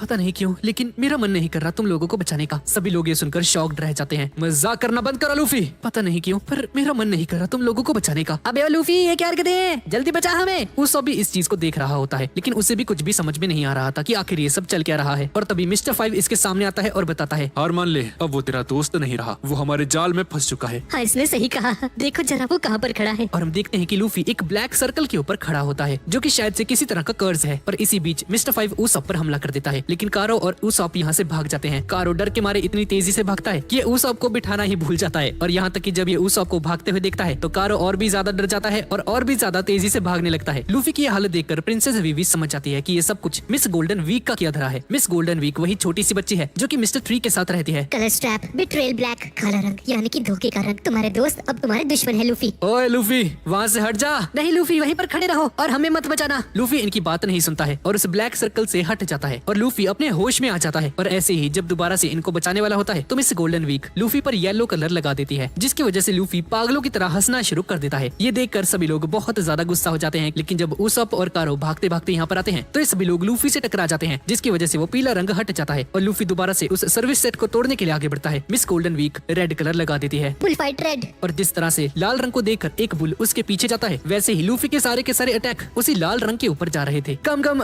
बज़ूका, ये क्या हो रहा है भाई? लूफी अपना अटैक परफॉर्म नहीं कर पा रहा था। इसके बाद मिस गोल्डन वीक लूफी के ऊपर ग्रीन कलर लगा देती है ट्रैंकुल ग्रीन। और इतनी सीरियस सिचुएशन में भी लूफी बैठकर चाय पीने लगता है। लूफी गधे, ये क्या कर रहा है? पिकनिक पर आए हम हैं। बेवकूफ लूफी, मैंने कहा था ना तुमसे, तुम लोगों को भी एक मस्त पोज बना लेना चाहिए। इस लूफी के बस के कुछ नहीं। तुम इतना शांत कैसे रह सकते हो जोरो? क्या तुम्हें डर नहीं लग रहा? और इस तरफ कारो और उसॉप मिस वैलेंटाइन और मिस्टर 5 से बचकर भाग रहे होते हैं और मिस्टर 5 अपने कोट में से एक गन निकालता है। .44 कैलिबर की 6 शॉट फ्लिंट लॉक रिवॉल्वर। मैंने कभी सोचा नहीं था कि मुझे इन चिंदी लोगों पर इसका इस्तेमाल करना पड़ेगा। और जब उसॉप इन सभी के पास दोबारा से आता है तो उसॉप जो देखता है उसे देखकर हैरान रह जाता है। सभी लोग स्टैचू बन चुके हैं और देखता है कि लूफी इस तरफ बैठा हुआ था और चाय पी रहा था। पर चाय पीते हुए लूफी के चेहरे पर बहुत ज्यादा गुस्सा था। कितनी स्वादिष्ट चाय! और लूफी बहुत ज्यादा गुस्से में होता है क्योंकि ये किसी को भी नहीं बचा पाया और सभी लोग स्टैचूज बन चुके हैं। वो सबको ये देखकर बहुत ज्यादा गुस्सा आता है और लूफी पर हमला कर देता है और लूफी जलने लगता है। ये क्या कर रहे हो तुम बेवकूफ? मिस वैलेंटाइन को लग रहा था कि ये सभी लोग पागल हो चुके हैं, अपने ही साथियों पर हमला कर रहे हैं। लेकिन उसॉप की इस मूव की वजह से लूफी की शर्ट जल जाती है और उसॉप का ही एक आइडिया होता है और इसी के साथ लूफी की बॉडी से वो ग्रीन मार्क हट जाता है और दोबारा से अपने होश में आ जाता है। मुझे बहुत गुस्सा आ रहा है, मैं तुम में से किसी को नहीं छोड़ूंगा। लेकिन इसी बीच उसॉप के ऊपर हमला होता है और ये हमला मिस्टर 5 ने किया था और इस हमले की वजह से उसॉप बहुत ज्यादा जख्मी हो जाता है। इस तरफ हम सांजी को देखते हैं। भाई ये बंदा गायब है, ये क्या कर रहा है भाई? ये इतनी घमासान फाइट चल रही है और ये बंदा पता नहीं कहाँ गायब है। ये काफी अजीब है, कितनी देर हो चुकी है, ये लोग अभी तक वापस नहीं आए। लगता है मुझे इन्हें ढूंढने जाना होगा। हे नामी, क्या तुम वहाँ पर हो? हेलो, आई लव यू नामी। और सांजी जब जंगल में सबको ढूंढ रहा होता है तो तभी उसे सामने वही वैक्स वाला घर दिखाई देता है। ये क्या है? और इस तरफ मिस्टर 3 एक बहुत खतरनाक से सूट के अंदर चला जाता है जो कि वैक्स से बना हुआ है और इसे देखकर लूफी इंप्रेस हो जाता है। भाई अपने दोस्त को बचा ले लूफी। मेरे ऊपर कलर्स करके मेरी ताकत को और भी ज्यादा बढ़ा दो। इस सूट का कलर चेंज हो जाता है और पहले से बहुत ज्यादा खतरनाक हो जाता है। लूफी और मिस्टर 3 के बीच में एक खतरनाक फाइट होनी शुरू हो जाती है और दूसरी तरफ जहाँ पर उसॉप बैठा हुआ था उसके हाथ में थोड़ी सी वैक्स गिर जाती है और जब सर्विस सेट को देखता है तो उसॉप के दिमाग के अंदर एक आइडिया आता है। ये चीज पहले मेरे दिमाग में क्यों नहीं आई? हे लूफी, कहीं से आग का अरेंजमेंट करो, आग वैक्स को पिघला सकती है, मैं इन सभी को बचा सकता हूँ। क्या सच में? तुम्हारी सारी कोशिशें बेकार हैं। वो लोग 30 सेकंड से ज्यादा और जिंदा नहीं रह सकते, उनका दिल काम करना बंद कर देगा और ये सभी लोग मर जाएंगे। उसॉप लूफी की हेल्प करने के लिए गुलेल उठा लेता है। हमें 30 सेकंड नहीं चाहिए, मैं उन्हें अभी बचाता हूँ। लेकिन तभी मिस्टर 5 आकर ब्रीज ब्रेथ बॉम्ब नाम का एक अटैक यूज करके उसॉप को बुरी तरह से घायल कर देता है और इस तरफ लूफी के ऊपर मिस्टर 3 एक पंच मार देता है। उसॉप कारो को वो रस्सी पकड़ाने लगता है ताकि उन तीनों को बचा सके। लेकिन तभी मिस वैलेंटाइन यहाँ पर आ जाती है। तुम क्या प्लान करने की सोच रहे हो? कारो, ये रस्सी उस सर्विस सेट के चारों तरफ फैला दो। कारो ठीक ऐसा ही करता है जैसा कि उसॉप ने अभी कहा। मिस वैलेंटाइन उसॉप के ऊपर बैठ जाती है चलो देखते हैं तुम कितना वजन सहन कर सकते हो। और अपनी डेविल फ्रूट की पावर का यूज करके अपने वेट को बढ़ाने लगती है। 100 किलो, 200 किलो, 300 किलो। उसॉप के ऊपर 300 किलो का वेट होता है जिसकी वजह से इसकी जान निकलने लगती है। और मिस्टर 3 जब लूफी पर हमला करता है तो लूफी हवा में कूदकर उसके बालों को पकड़ लेता है और उसॉप की तरफ ले जाने लगता है। आए उसॉप, मैं आग लेकर आ चुका हूँ। लूफी, उस आग को उस रस्सी में लगा दो। और हम देखते हैं कि उसॉप ने उस रस्सी को तेल के अंदर सोख कर दिया है और जब लूफी उस पर आग लगाता है तो ये आग पूरे सर्विस सेट पर फैल जाती है। जोरो, नामी और वीवी उस आग के अंदर जलने लगते हैं और साथ ही साथ मिस्टर 3 का सूट जो कि वैक्स से बना था वो भी पूरी तरह से पिघल जाता है। ये तो बहुत बड़ी आग है, क्या वो ठीक रहेंगे? क्या वो मर तो नहीं जाएंगे? और इसी बीच मिस्टर 3 और मिस गोल्डन वीक यहाँ से बचकर भागने लगते हैं और इस तरफ मिस वैलेंटाइन बहुत ज्यादा गुस्सा कर रही थी उसॉप पर। तुमने सारा खेल बिगाड़ दिया। और हवा में जाकर उसॉप के ऊपर 10,000 किलो वेट से हमला करने लगती है। लेकिन तभी देखती है कि उस आग में से वीवी और नामी बाहर निकलते हैं और मिस वैलेंटाइन पर हमला करके उसे हरा देती है। वो अलग बात है कि अब इनके कपड़े जल चुके थे। अच्छी लग रही है भाई। वैसे मिस्टर 5 सभी के ऊपर निशाना लगाता है लेकिन तभी उस आग में से एक बंदा बाहर निकलता है। उसके पास 3 तलवारें थी और ये बंदा कोई और नहीं बल्कि जोरो ही होता है और फ्लेमिंग ओनिगिरी का यूज करके इस बंदे को बीच में से काट देता है और इसी के साथ मिस्टर 5 और मिस वैलेंटाइन मारे जाते हैं। ब्रॉगी भी ठीक हो जाता है। ब्रॉगी खड़ा होता है और अपने दोस्त को देखता है। उसने डॉरी के साथ जो कुछ भी किया उसकी वजह से ब्रॉगी बहुत ज्यादा दुखी होता है। इस तरफ लूफी मिस्टर 3 का पीछा कर रहा था। कारो भी इसके साथ होता है और इसी जंगल के अंदर बहुत सारी हंसने की आवाजें सुनाई देने लगती हैं और हम देखते हैं कि यहाँ पर बहुत सारे मिस्टर 3 होते हैं। मिस्टर 3 ने अपने जैसे ही दिखने वाले बहुत सारे पुतले बना दिए थे जो कि वैक्स से बने थे। वैक्स मेनोर में तुम्हारा स्वागत है। ये सभी लोग इस पर हंसने लगते हैं और लूफी बहुत ज्यादा कंफ्यूज हो जाता है कि इन सभी में से असली वाला कौन है। लूफी अपना पैर उठाता है और इनमें से एक को किक मारता है और लकीली ये बंदा वही था, असली वाला मिस्टर 3। और ये लूफी का बस एक तुक्का था जो कि तीर बनकर लग चुका है। पीछे से मिस गोल्डन वीक शरीफ लड़कियों की तरह यहाँ से जा रही थी लेकिन कारो उसे देख लेता है और उस पर चिल्लाने लगता है। और इस तरफ सांजी उस घर के अंदर बैठकर आराम से चाय पी रहा होता है लेकिन तभी उसे रियलाइज होता है मैं यहाँ पर क्या कर रहा हूँ? मैं चाय पीने थोड़ी आया था यहाँ पे। अरे यार मैं गधा ही हूँ भाई, क्या बंदा है ये। लेकिन तभी यहाँ पर एक कॉल आती है और इस वन पीस की दुनिया में ये सभी लोग स्नेल्स का यूज करके एक दूसरे से बात करते हैं। यहाँ पर सेल फोन्स नहीं है और जिस डिवाइस का यूज करके ये एक दूसरे के साथ कम्युनिकेट करते हैं उसे ट्रांसपोंडर स्नेल कहा जाता है। सांजी उस कॉल को उठाता है और कहता है रेस्टोरेंट में कॉल करने का आपका शुक्रिया। शुक्रिया, बताइए मैं आपकी कैसे हेल्प कर सकता हूँ। सामने से वो बंदा कहता है, मजाक करना बंद कर। तुझे मैंने एक काम दिया था, मुझे अभी तक उसकी रिपोर्ट नहीं मिली है। क्या एक रिपोर्ट? कैसी रिपोर्ट? मेरी अभी किससे बात हो रही है? ओए, ये मैं ही हूँ, मिस्टर जीरो। भाई साहब, ये मिस्टर जीरो है भाई, क्रोकोडाइल। इस तरफ ब्रॉगी बहुत ज्यादा रो रहा होता है। इसकी आंखों से पूरे राजस्थान की प्यास बुझाने जितने आंसू गिर रहे थे और अपने मास्टर को रोता हुआ देखकर उस भी रोने लगता है। लेकिन तभी डॉरी का हाथ हिलता है। डॉरी अपनी आंखें खोलता है और दोबारा से खड़ा हो जाता है। ये देखकर ब्रॉगी को अपनी आंखों पर विश्वास नहीं होता। और इस तरफ सांची, एक सेकंड, मिस्टर जीरो तो वही है ना जिसके बारे में वीवी बात कर रही थी? तो क्या यही 7 वॉरलॉर्ड्स में से एक है? इतनी शांति क्यों है? मैंने अभी तुझसे कुछ पूछा था, क्या तूने प्रिंसेस विवी और उन सभी को ठिकाने लगा दिया? सांची मिस्टर 3 बन के बात करता है। जी सर, मिशन पूरा हो चुका है, मैंने उन सभी लोगों को ठिकाने लगा दिया है, तो आपको उनके पीछे जाने की कोई जरूरत नहीं है। अच्छा, बहुत बढ़िया। अनलकीज मेरे पास पहुंच चुके हैं और उनके साथ मैंने अलाबास्ता का इटर्नल पोस्ट भी भेजा है। तू और मिस गोल्डन वीक यहाँ पर जल्दी से आ जाओ। अब समय आ चुका है कि हम अपने मिशन को पूरा करें। अलाबास्ता पहुँचने के बाद बाकी की डिटेल्स तुम्हें पता चल जाएंगी। तब तक के लिए मेरे ऑर्डर्स का इंतजार करो। और तभी अनलकीज यहाँ पर आ जाते हैं और जब देखते हैं कि मिस्टर 3 की जगह पर कोई अजनबी बंदा बैठा हुआ है तो ये दोनों सांजी पर हमला कर देते हैं। सांजी इनके हमले से बचता है और उस अजीब से रकून को एक ही लात में सुला देता है। और जब ये ईगल सांजी पर हमला करती है तो सांजी हवा में उड़ता है और अपने पैरों का यूज करके इसकी गर्दन को मरोड़ देता है और इन दोनों का खेल खत्म कर देता है। ये आवाज कैसी थी? अरे सर, कुछ नहीं, वो स्ट्रॉ हैट पायरेट्स यहाँ पर आ गए थे, पर आप चिंता मत कीजिए, मैंने उन सभी को निपटा दिया है। तो वो अभी तक जिंदा थे? हाँ, यानी कि तूने मुझसे झूठ कहा। नहीं सर, चिंता मत कीजिए, अब सब कुछ सही है। वो लोग काफी स्ट्रॉन्ग थे, पर मैंने उन सभी को अब निपटा दिया है, तो अब आपको उनके पीछे जाने की कोई जरूरत नहीं है। ठीक है, अब सीधा अलाबास्ता आ जाओ। इस तरफ हम डॉरी और ब्रॉगी को दिखते हैं। डॉरी को जिंदा देखकर ब्रॉगी बहुत ज्यादा खुश हो जाता है और ये सभी लोग भी। ये तो एक चमत्कार है।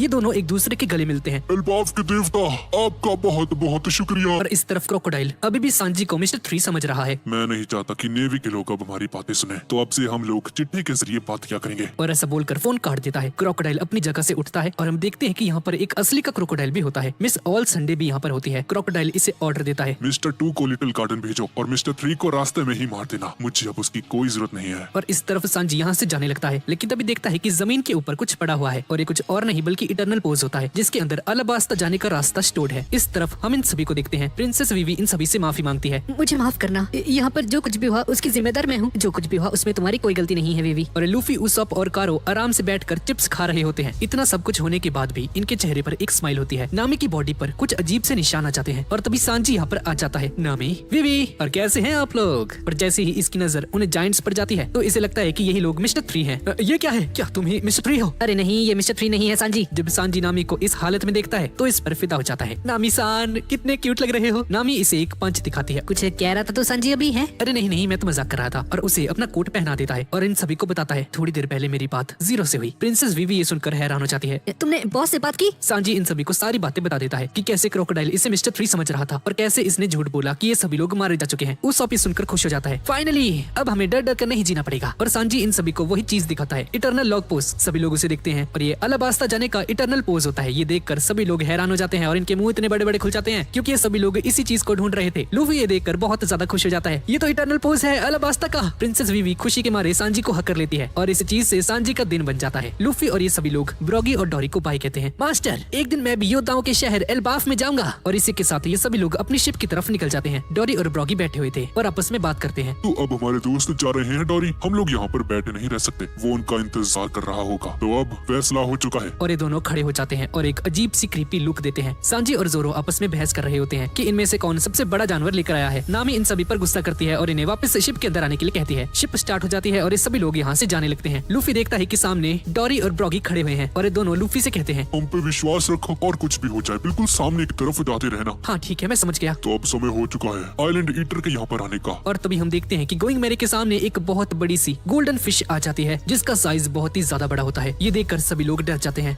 ये क्या है? कोई बात नहीं, सभी लोग सीधा चलते रहो। और ये सभी लोग इस गोल्ड फिश के मुंह के अंदर चले जाते हैं। इसका मुंह बंद होने ही वाला होता है कि तभी डॉरी अपनी तलवार को ऊपर उठाता है और हम देखते हैं कि इसकी तलवार में से एक ब्लू कलर की लाइट निकल रही होती है और ब्रॉगी की कुल्हाड़ी में से रेड कलर की लाइट निकलती है। ये दोनों अपनी तलवारों को पानी में मारते हैं जिसकी वजह से एक शॉक वेव क्रिएट होती है और ये शॉक वेव इस गोल्ड फिश के पेट के अंदर से बाहर निकलती है और इसका पेट बीच में से कट जाता है और ये सभी लोग इस जायंट गोल्ड फिश से बच जाते हैं। सभी के चेहरे पर खुशी थी क्योंकि फाइनली ये सभी लोग अलाबास्ता किंगडम की तरफ निकल चुके हैं। हम देखते हैं कि इन दोनों के हथियार टूट चुके हैं पर इन दोनों को इस बात का बिल्कुल भी अफसोस नहीं होता है। उल्टा ये दोनों हंस रहे होते हैं। इसके बाद हम इनका एक फ्लैशबैक देखते हैं। ये दोनों जायंट वॉरियर पायरेट्स के लीडर हुआ करते थे। ये दोनों एक बार शिकार पर गए थे और जब ये दोनों शिकार करके वापस आते हैं तो एक छोटी सी बच्ची इनसे एक सवाल सवाल पूछती है और उस क्वेश्चन की वजह से इन दोनों में 100 सालों तक फाइट चलती है। इस छोटी सी बच्ची ने इनसे पूछा था आप दोनों के शिकारों में से सबसे बड़ा शिकार किसका है? और इसी क्वेश्चन की वजह से ये दोनों 100 सालों तक लड़ रहे थे। भाई साहब, मतलब इतनी छोटी सी बात पे भाई ये 100 सालों से लड़ रहे हैं, क्या बंदे भाई ये। और इसी के साथ फाइनली लिटिल गार्डन आके ही पर खत्म हो जाती है। अब इसके बाद हम लूफी की शिप को देखते हैं। लूफी और उसॉप बहुत मजे कर रहे थे, ये दोनों नाच रहे थे, गा रहे थे और ये दोनों शिप से नीचे भी कूदने वाले होते हैं, इतनी ज्यादा एनर्जी हो जाती है इनमें। पर नामी की हालत ठीक नहीं लग रही थी। मैं बहुत थक चुकी हूँ और उस इटर्नल पोज को वीवी को पकड़ाते हुए कहती है, मुझे कुछ ठीक नहीं लग रहा, क्या तुम रास्ता देख सकती हो वीवी प्लीज? सांजी नामी और वीवी के लिए खाना लेकर आता है, लेकिन इसे देखकर उसॉप और लूफी के मुंह में पानी आ जाता है। अबे ओ, दोनों यहाँ से भाग जाओ, ठीक है ना, तुम्हारा खाना किचन में है। ठीक है सांजी, शुक्रिया।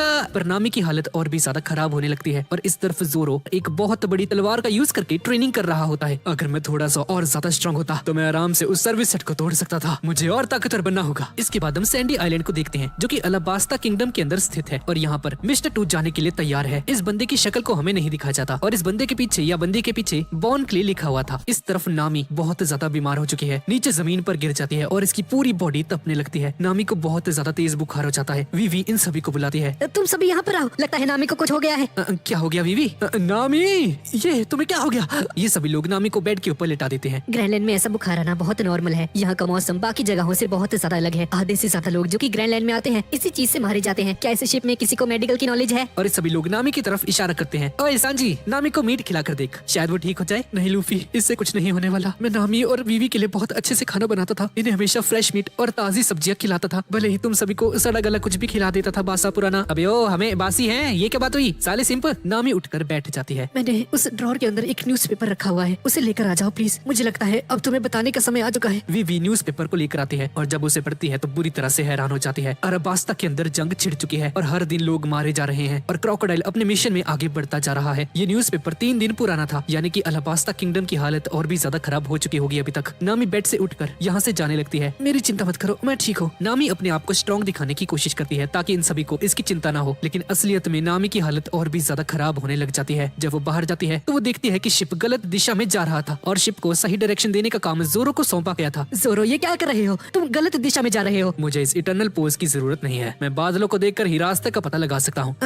मेरा सर फट रहा है, लगता है इस काम को मैं तुम पर नहीं छोड़ सकती। जोरो, मैं यहाँ पर रहूंगी, तुम अंदर जाओ। नामी को महसूस होता है कि हवा का रुख बदल चुका है और बहुत ही जल्द एक तूफान आने वाला है और जोरो इन सभी को यहाँ पर बुलाता है। ए, तुम सभी लोग बाहर निकलो। क्या हुआ नामी? सभी लोग काम पर लग जाओ, बहुत ही जल्द तूफान आने वाला है, एक बहुत बड़ा तूफान हमारी तरफ आ रहा है। और इस सभी लोग अपने अपने काम पर लग जाते हैं और थोड़ी ही देर में हम लोग देखते हैं कि एक बहुत बड़ा तूफान यहाँ पर आ जाता है। एक बहुत बड़ा साइक्लोन इनके सामने होता है। सभी लोग शिप को संभाल रहे थे। वीवी सोच रही थी, ग्रैंडलैंड में मौसम का पता लगाना बहुत मुश्किल है, लेकिन फिर भी नामी ने इतने बड़े तूफान का पता पहले ही लगा लिया। ये ऐसा है जैसे नामी मौसम को फील कर सकती है। पर किसी तरह से ये लोग उस साइक्लोन से बच जाते हैं। थोड़ी देर बाद मौसम और ज्यादा बदलने लग जाता है और यहाँ पर बर्फ पड़ना शुरू हो जाती है। नामी समय के साथ और भी ज्यादा बीमार होने लग जाती है। जल्द से जल्द एक डॉक्टर की जरूरत है और इस सभी लोग किसी डॉक्टर की तलाश में निकल जाते हैं। जोरो दूरबीन का यूज करके सामने की तरफ देखता है और लूफी से पूछता है, ओए लूफी, क्या तुझे लगता है कि कोई आदमी पानी के ऊपर खड़ा हो सकता है? क्या पानी पर खड़ा होना पागल वागल हो गया है क्या जोरो? ये कैसा सवाल है? तो फिर वो क्या है? और सामने हम लोग देखते हैं कि एक आदमी पानी के ऊपर खड़ा हुआ है। इसकी शक्ल बहुत अजीब लग रही थी। उसॉप और लूफी अपनी आंखें साफ करते हैं क्योंकि इन्हें अभी तक अपनी आंखों पर विश्वास नहीं होता है कि कोई पानी के ऊपर कैसे खड़ा हो सकता है। ये क्या चल रहा है भाई लूफी? और तभी गोइंग मैरी के पीछे से एक अजीब सी चीज बाहर निकलती है। अरे यार, अब ये कोई पायरेट की शिप ना हो बस। पर जैसा सोचा था बिल्कुल वैसा ही होता है। ये एक पायरेट की शिप थी। इन लोगों को भी अभी आना था क्या? इस शिप में बहुत सारे पायरेट्स होते हैं। क्या हमारी jumbo under water red ship टिन ट्राइन ने तुम्हें सरप्राइज कर दिया? हाँ, सांजी ये सारी बातें सुनकर बाहर आता है और जो अपने सामने देखता है उसे देखकर हैरान हो जाता है, पर साथ ही साथ शांत भी होता है। सांजी अपनी माचिस निकालता है और सिगरेट फूकने लगता है और ये सभी पायरेट्स उसॉप, सांजी, जोरो और लूफी को घेर लेते हैं और इन सभी के पास गन होती है। और तभी हम देखते हैं कि एक आदमी मीट खा रहा होता है और इसका चेहरा बहुत अजीब था और मीट के साथ साथ पूरा चाकू ही निकल जाता है। तुम लोग पायरेट हो? तुम्हारे पास तो सिर्फ 4 ही लोग हैं। ये क्या है भाई? इसने चाकू खा लिया, ये क्या है? चलो मैं बात को ज्यादा नहीं घुमाता, मैं तुमसे डायरेक्ट पूछता हूँ, क्या तुम्हारे पास ड्रम आइलैंड जाने का इटर्नल पोज है? Drum island? नहीं, मैंने इसके बारे में पहले कभी नहीं सुना है। अच्छा चलो कोई बात नहीं, आज से तुम्हारी ये शिप मेरी है, पर उससे पहले मुझे थोड़ी भूख लग रही है। और ये बंदा अपना मुंह खोलकर गोइंग मैरी का एक हिस्सा खा जाता है। वो सबको ये देखकर बहुत गुस्सा आता है। अबे ओ, हमारी शिप ना खा, ठीक है ना मोटे आदमी? दरअसल इस बंदे का नाम है वपुल और इसके पास एक डेविल फ्रूट की ताकत है जिसकी वजह से ये बंदा किसी भी चीज को खा सकता है। ये सभी पायरेट्स इन सभी पर हमला करने लगते हैं और जोरो और सांजी समझ जाते हैं कि शांति से बात नहीं होने वाली और ये दोनों इन सभी पायरेट्स पर हमला कर देते हैं। सांजी एक के बाद एक पायरेट को अपनी लातों घूसों से मारने लगता है और जोरो भी एक ही झटके में बहुत सारे पायरेट्स को मार गिराता है। ये सभी लोग जोरो के सामने कुछ भी भी नहीं थे और लूफी भी वपूल की तरफ भाग रहा होता है। मैंने कहा ना शिप को खाना बंद कर। वपूल के चेहरे पर डर का नामो निशान नहीं था और जैसे ही लूफी इसके सामने आता है तो वपूल लूफी को भी खाने लगता है। लेकिन इस टाइम तक लूफी अपने हाथों को पीछे की तरफ स्ट्रेच कर चुका था और अपना मूव गम गम पिस्टल का यूज करके इस बंदे पर हमला करके इसे हवा में उड़ा देता है और ये आदमी दूर जाकर गिरता है। ये देखकर वपूल के पायरेट्स घबरा जाते हैं और इस लड़ाई को कंटिन्यू करने के बजाय वपूल को ढूंढने के लिए निकल पड़ते हैं। ये बहुत बुरा है, वो पुल सामा तैर नहीं सकते, वो ज्यादा देर तक पानी के अंदर नहीं रह सकते क्योंकि उन्होंने एक डेविल फ्रूट खाया है। और ये सभी लोग वपूल को बचाने के लिए यहाँ से निकल जाते हैं। लेकिन जाते जाते ये सभी को धमकी देते हैं। तुम लोगों ने जो भी किया हम उसके लिए तुम्हें कभी माफ नहीं करेंगे। तुम बस हमारा इंतजार करना, हम लोग तुमसे बदला लेने जरूर आएंगे।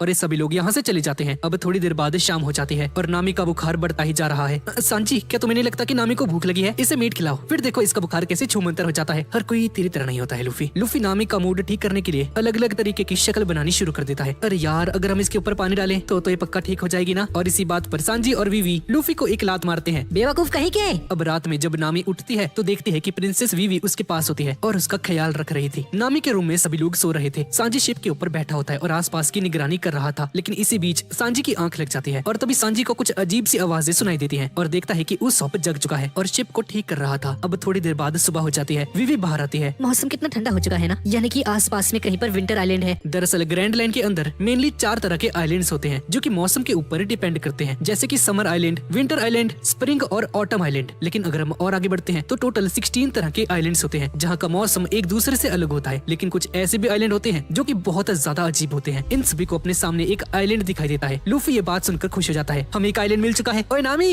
एक अच्छी बात है, सामने एक आइलैंड है, जरूर हमें वहाँ पर एक डॉक्टर मिल जाएगा। अब तुम बेहतर हो जाओगी, चिंता मत करो। और हम देखते हैं कि ये आइलैंड पूरा बर्फ से ढका हुआ है। गोइंग मैरी इस आइलैंड की तरफ आगे बढ़ती है और इस आइलैंड का टेम्परेचर -10 डिग्री होता है और लूफी को ठंड लगने लगती है। साले लूफी, बड़ी जल्दी पता चल गया तेरे को। लूफी तू तो एक नंबर का गधा है। कौन कौन मेरे साथ डॉक्टर को ढूंढने चलेगा? मैं जाऊंगा। हाँ, मैं भी जाऊंगा। और जैसे ही शिप थोड़ी सी और आगे जाती है तो हम देखते हैं कि सामने कुछ लोग खड़े हुए हैं और ये सभी लोग बहुत ज्यादा गुस्से में लग रहे थे और इनकी शक्ल से साफ पता चल रहा था कि ये लोग इनके आने से नाखुश हैं। तभी इनमें से एक बंदा सामने आता है और कहता है, अटेंशन पायरेट्स, जैसे यहाँ पर आए थे वैसे यहाँ से चले जाओ अभी इसी वक्त। पर सर, हम तो एक डॉक्टर ढूंढने आए थे यहाँ पर। हमारी एक दोस्त की हालत बहुत ज्यादा खराब है। हम तुम्हारी इस घटिया चाल में वापस नहीं फंसने वाले, समझे ना? ये आइलैंड हमारा घर है, जैसे यहाँ पर आए थे वैसे ही चले जाओ, जल्दी यहाँ से भाग जाओ। यार, ये तो हमसे बहुत ज्यादा नफरत करते हैं। सांजी इन पर हमला करने के लिए आगे बढ़ने लगता है लेकिन वीवी इसे रोक लेती है। लेकिन तभी आइलैंड में से एक बंदा वीवी के ऊपर गोली चला देता है और वीवी नीचे गिर जाती है। अब इसके बाद लूफी इस चीज को देखकर बहुत ज्यादा गुस्सा हो जाता है। तुम्हारी हिम्मत कैसे हुई?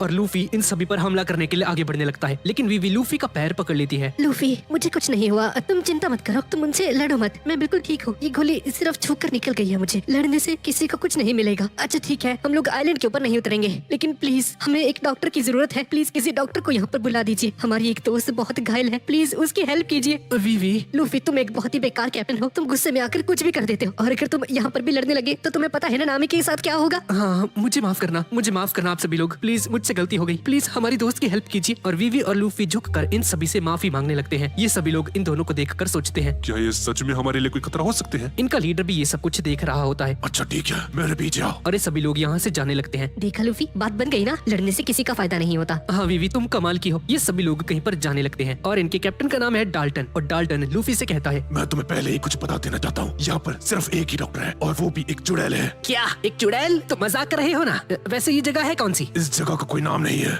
एक सेकंड, एक बिना नाम का आइलैंड, ये कैसे हो सकता है? और तभी उस किसी चीज को देखता है और उसे देखकर बुरी तरह से डर जाता है। वो देखता है कि इसके सामने एक भालू खड़ा है। उस मरने की एक्टिंग करने लगता है क्योंकि भालू किसी मरे हुए पर हमला नहीं करते हैं। तुम्हें इससे डरने की कोई जरूरत नहीं है, ये एक हाइकिंग बियर है जो कि किसी को कोई नुकसान नहीं पहुंचाता। और ये हाइकिंग बियर यहाँ से चुपचाप चला जाता है। इस तरफ जोरो खुश होता है क्योंकि अब उसके पैर ठीक हो चुके हैं और शिप का ध्यान रखते रखते बोर हो चुका था और कारो को लेकर इस शिप के ऊपर ही ट्रेनिंग करने लगता है। बेचारा भाई कारो, हालत देखो भाई इसकी क्या हो गई है। लूफी और ये सभी लोग डाल्टन के साथ उसके गाँव में पहुँच जाते हैं। डाल्टन अपने साथियों को यहाँ से जाने के लिए कहता है, पर सर, हमें अभी तक इस पर विश्वास नहीं है। ये पायरेट्स हैं, आपको पता है ना? क्या आप अकेले इनके साथ सुरक्षित रहेंगे क्या? मुझे इन पर पूरा विश्वास है, मुझे नहीं लगता ये लोग हमारे लिए कोई खतरा हो सकते हैं। अगर डाल्टन ऐसा कह रहे हैं तो फिर ऐसा ही होगा। डाल्टन सन, प्लीज अपना ख्याल रखिएगा। और ऐसा बोलकर ये सभी लोग यहाँ से चले जाते हैं। डाल्टन वीवी से कहता है, अपनी दोस्त को एक बेड के ऊपर सुला दो जिससे कि ये गर्म रह सके। वीवी नामी को एक कमरे के अंदर लेकर आती है और उसे बेड पर सुला देती है। माफ करना, मैंने तुम्हें अभी तक मेरा नाम नहीं बताया। मेरा नाम है डाल्टन, यहाँ की सिक्योरिटी स्क्वाड का कैप्टन। मुझे माफ करना, मैंने बहुत बुरे तरीके से तुम्हारा स्वागत किया है। क्या मैं एक सवाल पूछ सकता हूँ तुमसे? तुम्हारी शक्ल जानी पहचानी लग रही है। और वीवी एक सेकंड के लिए डर जाती है क्योंकि इसे लगता है कि इसने इसे पहचान लिया है कि अलाबास्ता किंगडम की प्रिंसेस है। पर वीवी नॉर्मल एक्ट करती है और कहती रहती है। शायद ये आपका वहम होगा सर। वैसे आप एक चुड़ैल की बात कर रहे थे ना। नामी का बुखार 42 डिग्री पर पहुंच चुका है और इसे जल्द से जल्द किसी डॉक्टर को दिखाना होगा। इसका ये बुखार 3 दिन से चल रहा है। अगर ऐसे ही चलता रहा तो ये मारी जाएगी। जी सर, इसलिए हमें एक डॉक्टर की जरूरत है। हम कुछ भी करने को तैयार हैं। कहाँ पर है वो चुड़ैल? हमें उसके पास लेकर जाइए प्लीज। वो चुड़ैल, हाँ, खिड़की के बाहर उन पहाड़ियों की तरफ देखो। सांजी पीछे मुड़कर खिड़की से बाहर देखने लगता है, लेकिन तभी सामने देखता है कि उसॉप और ये लूफी बर्फ से खेल रहे होते हैं और इन्होंने एक स्नोमैन और एक डायनासोर बनाया होता है बर्फ का। सालो ये क्या कर रहे हो तुम? साइड हो जाओ ये दोनों। भाई क्या ये लोग, मार दूंगा तुम्हें, साइड हो जाओ जल्दी। और हम देखते हैं कि सामने बहुत बड़े बड़े पहाड़ होते हैं। उन पहाड़ों के ऊपर एक महल है। वहाँ पर एक राजा हुआ करता था और अब उसकी जगह वहाँ पर वो चुड़ैल रहती है और उसका नाम डॉक्टर कुरेहा है, जो कि इस पूरे गाँव की एक इकलौती डॉक्टर है। हाँ तो ठीक है, प्लीज आप उसको यहाँ पर बुला दीजिए। अगर हम चाहे भी तो उसे यहाँ पर नहीं बुला सकते। वो अपने मन के हिसाब से काम करती है। सर ये कैसी डॉक्टर है? वो अगर ऐसी है तो खुद को डॉक्टर कैसे कह सकती है? ऐसा मत कहो लड़के, ऐसा डॉक्टर वो बहुत ज्यादा स्किल्ड है। वो 140 साल के है। तो वो अपने पेशेंट को देखती कैसे है? वो अपनी मर्जी से वहाँ से नीचे आती है। वो लोगों को देखती है, उनका इलाज करती है और उसके हिसाब से उसे जो कुछ भी चाहिए होता है वो मांग लेती है। लूफी और उसॉप को वो बस एक खड़ूस बुढ़िया लग रही थी। अगर उसकी उम्र इतनी ज्यादा है तो वो ऊपर से नीचे कैसे आती है? मुझे इतना तो नहीं पता, लेकिन मैंने बहुत सारी अफवाहें सुनी है। वो पूर्णिमा की रात पर बिल्कुल किसी सेंटा क्लॉज की तरह उड़ते हुए पाई जाती है। शायद इसीलिए लोग उसे चुड़ैल कहते हैं। वो यहाँ की इकलौती डॉक्टर है, लेकिन फिर भी मैं उसके पास नहीं जाता क्योंकि मुझे वो बहुत अजीब लगती है। लूफी नामी के पास जाता है। नामी, नामी, क्या तुम मुझे सुन सकती हो? लूफी नामी को हल्के से थप्पड़ मारने लगता है। ये देखकर सांजी, उसॉप और विवी को बहुत ज्यादा गुस्सा आता है। साले लूफी ये क्या कर रहा है तू? पागल वागल है क्या? नामी अपनी आंखों को धीरे से खोलती है। और तुम जग गई नामी, हमें एक डॉक्टर मिल चुका है, चलो वहाँ पर चलते हैं। तुम्हें मिल गया डॉक्टर? हाँ तुमने सही कहा लूफी, हमें जल्दी करना होगा। हम यहाँ ज्यादा देर नहीं रुक सकते। हमें विवी की हेल्प करनी है। मैं तुम पे विश्वास कर रही हूँ कैप्टन। ये सुनकर लूफी खुश हो जाता है। ये हुई ना बात नामी, अब सब कुछ मुझ पर छोड़ दो। सांजी भी इनके साथ जाने के लिए तैयार हो जाता है और विवी नामी को लूफी के पीठ के ऊपर बांध देती है। और अब लूफी पूरी तरह से तैयार है नामी को उस माउंटेन पर लेकर जाने के लिए जहाँ पर डॉक्टर कुरेहा है। अगर तुमने अपना मन बना लिया है तो मैं तुम्हें रोकूंगा नहीं। तुम लोग वहाँ पर घूम कर जा सकते हो। अगर सामने से गए तो तुम्हारे लिए खतरा हो सकता है। इस रास्ते पर खतरनाक खरगोश रहते हैं जो कि मीट खाते हैं और अगर तुम्हारा सामना उनसे हो जाता है तो तुम सभी लोग मारे जाओगे। अरे यार खरगोश ही तो है, आएगा तो लात मार के भगा दूंगा उनको। हाँ मुझे लगता है हम लोग ठीक रहेंगे सांजी के होते हुए तो। और अब लूफी और सांजी नामी को ठीक करने के लिए नामी को डॉक्टर कुरेहा के पास लेकर जाने लगते हैं। और अब लूफी और सांजी जितना कर सकते हैं उतना कर रहे हैं नामी के लिए। और अब सब कुछ डॉक्टर कुरेहा के ऊपर डिपेंड करता है। वो बस इसका इलाज कर दे और नामी भी स्ट्रॉन्ग रहे और हार ना माने। डाल्टन अपने घर जाने लगता है और विवी और उस सबको अपने घर के अंदर इन्वाइट करता है। अंदर आ जाओ, बाहर बहुत ठंड है। नहीं अब परेशानी मत उठाइए प्लीज, हम लोग ठीक है। और इनकी ये बात सुनकर डाल्टन भी बाहर जाकर बैठ जाता है इन सभी के सामने। और इस चीज को देखकर विवी और उसॉप स्माइल करते हैं और ये दोनों लूफी और नामी के आने का इंतजार कर रहे थे यहाँ पर खड़े होकर। आज से कुछ समय पहले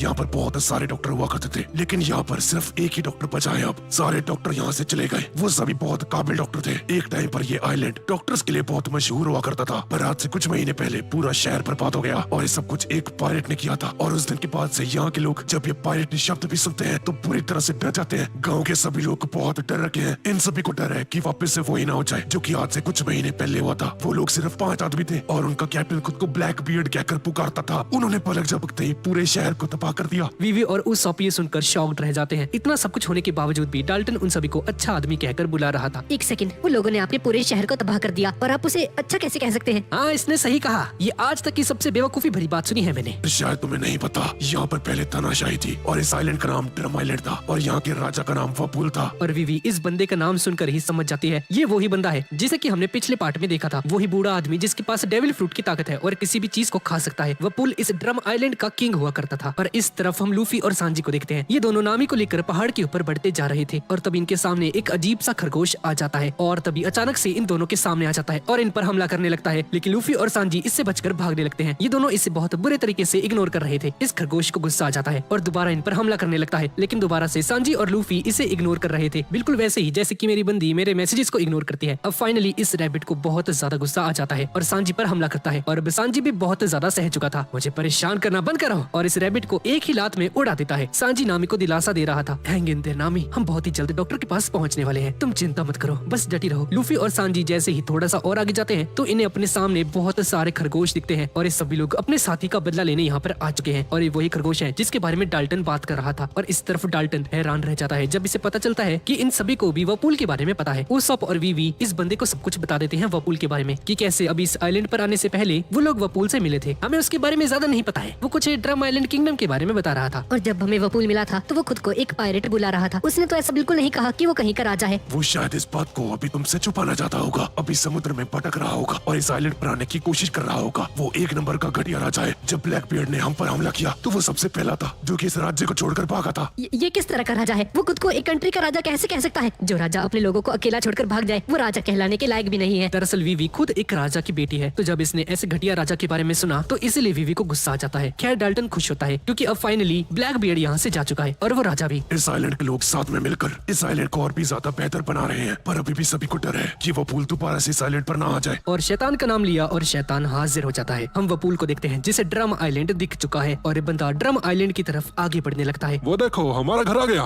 the drum kingdom.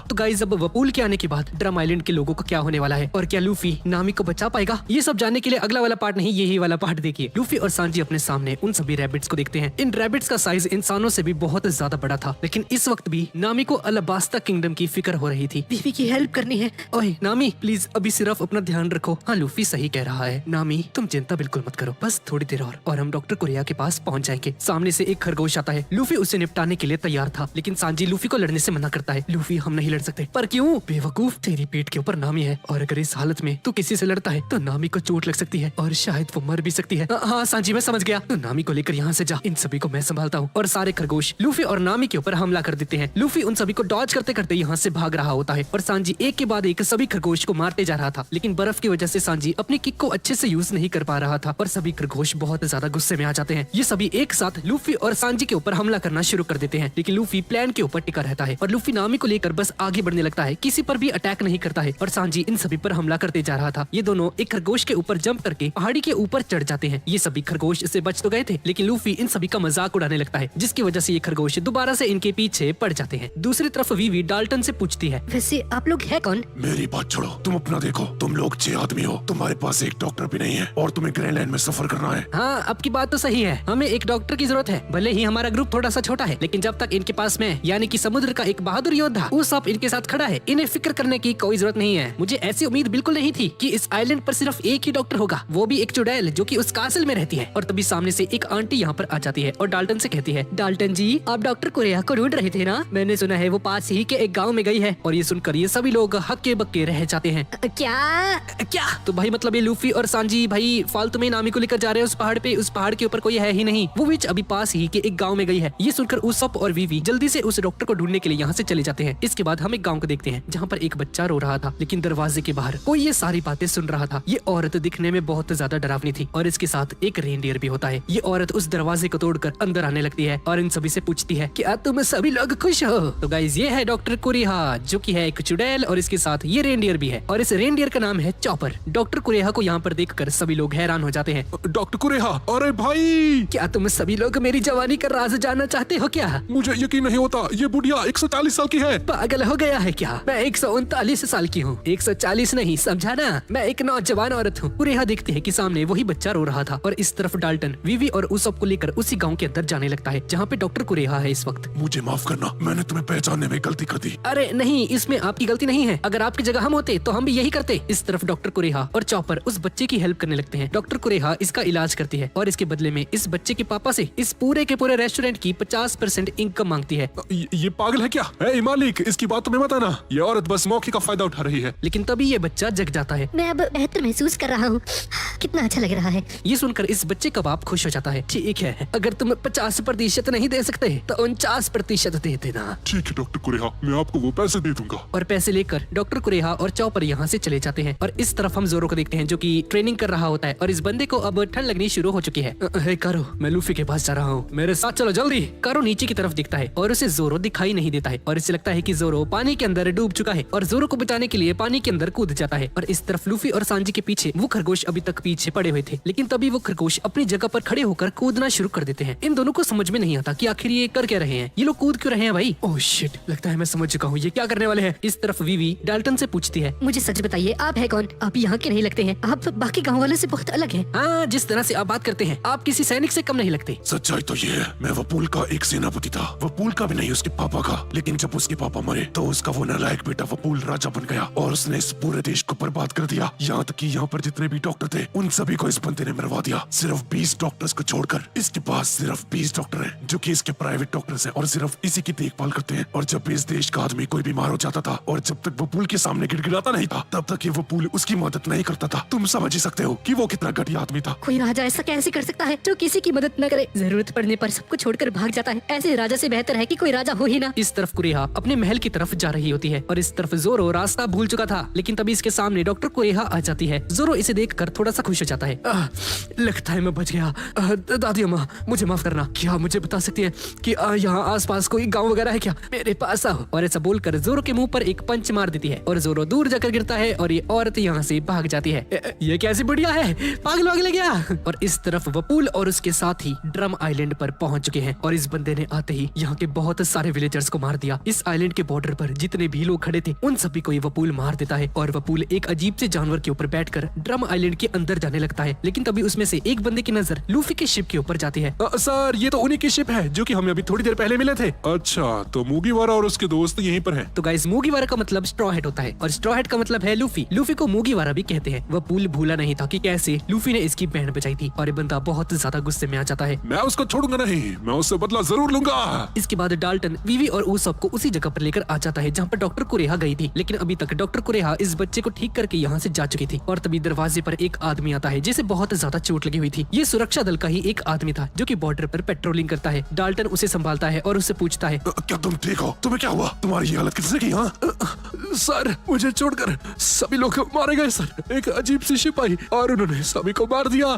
Dalton sir, हमारी मदद कीजिए, हम उतने स्ट्रॉन्ग नहीं है, वो लोग दोबारा से आ गए। ये सुनकर डाल्टन समझ आता है कि वपूल ड्रम आइलैंड में वापस आ चुका है। डाल्टन भागकर वपूल के पास जाने लगता है। डाल्टन अपना मन बना लेता है कि कैसे भी करके आज वो वपूल को मार ही डालेगा। और तभी हम देखते हैं कि डाल्टन धीरे धीरे एक जानवर में बदलने लगता है। इसके बाद हम सांजी को देखते हैं। सांजी बहुत ज्यादा डरा हुआ लग रहा था और सामने देखते हैं कि एक बर्फ का तूफान यानी कि एवलांच इनकी तरफ ही आ रहा है। लूफी इस चीज को देखकर हैरान रह जाता है। सांजी, अब क्या करेंगे? लूफी और सांजी उस एवलांच से बचने की पूरी कोशिश करते हैं। लूफी, चाहे कुछ भी हो जाए, नामी सान को मरने मत दियो। नामी की रक्षा करना, चाहे उसमें तुम्हारी जान ही क्यों ना चली जाए। हम देखते हैं कि ये बर्फ का तूफान आगे बढ़ता जा रहा था। लूफी को सामने एक पत्थर दिखाई देता है जो कि बहुत ऊंचाई पर था और इस बर्फ के तूफान से बचने का इन्हें बस यही एक रास्ता दिखाई दे रहा था। ये दोनों अपनी पूरी जान लगाकर उस पहाड़ी के ऊपर भागने लगते हैं। तूफान की स्पीड भी बढ़ते जा रही थी और दोनों कैसे भी करके उस पहाड़ी के ऊपर चढ़ जाते हैं। लेकिन यहाँ पर चढ़ने के बाद इन्हें रियलाइज होता है कि इतनी ऊंचाई काफी नहीं है। अरे यार, ये उतना ऊंचा नहीं है सांजी। और ये बर्फ का तूफान इन दोनों को अपने साथ लेकर चला जाता है। इस तरफ सभी गांव वाले घबरा रखे हैं क्योंकि इन्हें पता चल चुका है कि वपूल वापस आ चुका है। वपूल वापस आ चुका है। डाल्टन सर, जल्दी बिग हॉर्न की तरफ चलिए। हम उसे मार डालेंगे, हम उसे जिंदा नहीं छोड़ने वाले। सभी लोग बिग हॉर्न की तरफ चलो। और हम डाल्टन को देखते हैं जो कि एक अजीब से जानवर में बदल चुका है। डाल्टन तेजी से वपूल की तरफ आगे बढ़ता जा रहा था। वपूल गांव के अंदर आ चुका है और गांव के अंदर एक घर को खाने लगता है। ये कितना स्वादिष्ट है मेरे देशवासियों। भले ही हनी सिंह का कमबैक हो या ना हो, लेकिन मेरा कमबैक हो चुका है। हनी सिंह कभी गया ही नहीं था, उसके गाने हमेशा चलते थे और हमेशा चलते रहेंगे। लव यू हनी पाजी। तो तुम लोग बताओ, यहाँ पर सबसे ताकतवर कौन है? इस बंदे का एक आदमी कहता है। आप महाराज, और कौन हो सकता है? इसमें कोई शक की बात नहीं है, लेकिन गुस्ताखी माफ हो महाराज। मुझे अभी अभी पता चला है कि मूगीवारा और उसके दोस्त हमारे महल की तरफ जा चुके हैं। अच्छा, लेकिन ऐसा क्यों? महाराज, सूत्रों से ये खबर मिली है, उनकी एक दोस्त बीमार है और उसी का इलाज करने के लिए ऊपर जा रहे हैं उस कासल की तरफ। जाने दो, कितने बेवकूफ हैं। शायद उसे पता नहीं इस आइलैंड के सभी डॉक्टर्स मेरे पास हैं। गुस्ताखी माफ हो महाराज, पर मुझे पता चला है कि वहाँ पर डॉक्टर कुरेहा रहती है। हाँ, वही डॉक्टर जिसे हम लोग पकड़ नहीं पाए थे। क्या वो बुढ़िया मेरे आलीशान महल में क्या कर रही है? उस मूगीवारा को खत्म करने के बाद मैं उसे भी खा जाऊंगा। मेरे महल की तरफ चलो। और तभी डाल्टन यहाँ पर आ जाता है और आने के साथ ही वपूल के ऊपर हमला कर देता है। मैं आज तुम्हें मारने के लिए यहाँ पर आया हूँ। अच्छा, तो तुम जिंदा हो? हाँ, वपूल समो को मारने की तुम्हारी हिम्मत कैसे हुई? हम देखते हैं कि कुछ डॉक्टर से सामने आते हैं और वो लोग वपूल को पल भर में ही ठीक कर देते हैं और वपूल वापस से खड़ा हो जाता है। वपूल, मुझे लगता है हम दोनों को इस आइलैंड को छोड़कर भाग जाना चाहिए। डाल्टन सर, ये क्या कह रहे हो आप? जिस इंसान को इस आइलैंड को छोड़कर जाना चाहिए वो वपूल है, आप नहीं। यकीन नहीं होता, तुम बिना डॉक्टर के इतने महीने से जी रहे हो, लेकिन अब मैं यहाँ पर आ चुका हूँ और अब से तुम्हें चिंता करने की जरूरत नहीं है। मैं तुम्हें अपने डॉक्टर्स को इस्तेमाल करने दूंगा, बस तुम्हें मुझसे भीख मांगनी होगी। तो अब तुम लोग खुश हो ना? इसे मार दो जल्दी। डाल्टन अपनी जानवर वाली फॉर्म में आ जाता है। दरअसल डाल्टन ने एक डेविल फ्रूट खाया है जिसकी वजह से डाल्टन एक जानवर में बदल सकता है और डाल्टन एक ही झटके में बहुत सारे लोगों को मार देता है। लेकिन तभी ये अजीब से दिखने वाला आदमी अपना धनुष निकालता है और डाल्टन की जगह उसके लोगों पर हमला कर देता है। इस बंदे को इस बात के बारे में अच्छे से पता था कि डाल्टन अपने लोगों को बचाने के लिए अपनी जान भी कुर्बान कर सकता है और होता भी ठीक ऐसा ही है। अपने लोगों के सामने डाल्टन आ जाता है और वह सारे तीर अपने ऊपर ले लेता है और डाल्टन नीचे जमीन पर गिर जाता है और ये देखकर वपूल बहुत ज्यादा खुश था। ये क्या हो रहा है? एक अर्थक्वेक? इन सभी को रियलाइज हो जाता है कि एक अर्थक्वेक आ रहा है। इस तरफ जोरो एक हाथ पर खड़ा होके पुशअप्स मार रहा था। 25,633। भाई साहब, ये 25,000 पुशअप्स मार चुका है भाई। जोरो कितना ताकतवर है भाई ये। इस वक्त जोरो उसी पहाड़ पर था जहाँ पर वो एवलांच आ रहा है और देखते ही देखते जोरो भी उसी तूफान के अंदर बह जाता है। इस तरफ लूफी और सांजी, इन दोनों को एवलांच हिट कर चुका था और ये दोनों हवा में थे। सांजी उस एवलांच के साथ बहते जा रहा था। लूफी अपना हाथ बड़ा करके सांजी को पकड़ लेता है और सांजी और लूफी एक क्रिसमस ट्री के ऊपर राइड करके खड़े हुए थे और सांजी कहता है, हम कितने करीब आ चुके हैं, इस चीज को भी अभी होना था क्या? वो देखो, वो रहा सामने कासल। और सिचुएशन को और भी ज्यादा खराब करने के लिए खरगोश यहाँ पर आ जाते हैं। ये दोनों भी लूफी और सांजी की तरह एक लकड़ी के ऊपर खड़े होके सर्फिंग कर रहे थे और लूफी और सांजी के ऊपर हमला करना शुरू कर देते हैं। अरे यार, इनकी दिक्कत क्या है? लूफी कैसे भी करके हर चीज को संभाल रहा था, लेकिन ये खरगोश इनका पीछा नहीं छोड़ रहे थे। और तभी सांजी देखता है कि उसके सामने एक बहुत बड़ा पत्थर है और अगर लूफी और नामी इस चीज से टकराते हैं तो शायद नामी की मौत हो सकती है। सांजी बुरी तरह से डर जाता है और डिसाइड करता है कि वो अपने आप को सैक्रिफाइस कर देगा। लगता है मुझे इन्हें बचाना होगा और सांजी लूफी और नामी को पकड़कर दूर फेंक देता है। लूफी और नामी बच तो जाते हैं, लेकिन सांजी उस पत्थर से टकरा जाता है और सांजी बुरी तरह से घायल हो जाता है और उस एवलांच के साथ बहने लगता है। लूफी नामी को लेकर उस पत्थर के ऊपर चढ़ चुका था। सांजी को बचाने के लिए अपने हाथ को बड़ा करता है। सांजी बेवकूफ, ये ऐसी चीजें मत क्या करो, मुझे बिना बताए, जल्दी मेरा हाथ पकड़ो।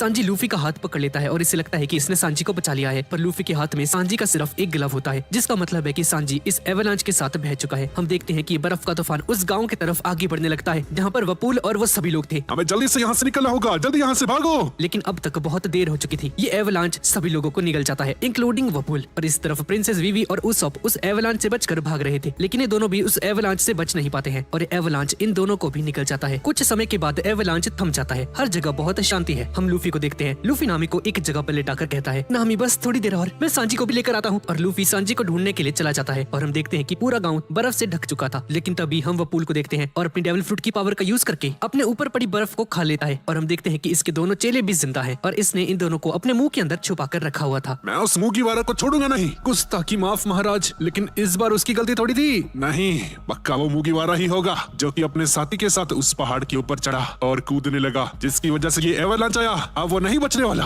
और इस तरफ हम उसी खरगोश को देखते हैं। उसका एक साथी बर्फ के नीचे दबा हुआ था और एक खरगोश पूरी कोशिश कर रहा था उसे बाहर निकालने की, लेकिन ये बेचारा कुछ नहीं कर पा रहा था। और तभी लूफी यहाँ पर आ जाता है। लूफी ने सांजी को ढूंढ लिया था और नामी के साथ जा रहा था। लूफी को देखकर ये खरगोश डर जाता है। इसे लग रहा था कि लूफी इन्हें मारने आया है यहाँ पर और ये नन्हा खरगोश अपने साथी को घेर कर खड़ा हो जाता है। लूफी सामने से चलकर आ रहा था और अपना हाथ आगे बढ़ाता है इस खरगोश की तरफ। ये देखकर ये खरगोश डर जाता है और हम देखते हैं कि लूफी उस बड़े खरगोश को बाहर निकाल देता है उस बर्फ से और इसकी हेल्प करके बिना कुछ कहे यहाँ से चला जाता है। ये दोनों रैबिट्स सोचने लग जाते हैं कि क्या लूफी सच में इतना बुरा है क्या? लूफी डॉक्टर कुरेहा वाले पहाड़ के बहुत करीब पहुंच जाता है, लेकिन तभी वपूल इसके सामने आ जाता है अपने दोनों साथियों के साथ। लेकिन लूफी इसे भी इग्नोर करके बस आगे की तरफ बढ़ता जा रहा था। ये देखकर वपूल को बहुत गुस्सा आ जाता है। रुक जाओ वहीं पर, तुम्हारी हिम्मत कैसे हुई मुझे इग्नोर करने की? हाँ, मेरे रास्ते से हट जाओ। मैं तेरे रास्ते से हट जाऊं? पागल हो गया है क्या? अगर मुझे जाना ही होता तो यहाँ पर क्यों आता? लेकिन लूफी इसे कुछ नहीं कहता है और फिर से इसे इग्नोर करके आगे बढ़ने लगता है उस कासल की तरफ। ये देखकर वपूल हक्का बक्का रह जाता है। मुझे लगता है एक नया कानून लेकर आना पड़ेगा। जो भी कोई राजा को इग्नोर करेगा वो मारा जाएगा। वपूल इस नए कानून को लूफी को बताना चाहता था, लेकिन लूफी अभी भी इसे इग्नोर करके बस आगे बढ़ता जा रहा था। तुम अभी भी मुझे इग्नोर कर रहे हो? तुम दोनों अभी के अभी इसे मार डालो। वपूल के चेले लूफी पर हमला करना शुरू कर देते हैं। लूफी को बहुत ज्यादा गुस्सा आ रहा था, लेकिन लूफी किसी भी हमले का जवाब नहीं दे रहा था, क्योंकि लूफी को सांजी के साथ किया हुआ वादा याद आ रहा था। उसकी पीठ के ऊपर जब तक नामी है तब तक लूफी लड़ाई नहीं करेगा। वपूल और उसके साथी लूफी की चुप्पी को उसकी कमजोरी समझने लगते हैं और उसके ऊपर हमला करना शुरू कर देते हैं। लूफी इनके हमले से बार बार बच रहा था और तभी वपूल का बड़ा सा मुंह लूफी के सामने आ जाता है और लूफी को खाने की कोशिश करने लगता है। लेकिन तभी दो खरगोश यहाँ पर आ जाते हैं और ये दोनों खरगोश वपूल के दोनों साथियों पर हमला कर देते हैं। हम देखते हैं कि इनमें से एक खरगोश के ऊपर वही नन्हा खरगोश था जिसकी हेल्प लूफी ने की थी। ये खरगोश लूफी की हेल्प करने यहाँ पर आए हैं क्योंकि लूफी ने अभी थोड़ी देर पहले इनकी हेल्प की थी। लूफी ये देखकर बहुत खुश हो जाता है, तुम्हारा शुक्रिया मुझे बचाने के लिए। और ऐसा बोलकर लूफी आगे बढ़ने लगता है। वपूल को ये देखकर गुस्सा आ रहा था क्योंकि उसी के देश के खरगोश उस पर हमला कर रहे थे। वपूल उन्हें देशद्रोही घोषित कर देता है और वपूल के साथी इन पर हमला करने के लिए तैयार हो जाते हैं। लेकिन तभी यहाँ पर और भी खरगोश आने लगते हैं। इस तरफ लूफी बहुत मुश्किल से इन दोनों को उठाकर आगे बढ़ता जा रहा था और अब फाइनली लूफी पहुंच चुका है उस पहाड़ के आगे जहाँ पर डॉक्टर कुरेहा रहती है। लूफी नामी को अपनी पीठ के ऊपर और भी ज्यादा कसके बांध लेता है और सांजी को अपने मुंह के अंदर भर लेता है और उस पहाड़ के ऊपर चढ़ने लगता है। इस तरफ हम वीवी को देखते हैं जो कि उस एवलांच से बच चुकी है। ये उसॉप को ढूंढ रही थी और तभी इसे उसॉप का मतलब नाक दिखता है। भाई क्या सोच रहे थे लोग? और उसॉप की नाक को पकड़कर इसे बर्फ से बाहर निकाल देती है। उसॉप नहीं, उसॉप जाग जाओ, मरना मत। उसॉप देखो नामी ठीक हो गई, जल्दी उठ जाओ। वीवी उसॉप को इतनी प्यार से जगाती है कि इसकी हालत कुछ ऐसी हो जाती है। शुक्रिया वीवी, तुमने मुझे बचा लिया, पर मेरा चेहरा थोड़ा सा सूज चुका है। भाई इन्होंने ऐसा कैसे कर लिया? भाई उसॉप का चेहरा क्यों सूज रखा है? ऐसा क्या हुआ है? खैर, और तभी जोरो भी बर्फ तोड़कर इनके सामने खड़ा हो जाता है। ये कितना करीब था, क्या मैं जिंदा हूँ? जोरो उसॉप को देखता है लेकिन ये पहचान नहीं पाता उसॉप को क्योंकि उसका चेहरा अभी सूज रखा है। दोनों एक दूसरे को घूरने लगते हैं और तभी इसकी नजर उसॉप की नाक पर जाती है जिससे कि जोरो को समझ में आ जाता है कि ये उसॉप है। ये तो उसॉप है, तुम यहाँ पर क्या कर रहे हो? साले जोरो, तुझे मेरी नाक नहीं दिखती क्या? इतनी बड़ी है, कैसा दोस्त है तू? दूसरी तरफ हम देखते हैं कि वपूल ने सभी खरगोशों को मार दिया है और लूफी से बदला लेने के लिए पूरे तरीके से तैयार है। लूफी अपनी पूरी जान लगाकर उस पहाड़ के ऊपर चढ़ रहा होता है, लेकिन कुछ देर चढ़ने के बाद सांजी लूफी के मुंह से नीचे गिर जाता है। लूफी अपने गले को टच करता है और सांजी को दोबारा से पकड़ लेता है। इस तरफ जोरो, उसॉप और वीवी आगे बढ़ने लगते हैं और आगे बढ़ते हुए सामने देखते हैं कि एक गाँव है। अरे वो देखो, ये तो वही गाँव है जहाँ हम पहली बार आए थे। ये पूरा गांव बर्फ में डूबा हुआ था। सामने सभी विलेजर्स खड़े हुए थे और सुरक्षा दल का एक आदमी कहता है, डाल्टन अब नहीं रहा और राजा वपूल यहाँ पर आ चुके हैं। तुम्हारा राजा यहाँ से जा चुका है। डाल्टन इस बर्फ के नीचे अभी कहीं पर दबा होगा, बेचारा। सभी लोग पीछे हट जाओ और अपने राजा के सामने अपना सर झुकाओ। तुम लोगों का सिर्फ एक ही राजा है और वो है राजा वपूल, और अगर किसी को इनकी हुकूमत से परेशानी है तो सामने आओ।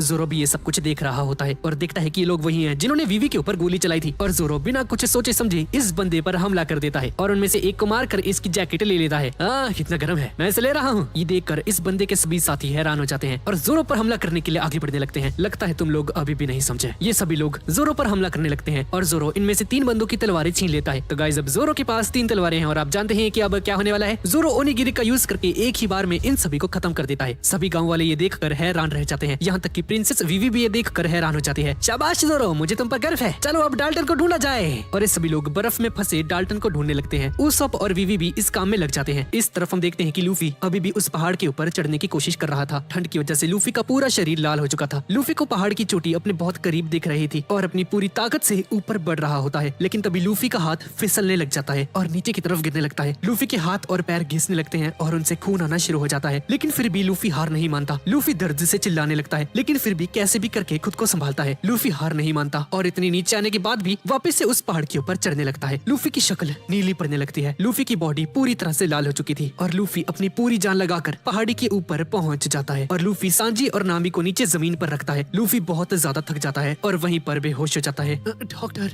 प्लीज नामी की। लूफी जहाँ पर बेहोश हुआ था वो इस पहाड़ी का कोना था और वहाँ की बर्फ कट के नीचे गिरने लगती है। लूफी भी नीचे गिरने लगता है, लेकिन तभी लूफी का हाथ एक बड़ा सा जानवर पकड़ लेता है और ये कोई और नहीं बल्कि चॉपर है, जो कि डॉक्टर कुरेहा के साथ रहता है। और ये बंदा बहुत ही जल्द हमारी क्रू को ज्वाइन भी करने वाला है। चॉपर लूफी को नीचे गिरने से बचा लेता है। तो गाइस, अपना लूफी फाइनली बहुत मुश्किल से नामी को डॉक्टर कुरेहा के पास लेकर आ चुका है। अब थोड़ी देर बाद हम नामी को देखते हैं। नामी किसी जगह पर लेटी हुई थी और पहले से बेहतर महसूस करने लगती है। नामी अपनी आंखें खोलती है और अपने सामने एक रेन डियर को देखती है और ये रेन डियर अपने दोनों पैरों के ऊपर खड़ा हुआ है। तो गाइस, इस रेन डियर का नाम चॉपर है। चॉपर नामी को जगा हुआ देखकर डर जाता है और अपने आप को छुपाने के लिए पीछे जाकर खड़ा हो जाता है। नामी को बिना मेकअप के देखकर ये डर जाता है। तुम कितने स्लो हो और पूरी तरह से छुपे भी नहीं हो। खैर, तुम्हारा नाम क्या है और तुम हो क्या? इंसान चुप हो जाओ, बस इतना बताओ तुम्हारा फीवर कैसा है? चॉपर बिना जवाब सुने पीछे मुड़कर भागने लगता है और पूरे रूम में घूमना शुरू कर देता है। भाई कितना अजीब है ये, कर क्या रही है? ये सारी आवाजें सुनकर डॉक्टर कुरेहा सामने आती है और ये बेवड़ी रम पी रही होती है। लगता है तुम्हारा बुखार थोड़ा कम हो चुका है लड़की,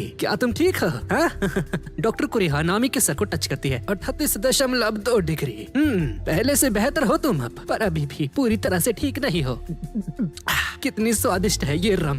आंटी जी, आप हैं कौन? मेरा नाम डॉक्टर कुरेहा है। मैं एक डॉक्टर हूँ, पर तुम मुझे डॉक्टर राइन कहकर पुकार सकती हो।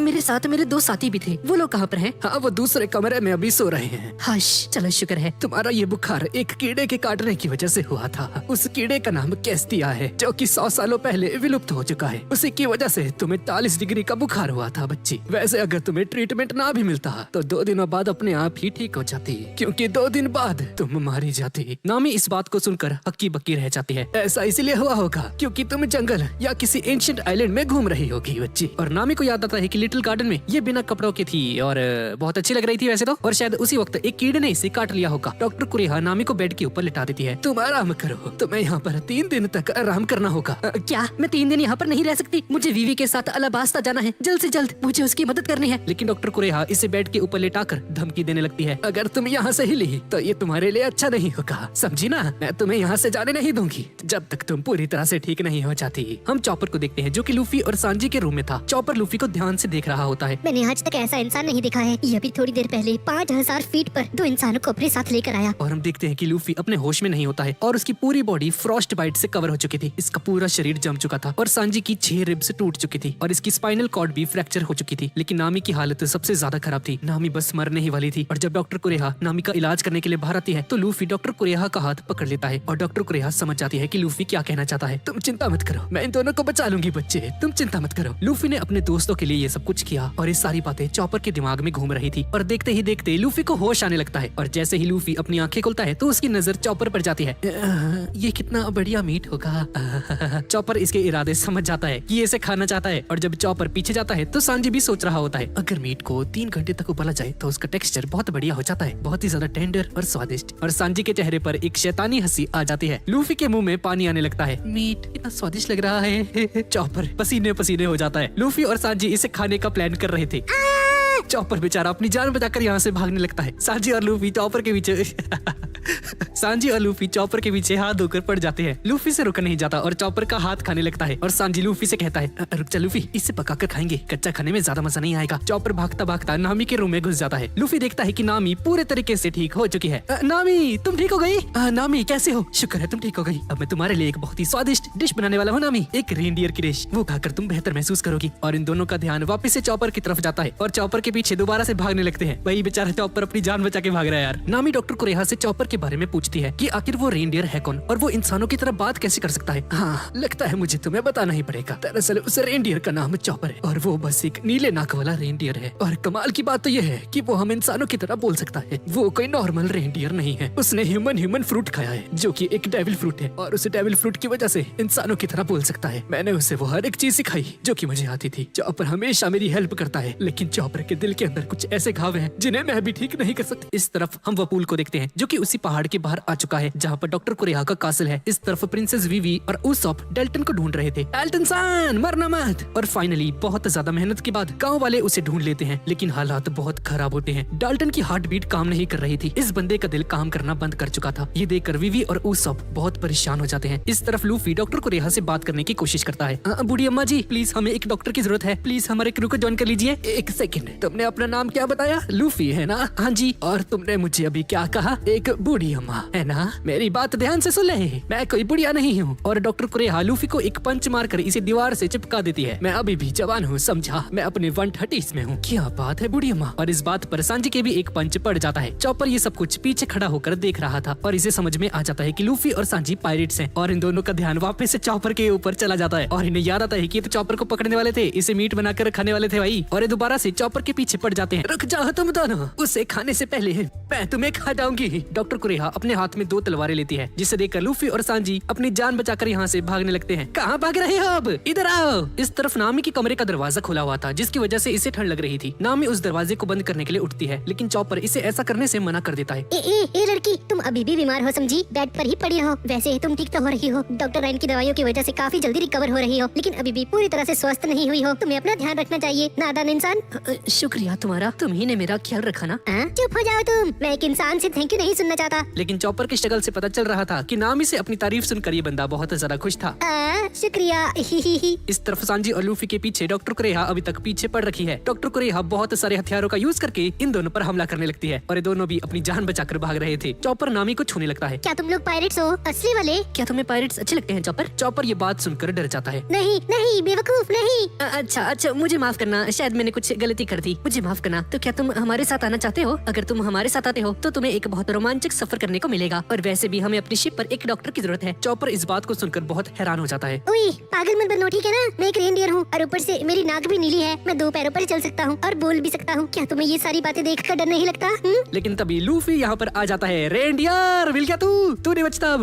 और चॉपर के पीछे पड़ जाता है। डॉक्टर कुरेहा लूफी को पकड़ते पकड़ते थक चुकी थी और नीचे बैठ जाती है। डॉक्टर कुरेहा, क्या आप चॉपर के बारे में मुझे और कुछ बता सकती हैं? चॉपर की कहानी सुनना आसान नहीं है लड़की। उसके साथ जो कुछ भी हुआ है उसने इसके दिल के ऊपर एक गहरी चोट छोड़ी है और उस चोट से चॉपर अभी तक खुद को निकाल नहीं पाया है। इसके बाद हम चॉपर की कहानी को देखते हैं। जब चॉपर का जन्म हुआ था तो उसकी नाक नीली थी और इसकी वजह से उसके परिवार वालों ने उसे अबैंडन कर दिया और अपने ग्रुप से अलग कर दिया। और जब एक दिन उसने गलती से एक डेविल फ्रूट को खा लिया तो सिचुएशन और भी ज्यादा खराब हो जाती है। जब चॉपर अपने 2 पैरों पर चलकर अपने दोस्तों के पास गया तो उसके दोस्तों ने भी उसे पहचानने से मना कर दिया और चॉपर पूरी तरह से अकेला पड़ जाता है। लेकिन चॉपर उम्मीद नहीं हारता है और इसे लगता है कि एटलीस्ट इंसान उसे एक्सेप्ट कर लेंगे। और जब चॉपर इंसानों के गांव में गया तो इसे लगा कि इंसान इसे अपना दोस्त बना लेंगे, लेकिन गांव के लोग चॉपर को एक येती समझने लगते हैं ये तो एक राक्षस है। और चॉपर पर गोलियां चलाने लगते हैं। चॉपर अपनी जान बचाकर भागने लगता है। चॉपर को अभी तक समझ में नहीं आ रहा था कि आखिर उसकी गलती क्या है। जिन भी लोगों से चॉपर दोस्ती करना चाहता था वो सभी लोग चॉपर पर हमला करना शुरू कर देते थे। चॉपर ना ही कोई रेनडियर था और ना ही कोई इंसान। इस दुनिया में चॉपर को अपनाने वाला कोई भी नहीं था। नामी ये सारी बातें सुनकर दुखी हो जाती है। इस तरफ लूफी और सांजी बाहर का गेट बंद करने के लिए गेट की तरफ जाने लगते हैं, लेकिन तभी चॉपर अपनी बड़ी वाली फॉर्म में आकर इन दोनों को रोक लेता है और लूफी पर हमला कर देता है।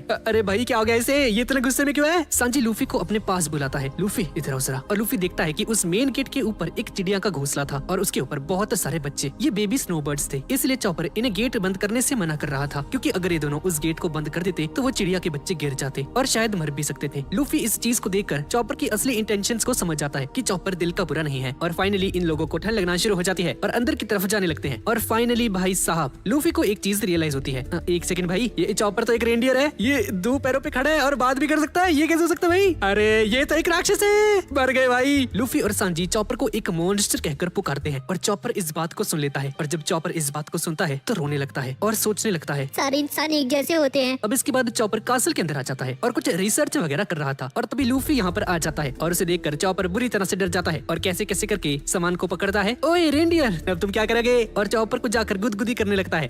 ये क्या कर रहे हो तुम, छोड़ो मुझे। मत करो।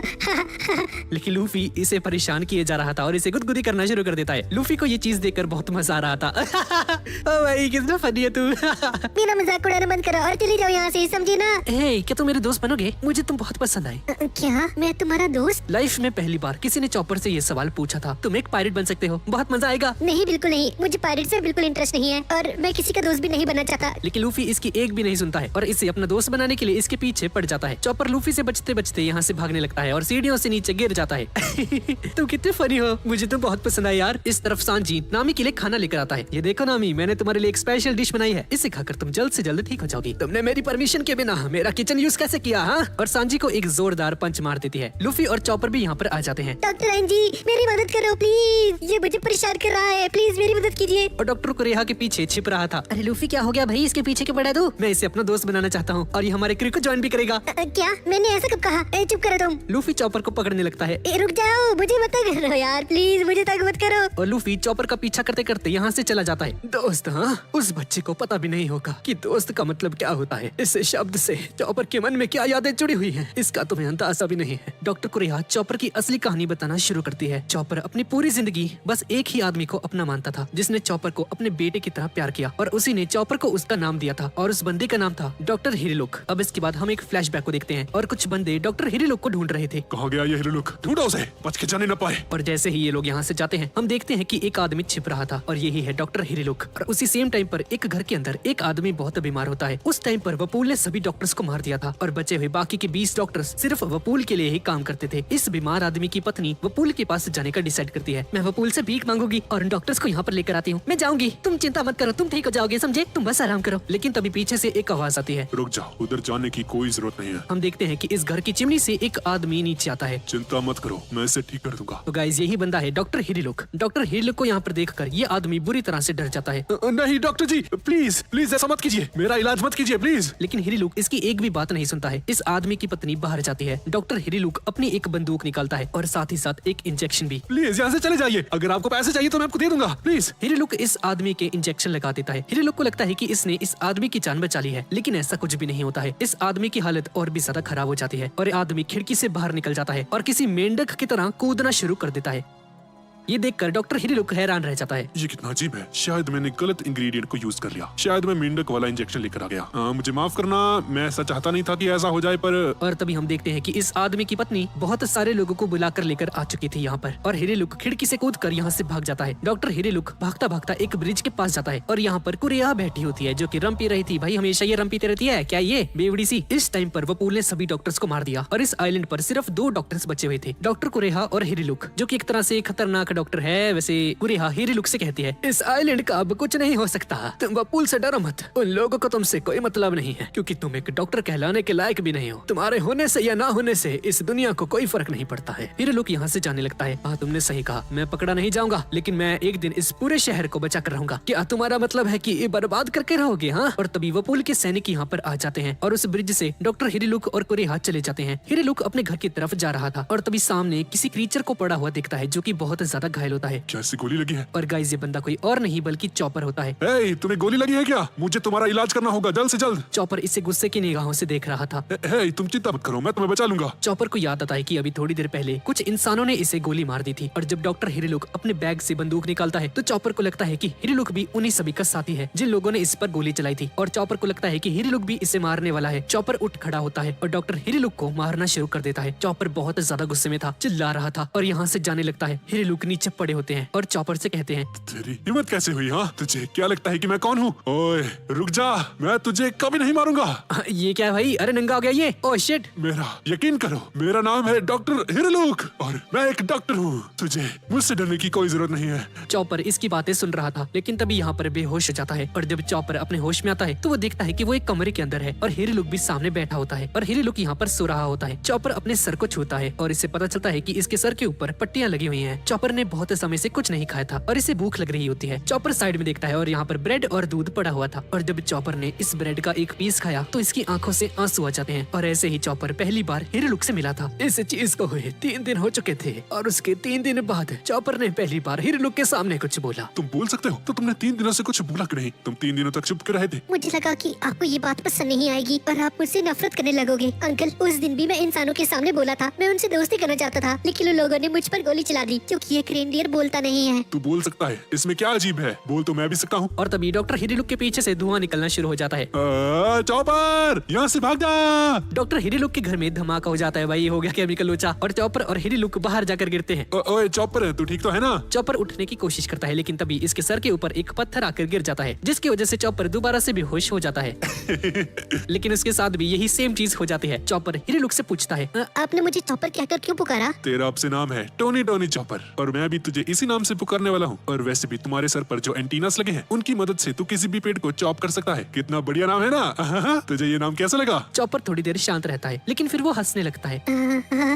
मुझे अच्छा लगा। हिरिलुक जब भी अपने पेशेंट्स को देखने के लिए जाता था तो अपने साथ चॉपर को भी लेकर जाने लगता है। हिरिलुक को ये वहम होता है कि सभी लोगों को उसकी जरूरत है, पर असलियत तो ये थी कि किसी को भी हिरिलुक पसंद नहीं था। ये अपने पेशेंट्स को ठीक करने के बजाय उनकी हालत और भी ज्यादा खराब कर देता है। जैसा कि हमने अभी थोड़ी देर पहले देखा था, उस बंदे को इसने मेंढक में बदल दिया था और इसीलिए हिरिलुक को हर एक घर से भगा दिया जाता था जहाँ पर भी ये बंदा इलाज करने के लिए जाता था। चॉपर और हिरिलुक अब साथ में भागा करते थे और एक बार हिरिलुक खुद को बचाने के लिए चॉपर को सेक्रीफाइस कर देता है, जिसकी वजह से चॉपर बहुत गुस्सा करता है इस पर और घर जाकर इसे लड़ने लगता है। तुम्हारी हिम्मत कैसे हुई? तुमने मेरी तरह से क्यों किया? हाँ? डेली नाक वाले, तू वैसे भी मरने वाला था एक दिन। लेकिन चॉपर अब खुश होता है क्योंकि चॉपर अब खुद को अकेला नहीं समझता है। डॉक्टर हिरिलुक चॉपर को एक टोपी देते हैं। चॉपर उस टोपी को पहनता है और उस टोपी को पहनकर बहुत खुश हो जाता है क्योंकि चॉपर की जिंदगी में पहली बार किसी इंसान ने उसे एक्सेप्ट किया था। चॉपर, हमने अपनी जिंदगी में बहुत कुछ सहन किया है, लेकिन अपने अंदर इंसानों के लिए नफरत मत पैदा होने देना। अभी ये पूरा देश बीमार है, यहाँ तक कि यहाँ का राजा भी। अक्सर लोग कहते हैं कि हर बीमारी का इलाज नहीं होता है और इस देश का कुछ नहीं हो सकता, लेकिन ये सत्य नहीं है। बस एक बार मेरा ये इन्वेंशन बन जाए, फिर ये पूरा देश बच सकता है। दोस्त, एक बार की बात है, इस देश में एक मास्टर थीफ रहता था। उसे एक जानलेवा दिल की बीमारी थी। वो बंदा दुनिया के हर एक डॉक्टर के पास गया, लेकिन कोई भी उसका इलाज नहीं कर पाया। और जब उसे लगा कि वो मरने वाला है तो वो यहाँ की एक पहाड़ी पर गया। वो खुद को लाचार समझ रहा था, लेकिन तब वो अपनी जिंदगी में पहली बार एक ऐसी चीज देखता है जिसे देखकर वो हैरान रह जाता है। वो देखता है कि उसके सामने पतझड़ का मौसम था और बहुत सारे चेरी ब्लॉसम्स के पेड़ लगे हुए थे। पूरा पहाड़ उन पत्तियों से ढका हुआ था। और जब अगले दिन वो एक नए डॉक्टर के पास जाता है तो वो डॉक्टर उस आदमी से कहता है, तुम पूरे तरीके से ठीक हो। चॉपर, देख रहे हो ना, ये किसी करिश्मे से कम नहीं है। कभी कभी इंसान खुद से ही ठीक हो जाता है, जैसा कि उस मास्टर थीफ ने इस बर्फ से ढके आइलैंड पर चेरी ब्लॉसम्स को देखा था। इस चीज ने उसे जीने का एक नया हौसला दिया। और ऐसे ही चाहे लोग कुछ भी कहें, मैं इस देश को बचाकर ही रहूंगा। और मैंने सारी बीमारियों के खिलाफ ये खोपड़ी लटकाई है और इस सिंबल का मतलब है कुछ भी इम्पॉसिबल नहीं है। और जैसे एक पायरेट लड़ाई करता है, वैसे ही मैं बीमारियों से लड़ता रहूंगा। इसके बाद हम वापस से प्रेजेंट में आ जाते हैं और लूफी चॉपर को ढूंढ रहा होता है, लेकिन ये चॉपर कहीं पर छुपा हुआ था। चॉपर, कहाँ हो दोस्त? हेलो, हमारा क्रू ज्वाइन कर लो यार और हमारे एक दोस्त बन जाओ प्लीज। और तभी लूफी को अपने सामने कुछ फल दिखाई देते हैं और उन्हें खाने लगता है। चॉपर को याद आता है कि उसने एक बार हिरिलुक से पूछा था। हिरिलुक अंकल, ये पायरेट्स क्या होते हैं? पायरेट्स बहुत बड़े और शानदार होते हैं चॉपर। उन्हें लड़ने के हर एक पैतरे आते हैं। उनकी नजरें बिल्कुल किसी बाज की तरह होती हैं। और जब एक पायरेट पायरेट कुछ बोलता है तो ऐसा लगता है कि जैसे बिजली गिर रही हो। लेकिन चॉपर देखता है कि लूफी किसी पायरेट की तरह बिल्कुल भी नहीं था। हाँ सुनो, क्या तुम सच में एक पायरेट हो? हाँ, मैं एक पायरेट हूँ और इसीलिए मैं तुम्हें कह रहा था कि तुम हमें ज्वाइन करो। हम लोग साथ में बहुत मजे करेंगे, गाने गाएंगे यार हनी सिंह के, और डांस भी करेंगे। हम लोग साथ में बहुत मजेदार सफर भी करेंगे। अच्छा, तो पायरेट से एडवेंचर्स पर भी जाते हैं? हाँ। चॉपर को दोबारा से हिरेलुक याद आता है। हिरेलुक ने चॉपर से कहा था, चॉपर, मुझे लगता है तुम्हें किसी दिन समुद्र की तरफ जाना चाहिए ताकि तुम्हें पता चल सके कि ये दुनिया कितनी बड़ी है दोस्त, और ये आइलैंड पूरी दुनिया के मुकाबले इतना सा भी नहीं है। हिरेलुक चॉपर को पायरेट्स के बारे में बता रहा था और ये दोनों हंसने लगते हैं। लेकिन हर एक कहानी एक हैप्पी एंडिंग के साथ खत्म हो, ऐसा बिल्कुल भी जरूरी नहीं होता है। और तभी हिरेलुक और चॉपर की जिंदगी में एक ऐसा मोड़ आता है जो कि उनकी जिंदगियों को पूरी तरह से बदल कर रख देता है। कुछ महीने के बाद चॉपर पूरी तरह से ठीक हो जाता है। शुक्रिया डॉक्टर, आपका बहुत बहुत शुक्रिया। और चॉपर, तुम्हारा इलाज हो चुका है और अब मैं तेरा ध्यान नहीं रखने वाला, तू यहाँ से चला जा। ये सुनकर चॉपर के पैरों के नीचे से जमीन खिसक जाती है। डॉक्टर, मैं आपसे वादा करता हूँ, मैं आपको कभी परेशान नहीं करूंगा। प्लीज मुझे आपसे दूर नहीं होना।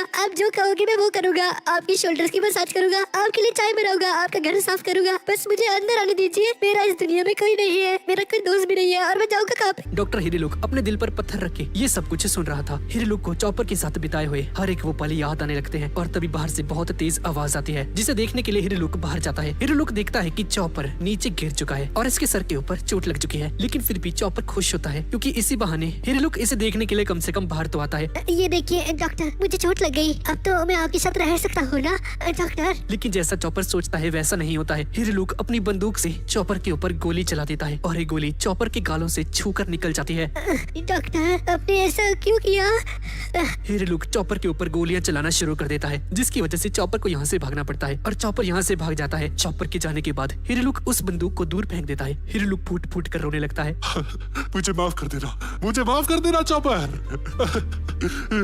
एक दिन हिरेलुक कुरेहा के पास जाता है। हम देखते हैं कि इसके हाथ पर खून लगा हुआ था। मेरे पास और कितने दिन बचे हैं? अच्छा, तो तुम चाहते हो कि मैं तुम्हारा चेकअप करूं? हाँ, मैं इस बात से इनकार करती हूँ, बताती हो या नहीं? लेकिन तुम्हारे पास सिर्फ 10 दिन बचे हैं। आज से ठीक 10 दिन बाद शाम 5 बजे तुम्हारी मौत हो जाएगी। चॉपर भी यहाँ पर आ जाता है और ये सारी बातें खिड़की के थ्रू सुन रहा होता है, लेकिन अपनी मौत की खबर को सुनने के बाद भी हिरेलुक के चेहरे पर डर का नामो निशान नहीं था। तो मेरे पास 2 दिन है। हाँ, 2 दिन में मैं अपना इन्वेंशन पूरा कर लूंगा। मैं इस कंट्री में चेरी ब्लॉसम्स के पेड़ उगाने वाला हूँ। Cherry blossoms? हाँ इस बर्फ वाले देश के अंदर तुम चेरी ब्लॉसम्स को उगाओगे? हाँ, ऐसा कभी नहीं हो सकता है। तुम एक नंबर के गधे हो। और जिस मास्टर थीफ की कहानी हिरेलुक चॉपर को सुना रहा था वो कोई और नहीं था बल्कि हिरेलुक ही था। ये बंदा अपनी ही एक इमेजिनरी कहानी चॉपर को सुना रहा था कि ऐसे ऐसे होगा। ये एक विंटर आइलैंड है, यहाँ चेरी ब्लॉसम्स कभी नहीं उग सकते हैं। और डॉक्टर हिरेलुक यहाँ से जाने लगता है और जाते जाते ये बंदा सोचता है, इस दुनिया में कुछ भी इम्पॉसिबल नहीं है। अगर कोई चाहे तो कुछ भी कर सकता है और अपने इस इन्वेंशन से पूरे देश को ठीक कर दूंगा। और इस तरफ लूफी अभी भी चॉपर के पीछे पड़ा होता है, लेकिन अचानक से चॉपर रुक जाता है। चॉपर को वपूल की स्मेल आती है और उसे रियलाइज हो जाता है कि वपूल वापस आ चुका है। इस तरफ कुरेहा नामी और सांजी को चॉपर की कहानी सुना रही थी। जब चॉपर को इस बात के बारे में पता चला कि हिरेलुक सिर्फ 10 दिन जीने वाला है तो चॉपर अंदर से पूरी तरह से टूट चुका था। वो डॉक्टर को बचाने के लिए अपनी तरफ से पूरी कोशिश करता है। हम देखते हैं कि चॉपर कहीं पर जा रहा था और डॉक्टर हिरेलुक के बारे में ही सोच रहा था और तभी चॉपर एक पेड़ से टकरा जाता है और इसकी नाक से खून आना शुरू हो जाता है। चॉपर जब हिरेलुक के साथ था तो उसने एक बार सुरक्षा दल के आदमियों को आपस में बात करते हुए सुना था कि इस आइलैंड पर एक मशरूम है जो कि किसी भी बीमारी को ठीक कर सकता है। चॉपर उस मशरूम के बारे में और जानने के लिए हिरेलुक के कमरे के अंदर जाता है और वहाँ पर जाकर एक किताब को पढ़ने लगता है। चॉपर उस किताब को अपने बैग में भरता है और वहाँ से चला जाता है। चॉपर के दिमाग में सिर्फ यही बात चल रही थी कि कैसे वो पहली बार हिरेलुक से मिला और कैसे ठीक होने के बाद हिरेलुक ने उसे पराया बना दिया। जब हिरेलुक अपने कमरे में जाता है तो इसे पता चल जाता है कि चॉपर यहाँ पर आया था। हिरेलुक को पता था कि उसके पास ज्यादा समय नहीं बचा है और अपने इन्वेंशन को जल्द से जल्द पूरा करने की कोशिश में लग जाता है। चॉपर उस मशरूम को ढूंढते हुए आगे बढ़ने लगता है। वो मशरूम इस आइलैंड के एक कोने में पाया जाता है और हिरेलुक को बचाने के लिए चॉपर कुछ भी करने को तैयार था। इस तरफ हिरेलुक अपना काम कर रहा था। तो ये दोबारा से ओह शिट! लेकिन हिरेलुक अपने एक्सपेरिमेंट में बार बार फेल होता रहता है। चॉपर रास्ते में जाते हुए अपने परिवार वालों को भी देखता है। हाँ, वही लोग जिन्होंने चॉपर को बचपन में अकेला छोड़ दिया था। उसकी नीली नाक की वजह से चॉपर वहाँ से नॉर्मली जा रहा था ताकि किसी का ध्यान उस पर ना जाए। लेकिन इन सभी रेनडियर्स का सरदार जो कि असल में चॉपर का फादर है, ये चॉपर के ऊपर हमला कर देता है। चॉपर दूर जाके गिरता है लेकिन फिर भी एक और बार उस पर हमला करने के लिए आगे बढ़ते हैं। चॉपर को याद आता है कि हिरेलुक ने एक बार कहा था, इस दुनिया में कुछ भी नामुमकिन नहीं है। और चॉपर अपने पापा का मुकाबला करता है जिसकी वजह से चॉपर को बहुत ज्यादा चोट लगती है। लेकिन चॉपर अपने पापा को घायल करने में कामयाब हो जाता है। चॉपर दोबारा से उठता है और जब पीछे मुड़कर देखता है तो देखता है कि उसके फादर इस पर फिर से हमला करने के लिए तैयार खड़े थे और चॉपर भी इनकी तरफ आगे बढ़ता है। इन दोनों में खतरनाक लड़ाई होती है और कुछ टाइम के बाद चॉपर उसी जगह पर पहुंच जाता है जहां पर वो मशरूम्स पाए जाते हैं। मैंने उसे ढूंढ निकाला, वो रहे आम्यूडेक मशरूम्स। और हम देखते हैं कि चॉपर की हालत बहुत ज्यादा खराब होती है और अगर चॉपर को उन मशरूम्स को पाना है तो इसे इस पहाड़ से दूसरे पहाड़ के ऊपर जंप लगानी होगी। होगी, लेकिन इन पहाड़ों के बीच की दूरी बहुत ज्यादा थी। चॉपर जब पीछे मुड़कर देखता है तो देखता है कि उसके फादर पीछे ही खड़े हुए थे। चॉपर भी उन्हें घूरने लगता है। इस तरफ हम हिरेलुक को देखते हैं जो कि बार बार फेल होकर परेशान हो चुका था। मैं बहुत करीब हूँ, मैं बहुत करीब हूँ। और तभी दरवाजा धीरे धीरे खुलने लगता है। यहाँ से कोई अंदर आ रहा था और बोल रहा था, डॉक्टर मुझे माफ करना, मुझसे आपकी एक कीमती बुक खो गई है, मुझे माफ करना डॉक्टर। चॉपर तुम्हें क्या हुआ? मशरूम्स दवाई, ये रहा अमुडिक मशरूम। प्लीज डॉक्टर आप जिंदा रहिए, इस मशरूम को खा लीजिए, प्लीज आप मरो नहीं। मैं भी आपकी तरह एक डॉक्टर बनना चाहता हूँ, प्लीज मुझे सिखाइए कि डॉक्टर कैसे बनते हैं, और आपकी तरह बीमारियों से लड़ना भी चाहता हूँ, बिल्कुल पायरेट्स की तरह। क्या आपको लगता है मैं एक अच्छा डॉक्टर बन पाऊंगा? हाँ डॉक्टर हैरान रह जाते हैं कि चॉपर उनके लिए इतना कुछ कर रहा है। चॉपर हाँ, तुम ये कर सकते हो, तुम ये कर सकते हो चॉपर, तुम एक बढ़िया डॉक्टर बनोगे क्योंकि तुम बहुत अच्छे हो, बेवकूफ कहीं के। इस तरफ हम वपूल को देखते हैं। अब तक तुम लोगों ने कितने डॉक्टर्स को मार दिया है? महाराज, हमने लगभग सभी डॉक्टर्स को मार दिया है। अब बस डॉक्टर हिरेलुक और कुरेहा बचे हुए हैं। इतना समय कैसे लग रहा है तुम्हें? खैर मेरे पास एक आइडिया है, पूरे देश में इस बात को फैला दो कि मेरे सारे डॉक्टर्स बीमार हैं। वपूल के दिमाग में कोई आइडिया चल रहा था। इस तरफ हम चॉपर को देखते हैं। इसने डॉक्टर हिरेलुक के लिए एक सूप तैयार किया था। ये कैसा सूप है? बहुत ही बेकार है। ओह नो, मुझे माफ करना डॉक्टर। अरे कोई बात नहीं, इतने भी उदास मत हो। जो दवाइयाँ सच में काम करती हैं, उनका स्वाद अक्सर बेकार ही होता है। इसका मतलब है जो सूप तुमने तैयार किया है वो काम कर रहा है। डॉक्टर हिरेलुक हंस रहे होते हैं और उन्हें ऐसे देखकर चॉपर भी खुश हो जाता है। लेकिन अचानक से डॉक्टर हिरेलुक को एक शौक लगता है। वो देखते हैं कि उनकी रिसर्च के साथ कुछ हो रहा है। आखिरकार मैंने ये कर दिखाया। पिछले 30 सालों से मैं इसी का इंतजार कर रहा था। मैं गलत नहीं था। आखिरकार मैंने ये कर दिखाया चॉपर, मेरी रिसर्च पूरी हुई। हिरेलुक बहुत ज्यादा खुश होता है और उन्हें खुश देखकर चॉपर भी बहुत ज्यादा खुश हो जाता है। इसके बाद हिरेलुक बाहर जाते हैं और चॉपर से कहते हैं, ए, चॉपर अपना ध्यान रखना, मैं कुछ समय के लिए बाहर जा रहा हूँ, तुम यहीं पर रहकर आराम करो। मेरी बात का यकीन करना चॉपर, एक दिन तुम बहुत बढ़िया डॉक्टर बनोगे। और हिरेलुक यहाँ से चला जाता है। चॉपर इस बात को सुनकर बहुत खुश था। हम देखते हैं कि हिरेलुक कुरेहा से मिलने आ रखा है। कुरेहा, मैं चाहता हूँ कि तुम मेरा एक काम करो। और कुरेहा को अपना इन्वेंशन दे देता है। ये मेरी पिछले 30 सालों की मेहनत है कुरेहा, जो कि किसी को भी ठीक कर सकता है। मेरे पास ज्यादा समय नहीं बचा है, इसलिए मैं चाहता हूँ कि तुम इसका यूज करके सभी का इलाज करना शुरू कर दो। अबे जाना, मैं ये नहीं करने वाली। हाँ, और एक और चीज, मैं चाहता हूँ कि मेरे जाने के बाद चॉपर का ख्याल तुम रखो। वो एक रेंडियर है, लेकिन एक डॉक्टर बनना चाहता है। वो मेरे बेटे की तरह है। प्लीज, वो एक बहुत ही अच्छा इंसान है। मैं चाहता हूँ कि तुम उसकी मदद करो। चले जाओ यहाँ से। लेकिन कुरेहा इसे लात मार कर भगा देती है। लेकिन हिरेलुक के चेहरे पर एक खुशी थी। कुरेहा जो कि अंदर बैठी हुई थी, उसे याद आता है कि हिरेलुक के पास अब ज्यादा समय नहीं बचा है। वो बेवकूफ नहीं। और इस तरफ गांव में वपूल के डॉक्टर्स के बीमार होने की खबर अनाउंस की जाती है। लेकिन तभी अपने हाथ में बम लिए यहाँ पर पहुंच जाता है और सामने फेंक देता है, जिसकी वजह से एक बहुत बड़ा धमाका होता है और बहुत सारे लोगों की जान चली जाती है। हिरेलुक के घर में डॉक्टर कुरेहा आ जाती है, जिसे देखकर चॉपर बुरी तरह से डर जाता है और इधर उधर भागने लगता है। कहाँ है वो हिरेलुक? डॉक्टर शहर की तरफ गए हैं और वो पहले से बेहतर महसूस कर रहे हैं। बेहतर? हाँ, पागल मत बनो, वो कभी ठीक नहीं हो सकता। नहीं, वो अब ठीक है। उन्होंने वो मशरूम का सूप पिया है, वो बहुत बेहतर महसूस कर रहे हैं अब। उस मशरूम को देखकर कुरेहा हैरान रह जाती है। ये तो एक अम्यूडिक मशरूम है। डॉक्टर अब पहले से बहुत बेहतर हो चुके हैं। लेकिन तभी कुरेहा चॉपर को एक जोरदार पंच मारती है। कुरेहा बहुत गुस्से में लग रही थी। ये आपने मुझे क्यों मारा?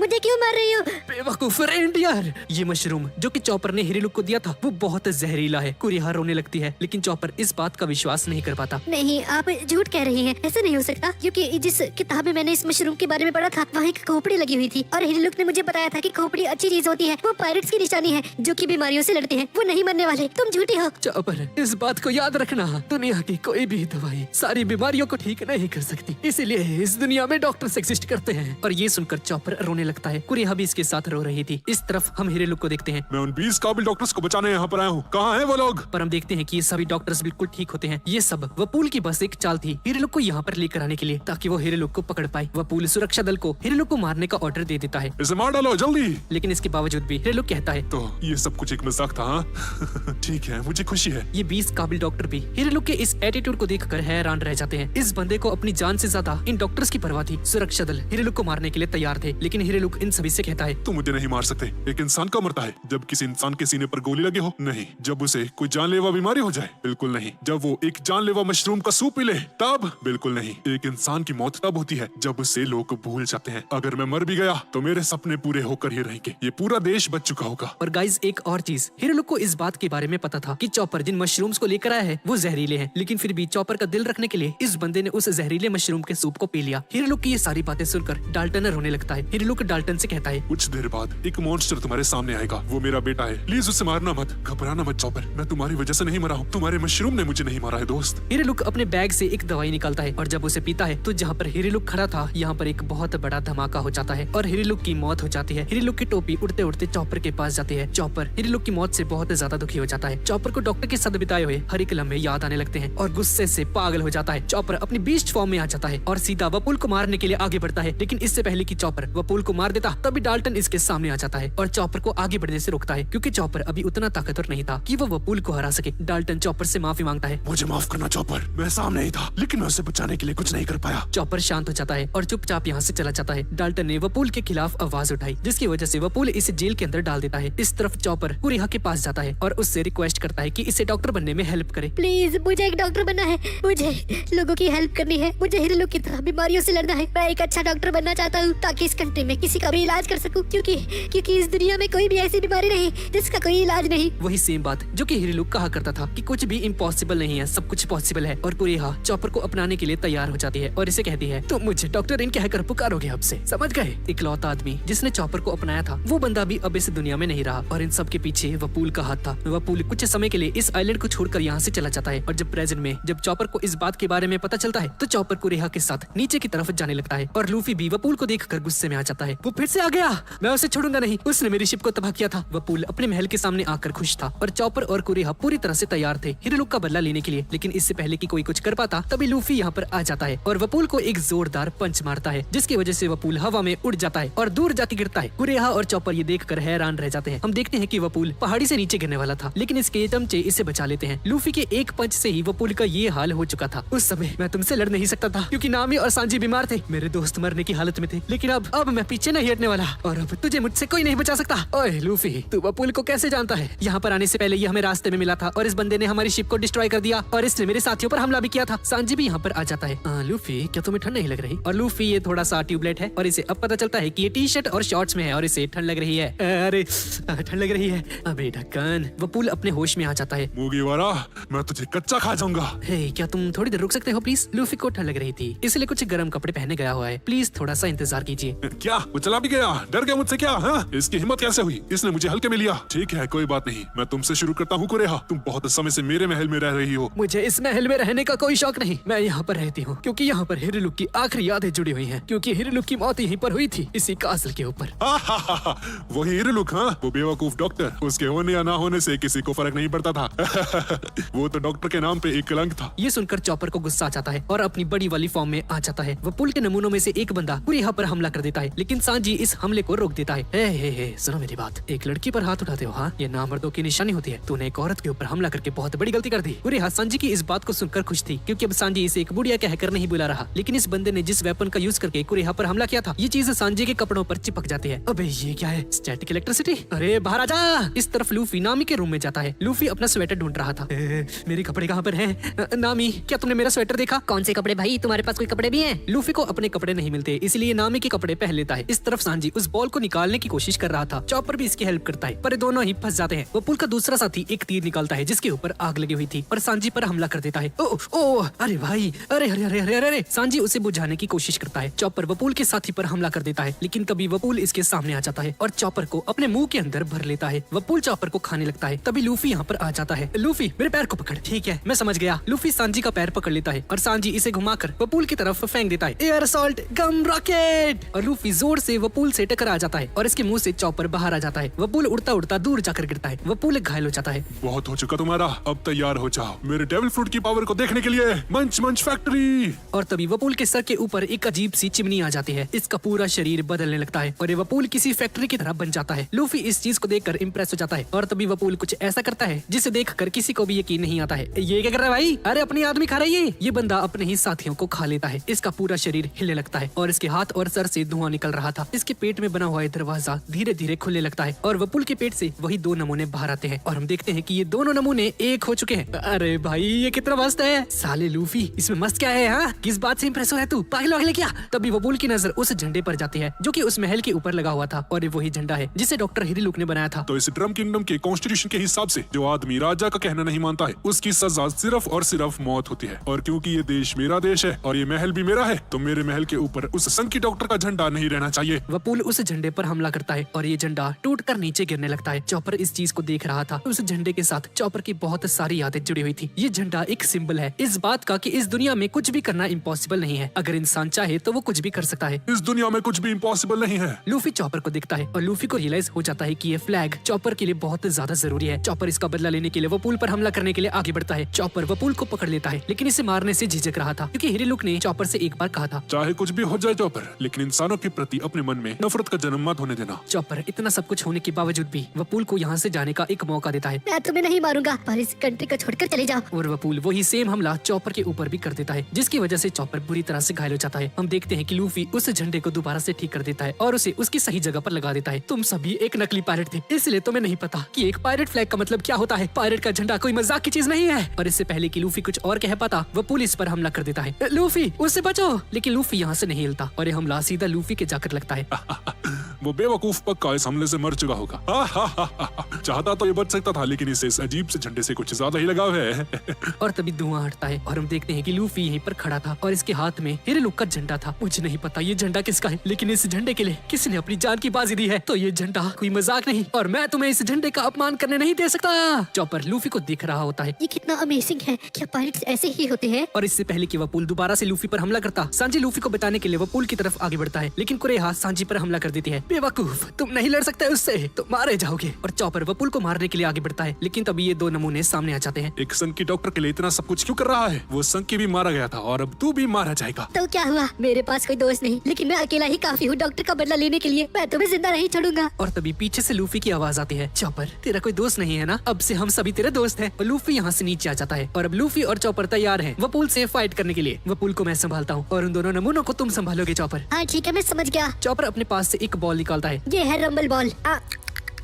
अब मैं तुम नमूनों को 3 मिनट के अंदर हरा दूंगा। इस तरफ सभी को लगता है कि डाल्टन मर चुका है और यहाँ पर वपूल के 20 काबिल डॉक्टर भी मौजूद थे। डाल्टन अभी जिंदा है, ये मरा नहीं, हम इसे बचा सकते हैं। अच्छा जी, हम तुम पे विश्वास कैसे कर ले? हाँ, तुम लोग झूठ कह रहे हो। अचानक से तुम लोग इतने कैसे बदल गए? सच्ची, हम लोग दिल से डॉक्टर हैं, हम वपूल से डरे हुए थे। और सभी गांव वाले इसकी बात मान जाते हैं और इस सभी डॉक्टर्स डाल्टन का इलाज करने लगते हैं। और इस तरफ हमें पता चलता है कि चॉपर ने जुआन डेविल फ्रूट खाया है। अगर कोई जानवर इस डेविल फ्रूट को खा लेता है तो वो इंसानों की तरह काम कर सकता है और एक इंसान जानवर की तरह, जैसे कि डाल्टन अपनी मर्जी से एक ऑक्स में बदल सकता है। जिस डेविल फ्रूट को अभी चॉपर ने खाया था उसका यूज करके चॉपर 3 फॉर्म्स में जा सकता है। एक नॉर्मल छोटू चॉपर, बॉडी बिल्डर चॉपर और रेनडियर वाला चॉपर। लेकिन जिस बॉल को अभी चॉपर ने खाया था उसका यूज करके चॉपर 4 और फॉर्म्स में जा सकता है, जैसे कि ये बैलून चॉपर जो कि बाकी चारों फॉर्म्स में से एक है। और बाकी की 3 फॉर्म्स के बारे में हमें आगे के पार्ट्स में धीरे धीरे पता चलने वाला है। और गाइस, ये फॉर्म्स बहुत ही ज्यादा मस्त हैं। धीरे धीरे ये सीरीज और भी ज्यादा इंटरेस्टिंग होने वाली है। और चॉपर बॉडी बिल्डर फॉर्म में आकर इन सभी नमूनों को हरा देता है। इस तरफ इन सभी डॉक्टर्स ने डाल्टन को बचा लिया है और डाल्टन अपने होश में है। भले ही ये बंदा लड़ने की हालत में नहीं होता है, लेकिन फिर भी वपूल को मारने के लिए उठकर बाहर जाने लगता है। मैं उसे जिंदा नहीं छोड़ूंगा। यहाँ वापस आने की इसकी हिम्मत कैसे हुई? आज मेरे हाथों से वो मरने वाला है। लेकिन डाल्टन की हालत कुछ ज्यादा ही खराब थी। डाल्टन चल भी नहीं पा रहा था और तभी अपना बहादुर ऊसॉप सामने आता है। ऊसॉप डाल्टन की हिम्मत को देखता है। डाल्टन सर, आप मेरी पीठ के ऊपर चढ़ जाइए, मैं आपको महल तक लेकर जा सकता हूँ। लेकिन ऊसॉप जिस हिसाब से डाल्टन को अपनी पीठ के ऊपर लाद कर चल रहा था, उस हिसाब से महल तक जाने में 100 साल लगने वाले थे। जोरो यहाँ पर आता है। अरे यार, इससे कुछ नहीं होने वाला। और जोरो बहुत ही आराम से डाल्टन को अपने कंधे पर उठा लेता है। भाई कितना ज्यादा स्ट्रॉन्ग है यार ये जोरो। इस तरफ चॉपर जब उन्हें नमूनों से लड़ रहा था तब वपूल महल के अंदर जाकर छुप जाता है, लूफी से डरता हुआ। अरे ये कहाँ गया भाई? अरे वो अंदर चला गया। वपूल महल के अंदर छिप जाता है और एक बहुत ही खतरनाक लड़ाई के बाद लूफी वपूल को हरा देता है। लूफी वपूल को हवा में उड़ा देता है और फाइनली ड्रम आइलैंड वपूल के राज से पूरी तरह से आजाद हो जाता है। चॉपर की जिंदगी में पहली बार किसी इंसान ने इसे अपना दोस्त माना। अब थोड़ी देर बाद रात हो जाती है और चॉपर महल की छत के ऊपर बैठा हुआ था और हिरेलुक के बारे में ही सोच रहा था कि कैसे हिरेलुक का ये सपना था कि वो इस पूरे देश की बीमारियों को ठीक कर सके। और वो ये भी चाहते थे कि चॉपर एक दिन समुद्र में जाए ताकि दुनिया को और बेहतर तरीके से जान सके और जान सके कि ये दुनिया कितनी बड़ी है। और तभी चॉपर अपने सामने देखता है कि लूफी इसे पुकार रहा था। चॉपर! अरे यार, वो नहीं चलने वाला। लूफी क्यों उसके पीछे पड़े हो यार? तुम चुप करो यार, मुझे उस पर पूरा भरोसा है। चॉपर हमारे साथ जरूर चलेगा। तभी चॉपर नीचे आता है। चॉपर बहुत सीरियस लग रहा था। मैं एक पायलट नहीं बन सकता क्योंकि मेरी नाक नीली है और मैं 2 पैरों के ऊपर खड़ा हूँ, तुम्हें दिखाई नहीं देता।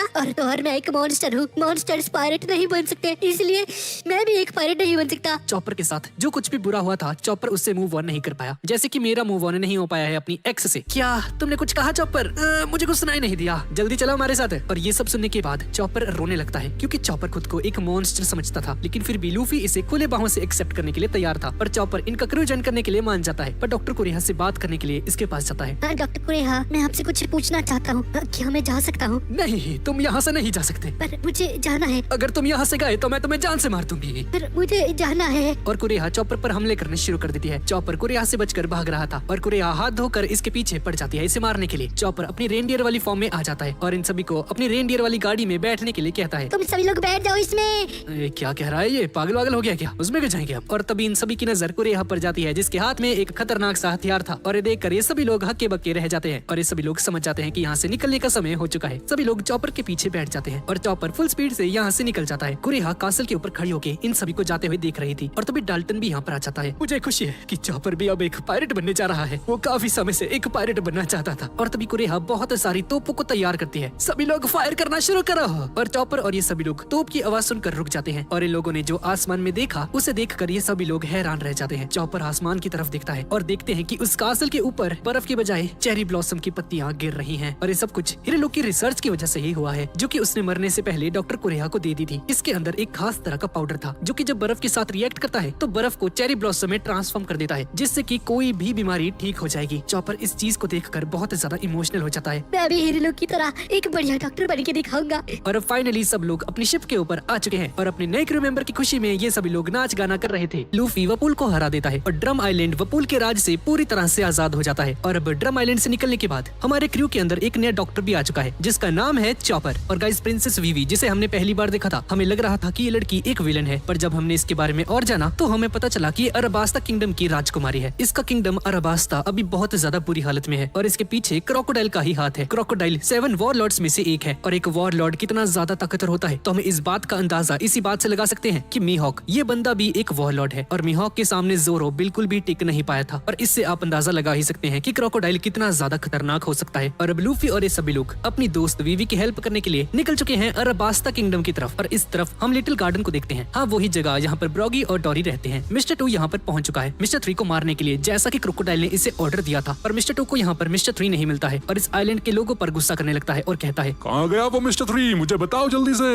हमें कैसे पता होगा सर? अरे यार, अगर मैंने मिस्टर 3 को नहीं मारा तो क्रोकोडाइल मुझे ही मार देगा। शायद से मिस्टर 3 पहले ही निकल चुके हैं अलाबास्ता की तरफ। जल्दी से बोट को निकालो, हमें अभी इसी वक्त अलाबास्ता किंगडम की तरफ निकलना होगा। और मिस्टर 2 मिस्टर 3 को मारने के लिए अलाबास्ता किंगडम की तरफ निकल जाता है। इस तरफ अलाबास्ता के अंदर बारक वर्क्स के हेडक्वार्टर के अंदर कुछ पायरेट्स अलाबास्ता पर अटैक करने वाले हैं। तो आप इसके बारे में क्या करने वाले हैं क्रोकोडाइल सर? तुम जानती हो ना, लोग मुझे हीरो की तरह देखते हैं। वो हीरो जो कि पूरे पायरेट्स को मारकर अलाबास्ता किंगडम की रक्षा करता है। मुझे यही करना होगा। मुझे लोगों के सामने अपनी एक अच्छी इमेज बनाकर रखनी होगी। अगले दिन अलाबास्ता किंगडम के एक टाउन के अंदर कुछ पायरेट्स हमला कर देते हैं। सभी लोग बुरी तरह से डरे हुए हैं और अलाबास्ता के सोल्जर्स घोड़े पर सवार होकर आ रहे हैं। जितना भी सुना है हमें दे दो, वरना तुम सभी लोग मारे जाओगे। और तभी सभी लोग छत की तरफ देखने लगते हैं। Crocodile sir! सभी पायरेट्स क्रोकोडाइल को देखने लगते हैं। इन पायरेट्स का लीडर कहता है, तो यही है क्रोकोडाइल? हाँ, ये समुद्र के 7 वॉरलॉर्ड्स में से एक है। क्रोकोडाइल सर, आप आ गए। हमारा हीरो आ चुका है। मैं इनका सर अलग करने यहाँ पर आया हूँ। तुम अपने आप को कोई हीरो समझते हो क्या? तुम कोई हीरो नहीं, बस गवर्नमेंट के पालतू कुत्ते हो, क्योंकि तुम एक वॉरलॉर्ड हो। ये सुनकर क्रोकोडाइल नीचे कूद जाता है मैं तुम्हें अलाबास्ता पर अटैक नहीं करने दे सकता। और सभी के सभी पायरेट्स क्रोकोडाइल के सीने के अंदर अपनी तलवार घुसा देते हैं। ये है तुम्हारा हीरो, ध्यान से देखो इसे। ये मर चुका है। तभी क्रोकोडाइल अपना एक हाथ हवा में उठाता है। ये जिंदा कैसे है? ये देखकर सभी लोग हैरान रह जाते हैं। इतनी सारी तलवारें घुसने के बावजूद ये बंदा जिंदा है। और क्रोकोडाइल के हाथ के आसपास जो रेत होती है वो उड़ने लगती है। ये बंदा जादू जानता है क्या?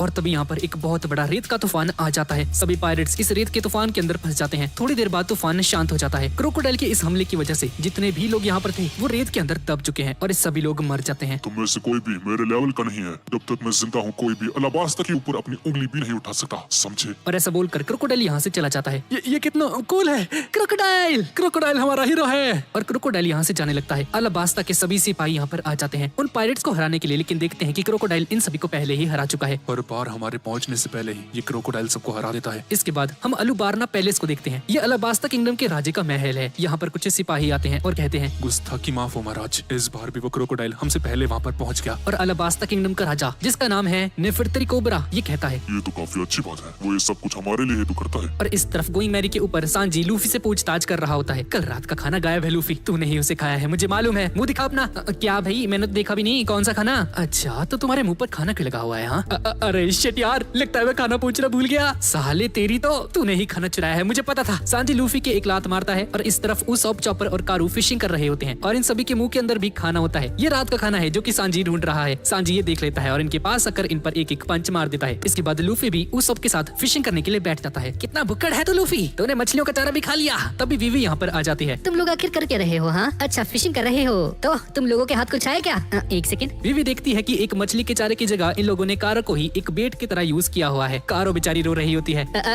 ये क्या है तुम्हारी ऐसी की तैसी? ये क्या है? ये क्या कर रहे तुम कारो के साथ? साले लूफी, तेरी वजह से मैं पिट गया, ये तेरा आइडिया था ना? अरे यार, मुझे लगा हम बड़ी मछली पकड़ लेंगे। और इस तरफ हम मिस्टर 2 को देखते हैं जो कि मिस्टर 3 को ढूंढ रहा है। अरे यार, अगर मुझे मिस्टर 3 नहीं मिला तो क्रोकोडाइल मुझे मार देगा। लूफी और मिस्टर 2 की बोट आसपास ही है और उसॉप और लूफी को एक बहुत बड़ी मछली मिली है, पर हमें पता चलता है कि इन्होंने मिस्टर 2 को ही पकड़ लिया है जब वो शिप इनके पास से गुजर रही थी। ये क्या भाई, मैं तो अपनी शिप पे था, मैं इसके पास कैसे आ गया? मिस्टर 2 नीचे पानी के अंदर गिर जाता है। मुझे बचाओ, मैं तैर नहीं सकता, मुझे बचाओ। लूफी और उसॉप मिस्टर 2 की जान बचा लेते हैं और उसे अपनी शिप के ऊपर लेकर आते हैं। ये बंदा सही सलामत बोट के ऊपर आ जाता है। शुक्रिया, आप लोगों ने मेरी जान बचाई, आपका बहुत बहुत शुक्रिया। मैं तुम्हारा एहसान कभी नहीं भूल सकता। क्या मुझे एक गर्म सूप मिल सकता है? तेरी जान बचाइए, ठीक है ना? तेरे बावर्ची नहीं हम खुद भूखे नंगे बैठे हैं, तुझे कैसे खाना खिलाएंगे? अच्छा, तो आपको तैरना नहीं आता? हाँ, दरअसल मैं एक डेविल फ्रूट का यूजर हूँ, इसलिए मैं तैर नहीं सकता हूँ। क्या सच में? तो आपकी ताकत क्या है? और मिस्टर 2 अचानक से लूफी के एक चांटा मार देता है और लूफी दूर जाकर गिरता है और जोरो अपनी तलवार निकाल कर खड़ा हो जाता है। तुम्हारी हिम्मत कैसे हुई? जोरो मिस्टर 2 के ऊपर हमला करने वाला होता है, लेकिन तभी मिस्टर 2 इसे रोक लेता है। अरे रुक जाओ रुक जाओ रुक जाओ भाई, ये बंदा लूफी की आवाज में कहता है और हमें पता चलता है कि इस बंदे ने लूफी का चेहरा चुरा लिया है। ये देखकर लूफी हैरान रह जाता है। अरे भाई साहब, ये क्या है? हाँ, यही मेरी ताकत है। और मिस्टर 2 अपना चेहरा पहले जैसा कर लेता है। मैं जिसको भी छूता हूँ मैं उसका रूप ले सकता हूँ और उसकी आवाज भी। क्या बात है। मिस्टर 2 एक एक करके सभी लोगों को छूने लगता है और उसॉप, जोरो, चॉपर और नामी का रूप बदलकर दिखाता है इन सभी को। और मिस्टर 2 अपनी शर्ट खोल के दिखाता है नामी का रूप लेके। अरे ये तो बिल्कुल सेम टू सेम है। नामी इस बंदे के एक पंच मार देती है। साले अपना रूप बदल ले, ठीक है ना, वापस से, इससे पहले कि मैं तुझे जान से मार दूं। मुझे माफ करना। हाँ, बस यही मेरी ताकत थी। उसॉप और लूफी ये दोनों इस बंदे से बहुत ज्यादा इंप्रेस हो चुके हैं। अरे वाह, क्या बात है। और मिस्टर 2 इन सभी को बहुत सारे बंदों का चेहरा दिखाने लगता है, लेकिन तभी अचानक से मिस्टर 2 अलाबास्ता किंगडम के राजा का चेहरा बना लेता है। ये देखकर वीवी समझ जाती है कि ये बंदा कोई आम बंदा नहीं है और ये सभी लोग डांस करना शुरू कर देते हैं। और तभी नामी देखती है कि एक अजीब सी शिप इनकी तरफ आ रही है। लगता है मेरे जाने का समय हो चुका है। तो दोस्तों, मैं आपसे फिर से मिलूंगा, मुझे भूलना मत। अरे लूफी, चॉपर और उसॉप इमोशनल हो जाते हैं और इसे जाता हुआ देखकर रोना शुरू कर देते हैं। आपकी बहुत याद आएगी सर जी, प्लीज आइए मत, प्लीज। मिस्टर 2 के साथी कहते हैं, अरे मिस्टर 2 जी चलिए, जाने का समय हो चुका है। और मिस्टर 2 की शिप यहाँ से चली जाती है और तभी लूफी और ये सभी लोग हैरान रह जाते हैं। एक सेकंड, क्या उन लोगों ने अभी मिस्टर 2 कहा? अरे भाई, ओ शिट, मतलब ये बारक वर्क्स के लिए काम करता है। वीवी भी ऊपर खड़ी होती है और कहती है, मैंने मिस्टर 1 और मिस्टर 2 को पहले कभी नहीं देखा है, बाकी सभी को देख चुकी हूँ। जब वो बार बार रूप बदल रहा था, उसने बीच में मेरे फादर यानी कि अलाबास्ता किंगडम के राजा का चेहरा भी लिया था। जो इंसान एक राजा का चेहरा ले सकता है वो तो इस ताकत का यूज करके बहुत गलत काम कर सकता है। हमें उसकी ताकत के बारे में पहले ही पता चल गया, अब बस हमें सावधान रहना होगा। इस तरफ मिस्टर 2 अपनी शिप के ऊपर बैठकर सोच रहा होता है। क्या बात है, आज कितने अच्छे दोस्त बने मेरे। वीवी और नामी नोटिस करते हैं कि क्लाइमेट चेंज हो चुका है, जिसका मतलब है कि ये लोग अलाबास्ता किंगडम के बहुत ज्यादा करीब पहुंच चुके हैं। तभी लूफी देखता है कि इनके पीछे पीछे बहुत सारी बोट्स आ रही हैं। उसॉप अपनी दूरबीन से देखता है और उन सभी बोट्स के ऊपर बारक वर्क्स लिखा हुआ है। ये सभी अलाबास्ता आ रहे हैं। लगता है सभी लोग बारक वर्क्स के लिए काम करते हैं। फिलहाल हमें मिस्टर 2 से बचना होगा। अगर वो हमारे बीच में घुल मिल गया तो हम उसके बारे में पता भी नहीं लगा पाएंगे। जोरो इन सभी को एक पट्टी दे देता है। सभी लोग इस पट्टी को अपने हाथ में बांध लो। और ये सभी लोग अपनी कलाई के ऊपर एक एक पट्टी बांध लेते हैं। ये हमें बचाएगा मिस्टर 2 से। वो देखो सामने नानोहाना टाउन आ चुका है, शिप को यहीं पर रोक दो। और ये सभी लोग नानोहाना टाउन में पहुंच जाते हैं, जो कि अलाबास्ता किंगडम का ही एक शहर है। वीवी, हम लोग यहाँ पर पहुँच तो गए, पर क्या तुम्हारे पास कोई प्लान है क्या? हाँ, मेरे पास एक प्लान है, पर मैं पूरी तरह से श्योर नहीं हूँ। और अंदर ये लूफी पड़ा होता है। यार मुझे भूख लग रही है, और अपनी चप्पल को खा रहा होता है। तुम सभी लोग सुनो मेरी बात, हम सभी लोग एक अनजान टाउन में आए हैं, इसलिए तुम सभी लोग अपनी हरकतों पर काबू रखना, समझ गए? और कोई अजीब हरकत मत कर देना।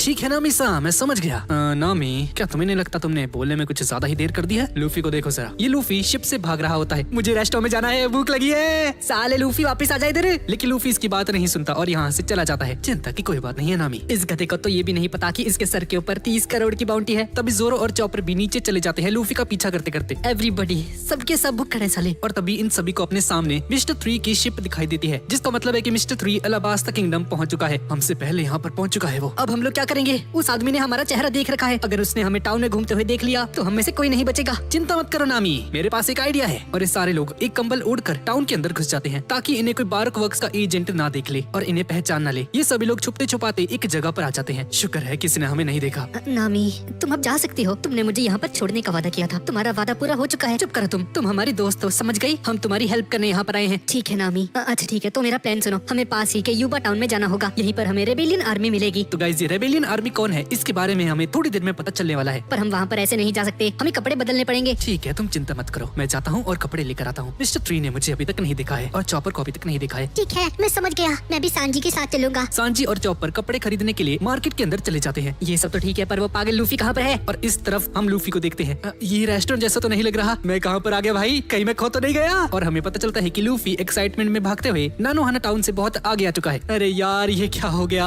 अचानक से लूफी की नजर एक जगह पर जाती है। उस घर के अंदर से धुआं निकल रहा होता है। एक सेकंड, यहाँ पर धुआं है, कहीं रेस्टोरेंट तो नहीं? और उस जगह की तरफ भागते हुए चला जाता है। और इस तरफ ये सांजी मार्केट के अंदर कुड़ियों के साथ फ्लर्ट करना शुरू कर देता है। तुम्हारा नाम क्या है? और ये सांजी उस लड़की के पीछे भागने लगता है। मिस, कहाँ जा रहे हैं? भाई सांजी यार ठरकी बंदा है। सांजी चॉपर को छोड़कर यहाँ से चला जाता है और अभी चॉपर बिल्कुल अकेला है। यहाँ तो कितनी तेज धूप है, मुझे चक्कर आ रहे हैं। और चॉपर किसी कमरे के अंदर आकर रेस्ट करने लगता है। पर हमें पता चलता है कि ये कोई कमरा नहीं है, ये एक ऊंट गाड़ी है। इस ऊंट गाड़ी का मालिक गेट को बंद कर देता है और ये चली जाती है नानोहाना शहर के बाहर। सांजी यहाँ पर आता है। मैंने सारा सामान खरीद लिया है। चॉपर कहाँ गया? इस तरफ लूफी उस घर के अंदर पहुँच चुका है। ये रेस्टोरेंट जैसा तो नहीं लग रहा। बाहर एक नल होता है, उसके अंदर से पानी पीने की कोशिश करता है।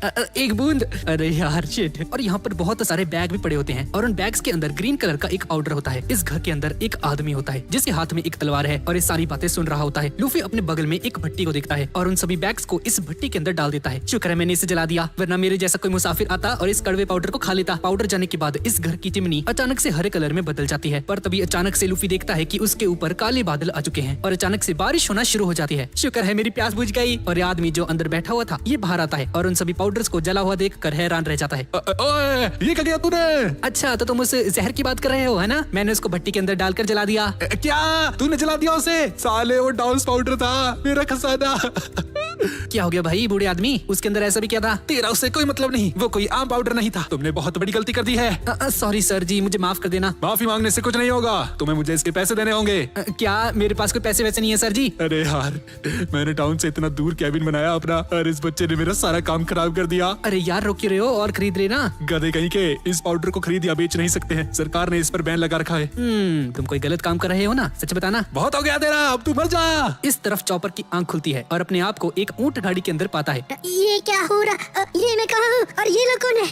यार, और देखता है कि इस ऊंट गाड़ी के अंदर बहुत सारी बंदूकें भी रखी हुई हैं। मुझे यहाँ से भागना होगा। ये गाड़ी कहीं पर पहुंच जाती है। एक आदमी गेट खोलता है और देखता है कि चॉपर अंदर लेटा पड़ा है। ये क्या है? इस तरफ एक आदमी एक कैंप के अंदर जाता है। यहाँ पर एक बंदा बैठा होता है जिसका नाम है कोजा। इस बंदे के पास एक आदमी आता है और इससे कहता है, अलाबास्ता किंगडम तबाह होता जा रहा है, हमें अलाबास्ता को बचाना होगा। आखिर हम रेबल आर्मी की मेंबर्स हैं। जिससे कि हमें पता चलता है कि ये बंदा रेबल आर्मी का एक मेंबर है जिनके पास वीवी आना चाहती है। और ये रेबल आर्मी असली में कौन है और इसकी फॉर्मेशन कैसे हुई, इसके बारे में हमें थोड़ी देर में पता चलने वाला है। और इस तरफ ये आदमी देखता है कि रेनडियर यहाँ से गायब हो चुका है और चॉपर एक ऊंट के सहारे यहाँ से दूर आ जाता है और ये ऊंट इसकी हेल्प कर रहा है वापस से नानोहाना टाउन में ले जाने के लिए। शुक्रिया आपका, मुझे उस अजीब सी जगह से निकालने के लिए। और ऊंट चॉपर को यहाँ पर छोड़कर यहाँ से चला जाता है। इस तरफ हम लूफी को देखते हैं। लूफी इस आदमी से इस पाउडर के बारे में पूछता है। उसका नाम डांस पाउडर है और जैसे ही इसे हवा में छोड़ा जाता है तो बारिश होनी शुरू हो जाती है। ये एक जादुई पाउडर है। अलाबास्ता किंगडम के अंदर पानी की बहुत ज्यादा कमी है, इधर हमेशा सूखा पड़ा रहता है और इस पाउडर से हम बारिश करवा सकते हैं। लेकिन गवर्नमेंट ने इस पाउडर के ऊपर बैन लगा रखा है, ना इसे कोई खरीद सकता है ना इसे कोई बेच सकता है। और जिसके हाथ में ये पाउडर दिख जाता है गवर्नमेंट उसे मार देती है। ये आदमी लूफी को अपना लंच दे देता है। इस लंच के लिए तुम्हारा बहुत बहुत शुक्रिया बूढ़े आदमी। हाँ, जाओ इसे लेकर जाओ और वापस कभी मत आना। और इस तरफ ये सभी लोग चॉपर और सांजी के आने का इंतजार कर रहे हैं और तभी चॉपर और सांजी सामने से आ जाते हैं और सभी लोग अलाबास्ता किंगडम के कपड़े पहन लेते हैं। और नामी बहुत ज्यादा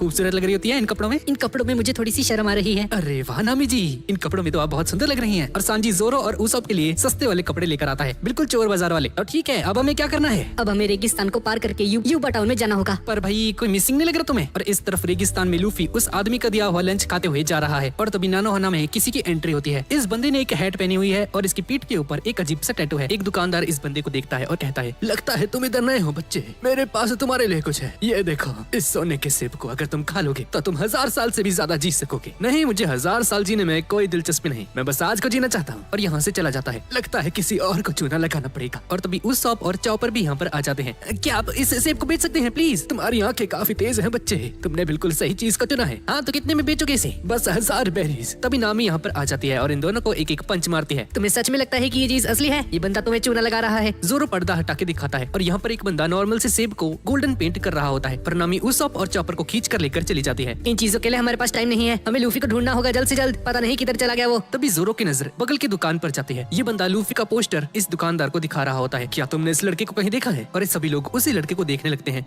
मैंने तो इसे नहीं देखा है, पर तुम रेस्टों में पता कर सकते हो क्योंकि सभी मुसाफिर सबसे पहले खाना खाने ही जाते हैं। हाँ ठीक है, आपका शुक्रिया। ये लूफी को क्यों ढूंढ रहा है? दिखने में भी काफी ज्यादा ताकतवर लगता है। शायद वो बाउंटी हंटर है, इसलिए लूफी को मारने के लिए ढूंढ रहा है। नहीं, मुझे वो बाउंटी हंटर तो नहीं लग रहा। और ऊपर से उसकी पीठ के ऊपर एक अजीब सा टैटू भी है। तभी जोरो देखता है कि सामने वही लॉकडाउन वाली लड़की है, ताकेशी, और ये लड़की एक तलवार वाले से बहस कर रही होती है। अरे ओ, तुम ऐसे ही इस तलवार को नहीं बेच सकते, समझ गए ना? क्या तुम्हारे पास इसे बेचने का लाइसेंस है? अरे ये तो वही है, ये इधर क्या कर रही है? और जोरो छुप जाता है। क्या हो गया भाई, जोरो छुप क्यों रहा है? सामने देखो जरा क्या है। और तभी इस लड़की के पीछे से अचानक से कैप्टन स्मोकर भी यहाँ पर आ जाता है। ये 2-4 पायरेट्स को अपने कंधे के ऊपर उठाकर लेकर आता है। ये लोग मुझसे बहुत बदतमीजी से बात कर रहे थे। इन्हें शायद नहीं पता कि मैं नेवी का एक ऑफिसर हूँ। ध्यान रखना, स्ट्रॉ हैट और उसका क्रू यहीं पर होगा, आसपास नजर रखना। और ये सभी लोग कैप्टन स्मोकर और ताकेशी को देख लेते हैं। अरे भाई, ये तो वही ऑफिसर नहीं है जो कि हमें लॉकडाउन में मिला था। हाँ ये वही है, मैंने कभी सोचा भी नहीं था कि हमारा पीछा करते करते इतनी दूर तक आ जाएगा। लूफी कहाँ पर है यार? इधर हम लूफी को देखते हैं जो कि रेगिस्तान में खो चुका है। लूफी एक लकड़ी के सहारे चल रहा होता है। भूख लग रही है,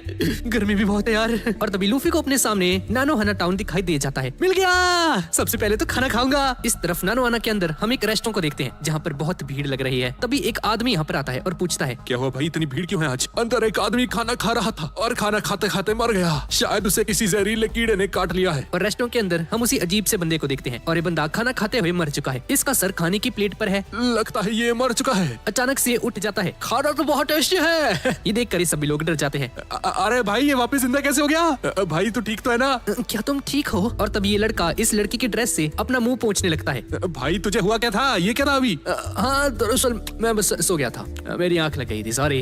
अरे भाई, खाना खाते हुए कैसे सो सकता है? पागल वागल है क्या? क्या तुम्हें कोई तकलीफ है? साले तेरी चिंता हो गई थी हमें, तकलीफ कोई नहीं हमें, ठीक है ना? ओ भाई, ये सारे कॉमेडी करने के लिए रखे हुए हैं क्या? और अचानक से बंदा वापस से प्लेट में अपना मुंह देकर सो जाता है। अबे वापस हो गया तू? क्या अजीब आदमी है ये। बाहर कैप्टन स्मोकर होता है और इस भीड़ को देखकर अंदर आने लगता है। और अंदर ये बंदा लूफी का पोस्टर दिखाता है। क्या आपने इस आदमी को कहीं देखा है? कभी देखा है, कभी सोचा है? कैप्टन स्मोकर भी यहाँ पर आ जाता है। मुझे लगा नहीं था कि तुम में इतनी हिम्मत होगी। खुलेआम पब्लिक के अंदर बैठकर खाना खा रहे हो। सभी लोग इससे दूर रहो। ये बंदा व्हाइट बियर्ड पायरेट्स का 2nd डिवीजन का कमांडर है और इसका नाम है ओर्टिगस डी एज। व्हाइट बियर्ड, वो व्हाइट बियर्ड पायरेट्स। और ये सुनकर सभी लोग इससे दूर होने लगते हैं क्योंकि व्हाइट बियर्ड पायरेट्स बहुत ज्यादा खतरनाक है, जिसके बारे में हमें आगे के पार्ट्स में पता चलने वाला है। एस पलट कर कैप्टन स्मोकर से कहता है, चले जाओ यहाँ से, मैं बस अपने छोटे भाई को ढूंढने यहाँ पर आया हूँ। इस तरफ लूफी टाउन के अंदर पहुंच चुका है और किसी रेस्टोरेंट को ढूंढ रहा है। और तभी इससे सामने एक रेस्टोरेंट दिखाई दे जाता है। रेस्टोरेंट में आ गया भाई। रेस्टोरेंट के अंदर एस और स्मोकर आपस में बातें कर रहे होते हैं। हाँ तो भाई, क्या चाहिए तुम्हें मुझसे? मैं एक नेवी वाला हूँ और तुम एक पायरेट हो। जाहिर सी बात है, मैं तुम्हें पकड़ना चाहूंगा। स्मोकर अपनी डेविल फ्रूट की पावर का यूज करने लगता है और एस पर हमला करने के लिए आगे बढ़ने लगता है। लेकिन तभी एक आवाज आती है, कम कम रॉकेट। और आते ही लूफी कैप्टन स्मोकर से टकरा जाता है। ये क्या हो रहा है भाई? और लूफी स्मोकर के साथ साथ एस को भी अपनी चपेट में ले लेता है और एस और कैप्टन स्मोकर दोनों दीवार तोड़कर दूर जाकर गिरते हैं। सभी लोग ये देखकर हैरान रह जाते हैं और लूफी खाना खाने के लिए बैठ जाता है। लाओ भाई, खाना लाओ जल्दी से, बहुत भूख लग रही है।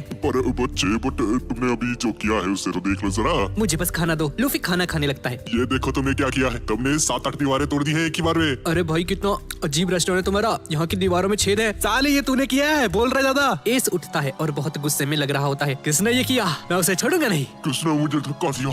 किसकी मौत आई है? एस वापस जाता है और तभी एस की नजर लूफी पर जाती है और उसे देखकर बहुत ज्यादा खुश हो जाता है। दरअसल ये एस लूफी का बड़ा भाई है। अरे लूफी, तुम यहाँ पर? लेकिन तभी स्मोकर इसका सर जमीन पर पटक देता है। लूफी देखता है कि उसके सामने कैप्टन स्मोकर खड़ा हुआ है। मैंने तुम्हारा कहाँ पीछा नहीं किया। आखिरकार तुम मुझे मिल ही गए, स्ट्रॉ हैट। लूफी को याद आता है कि ये तो कैप्टन स्मोकर है जो कि इसे लॉकडाउन के अंदर मिला था। लूफी इसे देखकर डर जाता है और तभी अपना खाना स्मोकर के मुंह के ऊपर फेंक देता है। तुमने मुझे एक और वजह दे दी तुम्हें अरेस्ट करने के लिए। रुक जाओ भाई, एक सेकंड। लूफी अचानक से पूरा खाना अपने मुंह के अंदर भर लेता है और इस रेस्टोरेंट से भाग जाता है। दोबारा कभी नहीं मिलेंगे स्मोकर सर जी। स्मोकर इसका पीछा करने लगता है और एस भी लूफी के पीछे भागने लगता है। तभी स्मोकर को अपने सामने ताशिकी दिखती है। ताकेशी, इस पर हमला करो जल्दी, वो स्ट्रॉ हैट तुम्हारे पास आ रहा है। ताशिकी इस पर हमला कर देती है लेकिन लूफी बचकर छत के ऊपर चला जाता है। स्मोकर अपना शरीर एक स्मोक में बदल लेता है और हवा में उड़ने लगता है और छत पर पहुंच जाता है लूफी को पकड़ने के लिए। नेवी वालों को इकट्ठा करो, इसके क्रू मेंबर्स भी यहीं आसपास ही होंगे। लूफी का क्रू इधर है, मतलब कि वो जोरो भी इधर ही होगा। स्मोकर लूफी के ऊपर व्हाइट स्नेक अटैक का यूज करता है। इसका धुआं एक स्नेक में बदल जाता है है और लूफी के पीछे पड़ जाता है। स्ट्रॉ हैट, बताओ मुझे यहाँ पर क्यों आए हो? क्या भाई, मैं क्रोकोडाइल के पीछे आया हूँ, मैं उसको मारना चाहता हूँ। और तभी लूफी यहाँ से गायब हो जाता है। स्मोकर देखता है कि लूफी छत से हटकर नीचे की तरफ आ चुका है। इस तरफ सांजी और वीवी ये सभी लोग बैठे हुए हैं और तभी नेवी वालों की आवाज आती है, उसको भागने मत देना, पीछे करो स्ट्रॉ हैट का। ये सुनकर ये सभी लोग बहुत ज्यादा हैरान हो जाते हैं। अरे यार, इसकी वजह से हम सब लोग फंसेंगे, कर दिया इसने कांड। नेवी वाले लूफी के पीछे पड़ चुके हैं और लूफी यहाँ से भाग रहा होता है, लेकिन तभी लूफी इन सभी को देख लेता है। जोरो, क्या हाल है? लूफी अपने क्रू को आवाज लगाता है और सभी लोग बुरी तरह से डर जाते हैं। ये लूफी हमें मरवा कर रहेगा किसी दिन। अबे ओ भाग जा लूफी, इधर बता। लूफी अपने क्रू की तरफ भागने लगता है। वो रहा स्ट्रॉ हैट और उसके क्रू के मेंबर्स भी वहीं पर हैं, जल्दी चलो। स्मोकर और मरीन के सभी सोल्जर्स लूफी के पीछे पड़ जाते हैं। स्मोकर व्हाइट ब्लो नाम का एक अटैक यूज करता है। लूफी डर के मारे भाग रहा होता है और तभी एस की आवाज आती है, मेरे छोटे भाई को छोड़ दो। और एस अपना हीट हेज नाम का एक अटैक यूज करता है और तभी कैप्टन स्मोकर की स्मोक आग की लपटों के अंदर घिर जाती है। ये देखकर सभी लोग हैरान रह जाते हैं। लूफी एस को देखता है और सोचता है, ये आवाज मैंने कहीं सुनी हुई है। एस की बॉडी के अंदर से आग निकल रही होती है। हमारे रास्ते से हट जाओ, मेरे छोटे भाई को छोड़ दो और हार मान लो। लूफी एस को देखता है और एस की उंगलियों से और उसके हाथों से आग निकल रही होती है। ये तो डेविल फ्रूट यूजर है, पर ये हमें क्यों बचा रहा है?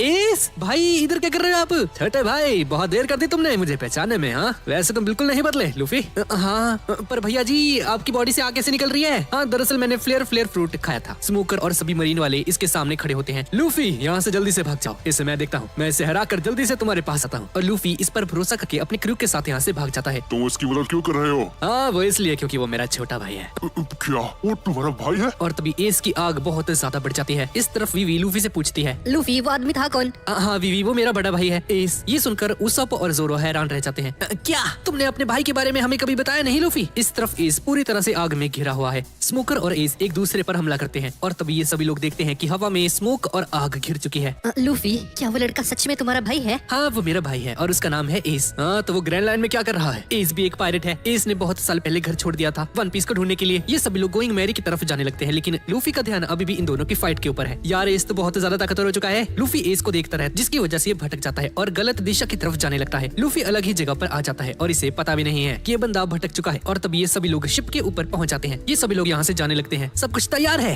क्या मैं शिप को चला दूं? एक मिनट रुको, सभी लोग आ गए ना भाई शिप पे? ये देखते हैं कि लूफी मिसिंग है। अरे यार, फिर से नहीं। अरे यार, लूफी अभी भी शिप पे नहीं आया है। और इस तरफ लूफी खो चुका है। यार, इन लोगों को शर्म भी नहीं आती, अपने कैप्टन को अकेला छोड़कर भाग गए। और तभी इस लूफी के सामने आ जाता है। कितना समय हो गया तुम्हें देखे हुए भाई। मुझे भी भैया, आप बिल्कुल नहीं बदले भैया। पर भैया, आप यहाँ पर कर क्या रहे हो? हाँ, मैं एक छोटा सा काम निपटाने यहाँ पर आया था, तो सोचा मैं अपने छोटे भाई से भी मिल लूं। वैसे मैंने व्हाइट बियर्ड पायरेट्स के ग्रुप को ज्वाइन कर लिया है लूफी। क्या आपने व्हाइट बियर्ड्स को ज्वाइन कर लिया? हाँ, ये देखो मेरी पीठ के ऊपर। तुम भी हमारे क्रू को ज्वाइन कर लो लूफी, उसके बाद हमेशा साथ रहेंगे। नहीं भैया, दरअसल मेरे पास अपना एक क्रू है।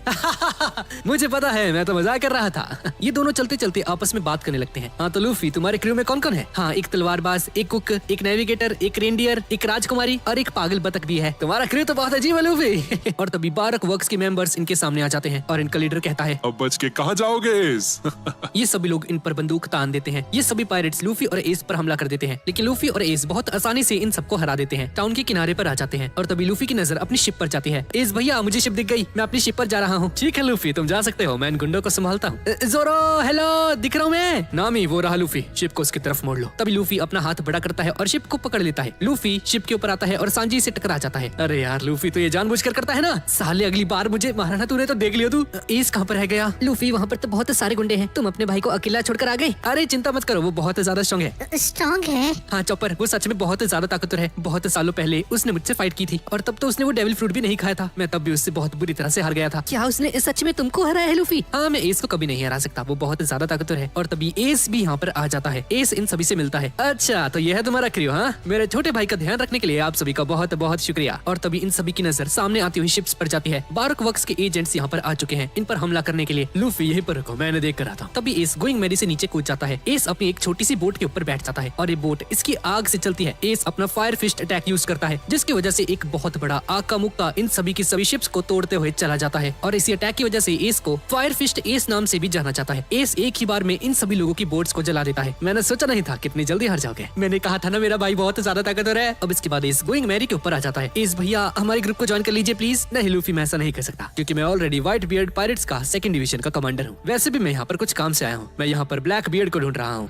क्या ब्लैक बियर्ड? अरे ये तो वही है ना जिसने ड्रम किंगडम पर हमला किया था। हाँ, दरअसल ब्लैक बियर्ड पहले व्हाइट बियर्ड के अंदर काम करता था, लेकिन एक दिन अचानक से उसने अपने ही क्रू मेंबर को मार दिया और शिप से भाग गया। मुझे उसे पकड़कर उसे मारना है, क्योंकि उसने हमसे गद्दारी की है। आखिरी बार वो बंदा यूबा टाउन में दिखा था, इसलिए मैं अभी यूबा टाउन जा रहा हूँ। दरअसल हम भी अभी यूबा टाउन ही जा रहे हैं, जहाँ पर हमें रेबल आर्मी मिलेगी। हाँ, मुझे इससे कोई दिक्कत नहीं। और ये सभी लोग यूबा टाउन जाने के लिए तैयार हो जाते हैं और अब कुछ समय के लिए एस भी इनका क्रू ज्वाइन कर लेता है। अब इसके बाद हम एलाबास्ता के कुछ लोगों को देखते हैं जो कि इकट्ठा होकर राजा के महल के सामने जा रहे हैं। तभी कुछ गार्ड्स इन्हें रोक लेते हैं। कहाँ जा रहे हो? तुम यहाँ पर नहीं जा सकते। हमें राजा से मिलना होगा, हमारी हालत बहुत खराब है, हमारे पास खाने के लिए खाना नहीं और हमारे छोटे बच्चे भी हैं। आखिर एलाबास्ता में ये सब कब तक चलता रहेगा? हमें राजा से बात करनी है। लेकिन ये गार्ड्स फिर भी इन लोगों को अंदर नहीं जाने देते और तभी राजा खुद चलकर बाहर आ जाता है। सभी लोग इसे देखकर इससे गालियां देने लगते हैं। तुम कैसे राजा हो? तुम्हारी जनता यहाँ भूखी मर रही है और तुम महल के अंदर आराम कर रहे हो। मैं आप सबकी परेशानी समझ सकता हूँ। मैं जानता हूँ एलाबास्ता किंगडम की ये हालत मेरी वजह से हुई है, पर मैं आप सभी से वादा करता हूँ मैं एलाबास्ता को पहले जैसा कर दूंगा, चाहे इसमें मेरी जान ही क्यों न चली जाए। कोबरा को वीवी की याद आती है। जाने से पहले वीवी ने इसे वार्निंग दी थी। कोई अलाबास्ता के खिलाफ साजिश रच रहा है और वो आपको भी फंसा सकता है पापा। अलाबास्ता में लड़ाई और दंगे हो जाएंगे और ये पूरी तरह से बर्बाद हो जाएगा। मेरी बेटी को ये सब कुछ पहले ही पता चल गया था। इस तरफ गोइंग मैरी में प्रिंसेस वीवी किसी को लेटर लिख रही है और लेटर लिखने के बाद वीवी नामी के पास जाती है। नामी, क्या तुम बोट को थोड़ी देर के लिए रोक सकते हो? मुझे कुछ काम है। हाँ, क्यों नहीं वीवी। वीवी उस लेटर को कारू को दे देती है। ये लेटर बहुत जरूरी है कारो। बारक वर्क्स में रहकर मैंने जितने भी इंफॉर्मेशन इकट्ठा की है, मैंने वो सब कुछ इस लेटर के अंदर लिख दी है और इसमें ये भी लिखा है कि आज जो अलाबास्ता किंगडम की हालत है वो क्रोकोडाइल और बारक वर्क्स की वजह से है। जाओ इस लेटर को मेरे पापा तक पहुंचा दो, जिससे कि उनको क्रोकोडाइल की असलियत के बारे में पता चल सके। और कारू राजा के महल की तरफ जाने लगती है। इस तरफ बारक वर्क्स के हेडक्वार्टर के अंदर क्रोकोडाइल खिड़की में से अलाबास्ता किंगडम को देख रहा होता है। एलाबास्ता की बर्बादी होना तो तय है। तभी ऑल संडे यहाँ पर आ जाती है। बारक वर्क्स की कुछ शिप नानोहाना शहर गई थी और वहाँ पर एक अकेले आदमी ने उन सभी शिप्स को तबाह कर दिया। ढूंढो उसे, कहाँ है वो? हाँ, मैंने सभी एजेंट्स को इसके बारे में खबर दे दी है। इस तरफ गोइंग मैरी में ये सभी लोग बोट से नीचे उतर जाते हैं और आरोमालू शहर की तरफ निकल पड़ते हैं, जो कि यूबा टाउन के बहुत ही पास है। और जैसे ही आरोमालू शहर में पहुंचते हैं तो देखते हैं कि पूरा बंजर पड़ा है। क्या यही वो शहर है? हाँ, यही अरमलू शहर है। बारक वर्क्स ने इसकी ऐसी हालत कर दी है। ये शहर पहले ऐसा नहीं था। ये अलाबास्ता का सबसे हरा भरा शहर हुआ करता था। यहाँ ज्यादा बारिश नहीं होती थी, लेकिन फिर भी लोग पानी बचाकर अपना काम चला लिया करते थे। अलाबास्ता में किसी भी शहर में कोई बारिश नहीं होती थी, लेकिन एक ऐसा शहर था जहाँ हमेशा बारिश होती रहती थी और वो जगह है राजा का शहर अलुबारना। सिर्फ राजा के शहर में ही बारिश होती थी और कहीं पर भी नहीं। सभी लोग राजा को बहुत लकी माना करते थे। लेकिन अगले दिन कुछ ऐसा होता है जिसके बारे में किसी ने सोचा भी नहीं था। कुछ लोग इस शहर के अंदर कुछ सामान लेकर जा रहे थे, लेकिन तभी वो सामान गिर जाता है और उस सामान में से निकला एक हरा पाउडर। लोग समझ जाते हैं कि ये डांस पाउडर है। ये तो डांस पाउडर है। इतना सारा डांस पाउडर किसके लिए लेकर जा रहे हो?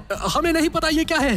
अलाबास्ता का राजा हमसे ये सामान मंगवाता है। और सभी लोग समझ जाते हैं कि अलाबास्ता किंगडम का राजा कोई लकी वकी नहीं है। ये अपने शहर में डांस पाउडर का यूज करता है बारिश करवाने के लिए। ये एक ऐसा पाउडर है जिसे अगर आसमान में छोड़ा जाए तो बारिश होनी शुरू हो जाती है। अरे हाँ, ऐसा पाउडर तो मैंने आज ही खाया था भाई। वो हरे रंग का था पर उसका टेस्ट बहुत बेकार था। अबे लूफी, झूठ बोलना बंद कर, ठीक है ना? ये पाउडर हर जगह पर बैन है। अरे ओ, मैं उस नहीं हूँ, ठीक है ना, जो झूठ बोलूंगा। मैंने इसे आज ही खाया है। पर इसे बैन क्यों कर रखा है? ये तो बहुत अच्छी चीज है। हाँ, ये बारिश तो करवा सकता है। अगर इसे किसी शहर पर यूज किया जाएगा तो उसके साथ वाले शहर में बारिश होनी बंद हो जाएगी। और जैसे ही अलाबास्ता के लोगों को इसके बारे में पता चला कि उनका राजा डांस पाउडर का यूज करता है खुद के शहर के ऊपर, जिसकी वजह से उनके शहर में बारिश होनी बंद हो चुकी है, तो वो बहुत ज्यादा गुस्सा हो गए। उनके शहर में बहुत समय से बारिश नहीं हुई थी और समझ आते हैं कि ये सब राजा का किया धरा है, जिसकी वजह से सभी लोग आपस में ही लड़ने लग गए और अलाबास्ता में एक सिविल वॉर शुरू हो गई। ऐसा नहीं हो सकता, पक्का उन्हें फंसाया गया है। हाँ, तुमने सही कहा सांची। मेरे पापा का डांस पाउडर से दूर दूर तक कोई नाता नहीं, लेकिन उसके अगले दिन हमारे महल के अंदर बहुत सारा डांस पाउडर पाया गया। अलाबास्ता किंगडम के लोग मेरे पापा को बहुत बुरा मानने लग गए। मैंने उन्हें कहा भी था कि कोई अलाबास्ता को तबाह करने की कोशिश कर रहा है और उनको फंसाने की भी। यहाँ का कुआं तो बहुत समय से खाली पड़ा है, यहाँ बारिश नहीं हो रही। इसका मतलब है ये सब क्रोकोडाइल का क्या धरा है। वीवी को अपने सामने एक इंसान की लाश दिखाई देती है। ये सब क्रोकोडाइल की वजह से हुआ है। उसने वो डांस पाउडर यूज किया, इतनी बार यूज किया कि अलाबास्ता का क्लाइमेट पूरी तरह से बदल गया। पिछले 3 साल से यहाँ पर बारिश नहीं हुई। मैं सोच भी नहीं सकती बिना पानी के लोग कितना तड़प तड़प कर मरे होंगे। लूफी को ये सारी बातें सुनकर बहुत गुस्सा आ जाता है और एक बिल्डिंग के ऊपर एक पंच मार देता है। यहाँ खड़े रहने से कुछ नहीं होगा, जल्दी यूबा शहर चलते हैं। मुझे रेबिलियन आर्मी को बताना होगा कि सारी गलती मेरे पापा की नहीं, उस क्रोकोडाइल की है। उसी की वजह से ये सब कुछ हुआ है। उसी ने अलाबास्ता की ये हालत कर दी है और वो अलाबास्ता पर कब्जा भी करना चाहता है। अब इसके बाद सभी लोग यहाँ से जाने लगते हैं यूबा शहर की तरफ। अब इसके बाद चलते चलते इन सभी को एक अजीब सा प्लांट दिखाई देता है, जिसके मुंह के अंदर एक ऊंट फंसा होता है। ये प्लांट बहुत ज्यादा बड़ा था। ये ऊंट रो रहा होता है और अपने पैरों से किसी तरह से अपनी जान बचा रहा होता है। लूफी ये देखकर इस पे हंसने लगता है। कितना फनी लग रहा है। साले बचा ले मुझे। और लूफी एक पंच मारकर इस ऊंट की जान बचा लेता है। इसके बाद लूफी उस ऊंट के ऊपर चढ़ने की कोशिश करता है, लेकिन ये ऊंट इसे बिठाने से मना कर देता है। चॉपर इसकी भाषा समझकर इन सभी को बताता है, तुमने मेरी जान बचाई, इसके लिए तुम्हारा बहुत बहुत शुक्रिया, पर मैं तुम्हें नहीं बिठा सकता क्योंकि मैं अपने ऊपर सिर्फ लड़कियों को बिठाता हूँ। ये सुनकर ये सभी लोग गुस्सा हो जाते हैं। साले हरामी कहीं के, इसको यहीं पर मार देते हैं लूफी, हमें इसकी कोई जरूरत नहीं। ये ऊंट अच्छा खासा पिट जाता है इन सभी से। तभी नामी यहाँ पर आती है। क्या तुम मुझे भी नहीं बिठाओगे ऊंट जी? अरे ऊंट नामी को तुरंत से बिठा लेता है और इसके साथ वीवी को भी। ये देखकर सभी लोग चिल्लाना शुरू कर देते हैं, साले हरामी ऊंट सिर्फ लड़कियों को बिठाता है। नामी और वीवी उस ऊंट के ऊपर चढ़कर जाने लगते हैं। मुझे जैसे ही मौका मिलेगा इसे मार दूंगा, पैदल ही चलना होगा हमें। अरे यार, रास्ते में नामी वीवी से पूछती है, वीवी, क्या तुम मुझे रेबल आर्मी के बारे में में कुछ बता सकती हो? हनामी, मुझे तुम्हें पहले ही बता देना चाहिए ताकि बाद में कोई परेशानी ना हो। ये बात आज से 11 साल पहले की है। इसके बाद हम 11 साल पहले के अलाबास्ता को देखते हैं, जहाँ पर राजा कोबरा एक बच्चे की फरियाद सुन रहा होता है। इस बच्चे का नाम है कोजा। हमारे टाउन में सूखा पड़ गया, लेकिन आपने हमारी बिल्कुल भी मदद नहीं की। देखो बच्चे, मैं भी एक इंसान हूँ, मैं मौसम को नहीं बदल सकता। नहीं, आप झूठ बोल रहे हो। मैंने मेरे पापा से सुना था कि एक राजा सब कुछ कर सकता है। तब इसके फादर यहाँ पर आ जाते हैं।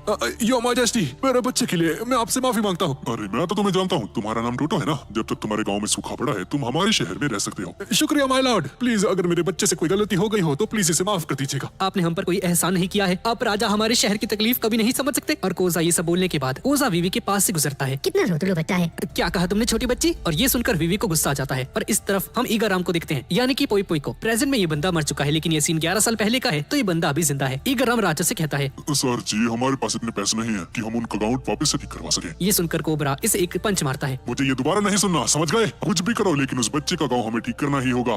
ठीक है सर जी, मैं समझ गया, मैं कोशिश करूंगा। तभी वीवी इसके सामने आती है। पापा, मैंने उस बच्चे से लड़ाई की और मैं हार गई। राजकुमारी की ये हालत देखकर ये दोनों हैरान रह जाते हैं। ये देखकर ईगाराम को बहुत गुस्सा आ जाता है और कोजा को मारने के लिए आगे बढ़ने लगता है, लेकिन कोबरा इसे संभालता है। तभी टोटो भी यहाँ पर आ जाता है और कहता है, बहुत हो गया, आज मैं खुद को मार लूंगा। मेरे बेटे की गलतियों के लिए मुझे माफ कर दीजिएगा। तभी कोबरा ईगाराम और टोटो के एक एक पंच मार देता है। चुप हो जाओ, बस ये छोटे बच्चों की एक लड़ाई है। इस तरफ हम एलाबास्ता किंगडम के मार्केट का सीन देखते हैं, जो कि आज से 11 साल पहले बहुत हरा भरा हुआ करता था। सभी लोग बहुत खुशी से रहते थे। इधर बहुत सारे छोटे बच्चे हैं जो कि चीयर कर रहे हैं, हरा दो उसे, हरा दो। और हम देखते हैं कि वीवी ने कोजा को वापस से चैलेंज किया है एक फाइट के लिए। अगर मैं जीत गई तो तुम मुझे अपने ग्रुप का लीडर बनाओगे, समझ गए? हाँ ठीक है, मैं समझ गया। और ये दोनों आपस में लड़ने लगते हैं, लेकिन थोड़ी देर बाद राजकुमारी इससे हार जाती है। लेकिन कोजा और ये राजकुमारी आपस में दोस्त बन जाते हैं। मेरे दोस्तों, वीवी बहुत ज्यादा स्ट्रॉन्ग है और आज से ये हमारे ग्रुप की वाइस कैप्टन है। ईगाराम और कोबरा ये सब कुछ पत्थर के पीछे छुपकर देख रहे होते हैं। वीवी कोजा से मिलने के लिए कहीं पर जा रही होती है, लेकिन तभी दो गुंडे इसके सामने आ जाते हैं। ये तो राजा की बेटी है, अगर हम इसे पकड़ लेंगे तो हम जो चाहे वो राजा हमें दे देगा।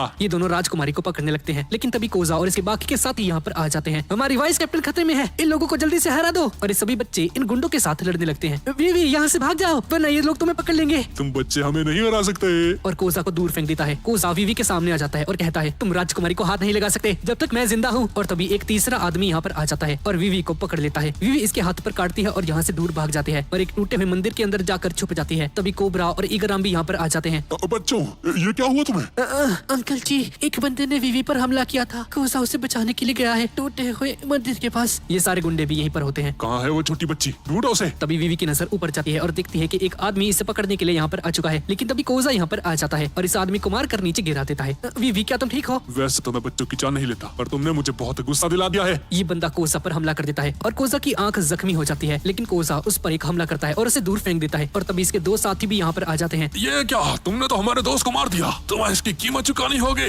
लेकिन तभी कोबरा और ईगाराम यहाँ पर आ जाते हैं और इन दोनों को लात मार के इन दोनों को भी हरा देते हैं। तेरी हिम्मत कैसे हुई मेरी बेटी को हाथ लगाने की? अब उन सभी बच्चों और वीवी को महल के अंदर लेकर जाया जाता है। राजा इन सभी का इलाज करता है। कोजा को होश आता है और अपने सामने वीवी को बैठा हुआ दिखता है। पापा, उनके पास असली की तलवारें थी और लोगों ने कोजा पर हमला कर दिया। और कोजा, तुमने ऐसा क्यों कहा कि तुम मरते दम तक मेरी रक्षा करोगे? हाँ, ये तो बहुत सिंपल है, हम दोस्त हैं और दोस्ती में ऐसा ही होता है वीवी। ये सुनकर कोबरा, ईगाराम और टोटो बहुत ज्यादा खुश हो जाते हैं इन दोनों की दोस्ती को देखकर। और अगले दिन कोजा वीवी को एक खुशखबरी देता है। वीवी, एक खुशखबरी है, कल तुम्हारे फादर ने हमें बहुत सारे पैसे दिए और हमें बोला कि अलाबास्ता के बीचों बीच एक और नया शहर बनने वाला है और उसका नाम होगा यूबा शहर। वो शहर बनाने के लिए हमारे पास सारे पैसे आ चुके हैं। मैं बहुत खुश हूँ, अब मुझे गाँव को नहीं छोड़ना पड़ेगा और यूबा शहर के अंदर रह पाऊंगा। अब इसके बाद सभी लोग तैयार होते हैं यूबा शहर की तरफ जाने के लिए और इसके अंदर जाएंगे यूबा के सभी गाँव वाले जिनका गाँव सूख गया था और बेघर हो गए थे। टोटो, ये जिम्मेदारी मैं तुम पर छोड़ता हूँ, तुम्हें यूबा शहर को बसाना है। बाय वीवी, चलो मुझे अब जाना होगा, तुम्हें बड़े होकर एक बहुत अच्छी राजकुमारी बनना है, अपना ख्याल रखना। और ऐसा बोलकर कोजा, टोटो और इस सभी गाँव वाले यहाँ से चले जाते हैं यूबा शहर को बनाने के लिए। इसके बाद हम वापस से प्रेजेंट में आ जाते हैं। तो ऐसे ही बना यूबा शहर। अच्छा, तो ये कोजा तुम्हारा बहुत अच्छा दोस्त रहा है, पर मैंने तुमसे रेबल आर्मी के बारे में पूछा था, तुमने मुझे अपने दोस्त कोजा के बारे में क्यों बताया? वही रेबल आर्मी का लीडर है। ये सुनकर नामी चौंक जाती है। तभी लूफी यहाँ पर आ जाता है। क्या बातें चल रही है भाई?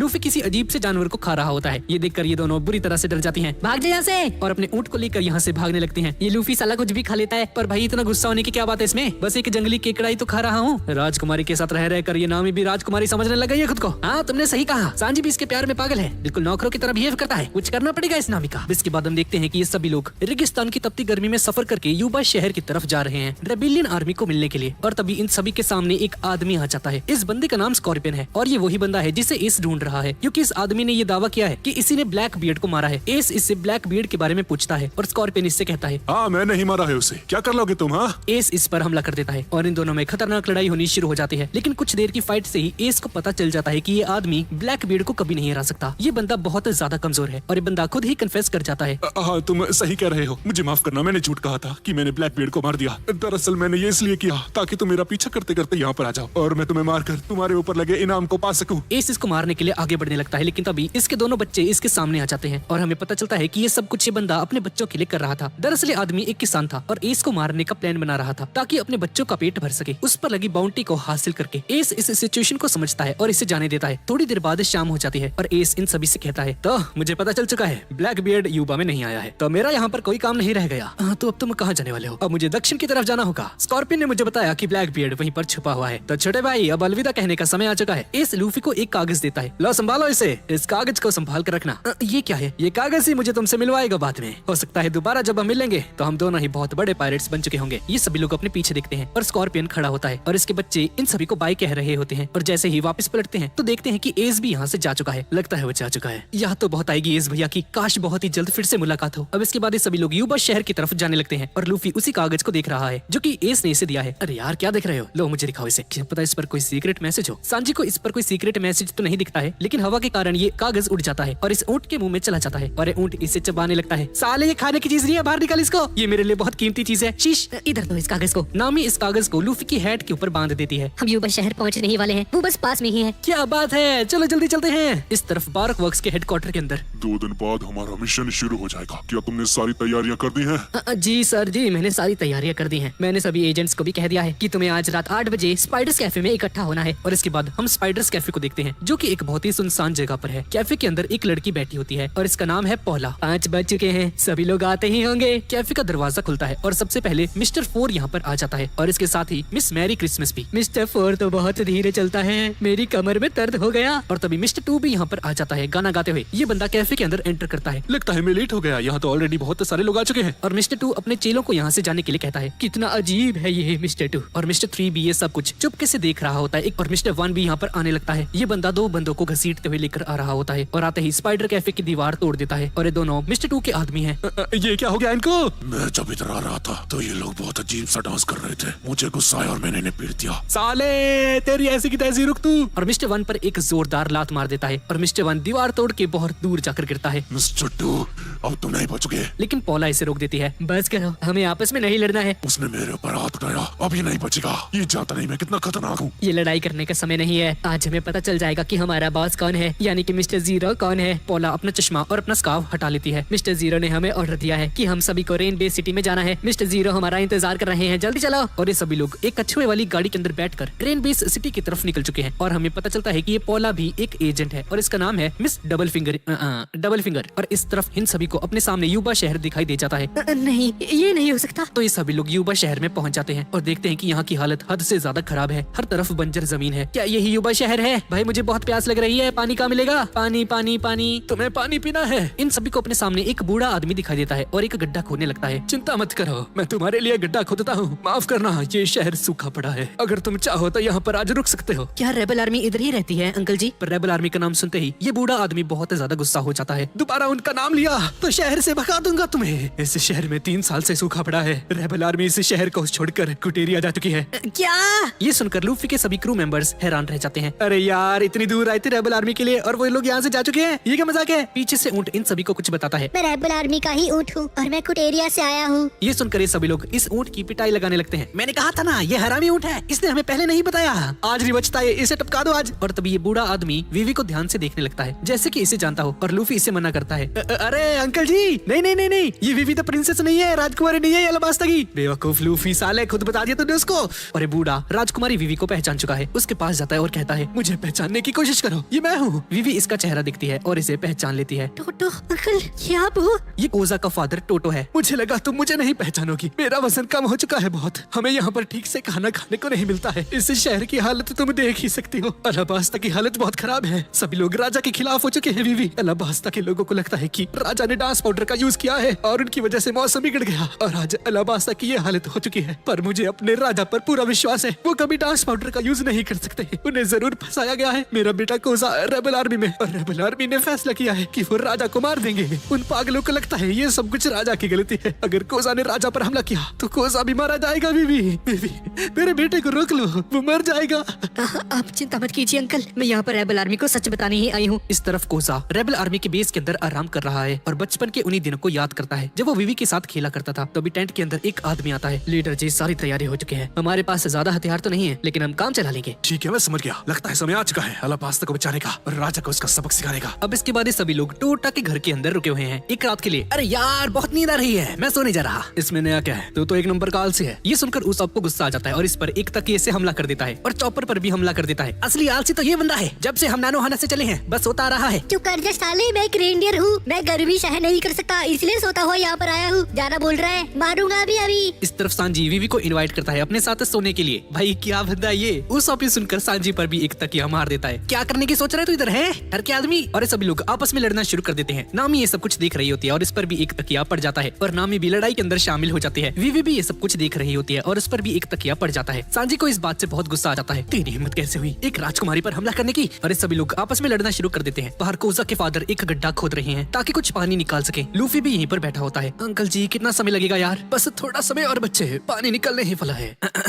पानी निकलने वाला है, ओके रुको अंकल जी, मैं भी गड्ढा खोदने की कोशिश करता हूँ। और लूफी भी गड्ढा खोदने लग जाता है और उसकी सारी मिट्टी टोटो के गड्ढे के अंदर जाने लगती है। अपना गड्ढा खोद रहा है या मेरा वाला भर रहा है? हाँ अंकल जी अपने गड्ढे पर ध्यान दीजिए, ठीक है ना? और थोड़ी देर बाद लूफी एक बहुत बड़ा गड्ढा खोद लेता है लेकिन उसके अंदर सो जाता है। ये बच्चा तो कमाल का है, इसने कुछ ही देर में मुझसे भी ज्यादा बड़ा गड्ढा खोद लिया है, वो भी बिना किसी औजार के। कोजा इसे अपने कंधे पर उठाकर इन सभी के पास लेकर आ जाता है जहाँ पर ये सभी लोग सो रहे हैं। और इस तरफ रेन बेस सिटी के अंदर सभी बारक वर्क्स के एजेंट यहाँ पर इकट्ठा हो चुके हैं। तभी मिस ऑल संडे यहाँ पर आ जाती है और उसे देखकर मिस्टर वन कहता है, ये तो मिस ऑल संडे है, ये बॉस के असिस्टेंट है और उसकी पहचान को जानती है। दुनिया के सबसे बड़े कसीनो में तुम्हारा स्वागत है। हमें समय वेस्ट नहीं करना है, जल्दी बताओ हमें यहाँ पर क्यों बुलाया है? ठीक है मैं सीधा पॉइंट पर आती हूँ। आज तुम सभी को पता चलने वाला है कि तुम्हारा बॉस कौन है। उस कुर्सी पर नजर डालो। और जैसे ही ये कुर्सी घूमती है इसके ऊपर मिस्टर जीरो बैठा होता है यानी कि क्रोकोडाइल। और क्रोकोडाइल इन सभी को अपना चेहरा दिखा देता है। सभी एजेंट्स इसका चेहरा देखकर हक्के बक्के रह जाते हैं। ये हमारा बॉस नहीं हो सकता, ये तो 7 वॉरलॉर्ड्स में से एक है, इसका नाम क्रोकोडाइल है, मैंने इसके बारे में बहुत सुना है। तो अब तक हम इसके अंडर काम करते आ रहे थे। हाँ ये नहीं हो सकता, एक वॉरलॉर्ड हमारा बॉस है। मैं ही तुम्हारा बॉस हूँ और मैंने ही बारक वर्क्स की शुरुआत की थी और आज मैंने तुम्हें यहाँ पर एक मिशन के लिए बुलाया है। सभी लोग ध्यान से मेरा प्लान सुनो। इस मिशन को अगर तुमने सही से कर लिया तो अलाबास्ता खुद ब खुद ही तबाह हो जाएगा। इस मिशन को कैसे करना है इसकी जानकारी तुम्हारे सामने पड़े उस पेपर पर लिखी हुई है। ये सभी लोग उन लेटर्स को पढ़ना शुरू कर देते हैं और समझ जाते हैं कि इस मिशन को परफॉर्म कैसे करना है। और अपने लेटर्स को पढ़ने के बाद ये सभी लोग अपने लेटर्स को जला देते हैं ताकि कोई सबूत न रह जाए। कल दोपहर से मिशन ओटोपिया को शुरू करेंगे। और तभी इनके सामने मिस्टर 3 आ जाता है। मुझे भी इस मिशन में शामिल होना है क्रोकोडाइल जी। क्रोकोडाइल इसे अजीब नजरों से देखना शुरू कर देता है। तुम्हें इस जगह का पता कैसे चला? मैं तुम्हारी गाड़ी के पीछे बैठ गया था और चुपके से यहाँ पर आ गया। ये रहा मिस्टर 3, आज नहीं बचने वाला। नहीं रुक जाओ मिस्टर 2, अब इसे मारने की कोई जरूरत नहीं है। आपका बहुत बहुत शुक्रिया बॉस, मुझे मेरी गलतियों के लिए माफ कर दीजिएगा। अगली बार मैं अपना मिशन जरूर पूरा करूंगा। अगली बार अपना मिशन कंप्लीट करूंगा, इससे तुम्हारा क्या मतलब है? हाँ जैसा कि आप जानते ही हैं, मैं उस स्ट्रॉ हैट और उस विवी को नहीं मार पाया। ये सुनकर क्रोकोडाइल को बहुत ज्यादा गुस्सा आ जाता है और अपने उस चाय के कप को तोड़ देता है। तो तुमने मुझे ये क्यों कहा कि तुमने अपने मिशन को पूरा कर दिया है? मैंने तो ऐसा कहा ही नहीं सर। तो फोन पर मुझे किसने कहा था कि स्ट्रॉ हैट और विवी को मार दिया गया है? सर जी मैंने तो लिटिल गार्डन में फोन को हाथ भी नहीं लगाया था। तेरी ऐसी की तैसी, वो स्ट्रॉ हैट और विवी मेरी पहचान जानते हैं, वो जिंदा बच चुके हैं और पक्का हमारे काम में टांग अड़ाने आएंगे। मिस्टर 2, उनका चेहरा यूज करके उनकी एक फोटो ले लो। और क्रोकोडाइल मिस्टर 3 की गर्दन पकड़ लेता है। ये सब कुछ तेरी वजह से हो रहा है और इसकी स्किन को सोख लेता है। मुझे दर्द हो रहा है, प्यास लगी है, पानी पानी चाहिए। और तभी क्रोकोडाइल एक बटन दबाता है। मिस्टर 3 एक अजीब सी जगह पर चला जाता है और तभी एक बहुत बड़ा सा क्रोकोडाइल मिस्टर 3 को खा लेता है। मिस्टर 3 के चिल्लाने की आवाज दूर दूर तक आ रही होती है और सभी एजेंट्स इसकी आवाज सुनकर हक्के बक्के रह जाते हैं और समझ जाते हैं कि क्रोकोडाइल हद से ज्यादा खतरनाक है। और मिस्टर 2 के डेविल फ्रूट की पावर का यूज करके लूफी की क्रू की फोटो निकाल ली जाती है। मिस्टर 2 इन सभी को देखकर कहता है, सर अगर इन्हें सच पता भी है तो फिर भी ये कुछ नहीं कर पाएंगे। ये लोग रेबल आर्मी के पास जाएंगे और रेबल आर्मी इनकी बात नहीं मानेगी। ऐसा जरूरी नहीं है, वो आर्मी इनकी बात मान भी सकती है क्योंकि इनके पास अलाबास्ता की राजकुमारी भी है। अलाबास्ता की राजकुमारी और कोजा आपस में दोस्त है। कोजा जरूर इसका यकीन करेगा। अब हमारे पास एक ही रास्ता बचा है, हमें उन लोगों को रेबल आर्मी से मिलने से रोकना होगा। हमारे जितने भी मेंबर्स हैं उन सभी को भेज दो। स्ट्रॉ हैट को रोकने के लिए हमें उन्हें रोकना होगा और तुम सभी अपने मिशन पर ध्यान दो बस। इस तरफ लूफी का क्रू कुटेरिया शहर की तरफ जाने वाले हैं क्योंकि रेबल आर्मी वहाँ पर शिफ्ट हो चुकी है। कोजा के फादर लूफी को एक पानी की बोतल दे देते हैं और ये सभी लोग युबा शहर को छोड़कर आगे बढ़ने लगते हैं कुटेरिया शहर की तरफ। और तभी रास्ते में चलते चलते लूफी अचानक से रुक जाता है और नीचे बैठ जाता है। लूफी क्या हुआ भाई तुझे? रास्ते में क्यों बैठ गया? जल्दी कर, देर हो रही है हमें। लूफी लूफी तुम्हें क्या हुआ? हाँ? यार मैं हार मानता हूँ, मुझे ये सब नहीं करना। क्या? तू हार मान रहा है लूफी? तू जानता भी है वीवी पर इस वक्त क्या बीत रही है? हाँ, अगर हमने रेबल आर्मी को सच नहीं बताया तो राजा मर भी सकता है। अच्छा मान लो हम कोटेरिया चले गए और रेबल आर्मी को रोक दिया, तो क्या तुम्हें सच में लगता है कि क्रोकोडाइल रुक जाएगा और रेबल आर्मी हमारी बात क्यों मानेगी? हाँ, पहली बार लूफी ने अपना दिमाग लगाया है, इसकी बात में दम है। और वीवी तुम बहुत कमजोर हो, तुम बस ये चाहती हो कि इस लड़ाई में कोई मरे ना, लेकिन तुम भूल रही हो कि हमारा दुश्मन एक वॉरलॉर्ड है। वीवी ये सब कुछ सुन रही होती है और लूफी के एक थप्पड़ जड़ देती है। हाँ, मैं यही चाहती हूँ कि इस लड़ाई में किसी की मौत ना हो। ये सब कुछ क्रोकोडाइल की गलती है और उसकी वजह से मेरे किंगडम के लोग क्यों मरे? हाँ, लूफी गुस्से में खड़ा होकर वीवी को एक पंच मार देता है। अगर ये सब कुछ क्रोकोडाइल की गलती है तो हमें उसे ही मारना होगा। इसके बाद वीवी लूफी को मारने लगती है और लूफी मार खाते खाते कहता है, तुम्हें अपनी जान को खतरे में डालने की कोई जरूरत नहीं है, हम अपनी जान की बाजी लगा देंगे उस क्रोकोडाइल को हराने के लिए।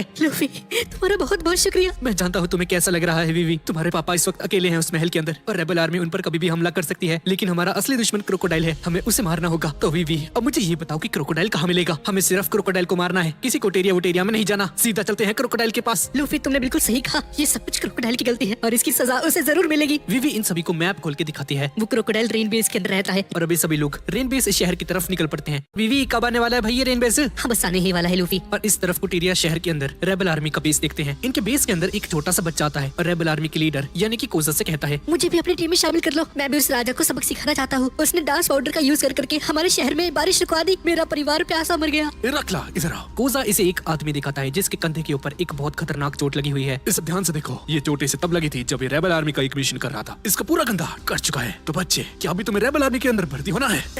मैं इन चोटों से नहीं डरता, मैं अलाबास्ता के लिए कुछ भी करूंगा। वो राजा बहुत बुरा है, मैं उसे सबक सिखा कर ही रहूंगा। बच्चे, जिस रास्ते से यहाँ पर आए हो उसी रास्ते से वापस चले जाओ, वरना तुम्हें चलने लायक भी नहीं छोड़ूंगा। और ऐसा बोलकर कोजा अपने टेंट के अंदर वापस चला जाता है। हमारे सारे हथियार रेडी है क्या? समय आ चुका है राजा के महल पर हमला करने का। और इस तरफ राजा के महल के अंदर चाका और पेल इस राजा से कहते हैं ये रेबल आर्मी इन पर बस हमला करने ही वाली है, लेकिन ये सुनकर राजा कहता है, नहीं, हमें उन पर हमला नहीं करना है। वो अलाबास्ता के ही लोग हैं, उन्हें बस एक गलतफहमी है कि मैंने डांस पाउडर का यूज किया है। चाका और पेल यहाँ से जाने लगते हैं और तभी एक सिपाही इनके सामने आता है और चिल्लाकर कहता है, सर जी, कारू वापस आ गई। चाका और पेल भागते हुए आते हैं राजा के कमरे की तरफ और देखते हैं कि कारू पानी पी रही है और राजा एक लेटर पढ़ रहा है। और ये वही लेटर है जो कि वीवी ने कारू के थ्रू राजा के लिए भेजा था। राजा इस लेटर को पढ़ता है, चाका और पेल भी इस लेटर को पढ़ते हैं और इसमें क्रोकोडाइल के बारे में पूरा सच लिखा होता है कि कैसे क्रोकोडाइल लोगों की नजरों में बहुत अच्छा बनता है, लेकिन इसकी असलियत कुछ और ही है और इसी की वजह से अलाबास्ता की ये हालत हो चुकी है। उसने राजा का नाम लगाया और पीठ पीछे बारक वर्क्स नाम की एक घटिया कंपनी चलाता है और उसी की वजह से ईगराम भी मर चुका है। राजा को ये सुनकर बहुत ज्यादा गुस्सा आ जाता है। मेरा दोस्त ईगराम अब हमारे बीच में नहीं रहा और इस क्रोकोडाइल ने हमारे देश को भी बर्बाद कर दिया। अब हमें पता चल चुका है हमारा दुश्मन कौन है। क्रोकोडाइल के खिलाफ एक जंग की तैयारी करो, हमें उससे मारना ही होगा, वरना पता नहीं वो आदमी अलाबास्ता के साथ और क्या क्या करेगा। सर जी, हम उस पर हमला नहीं कर सकते, रेबल आर्मी यहाँ पर आती ही होगी, वो कभी भी हम पर हमला कर सकती है। रेबल आर्मी हमारी दुश्मन नहीं है, असली दुश्मन क्रोकोडाइल है। क्रोकोडाइल 7 वॉरलॉर्ड्स में से एक है। हमारे सभी सैनिकों को क्रोकोडाइल को मारने के लिए रेन बेस की तरफ भेज दो। ठीक है सर, हम समझ गए। और इस तरफ लूफी और इन सभी के सामने रेन बेस सिटी आ चुकी है। हमें ध्यान से रहना होगा, बारक वर्क्स के मेंबर्स यहीं पर काम करते हैं। और लूफी तू इधर उधर भटक मत जाइयो, ठीक है ना? अपनी हरकतों के ऊपर काबू रखियो, मुझे फर्क नहीं पड़ता, ठीक है ना? मुझे प्यास लगी और मैं जा रहा हूँ यहाँ से। और ऐसा बोलकर लूफी रेन बेस के अंदर भाग जाता है। पानी पानी पानी। और रेन बेस के एक सैंड कैफे के अंदर स्मोकर बैठा होता है। ताशिगी भी यहीं पर होती है। आपको क्या लगता है स्ट्रॉहेट वाला यहाँ पर आएगा? हाँ, उसे आना तो चाहिए, बस एक बार वो यहाँ पर आ जाए, मैं उसे छोड़ूंगा नहीं। और उsopp और ये लूफी पानी पीने के लिए इसी रेस्टोरेंट के अंदर आ चुके हैं जहाँ पर भी स्मोकर बैठा हुआ है। पता नहीं स्ट्रॉहेट का क्रोकोडाइल के साथ क्या कनेक्शन है। लूफी और उsopp आकर बैठ जाते हैं। हमें पानी चाहिए, पानी पानी, हमें चाहिए पानी। हो सकता है वो स्ट्रॉहेट और वो क्रोकोडाइल आपस में दोस्त हों और तभी एक बुढ़िया इन दोनों के लिए पानी लेकर आती है। ये पानी बहुत महंगा है, इसके पैसे चुका के जाना, समझ गए ना? उsopp और लूफी पानी पीना शुरू करते हैं और तभी स्मोकर अपने बगल में दिखता है। लूफी भी साइड में देखता है और देखते हैं कि बगल में तो कैप्टन स्मोकर बैठा हुआ है। स्मोकर देखता है कि बगल में स्ट्रॉहेट बैठा हुआ है और लूफी और उsopp घबराहट के मारे सारा पानी स्मोकर के मुंह के ऊपर थूक देते हैं। ताशिगी, नेवी वालों को इसके पीछे लगाओ जल्दी। और कैप्टन स्मोकर को यहाँ पर देखकर लूफी और उsopp यहाँ से भाग जाते हैं। सभी नेवी वाले उsopp और लूफी के पीछे पड़ चुके हैं और सांजी और नामी भी उsopp और लूफी को देख लेते हैं। भागो भाइयों, नेवी वाले यहाँ पर आ गए, साले तेरी वजह से यहाँ पर आए हैं ये गधा लूफी। स्मोकर भी इन सभी का पीछा कर रहा होता है। किसी को भी छोड़ना मत, एक एक को ढूंढ कर पकड़ना। ये सारे रेन बेस की गलियों के अंदर भग रहे होते हैं, स्मोकर और नेवी वालों से बचते हुए। बारक वर्क्स के मेंबर्स भी यहाँ पर होते हैं और इनके हाथ में इन सभी की फोटोज होती हैं। ओए बिडू लोग, ये तो वही फोटो वाले लोग हैं, चलो इन्हें पकड़ते हैं। हाँ तो वीवी बताओ भाई, क्रोकोडाइल कहाँ पर है अब? हाँ, वो सामने देखो, सामने एक बहुत बड़ा कसिनो है, क्रोकोडाइल उधर ही रहता है। ये तो बहुत सारे हैं, हमें अलग अलग होना पड़ेगा। सभी लोग अलग अलग हो जाओ। और ये सभी लोग स्प्लिट हो जाते हैं। लूफी ऊपर की तरफ भाग जाता है और ये देखकर स्मोकर इसका पीछा करता है और स्मोक बन के हवा में लूफी को पकड़ लेता है। और जैसे ही कैप्टन स्मोकर इसे पकड़ता है, लूफी फूल जाता है और उसका अटैक फेल कर देता है। ये सभी लोग अलग अलग हो चुके हैं। जोरो और वीवी एक साथ हैं और बहुत सारे बारक वर्क्स के मेंबर्स ने इन्हें घेर लिया है और ये सभी लोग इन्हें पहचान गए हैं। चिंता मत करो वीवी, मैं इन सभी को संभाल लूंगा, तुम बस यहाँ से भाग जाओ। और इधर सांजी, नामी और उsopp एक साथ हैं। तुम जाओ यहाँ से, इन नेवी वालों को मैं देखता हूँ। जैसे ही नेवी वाले सांजी के पास आते हैं, सांजी इन्हें एक ही लात में ढेर कर देता है और सिगरेट पीने लगता है। और इधर जोरो कुछ बारक वर्क्स के मेंबर्स को मार देता है और ये देखकर बाकी के लोग सहम जाते हैं। और तभी ताशिगी यहाँ पर आ जाती है। ये तो ताशिगी है। रोनो रोज जोरो, आखिर मैंने तुम्हें पकड़ ही लिया। तुम्हें इन मासूमों को मारने में बहुत मजा आ रहा होगा, है ना?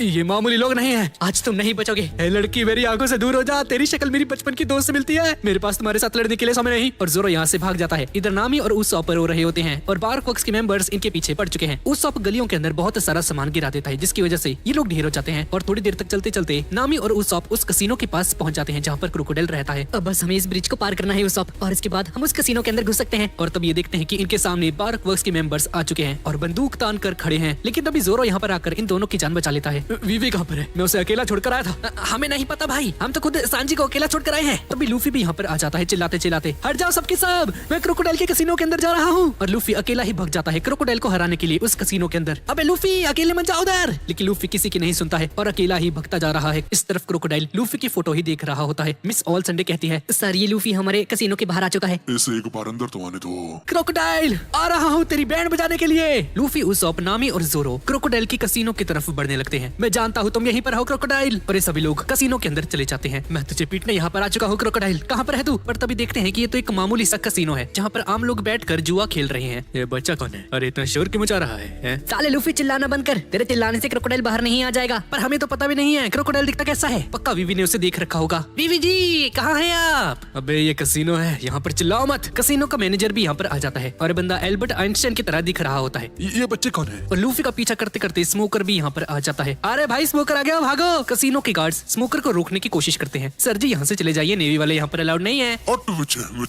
सवाल है। स्मोकर को यहाँ पर देखकर सभी लोग घबरा जाते हैं। मिस ऑल संडे भी यहाँ पर आ जाती है। उसे देखकर मैनेजर बुरी तरह से डर जाता है। क्या चाहिए तुम्हें? उन सभी को वीआईपी रूम में भेज दो, ये क्रोकोडाइल का ऑर्डर है। और इस तरफ ये सभी लोग स्मोकर से बचते हुए भाग रहे होते हैं। और तभी कुछ कसीनो वाले इन्हें बुला रहे होते हैं वीआईपी रूम के अंदर। ये देखो हमारा स्वागत हो रहा है।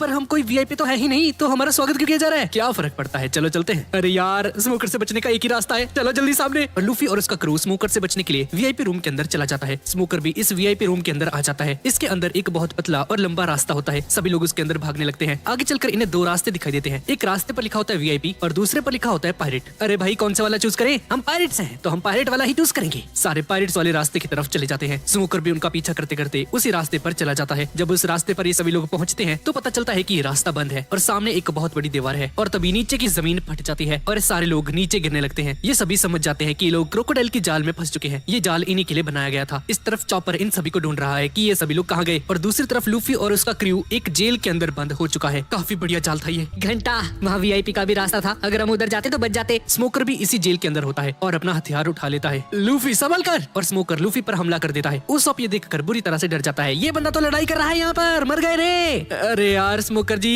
रहने दो यार, अभी कल करते हैं। मेरे अंदर बिल्कुल ताकत नहीं है अभी, सच्ची में पता नहीं मेरे शरीर को क्या हो गया, मैं हिल नहीं पा रहा। हाँ ऐसा इसलिए क्योंकि ये एक खास तरह की जेल है जो कि डेविल फ्रूट यूजर्स के लिए बनी हुई है। इस जेल के सारे सामान में समुद्र के तत्व हैं, जिसकी वजह से तुम्हें ऐसा लग रहा है कि तुम समुद्र के अंदर हो। और समुद्र के अंदर हम अपनी डेविल फ्रूट की ताकत को यूज नहीं कर सकते। नेवी इस जेल का इस्तेमाल करती है डेविल फ्रूट यूजर्स को रोकने के लिए। लूफी के ऊपर से अपना हथियार हटा इसी वक्त, वरना तुझे यहीं पर काट डालूंगा। अरे भाई इधर तो लड़ाई हो रही है। और तभी जेल के बाहर से एक हंसने की आवाज आने लगती है। उस कुर्सी के पीछे कोई ना कोई तो बैठा है, लेकिन स्मोकर इस आवाज को पहचान लेता है। क्रोकोडाइल, क्या ये तुम हो? क्या क्रोकोडाइल? और तभी क्रोकोडाइल इन सभी के सामने आ जाता है। उसे देखकर नामी और उसॉप बुरी तरह से डर जाते हैं और अपने हाथ ऊपर कर लेते हैं। तो यही है समुद्र के 7 वॉरलॉर्ड्स में से एक। हाँ तुम सभी लोग अब मरने वाले हो और चिंता मत करो स्मोकर, मैं उन नेवी वालों से कह दूंगा कि स्मोकर स्ट्रॉ हेड क्रू से लड़ते वक्त शहीदी को प्राप्त हो गया। वैसे भी सभी लोग मेरी बातों का यकीन करेंगे क्योंकि मैं एक वॉरलॉर्ड हूँ। तो तुम ही क्रोकोडाइल हो? हाँ मैं तुम्हें छोड़ूंगा नहीं, इधर आओ। लूफी जेल को टच कर लेता है और जमीन पर वापस गिर जाता है। और तुम्हें राजकुमारी की चिंता करने की कोई जरूरत नहीं है, उसे भी इधर लाने की तैयारी चालू कर दी गई है। इस तरफ राजकुमारी वीवी बारक वर्क्स के मेंबर से घिरी हुई है, लेकिन वीवी इन सभी से लड़ाई नहीं कर पाती और हार जाती है। राजकुमारी जी अब आपका खेल खत्म होता है।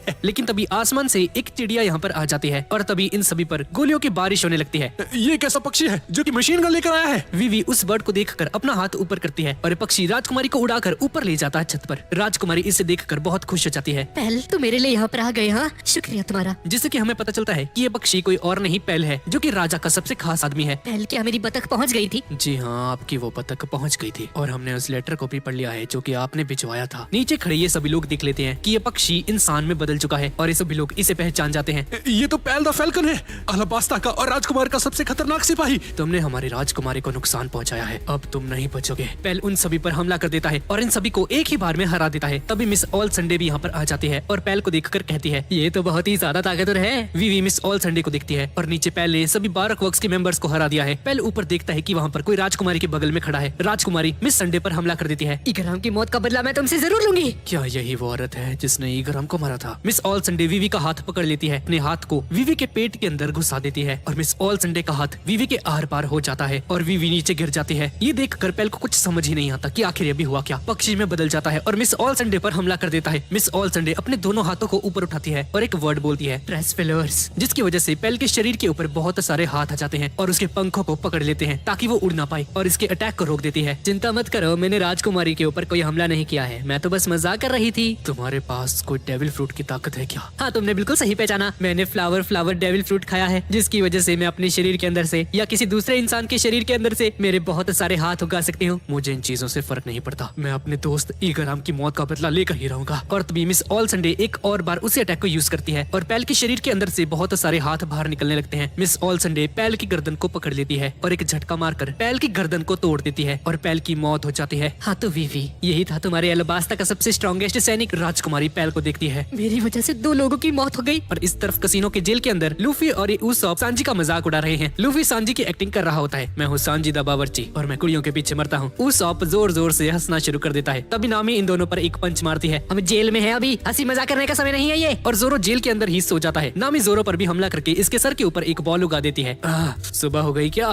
उठ जा जोरो, उठ जा। क्रोकोडाइल ये सारी बातें बैठा हुआ सुन रहा होता है। अबे ओ क्रोकोडाइल, अगर तुझमें हिम्मत है तो हमें खोल के दिखा। हमारा कैप्टन लूफी तेरी चटनी बना देगा, समझा ना? हाँ, नामी ने बिल्कुल सही कहा, तेरी चटनी बना दूंगा मैं, एक बार खोली से। हाँ, सही वक्त आने पर तुम्हें जेल से बाहर भी निकाला जाएगा। और तभी इसी जगह पर कोई आने लगता है। ये कौन है? आओ मिस वेडनेसडे, ये सारा खाना तुम्हारे लिए ही है, चलो पार्टी करते हैं। पर तभी हम देखते हैं कि ये प्रिंसेस वीवी है जो कि खुद क्रोकोडाइल के सामने आ चुकी है चलकर और क्रोकोडाइल पर हमला कर देती है। क्रोकोडाइल, अगर तुम इस कंट्री में नहीं आते तो इस कंट्री में बहुत शांति होती। वैसे कौन सा हथियार यूज करने वाली हो तुम? Peacock string slasher? हाँ, क्या ये लड़की पागल हो चुकी है?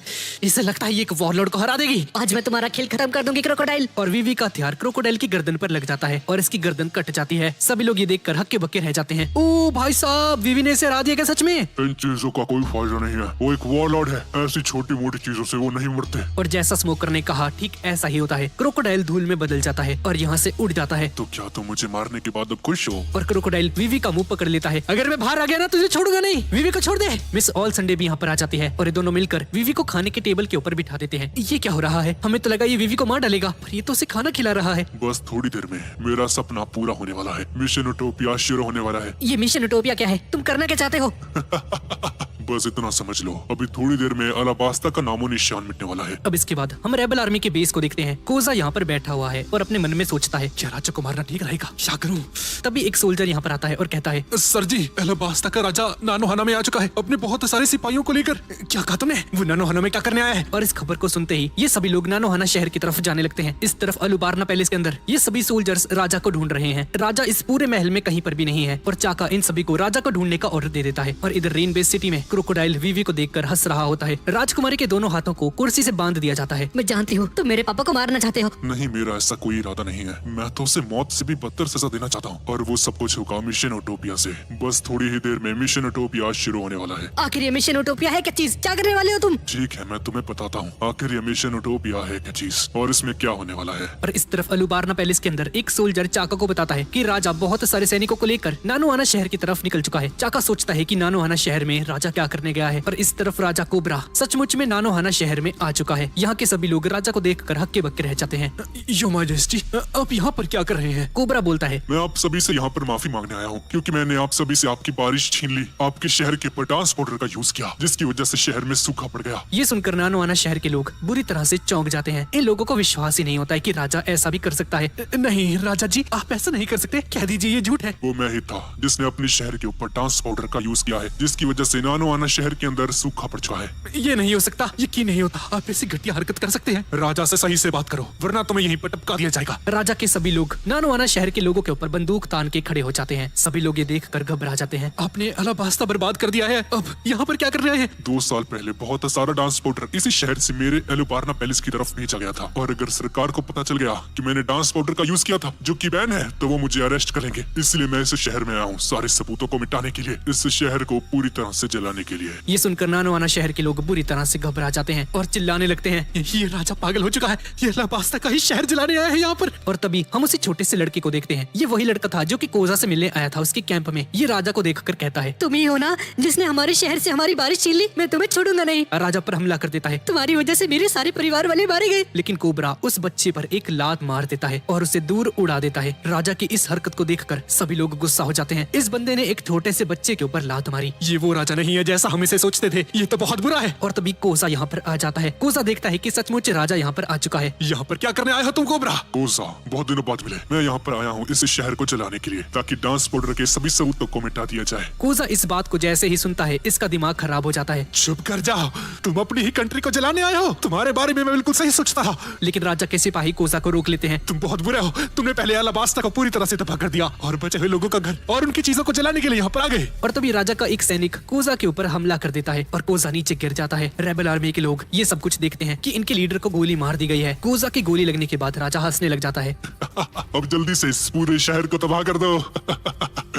क्या आप सच में शहर को जलाने वाले हैं? और राजा के सभी सैनिक शहर को जलाना शुरू कर देते हैं और हर जगह तोड़ फोड़ मचाना शुरू कर देते हैं। और कोजा नीचे पड़ा हुआ है जमीन पर। और तभी मिस्टर वन और डबल फिंगर एक बहुत बड़ी सी शिप लेकर आ जाते हैं। इस शिप को नानोआना शहर की तरफ उड़ा देते हैं और सभी लोगों की नजर उस विशाल काई शिप पर जाती है जो कि नानोआना शहर की तरफ आ रही है। शहर के बीचों बीच लैंड करती है और आधा शहर इस शिप के अंदर दब जाता है। हर तरफ तबाही मच जाती है। सभी लोग डर के मारे इधर उधर भागने लगते हैं। राजा ये सब देखकर हंसने लगता है। मुझे लगता है मेरा नाटक को मुझे बंद कर देना चाहिए। और एक अजीब से क्राउन को पहन लेता है और हमें पता चलता है कि ये राजा और कोई नहीं बल्कि मिस्टर 2 है जो कि राजा का फेस बदल कर यहाँ पर आया है। और ये सभी राजा के सैनिक नहीं है, ये सभी दरअसल बारक वर्क्स के मेंबर्स हैं। रेबल आर्मी के सोल्जर्स कोजा को उठाने की कोशिश करते हैं। सर क्या आप ठीक है? राजा यहाँ से जा चुका है। मिस्टर 2 यहाँ से भाग जाता है। ऑपरेशन यूटोपिया तो बिल्कुल सही चल रहा है। शहर के लोग आग को बुझाने की कोशिश करते हैं और मिस्टर 2 यहाँ से जा रहा होता है। लेकिन तभी गलियों के बीच में ये छोटा सा बच्चा यहाँ पर सब कुछ देख रहा होता है। इस बच्चे ने सब कुछ देखा कि इसने राजा का फेस बदला और इस सारा ड्रामा किया यहाँ पर। इसका मतलब है ये असली राजा नहीं है। मुझे रेबल आर्मी को ये बात बतानी होगी। लेकिन तभी वो छोटा बच्चा अपने पीछे मिस्टर 1 और डबल फिंगर को देखता है। लगता है तुमने बहुत सारी चीजें जान ली हैं बच्चे।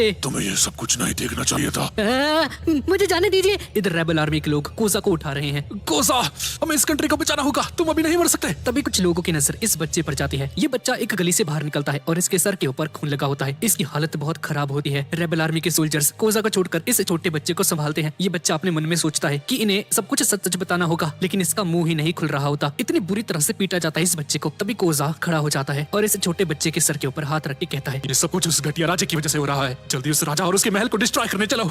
सर हमारे पास इतने हथियार नहीं है कि हम लड़ाई कर सके। हथियारों की चिंता मत करो, ये शिप जो भी लैंड करी है ये एक आर्मरी शिप है। इसके अंदर बहुत सारे हथियार होंगे। उन हथियारों को उठाओ और सीधा राजा की तरफ चलो। वो डरपोक अभी अपने महल में जाकर छुप गया होगा। इस तरफ हम सभी बारक वर्क्स के एजेंट्स को देखते हैं। ये सभी राजा के महल की तरफ जा रहे हैं और इस तरफ कोजा इन सभी को ऑर्डर देता है, रास्ते में तुम्हें जितने भी राजा के सोल्जर्स दिखे उन्हें जान से मार दो। शायद हमारा आखिरी मिशन होगा और इसके बाद रेबल आर्मी की मौत हो जाएगी, पर हमें राजा को मार कर ही मरना है। और सभी रेबल आर्मी के सोल्जर्स ये सुनकर बहुत ज्यादा उत्साह से भर जाते हैं। हाँ हम तैयार हैं। और इस तरफ अलुबार्ना पैलेस के अंदर राजा के कुछ सोल्जर्स चाका को बताते हैं, यो मजेस्टी राजा अभी नानोआना शहर में दिखे थे और वहाँ पहुँचते ही उन्होंने पूरे शहर में आग लगा दी। सभी लोगों की जान खतरे में है सर। ये सुनकर चाका को बहुत ज्यादा गुस्सा आ जाता है। ये नहीं हो सकता, ये क्या बकवास है? राजा ऐसा कभी नहीं कर सकता। सर हमें तो यही खबर मिली है और हमें ये भी खबर मिली है कि रेबल आर्मी इसकी वजह से बहुत गुस्सा है, हमारे महल की तरफ ही आ रही है हम पर हमला करने के लिए। चाका को इसकी बातें सुनकर यकीन नहीं होता। मैं क्रोकोडाइल को छोड़ूंगा नहीं। चाका अपनी तलवार निकाल लेता है। जंग के लिए तैयार हो जाओ। और इस तरफ रेन बेस सिटी में कसिनो के अंदर सभी लोग उसके प्लान को सुनकर हक्के बक्के रह जाते हैं और क्रोकोडाइल इन्हें अपना सारा प्लान समझा देता है। इसका प्लान सुनकर वीवी बहुत ज्यादा गुस्सा हो जाती है और चिल्लाकर कहती है, चुप हो जाओ,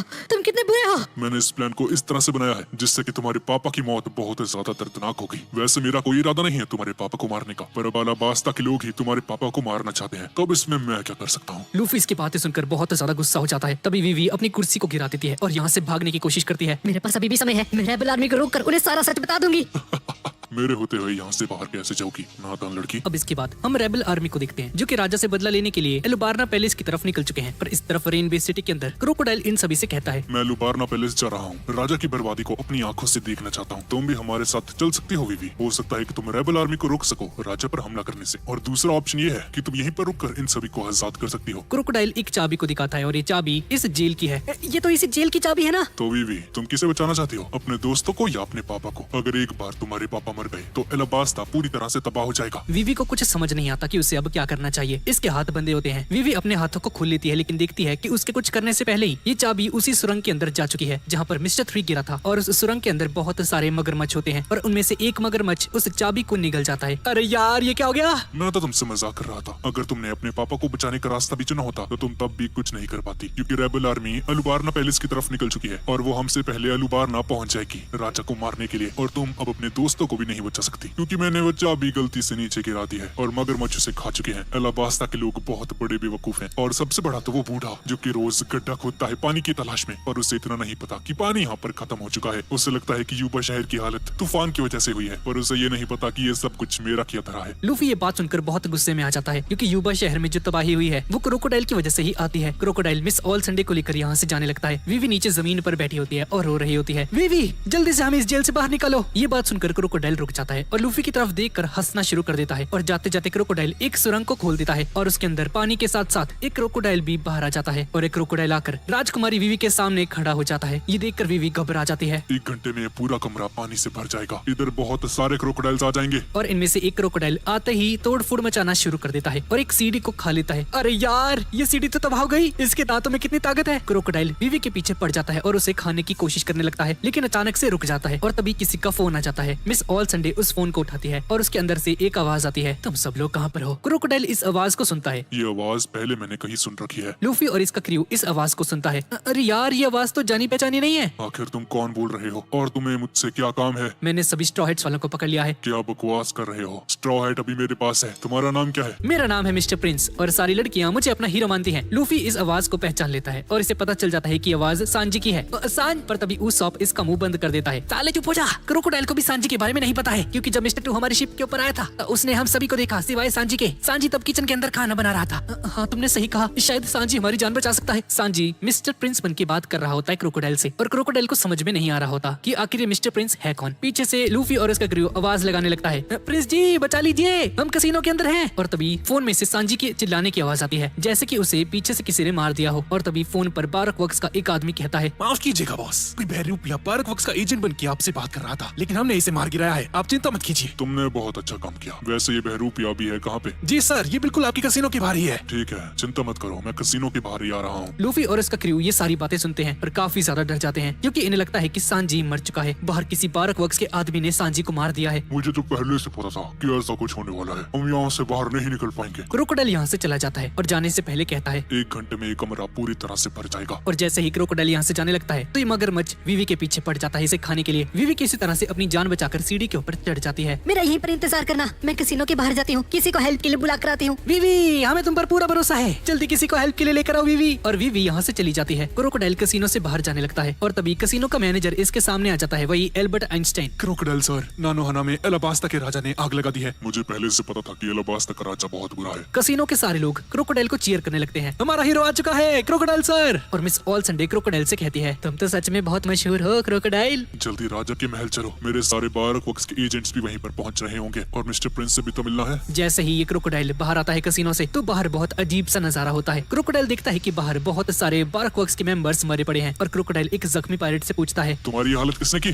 जी सर, कोई मिस्टर प्रिंस नाम का बंदा था और अकेला हम सबको मार कर गया है। क्रोकोडाइल समझ जाता है कि मिस्टर प्रिंस अभी भी जिंदा है। क्रोकोडाइल अपने सामने देखता है और देखता है कि एक आदमी इससे छुपकर यहाँ से भाग रहा होता है। क्रोकोडाइल समझ जाता है कि यही मिस्टर प्रिंस है। अब तुम मुझसे नहीं बच सकते। क्रोकोडाइल उस बंदे के पीछे पड़ जाता है और उसका पीछा करने लगता है। अंदर विवी छुपते छुपाते कैसीनो से बाहर जाने लगती है, लेकिन जैसे ही कैसीनो के गेट पर आती है तो इसे पता चलता है कि किसी ने इस कैसीनो का ब्रिज तोड़ दिया है और ब्रिज के ऊपर पानी भर चुका है, जिसकी वजह से कोई भी इस ब्रिज को अब पार नहीं कर सकता। अरे यार, अब मैं किसी को हेल्प के लिए कैसे बुलाऊंगी? लेकिन तभी राजकुमारी के पीछे से एक आवाज आती है, आपका प्रिंस आपकी हेल्प के लिए आ चुका है विवी। और ये बंदा कोई और नहीं सांजी है। सांजी कैसीनो के अंदर बैठा हुआ है और कोई गेम खेल रहा है। विवी सांजी को देखकर बहुत खुश हो जाती है। सांजी, तुम जिंदा हो? हाँ, मैं जिंदा हूँ विवी, और वो ब्रिज मैंने ही तोड़ा है ताकि क्रोकोडाइल यहाँ पर वापस ना जाए। जल्दी मुझे लूफी के पास लेकर चलो, उन्हें आजाद भी तो करना है। अब इसके बाद वीवी सांजी को सभी के सभी क्रू मेंबर्स के पास लेकर जाने लगती है। पर सांजी, बारक वक्स के एक मेंबर ने कहा था कि उसने तुम्हें मार दिया है। क्या मुझे? ये सब तो प्लान का एक हिस्सा था। मैंने और चॉपर ने बारक वक्स के एक आदमी को पकड़ लिया था। हमने उसे बहुत पीटा और फिर उससे फोन पर बुलवाया कि उसने मिस्टर प्रिंस को मार दिया है, ताकि हम थोड़ी देर के लिए क्रोकोडाइल का ध्यान भटका सके। उसके बाद मैंने चॉपर को मेरे कपड़े पहना दिए और उसे मिस्टर प्रिंस बना दिया, और चॉपर ने मिस्टर प्रिंस बन के सभी बारक वक्स के मेंबर्स को मार दिया। और अब तक तो क्रोकोडाइल को इसके बारे में पता चल चुका होगा और चॉपर को मिस्टर प्रिंस समझकर उसका पीछा कर रहा होगा। फिर तो वो चॉपर को मार देगा। वीवी, तुम चॉपर की चिंता बिल्कुल मत करो। उसके पास बचने की एक ट्रिक है जिसका यूज करके वो क्रोकोडाइल से आसानी से बच जाएगा। और इस तरफ क्रोकोडाइल चॉपर का पीछा करते करते शहर के बीचों बीच आ चुका है, लेकिन चॉपर अपना छोटा वाला रूप ले लेता है और क्रोकोडाइल को आसानी से चकमा दे देता है। इस तरफ लूफी और उसका क्रू बुरी तरह से डरे हुए हैं। पानी पानी, हम मरने वाले हैं। ये सभी लोग जेल के अंदर बंद हैं और कमरे के अंदर पानी भरता जा रहा है और वो बड़ा सा मगरमच्छ भी इनके सामने खड़ा हुआ है। साले क्रोकोडाइल, अगर हिम्मत है तो इस जेल को तोड़ के दिखा। ये सुनकर क्रोकोडाइल की ईगो हर्ट हो जाती है और इस जेल को तोड़ने की कोशिश करता है, पर ये जेल बहुत ज्यादा मजबूत होती है और इस मगरमच्छ के दांत ही टूट जाते हैं। अरे यार, ये जेल किस चीज की बनी है? सब लोग डर के मारे चिल्ला रहे होते हैं, लेकिन ये स्मोकर आराम से बैठा होता है और कुछ सोच रहा होता है। अबे स्मोकर, कर ले कुछ, कितनी आराम से बैठा है, क्या सोच रहा है? क्रोकोडाइल के साथ वो जो लड़की रहती है, मुझे उसका नाम नहीं आता रहा, लेकिन गवर्नमेंट ने पिछले 20 सालों से उस पर एक बाउंटी लगा रखी है। उस लड़की के ऊपर 70 मिलियन की बाउंटी है। नाम ये सुनकर हैरान रह जाती है। ये तो क्रोकोडाइल की बाउंटी के बराबर है। इसका तो यही मतलब है कि वो लड़की क्रोकोडाइल जितनी ही बराबर स्ट्रॉन्ग है। ये सब बातें छोड़ो, पानी देखो कितना ऊपर आ गया। लूफी पानी को देखकर बहुत ज्यादा डर जाता है और यहीं पर बेहोश हो जाता है। अबे लूफी, संभाल खुद को। नामी सीढ़ियों की तरफ देखती है और अपने मन में सोचती है, कहीं वीवी भाग तो नहीं गई? वो हेल्प के लिए कब तक आएगी? अगर मैं थोड़ा सा और ताकतवर स्पोर्ट्समैन होता तो इस पिंजरे को 2 सेकंड के अंदर काट देता। मैं अब भी बहुत कमजोर हूँ। लेकिन तभी इस क्रोकोडाइल के चिल्लाने की आवाज आती है और हमें पता चलता है कि सांजी यहाँ पर आ चुका है और इसने एक ही लात में क्रोकोडाइल को हवा में उड़ा दिया है। सांजी को जिंदा देखकर सभी लोग हैरान रह जाते हैं और सांजी कहता है, so guys, how can I help you? मैं तुम्हारी मदद के लिए यहाँ पर आया हूँ। तुम्हारा दोस्त आ चुका है, सांजी बचा ले भाई। शुक्र है कोई तो आया। सांजी, जल्दी हमें बाहर निकालो। सांजी नामी को देखकर बहुत सारा खुश हो जाता है। ओह नामी जी, लगता है आप मुझे पसंद करने लगे हैं। और सांजी नाचना शुरू कर देता है। क्या ये बंदा? सांजी साले सिंप। लूफी देखता है कि सीढ़ी के ऊपर वीवी बैठी हुई है और समझ जाता है कि वीवी सांजी को यहाँ पर लेकर आई है। चिंता मत करो, सब कुछ कंट्रोल में है। सांजी के सामने बहुत सारे क्रोकोडाइल्स आ चुके हैं। लगता है मुझे इन सभी को हराना होगा। लेकिन तभी स्मोकर कहता है, रुक जाओ लड़के, उस तीसरे नंबर वाले क्रोकोडाइल के अंदर हमारी चाबी है। क्रोकोडाइल को हराओ और उस चाबी को बाहर निकाल दो। और जैसा कि स्मोकर ने कहा, सांजी बिल्कुल ऐसा ही करता है। सांजी तीसरे नंबर वाले क्रोकोडाइल पर हमला करता है, लेकिन इसके पेट के अंदर से एक बहुत अजीब सी बॉल बाहर आती है। इसके पेट से ये क्या बाहर निकला? ये अजीब सी बॉल टूटने लगती है और अचानक से इस बॉल के अंदर से बाहर निकलता है मिस्टर 3। और ये वही क्रोकोडाइल था जिसने मिस्टर 3 को खा लिया था। मिस्टर 3 बाहर आकर चिल्लाकर कहता है, आखिरकार मैं आजाद हो गया, मुझे बहुत प्यास लग रही है। ये सभी लोग मिस्टर 3 को देखकर हैरान रह जाते हैं। बस इसी की कमी थी, ये भी आ गया मिस्टर 3। मिस्टर 3 नीचे जमीन पर पड़ा हुआ गंदा पानी पीना शुरू कर देता है। मैं पहले जैसा हो चुका हूँ। अच्छा हुआ जब वो क्रोकोडाइल मुझे खाने वाला था, उससे पहले ही मैंने अपनी डेविल फ्रूट की ताकत का यूज करके एक वैक्स की बॉल अपने आसपास लपेट ली थी, जिसकी वजह से मैं जिंदा बच गया। मिस्टर 3 देखता है कि उसके सामने एक चाबी है। उस चाबी को उठाता है। आखिर ये किस चीज की चाबी है? पीछे ये सारे लोग चिल्ला रहे होते हैं, अबे ओ, हमको दे ये चाबी, हमारी है ये। मिस्टर 3 इन सभी को देखता है और बुरी तरह से डर जाता है। अरे तुम यहाँ पर भी आ गए, तुम यहाँ क्या कर रहे हो? मिस्टर 3 समझ जाता है कि क्रोकोडाइल ने इन सभी को जेल के अंदर डाल दिया है और ये इनके जेल की चाबी है। तभी सांजी इसके सामने आ जाता है और इसको देखकर इसकी आंखें बाहर आ जाती हैं। चुपचाप इस चाबी को दे दे मिस्टर 3। अरे भाई तुम कौन हो? मिस्टर 3 इस चाबी को दूर फेंक देता है मैं लोगों की जान नहीं बचाऊंगा।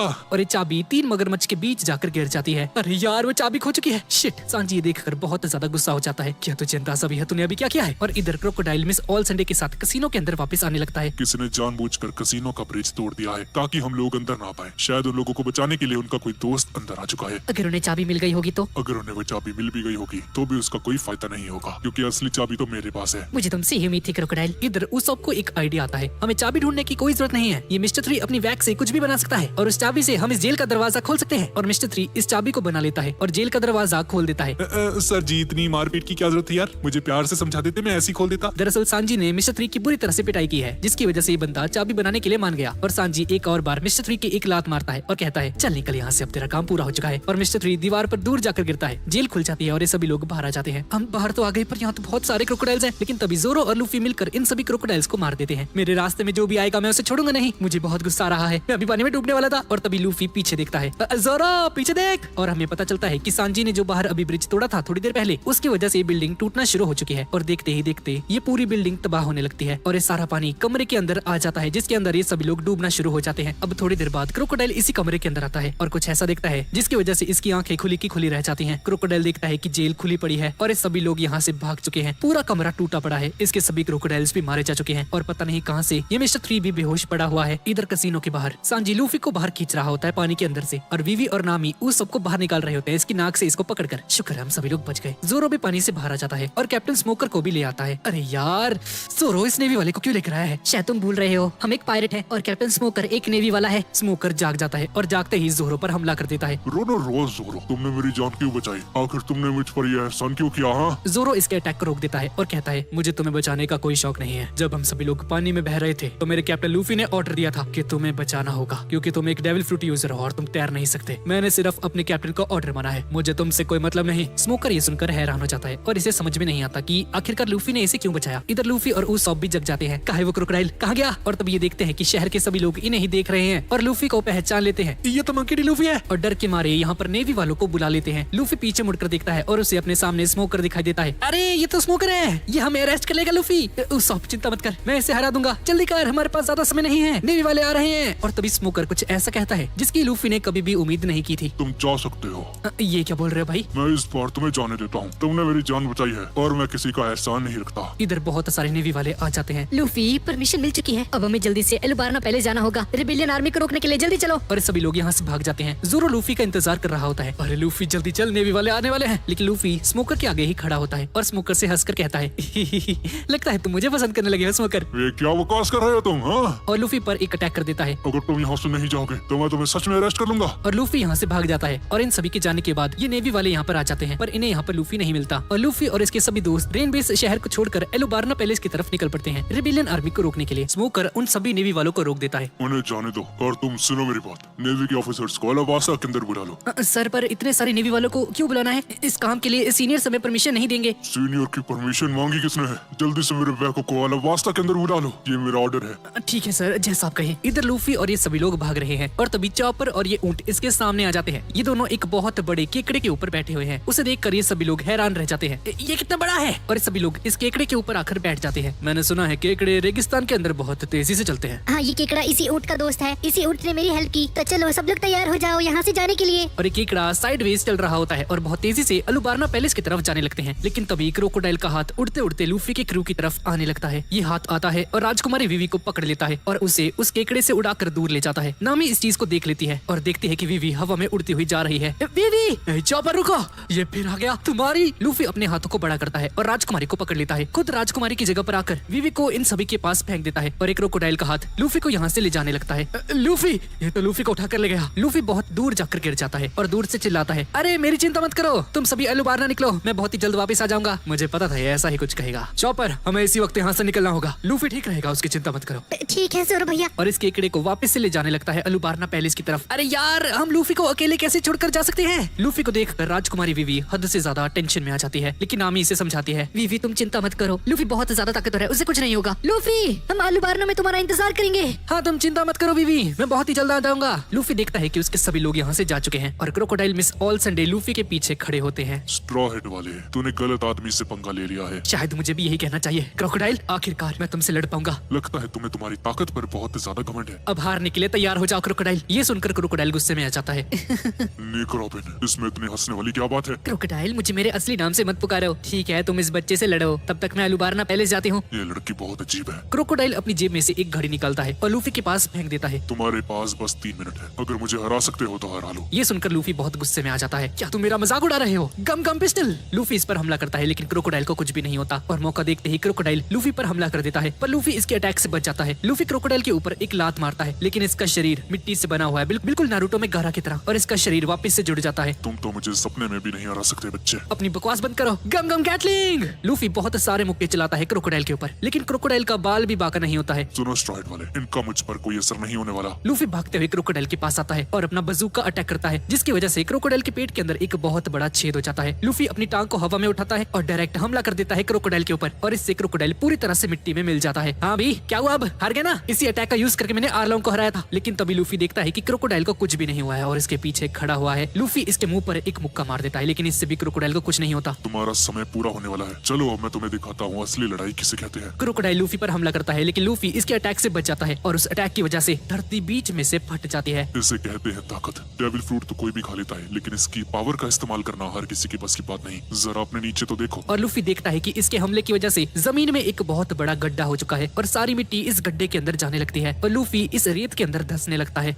ये तो मुझे अपने अंदर खींच रहा है। गम गम बज़ूका। लूफी जमीन जमीन पर एक अटैक करके हवा में उछल जाता है और उछलते हुए क्रोकोडाइल पर हमला करता है। लेकिन इस बार लूफी को अपने हाथ पर कुछ महसूस होता है और जमीन पर गिर जाता है। मेरी बाजू। और हम देखते हैं कि क्रोकोडाइल ने लूफी के हाथ को पूरी तरह से सुखा दिया है। लूफी अपनी पानी की बोतल के पास जाता है और पानी पीते ही इसका हाथ वापस से पहले जैसा हो जाता है। क्या तुम बस यही कर सकते हो क्रोकोडाइल? ये पानी मुझे यूबा शहर के उसी बूढ़े आदमी ने दिया था, इसी की वजह से मैं बच चुका हूँ। लूफी क्रोकोडाइल पर एक अजीब सा हमला करता है और इसके सर को निगल जाता है।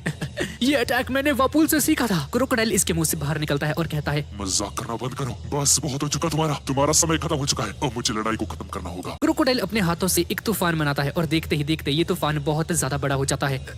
मिट्टी मेरी आंखों में जा रही है। इधर रेनबे सिटी के अंदर से भी ये तूफान दिखना शुरू हो जाता है। ये क्या चीज है? कैप्टन स्मोकर को ये बताना होगा। स्मोकर भी ये देख रहा होता है और समझ जाता है कि क्रोकोडाइल कर रहा है। और इधर लूफी का क्रू भी इस तूफान को देख रहा होता है और विवी समझ जाती है कि ये सब कुछ क्रोकोडाइल कर रहा है। इधर क्रोकोडाइल कहता है, ये तूफान यूबा शहर जा रहा है, यूबा शहर को पूरी तरह से तबाह कर देगा और वो बूढ़ा आदमी भी मर जाएगा। अगर हिम्मत है तो मुझसे लड़ो। उस बूढ़े आदमी ने तुम्हारा क्या बिगाड़ा है? लूफी उस तूफान को रोकने के लिए उसकी तरफ आगे बढ़ता है, लेकिन इसका कोई भी फायदा नहीं है। एक इंसान एक तूफान को कैसे हरा सकता है? इसका कोई फायदा नहीं है। इस तूफान को तो मैं खुद भी नहीं रोक सकता। इसके लिए तुम बहुत पछताने वाले हो क्रोकोडाइल। ये आज तक का सबसे बड़ा वाला तूफान है यूबा शहर की तरफ, और यूबा शहर को पूरी तरह से चकनाचूर कर देगा। जरा सोच के देखो, उस शहर में उस बूढ़े आदमी की हड्डियां तक नहीं मिलेंगी। लूफी गुस्से में क्रोकोडाइल का गला पकड़ लेता है। ये सब करना बंद करो। तभी लूफी को कुछ महसूस होता है और लूफी बहुत हैरानी से क्रोकोडाइल को देखने लगता है। तुम्हें क्या लगता है मैं कौन हूँ? हाँ, और हम देखते हैं कि क्रोकोडाइल ने अपना हुक लूफी के पेट के अंदर घुसा दिया है और लूफी को हवा में उठा लेता है। तुम्हारी ताकत और मेरी ताकत में बहुत अंतर है बच्चे। तुम्हें ग्रैंड लैंड में कभी आना ही नहीं चाहिए था। मैं एक वॉरलॉर्ड हूँ। और इस अटैक की वजह से लूफी बुरी तरह से जख्मी हो जाता है और इसके पेट से खून निकलना शुरू हो जाता है। इस तरफ यूबा शहर के अंदर इस बूढ़े आदमी को गड्ढा खोदते हुए बहुत सारा पानी मिल जाता है। मैं जानता था मुझे यहाँ से एक दिन पानी जरूर मिलेगा। मैंने सारा बचा खुचा पानी उस छोटे बच्चे को दे दिया था। पता नहीं इस वक्त वो किस हालत में होगा। इस तरफ लूफी क्रोकोडाइल से हार चुका है। मेरा भेजा हुआ तूफान अब तक यूबा शहर पहुँच गया होगा और वो बूढ़ा आदमी मरने वाला है। लूफी क्रोकोडाइल का हाथ पकड़ लेता है। अच्छा, तो तुम अभी भी जिंदा हो? हाँ। और क्रोकोडाइल लूफी को वापस से उस गड्ढे के अंदर फेंक देता है। लूफी फिसलते हुए बेजान हालत में उस गड्ढे के अंदर जाकर गिर जाता है। लूफी को बहुत ज्यादा दर्द हो रहा होता है।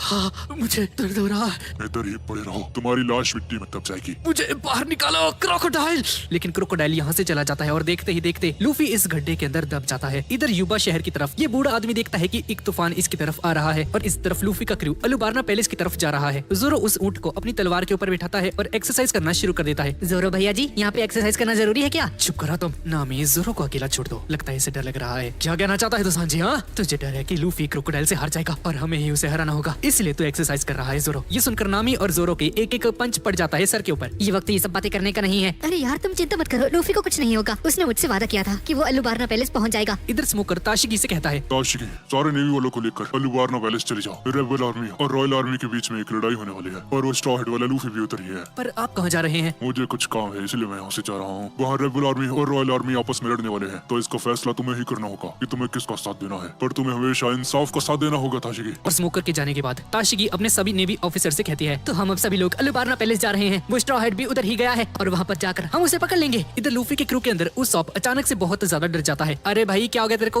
उसॉप मैप खोलता है और बताता है, अरे यार हमारे रास्ते में एक नदी आने वाली है, इसे कैसे पार करेंगे? ये रेगिस्तान वाला केकड़ा है, ये पानी के अंदर नहीं तैर सकता। और तभी ये नदी इनके सामने आ जाती है। मेरे पास एक आइडिया है इसे पार करने का। ये केकड़ा इसी ऊंट का दोस्त है और ये भी बहुत ज्यादा ठरकी है। और चॉपर अपने प्लान के अकॉर्डिंग नामी की जैकेट को उतार देता है और ये देखकर ये दोनों ठरकी ऊंट और ये सांजी इसकी तारीफ करने लगते हैं। और ये केकड़ा भी नामी को इस ड्रेस में दिखता है और इसकी रफ्तार अचानक से बहुत ज्यादा तेज हो जाती है। इसकी स्पीड इतनी ज्यादा बढ़ जाती है कि ये पानी के ऊपर चलने लगता है। अरे ये तो कमाल हो गया, हमने आधी नदी को पार कर लिया है। वो जमीन हमारे सामने ही है। लेकिन तभी ये केकड़ा डूब जाता है। किसी काम का नहीं है ये केकड़ा। कोई बात नहीं, हमने आधी नदी को पार कर लिया है दोस्तों। अब इसके बाद हम खुद चले जाएंगे। थैंक यू पिंसर्स, आपका शुक्रिया। ये सभी लोग इस केकड़े को छोड़कर यहाँ से जाने लगते हैं। लेकिन तभी इनके सामने एक बहुत बड़ी मछली आ जाती है। वीवी चिल्लाकर इन सभी को बताती है, ये मछली इंसानों को खाती है। और ये सभी लोग अपनी जान बचाकर यहाँ से भागने लगते हैं। लेकिन तभी हम देखते हैं कि पानी के नीचे बहुत सारे टर्टल्स आ जाते हैं और इस मछली को पीट देते हैं। ये सारे टर्टल्स इस मछली को हरा देते हैं और इन सभी को नदी पार करवा देते हैं। और लूफी का क्रू इनका शुक्रिया अदा करता है। हमने नदी को पार कर लिया है, पर हम अलुबार्ना पैलेस कैसे जाएंगे? अब तो हमारे पास वो केकड़ा भी नहीं है और अगर पैदल जाएंगे तो बहुत देर हो जाएगी और हमसे पहले रेबल आर्मी वहाँ पर पहुँच जाएगी। लेकिन तभी नामी देखते हैं कि उसके सामने से कुछ आ रहा है और ये कोई और नहीं बल्कि कारू और उसके परिवार वाले हैं। कारू अपने फैमिली मेंबर्स को लेकर यहाँ पर आ जाते हैं ताकि इन सभी को अलुबार्ना पैलेस लेकर जा सके। इधर रेनबेस सिटी के बाहर उस गड्ढे के अंदर लूफी फंसा हुआ है। लूफी का पूरा शरीर इस मिट्टी के अंदर है, बस इसका चेहरा ही बाहर है। सच में क्रोकोडाइल ने मुझे हरा दिया, वो सच में बहुत ज्यादा ताकतवर है। लूफी बाहर निकलने की कोशिश करता है पर वो मिट्टी इसके चेहरे पर भी आने लगती है और धीरे धीरे करके लूफी उस मिट्टी के अंदर दफन हो जाता है। इसके बाद हम ऑल संडे को देखते हैं जो कि यहाँ पर आ जाती है और अपने डेविल फ्रूट की ताकत का यूज करके लूफी को बाहर निकालती है। लूफी बाहर आता है और जोर जोर से सांसें लेना शुरू कर देता है। लूफी मिस ऑल संडे को देखता है। मेरी जान बचाने के लिए तुम्हारा शुक्रिया। मिस ऑल संडे लूफी को देखती है। शायद तुम जानते नहीं, क्रोकोडाइल बहुत ज्यादा ताकतवर है और मिस ऑल संडे लूफी को इसकी हैट दे देती है। और तभी पैल भी यहाँ पर आ जाता है। ये बंदा मरा नहीं है भाई। जब पहले ऑल संडे और पैल की लड़ाई हुई थी तो उसमें पैल की मौत नहीं हुई है। ये बंदा अभी भी जिंदा है और मिस ऑल संडे से कहता है, मैं तुम्हें छोड़ूंगा नहीं, मैं तुमसे लड़ाई नहीं करना चाहती, बस इस बच्चे की जान बचा लेना। इसी बच्चे ने तुम्हारी राजकुमारी को यहाँ तक पहुँचाया है और इसने क्रोकोडाइल से फाइट भी की ताकि राजकुमारी को बचा सके। और तुम चिंता मत करो, राजकुमारी बिल्कुल सही सलामत है। और मिस ऑल संडे यहाँ से चली जाती है। अरे यार, मैं उसे नहीं हरा पाया। पैल देखता है कि लूफी ने इसका हाथ पकड़ लिया है। मुझे मीट खाना है, मुझे बहुत भूख लग रही है। इधर रेबल आर्मी अलुबारना पैलेस की तरफ जा रही है। हम सभी कल तक पहुंच जाएंगे वहाँ पर, उसके बाद मैं उस राजा को छोड़ूंगा नहीं। इधर अलुबारना पैलेस के अंदर सभी सैनिकों ने तैयारी करनी शुरू कर दी है कल की जंग के लिए। अपने सारे कैनन बॉल्स और सारे हथियार बाहर निकाल लिए हैं और चाका अपने सभी सैनिकों से कहता है, जितने भी शहर वाले हैं उन सभी को कह दो शहर छोड़कर चले जाएं, क्योंकि मैं नहीं चाहता कि किसी की भी जान जाए। पर चाका के ऑर्डर पर जितने भी अलुबारना पैलेस के लोग हैं ये सभी अलुबारना पैलेस को छोड़कर जाने लगते हैं। हमें यहाँ से निकलना होगा,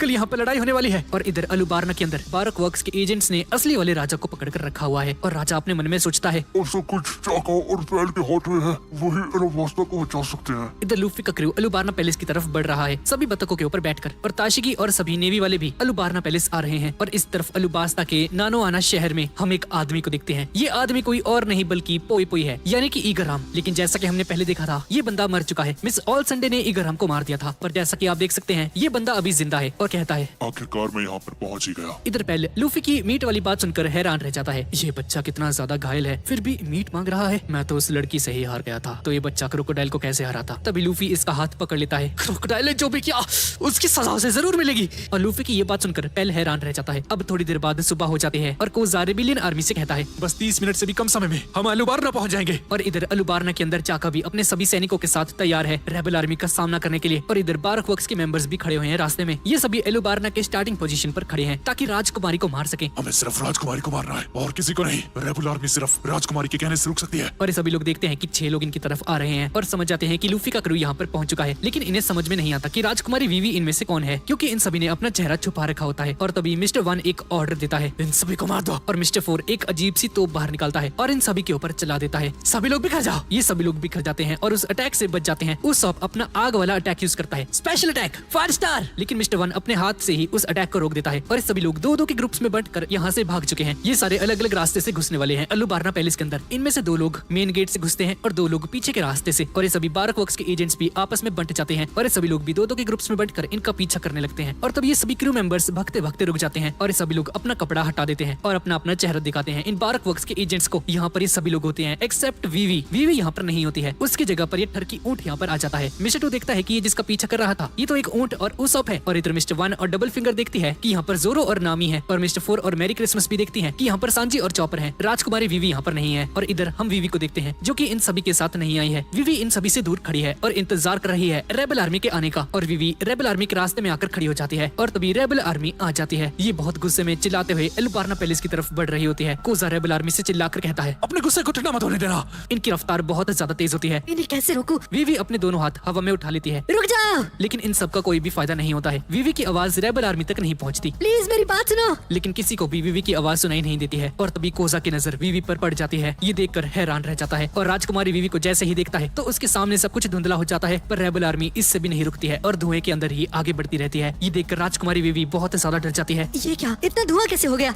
पक्का ये हमला रॉयल आर्मी ने किया है। और ये हमला अलुबारना पैलेस में किसी सैनिक ने किया है। चाका इन सभी पर गुस्सा करता है। बेवकूफ, मैंने अभी तुम्हें ऑर्डर नहीं दिया था हमला करने का। माफ करना बॉस, गलती से मेरा हाथ फिसल गया था, सॉरी। और हम देखते हैं कि इसके हाथ पर बारक वर्क्स का टैटू बना होता है, जिसका मतलब है कि रॉयल आर्मी के अंदर बारक वर्क्स के मेंबर्स मिले हुए हैं। और इधर धुएं के अंदर वीवी अभी भी इन सभी को रोकने की कोशिश कर रही है। और कोज़ा को लगता है कि ये शायद उसका वहम होगा कि उसने अभी वीवी को देखा। और कोज़ा राजकुमारी के बिल्कुल बगल में से निकल जाता है और राजकुमारी को नहीं देख पाता। तभी रेबल आर्मी आती है और राजकुमारी को कुचल कर चली जाती है। डरने की कोई जरूरत नहीं है, ये हमारा कुछ नहीं बिगाड़ सकते। और चाका देखता है कि रेबल आर्मी इनकी तरफ ही आ रही है। यही हमारा मौका है, तोप चला दो। और रॉयल आर्मी रेबिलियन आर्मी के ऊपर तोप चला देती है। बहुत सारे सैनिकों पर पर ये तोप लग जाती है और ऑन द स्पॉट ही मर जाते हैं और बची कुछ रेबल आर्मी एलुबार्ना पैलेस के अंदर घुस जाती है और इन दोनों के बीच में एक जंग शुरू हो जाती है। और इधर कारू ने राजकुमारी को ढक लिया था ताकि रेबल आर्मी इससे कुचल ना पाए। राजकुमारी सही सलामत बच जाती है, लेकिन कारू की हालत बहुत ज्यादा खराब हो जाती है। कारू, तुमने मुझे कवर किया, अब हम नहीं हार सकते। हमारे सारे दोस्त बहुत मेहनत कर रहे हैं, मुझे रेबल आर्मी को रोकना ही होगा। तभी उसप यहाँ पर आ जाता है। वीवी जल्दी से इस घोड़े पर बैठ जाओ, मैं तुम्हें रेबल आर्मी के पास लेकर चलता हूँ। पर कारू को कैसे लेकर चलेंगे? इसको यहीं पर छोड़ दो। ये सुनकर वीवी को यकीन नहीं होता कि उसप ऐसी बात कर सकता है, क्योंकि कारू और उसप बहुत अच्छे दोस्त हैं। उसप कारू के लिए कभी ऐसा नहीं कह सकता। तो मुझे अपनी पहचान दिखाओ कि तुम असली हो। उसप अपने हाथ पर बनी उस पट्टी को दिखाता है। ये देखो, मैं बिल्कुल असली हूँ। और ये देखकर राजकुमारी समझ जाती है कि उसप नकली है, क्योंकि जोरो ने कहा था कि उनकी असली पहचान इस पट्टी के अंदर है, ना कि ये पट्टी। हमारी असली पहचान इस पट्टी के अंदर है। अगर किसी को भी शक हो और अगर बोले कि पहचान दिखाओ और अगर सामने से वो इंसान पट्टी दिखा दे, तो समझ जाना कि वो इंसान नकली है, क्योंकि हमें अपनी पट्टी नहीं इसके अंदर बनाई क्रॉस दिखाना होगा। और उसप हंसने लग जाता है। तुम्हें कैसे पता चला कि मैं असली नहीं हूँ? और ये बंदा कोई और नहीं बल्कि मिस्टर 2 है। राजकुमारी जी, अब आपको मुझसे कोई नहीं बचा सकता। और इस तरफ हम असली वाले उसप को देखते हैं। मिस्टर 2 इसे पीट कर भाग चुका है। उसने मेरा चेहरा बना लिया है सांजी, और राजकुमारी वीवी की तरफ जा चुका है। क्या? तो मतलब कि वीवी अभी खतरे में है, मुझे उनकी जान बचानी होगी। उसप, मैं वीवी के पास जाता हूँ, तुम चॉपर के पास जाओ। चॉपर भी अभी अकेला है, वो अकेला मिस्टर 4 से फाइट कर रहा है। और ऐसा बोलकर सांजी वीवी की तरफ आगे बढ़ने लगता है उसकी हेल्प करने के लिए। लेकिन तभी इसके सामने बारक वक्स के कुछ गुंडे आ जाते हैं। ये सभी सांजी पर हमला करना शुरू कर देते हैं, लेकिन सांजी इन सभी को एक ही लात में हरा कर यहाँ से भाग जाता है। मेरे पास तुमसे लड़ने का समय नहीं, मुझे वीवी को बचाना होगा। और इस तरफ चॉपर अकेला लड़ रहा होता है। मिस्टर 4 और मैरी क्रिसमस से मिस मैरी क्रिसमस ने जमीन में बहुत सारे गड्ढे बना दिए हैं, और उन गड्ढों के अंदर से मिस्टर 4 बाहर निकल रहा होता है। ये मोटा बाहर निकलता है अपने हाथ में एक अजीब सा बैट लेकर, और इसी बैट से ये चॉपर पर हमला करने वाला है। और इधर मिस्टर 2 वीवी पर हमला कर रहा होता है। मैं तुम्हें इधर ही मार दूंगा ताकि तुम रेबल आर्मी को सच ना बता पाओ। और कारो बगल में घायल पड़ी है और ये सारी बातें सुन रही है। कारो खड़ी हो जाती है, वीवी को अपने ऊपर बिठाती है और अलुबार्ना की तरफ वीवी को लेकर जाने लगती है। तुम लोग मुझसे नहीं बच सकते। और मिस्टर 2 इन दोनों का पीछा करने लगता है। कारो की हालत बहुत ज्यादा खराब होती है। कारो चलने तक की हालत में नहीं होती है, लेकिन फिर भी वीवी को अपनी पीठ के ऊपर लाद कर अलुबार्ना पैलेस की तरफ लेकर जा रही होती है। कारो सीढ़ियों की तरफ आगे बढ़ने लगती है। कारू, मिस्टर 2 सीढ़ियों पर हमारा पीछा कर सकता है। ये सुनकर कारो अपना रास्ता बदल लेती है और चट्टान की तरफ भागने लगती है। तुम चट्टान के ऊपर से कैसे जाओगी? कारू चट्टान के ऊपर आगे बढ़ती है, अपने नाखूनों को चट्टान के अंदर गड़ा लेती है और कारू तेजी से चट्टान के ऊपर आगे बढ़ने लगती है। मिस्टर 2 नीचे से सब कुछ देख रहा होता है। ये क्या हो रहा है? ये बतख चट्टान पर कैसे चढ़ रही है? हाँ? कारू, तुमने तो कमाल कर दिया। कारू चट्टान को बस पार करने ही वाली होती है कि तभी इसकी ग्रिप छूटने लगती है और कारू नीचे गिरने लगती है। मिस्टर 2 ये देखकर हंसने लगता है। इससे कुछ फायदा नहीं,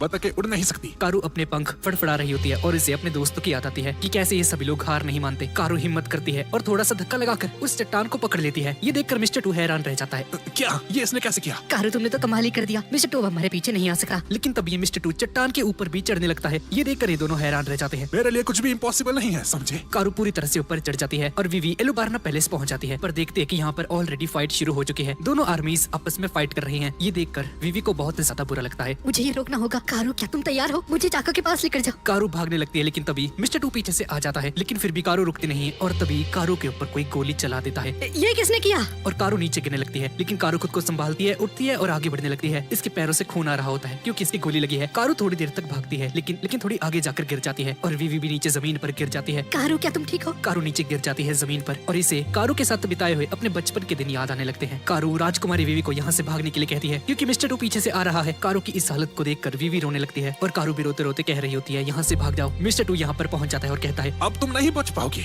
और तभी कारू हेल्प के लिए चिल्लाती है और तभी इसके परिवार वाले यहाँ पर आ जाते हैं और मिस्टर 2 पर हमला कर देते हैं और मिस्टर 2 दूर जाकर गिरता है। और तभी सांजी भी यहाँ पर पहुँच जाता है। तुमने बहुत अच्छा काम किया कारू, अब सब कुछ मुझ पर छोड़ दो। कारू के फैमिली मेंबर्स इसे उठाकर ले जाते हैं इसका इलाज करने के लिए और वीवी भी यहाँ से भाग जाती है। मिस्टर 2 सांजी पर बहुत गुस्सा करता है। तुम्हारी वजह से वो भाग गई। अगर तुझ में हिम्मत है तो मुझसे लड़। और इन दोनों के बीच में एक खतरनाक लड़ाई होनी शुरू हो जाती है। लगता है तू उन्हीं स्ट्रॉ हेड्स वालों के साथ है। हाँ, मेरा नाम सांजी है और मैं समुद्र का सबसे बेहतरीन कुक हूँ। अगर तू एक कुक है तो उस स्ट्रॉ हेड वाले का साथ क्यों दे रहा है? हाँ, तुझे तो सिर्फ खाना बनाना होता है। मैं कुक के साथ एक पायरेट भी हूँ। इधर जोरो और नामी मिस्टर 1 और डबल फिंगर के सामने खड़े हैं। जोरो, इन दोनों की चटनी बना दो। चुप हो जाओ और जाकर कहीं पर छुप जाओ। जोरो अपनी तलवार निकाल लेता है, लेकिन मिस्टर 1 और डबल फिंगर जोरो को इग्नोर करके आगे बढ़ने लगते हैं। कहाँ जा रहे हो? हमारा एक रूल है, हम सबसे पहले कमजोरों पर हमला करते हैं, उसके बाद ताकतवर से निपटते हैं। अरे यार, मुझे लड़ना नहीं आता, जोरों से फाइट कर लो। अरे भाई। और नामी अपनी जान बचाकर यहाँ से भागने लगती है और इस तरफ उसॉप सांजी के कहने पर चॉपर के पास आ जाता है और देखता है कि चॉपर घायल पड़ा है। चॉपर, क्या तुम ठीक हो? उस सबको यहाँ पर कोई भी दिखाई नहीं देता है। मिस मैरी क्रिसमस और वो बंदा मेरे पीछे पड़ा हुआ है, वो बहुत ज्यादा ताकतवर है। अरे तुम क्या बात कर रहे हो? यहाँ पर तो कोई भी नहीं है। लेकिन तभी चॉपर उस सबको वही गड्ढे दिखाता है और तभी एक और गड्ढा बनने लगता है।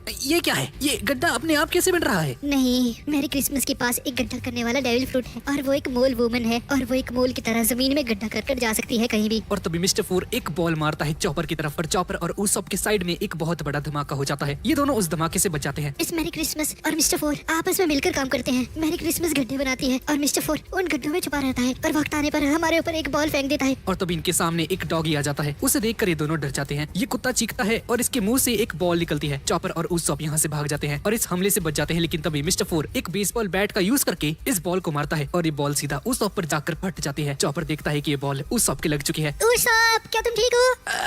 मैं ठीक हूँ। बॉल मेरे साइड में फटी है। अगर मेरे ऊपर फटती तो मैं मर जाता। चॉपर, ये बॉल बिल्कुल एक टाइम बॉम्ब की तरह है, अगर हमारे ऊपर फटी तो हम मर जाएंगे। तभी मिस्टर फोर और मैरी क्रिसमस बाहर आ जाते हैं। अच्छा, तो यही है वो। हाँ, उस सब इन दोनों को दिखता है और बेहोश होने की एक्टिंग करना शुरू कर देता है। साले, तू मुझे बचाने आया था, मैं अकेला इनका सामना कैसे करूंगा? तो एक मॉन्स्टर है और मैं एक इंसान, समझा? तो ये कर सकता है। तभी मिस्टर फोर अपने कुत्ते को अपने पास बुलाता है। अब इन्हें मारने का समय आ चुका है, चलो अटैक की तैयारी करते हैं। मैरी क्रिसमस एक अजीब सा फॉर्म ले लेती है और जमीन के अंदर गड्ढा करके उस गड्ढे के अंदर घुस जाती है। मेरे पास भी मेरा एक खास अटैक है। और उस ऑप मैदान जंग छोड़कर यहाँ से भाग जाता है। साले उसाप, भाग गया तू गद्दारी कर बे। और तब ये डॉगी उस ऑप पर हमला कर देता है अपनी बॉल का यूज करके। उसाप, संभल कर। लेकिन उस ऑप पीछे मुड़कर नहीं देखता और भागता रहता है। और जैसे ही पीछे मुड़कर देखता है तो वो देखता है कि ये बॉल इसके बहुत ज्यादा करीब आ चुकी है और इस पर फटने वाली है। और यहाँ पर एक बहुत बड़ा धमाका हो जाता है। पर जैसे ही धुआं हटता है तो हम देखते हैं कि उस ऑप यहाँ से गायब हो चुका है। चॉपर अपनी रेनडियर वाली फॉर्म में आकर उस ऑप को बचा लेता है। लगता है इस रेनडियर ने उस बड़ी नाक वाले को बचा लिया। पक्का इसने भी कोई डेविल फ्रूट खाया होगा। चॉपर, मेरी जान बचाने के लिए तुम्हारा शुक्रिया। मिस्टर फोर, चलो अब जल्दी से इन्हें खत्म कर देते हैं। और ये दोनों गड्ढे के अंदर कूद जाते हैं और मिस्टर फोर का वो डॉग एक साथ 3 बॉल से हमला करता है इन दोनों पर। लेकिन किसी तरह से उसके हमले से बच जाते हैं। मिस्टर फोर गड्ढे से बाहर आता है उन बॉल्स पर हमला करने के लिए। लेकिन चॉपर भी इन बॉल्स के साथ साथ मिस्टर फोर की तरफ ही आ रहा है। लेकिन तभी गड्ढे में से मैरी क्रिसमस बाहर आती है और चॉपर की टांग को पकड़ लेती है। जल्दी इस पर हमला करो मिस्टर फोर, मैंने इसे पकड़ रखा है। मिस्टर फोर बैट से उस बॉल पर हमला करता है लेकिन चॉपर अपने साइज को छोटा कर लेता है और उस अटैक से बच जाता है। चॉपर मिस मैरी क्रिसमस से फाइट करता है। तुम बहुत घटिया किस्म से लड़ती हो। लेकिन चॉपर नोटिस करता है कि उस यहाँ से गायब है और ये दोनों नमूने भी उस को ढूंढ रहे हैं। और तभी उस की आवाज आती है जो कि गड्ढे के अंदर छुपा होता है और कहता है, कहीं तुमने मुझे कमजोर तो नहीं समझ लिया? मैं तुम्हारी सोच से भी ज्यादा ताकतवर हूँ। उस गड्ढे से बाहर आता है और एक 5 टन के हथौड़े से मिस्टर फोर के सर के ऊपर हमला करता है और मिस्टर फोर एक ही बार में ढेर हो जाता है। मेरे 5 टन के हथौड़े से आज तक कोई नहीं बच पाया। चॉपर ये देख कर हैरान हो जाता है। ये क्या हो रहा है? ये 5 टन का हथौड़ा ये कैसे उठा पा रहा है? मैं बहुत ज्यादा ताकतवर हूँ। मेरे अंडर कम से कम 8000 लोग काम करते हैं। तुम सोच भी नहीं सकती मैं कितना ज्यादा ताकतवर हूँ। और लोग मुझे बुलाते हैं कैप्टन उसाप। अरे भाई, उसाप तो बहुत ज्यादा स्ट्रॉन्ग है, मैंने कभी सोचा नहीं था। हाँ चॉपर, बाद में तुझे अपना ऑटोग्राफ दे दूंगा मैं। तभी मिस्टर फोर जग जाता है और जैसे ही उसाप की नजर इस पर जाती है तो बुरी तरह से डर जाता है। ये क्या हो रहा है? ये 5 टन का हथौड़ा खाने के बाद जिंदा कैसे है? और तभी वो डॉग उसाप के हथौड़े के ऊपर हमला कर देता है और उसाप का यह हथौड़ा फूट जाता है। लगता है यह हथौड़ा तो नकली था। असल में ये हथौड़ा 2 किलो का था। मैंने ये दुश्मनों को उल्लू बनाने के लिए रखा था। ये सुनकर मैरी क्रिसमस गुस्से में आ जाती है। आखिर तूने हमें समझ क्या रखा है? हाँ, अब तू नहीं बचेगा। और जमीन के अंदर घुस जाती है उसाप को मारने के लिए। अरे यार, यहाँ तो बहुत सारे छेद हैं, वो किसमें से बाहर आएगी? तभी मिस मैरी क्रिसमस उसाप के पीछे वाले गड्ढे में से बाहर निकलती है और उसाप के ऊपर हमला कर देती है। और वो डॉग भी चॉपर पर बहुत सारी बॉल से हमला कर देता है। कम से कम 100 बॉल से हमला होता है। मैं इससे कैसे बचूंगा? और इस तरफ वीवी भागते हुए चाका के पास जा रही होती है ताकि लड़ाई को रुकवा सके। वीवी बुरी तरह से थक जाती है लेकिन फिर भी हार नहीं मानती। मुझे ये करना ही होगा। रेबल आर्मी और रॉयल आर्मी आपस में फाइट कर रहे होते हैं और रेबल आर्मी का एक सिपाही कोसा से कहता है, सर आपको चोट लगी है, आपको आराम करना चाहिए। हमें जल्दी से राजा के महल पर हमला करना होगा। पर सर उनके महल में तो चाका और बैल है, वो बहुत ज्यादा ताकतवर है। इधर वीवी लड़ाई के मैदान में भाग रही है और चाका को ढूंढ रही है और राजमहल के सैनिक वीवी को देख लेते हैं। ये तो राजकुमारी है। जल्दी मुझे महल के अंदर लेकर जाओ, मुझे चाका और बैल से अभी मिलना है। अलुबारना पैलेस के अंदर वीवी चाका से कहती है, चाका, मेरा एक ऑर्डर है। प्रिंसेस वीवी, आप यहाँ पर? हाँ बताइए। इस महल को अभी तोड़ दो। रेबल आर्मी इस महल को तोड़ना चाहती है, इसलिए हम खुद ही इस महल को तोड़ देंगे। इस वक्त सबसे ज्यादा जरूरी चीज अलाबास्ता के लोगों की जान बचाना है। रेबल आर्मी अलाबास्ता के ही लोग हैं, हमें उनकी जान बचानी होगी। हम उनका काम खुद ही आसान कर देंगे, वरना रेबल आर्मी के लोग मरते रहेंगे। चाका ये बात सुनकर बहुत ज्यादा डर जाता है क्योंकि ये महल लगभग 4000 साल पुराना है। लेकिन चाका को राजा की एक बात याद आती है, सबसे ज्यादा जरूरी हमारे लिए अलाबास्ता के लोग हैं। और चाका वीवी का ऑर्डर मान लेता है। आपका हुक्म सर आंखों पर, अगर आप यही चाहते हैं तो हम ऐसा ही करेंगे। इस महल को तोड़ दो। ये सुनकर सभी सैनिक हैरान रह जाते हैं। क्या सच में ये महल तबाह होने वाला है? राजकुमारी ने खुद कहा है इस महल को तोड़ने के लिए। नहीं, मैं ऐसा नहीं होने दूंगा। मैं राजकुमारी के पास जा रहा हूँ उन्हें समझाने के लिए। अब इसके बाद वीवी और चाका महल की छत के ऊपर खड़े होते हैं और रॉयल आर्मी और रेबल आर्मी के बीच की लड़ाई को देख रहे हैं। ये लड़ाई एक ना एक दिन तो होनी ही थी। वीवी लूफी के बारे में सोच रही होती है कि कैसे वो लूफी को अकेले छोड़कर आ गई थी और इसे ऐसा लगता है कि लूफी ने अब तक क्रोकोडाइल को हरा दिया होगा। तभी एक सैनिक यहाँ पर आ जाता है। राजकुमारी वीवी, मैंने सुना है कि आपने ये ऑर्डर दिया है कि इस महल को गिराना है। हाँ, ये मेरा हुक्म है और ये बहुत जरूरी है इस लड़ाई को रोकने के लिए, समझे? और ये बात सुनकर ये दोनों सैनिक डर जाते हैं। राजमहल के कोने कोने में बम्स बिछा दिए जाते हैं ताकि इस महल को उड़ाया जा सके और सारे सैनिक हाथ में मशाल लिए खड़े हैं और राजकुमारी वीवी के ऑर्डर का इंतजार कर रहे हैं। अलाबास्ता का सारा इतिहास इसी में है। क्या आप सच में इसे उड़ाना चाहती हैं? वीवी अपने मन में सोचती है कि इसका सारा बचपन और सारी यादें इसी महल के अंदर जुड़ी हुई हैं, पर अपने दिल पर पत्थर रख के इन सभी सैनिकों को कहती है। मैंने जो कह दिया वो कह दिया, जल्दी इस महल को उड़ा दो। और जैसे ही ये सभी सैनिक आग लगाने लगते हैं उन बॉम्ब्स में, तभी एक हवा का झोंका आ जाता है और ये सारी मशालें बुझ जाती हैं और तब ये तूफान एक बहुत खतरनाक रूप ले लेता है और इन सभी सैनिकों को हवा में उड़ा देता है। ये क्या चीज है? सारे सैनिक हवा में से नीचे गिरते हैं। वीवी इनके पास जाती है। तुम ठीक तो हो ना? वो आ चुका है राजकुमारी जी, अब सब कुछ खत्म हो जाएगा। तभी चाका की नजर महल के ऊपर जाती है और देखता है कि क्रोकोडाइल ऊपर खड़ा हुआ है। देख रही हो निक रॉबिन की क्या हालत हो चुकी है। ये राजकुमारी अपना ही महल उड़ाने वाली है। वीवी क्रोकोडाइल को देखकर हक्की बक्की रह जाती है। ये यहाँ पर क्या कर रहा है? वीवी देखती है कि इसके फादर यानी कि अलाबास्ता के राजा क्रोकोडाइल के पास है। इस महल को क्यों उड़ाना चाहती हो तुम? जब अलाबास्ता खत्म हो जाएगा तो इस महल को मैं रखूंगा। लूफी कहाँ पे है? मैंने उसे मार दिया है। नहीं, तुम झूठ कह रहे हो, लूफी जिंदा है। वो स्ट्रॉ हेड वाला मर चुका है और अब तक तो उसकी लाश रेगिस्तान के अंदर दब चुकी होगी। लूफी तुम जैसों से नहीं हार सकता। वो मर चुका है और अब उसी की तरह तुम सबको भी मरना होगा। इधर अलाबास्ता के सभी सैनिकों को पता चल जाता है कि क्रोकोडाइल अलाबास्ता की महल की छत के ऊपर आ चुका है और राजकुमारी वीवी भी इस वक्त छत पे है, तो उसकी जान को भी खतरा है और अब ये सभी सैनिक महल की छत के ऊपर जाने लगते हैं क्रोकोडाइल को हराने के लिए। लेकिन जैसे ही ये सभी सैनिक गेट पर पहुंचते हैं तो मिस ऑल संडे की बहुत सारे हाथ आते हैं और इन सभी सैनिकों को दूर फेंक देते हैं और अब इनमें से कोई भी महल की छत के ऊपर नहीं जा सकता और क्रोकोडाइल राजा को दीवार के ऊपर टांग देता है कुछ कीलों का यूज करके। वीवी ये देखकर बुरी तरह से डर जाती है। पापा! चिल्लाने की जरूरत नहीं है, अपने दिमाग का इस्तेमाल करो। ये राजा जिंदा रहकर क्या करेगा? हाँ, इसे तो मरना ही होगा। मेरी बेटी वीवी, मुझे माफ कर देना। तुमने अपनी जान पर खेलकर मुझे ये बताया कि ये क्रोकोडाइल हमारा दुश्मन है, लेकिन मैं फिर भी कुछ नहीं कर पाया बेटी। चलो बहुत हो गई बातें, अब मुझे तुम्हें मारना होगा। तुम्हें मारने के बाद राजा मैं बनूंगा, पर राजा बनना मेरा असली मकसद नहीं है। मेरा असली मकसद कुछ और है, इसलिए तुम्हें मारने से पहले मुझे तुमसे एक सवाल पूछना है। क्रोकोडाइल राजा के पास आता है। अब मुझे जल्दी से बताओ, प्लूटोन कहाँ पर है? प्लूटोन का नाम सुनते ही कोबरा के होश उड़ जाते हैं।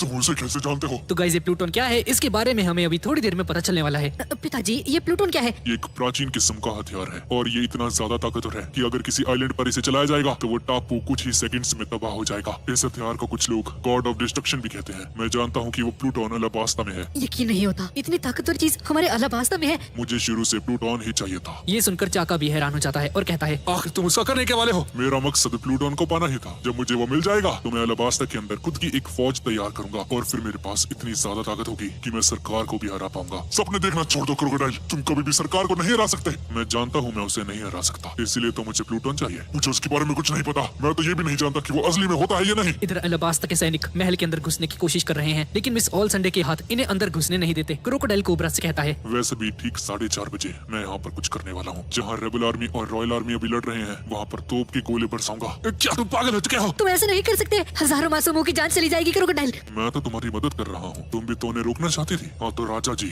अब मैं आपसे एक आखिरी सवाल पूछने वाला हूँ। पोनीग्लिफ कहाँ पर मिलेगा? पोनीग्लिफ का नाम सुनकर ये सभी लोग हैरान हो जाते हैं और ये क्या चीज है इसके बारे में भी हमें थोड़ी देर में पता चलने वाला है। और पोनीग्लिफ का नाम सुनकर राजा घबरा जाता है और क्रोकोडाइल को पोनीग्लिफ दिखाने के लिए मान जाता है। ये सब देखकर चाका को गुस्सा आ जाता है। बस बहुत हो चुका। और चाका को देखकर क्रोकोडाइल यहाँ से गायब हो जाता है और बाहर कुछ लोगों का ग्रुप अलाबास्ता के गेट की तरफ आगे बढ़ रहा है। लेकिन जैसा कि हम जानते हैं कि गेट पर मिस ऑल संडे के बहुत सारे हाथ लगे हुए हैं जो कि किसी को भी अंदर घुसने नहीं दे रहे। लेकिन जैसे ही ये ग्रुप गेट पर पहुंचता है तो ये सभी मिस ऑल संडे के हाथों पर हमला कर देते हैं, जिसकी वजह से मिस ऑल संडे के सारे हाथ अंदर चले जाते हैं और मिस ऑल संडे को इसकी वजह से बहुत ज्यादा चोट लग जाती है। दरअसल ये काम इन 4 लोगों का है और ये 4 लोग और कोई नहीं बल्कि अलाबास्ता की एलिट फोर्स है जो कि राजा को बचाने के लिए यहाँ पर आ चुके हैं। राजा देखता है कि ये सभी लोग अंदर आ चुके हैं और इन सभी को यहाँ से जाने के लिए कहता है, यहाँ से चले जाओ, वो आदमी बहुत ज्यादा ताकतवर है। हम इस आदमी को मारने ही यहाँ पर आए हैं सर, हम इस कंट्री को बचा लेंगे। लाइट फोर्स अंदर घुस चुकी है, लगता है वो राजा की जान बचा लेंगे। ये महल के अंदर ये सभी लोग अपने हथियार लेकर खड़े हैं। क्रोकोडाइल इन सभी से कहता है, अगर तुम्हें अपनी जान प्यारी है तो यहाँ से भाग जाओ। इलाइट फोर्स को बहुत ज्यादा गुस्सा आ जाता है और अचानक से इन सभी की मसल्स फूलने लगती हैं और इन सभी की बॉडी बहुत ज्यादा खतरनाक हो जाती है। ये देखकर चाका इन सभी से कहता है,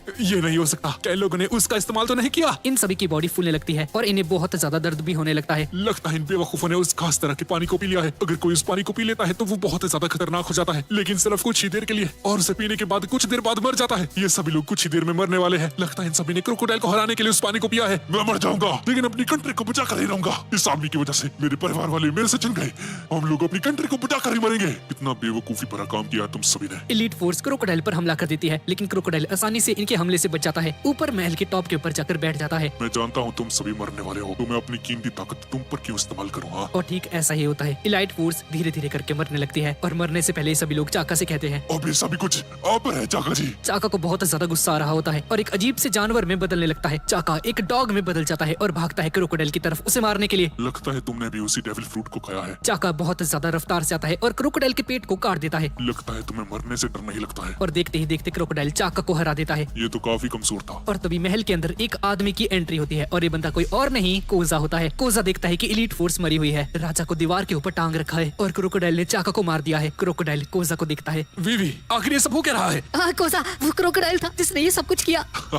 हाँ, वो सब कुछ मैंने किया था। मैंने ही अलाबास्ता को बर्बाद किया है और अलाबास्ता की बारिश को चुराया। इसका मतलब राजा ने कुछ नहीं किया था। हम तो तुम्हें अलाबास्ता के हीरो समझते थे। कोसा, अपना समय वेस्ट मत करो। रेबल आर्मी और वो सभी लोग मरने वाले हैं। अभी 4:30 बजे ये क्रोकोडाइल रॉयल आर्मी पर हमला करने वाला है। ये तोप के गोले बरसाएगा। क्या ये सच है? हाँ, अब जल्दी जाकर उन लोगों की जान बचाओ। और क्रोकोडाइल अपने हुक से इन सभी के सामने चाका को मार देता है, लेकिन कोजा समझ जाता है कि इसे रेबल आर्मी की जान बचानी होगी और यहाँ से जाने लगता है। रेबल आर्मी को समझाने के लिए विवी इसका पीछा करती है और इसे रोक देती है। वीवी, ये तुम क्या कर रही हो? मुझे लोगों की जान बचानी होगी। सिर्फ उन्हें रोकने से कुछ नहीं होगा, हमें रॉयल आर्मी को भी रोकना होगा। अगर हमने सिर्फ रेबल आर्मी को रोका तो रॉयल आर्मी रेबल आर्मी पर हमला कर देगी और इसका फायदा उठाते हुए क्रोकोडाइल तोप के गोले चला देगा उन सभी पर। मैं समझ गया वीवी, हमें दोनों की लड़ाई को रोकना होगा। वैसे भी इसमें राजा की कोई गलती नहीं। तभी विवी के पीछे क्रोकोडाइल आ जाता है इतनी जल्दी भी क्या है? मैं तुम्हें मेरे प्लान को वेस्ट नहीं करने दे सकता। और विवी पर अपने हुक से हमला करता है, लेकिन तभी चाका यहाँ पर आ जाता है और अपनी तलवार से क्रोकोडाइल के हुक को रोक देता है। जब तक मैं जिंदा हूँ तुम राजकुमारी को छू भी नहीं सकते। वीवी, जल्दी यहाँ से भाग जाओ। तुम्हें रेबल आर्मी और रॉयल आर्मी को रोकना होगा। इस क्रोकोडाइल के बच्चे को मैं देखता हूँ। और कोजा और विवी एक साथ महल से भाग जाते हैं। ये दोनों महल के गेट पर पहुंचते हैं और देखते हैं कि रॉयल आर्मी सामने खड़ी हुई है। विवी इन सभी से चिल्लाकर कहती है, हमें इस लड़ाई को रोकना होगा।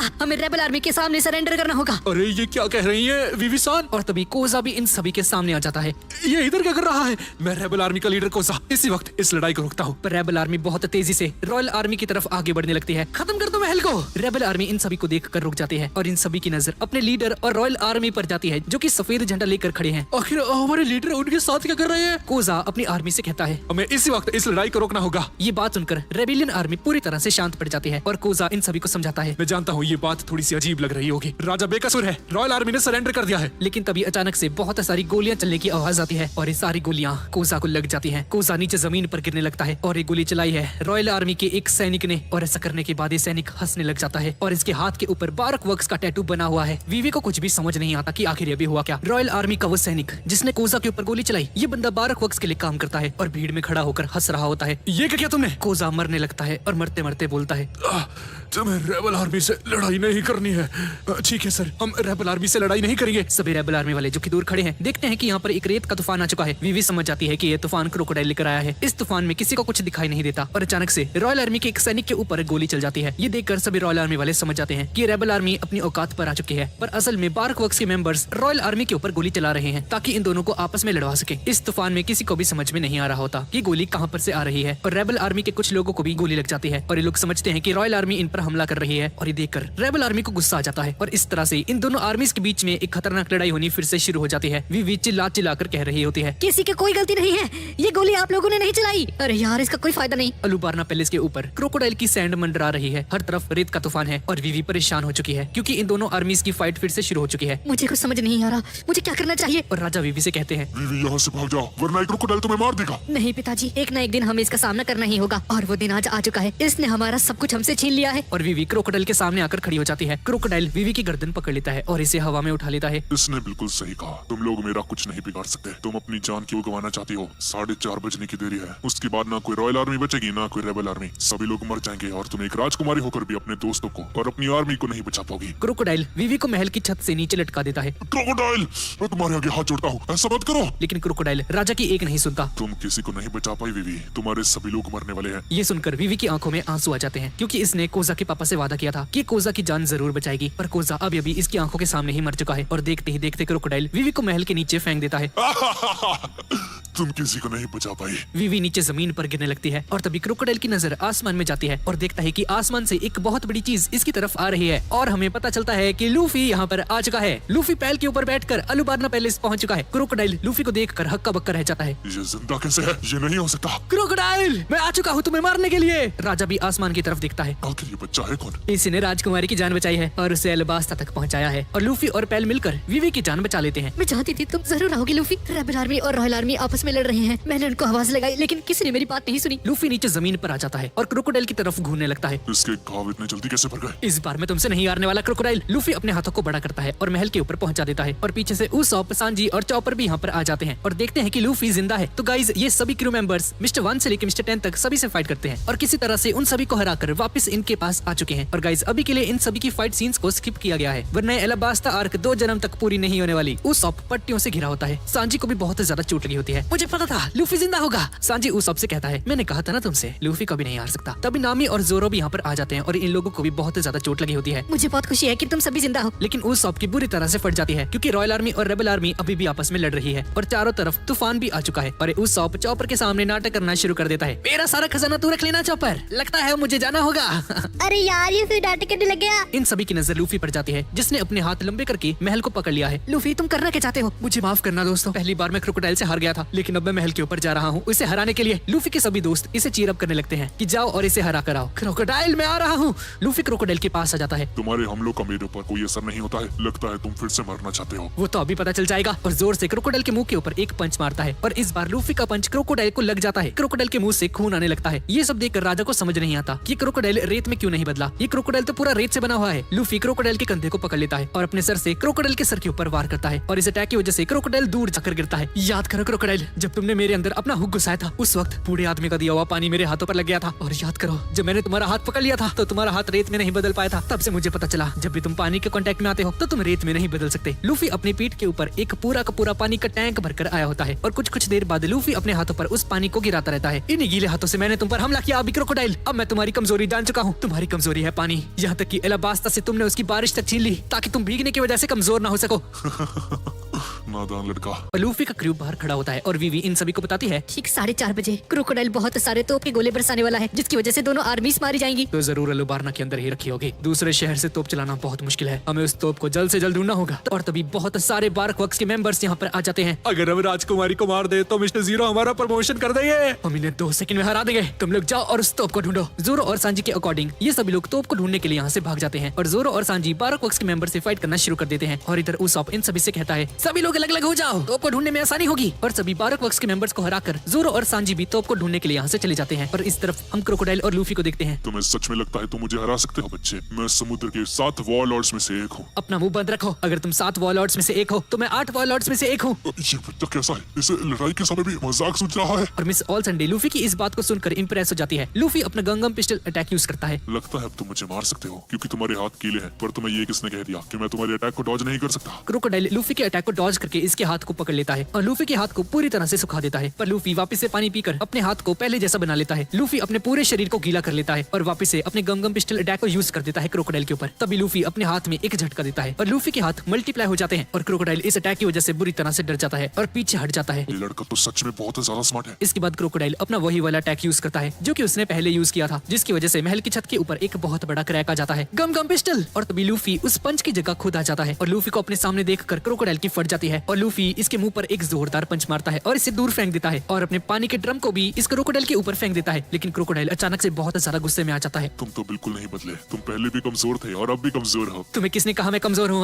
मैं वाटर लूफी हूँ। लूफी सारे पानी को पी लेता है और तभी इसका पेट लीक करने लग जाता है। अरे ये क्या हो रहा है भाई? लीक कैसे हो रहा है? और ये देखकर मिस ऑल संडे जोर जोर से हंसना शुरू कर देती है। क्या तुम्हें ये मजाक लग रहा है? तभी क्रोकोडाइल अपनी सैंड का यूज करके बहुत तेजी से आगे बढ़ता है और अचानक से वाटर लूफी अपने मुंह से बहुत सारे बबल्स फेंकता है और उस पानी की वजह से क्रोकोडाइल पूरी तरह से गीला हो जाता है। अभी ये क्रोकोडाइल सैंड में नहीं बदल पाएगा और इसी मौके का फायदा उठाकर लूफी अपना बजूका अटैक यूज करता है क्रोकोडाइल के ऊपर और क्रोकोडाइल दूर जाकर गिरता है। राजा ये सब कुछ देख रहा होता है। ये बच्चा तो कमाल का है। और तभी मिस ऑल संडे राजा को आजाद कर देती है। इनकी लड़ाई तो ऐसे ही चलती रहेगी। तुम मुझे ये बताओ कि पोनीग्लिफ कहाँ पर है? क्रोकोडाइल को हद से ज्यादा गुस्सा आ चुका है। निको रॉबिन, जल्दी से यहाँ से चली जाओ। अगर तुम्हें मरना नहीं है तो यहाँ जो भी खड़ा होगा वो मारा जाएगा।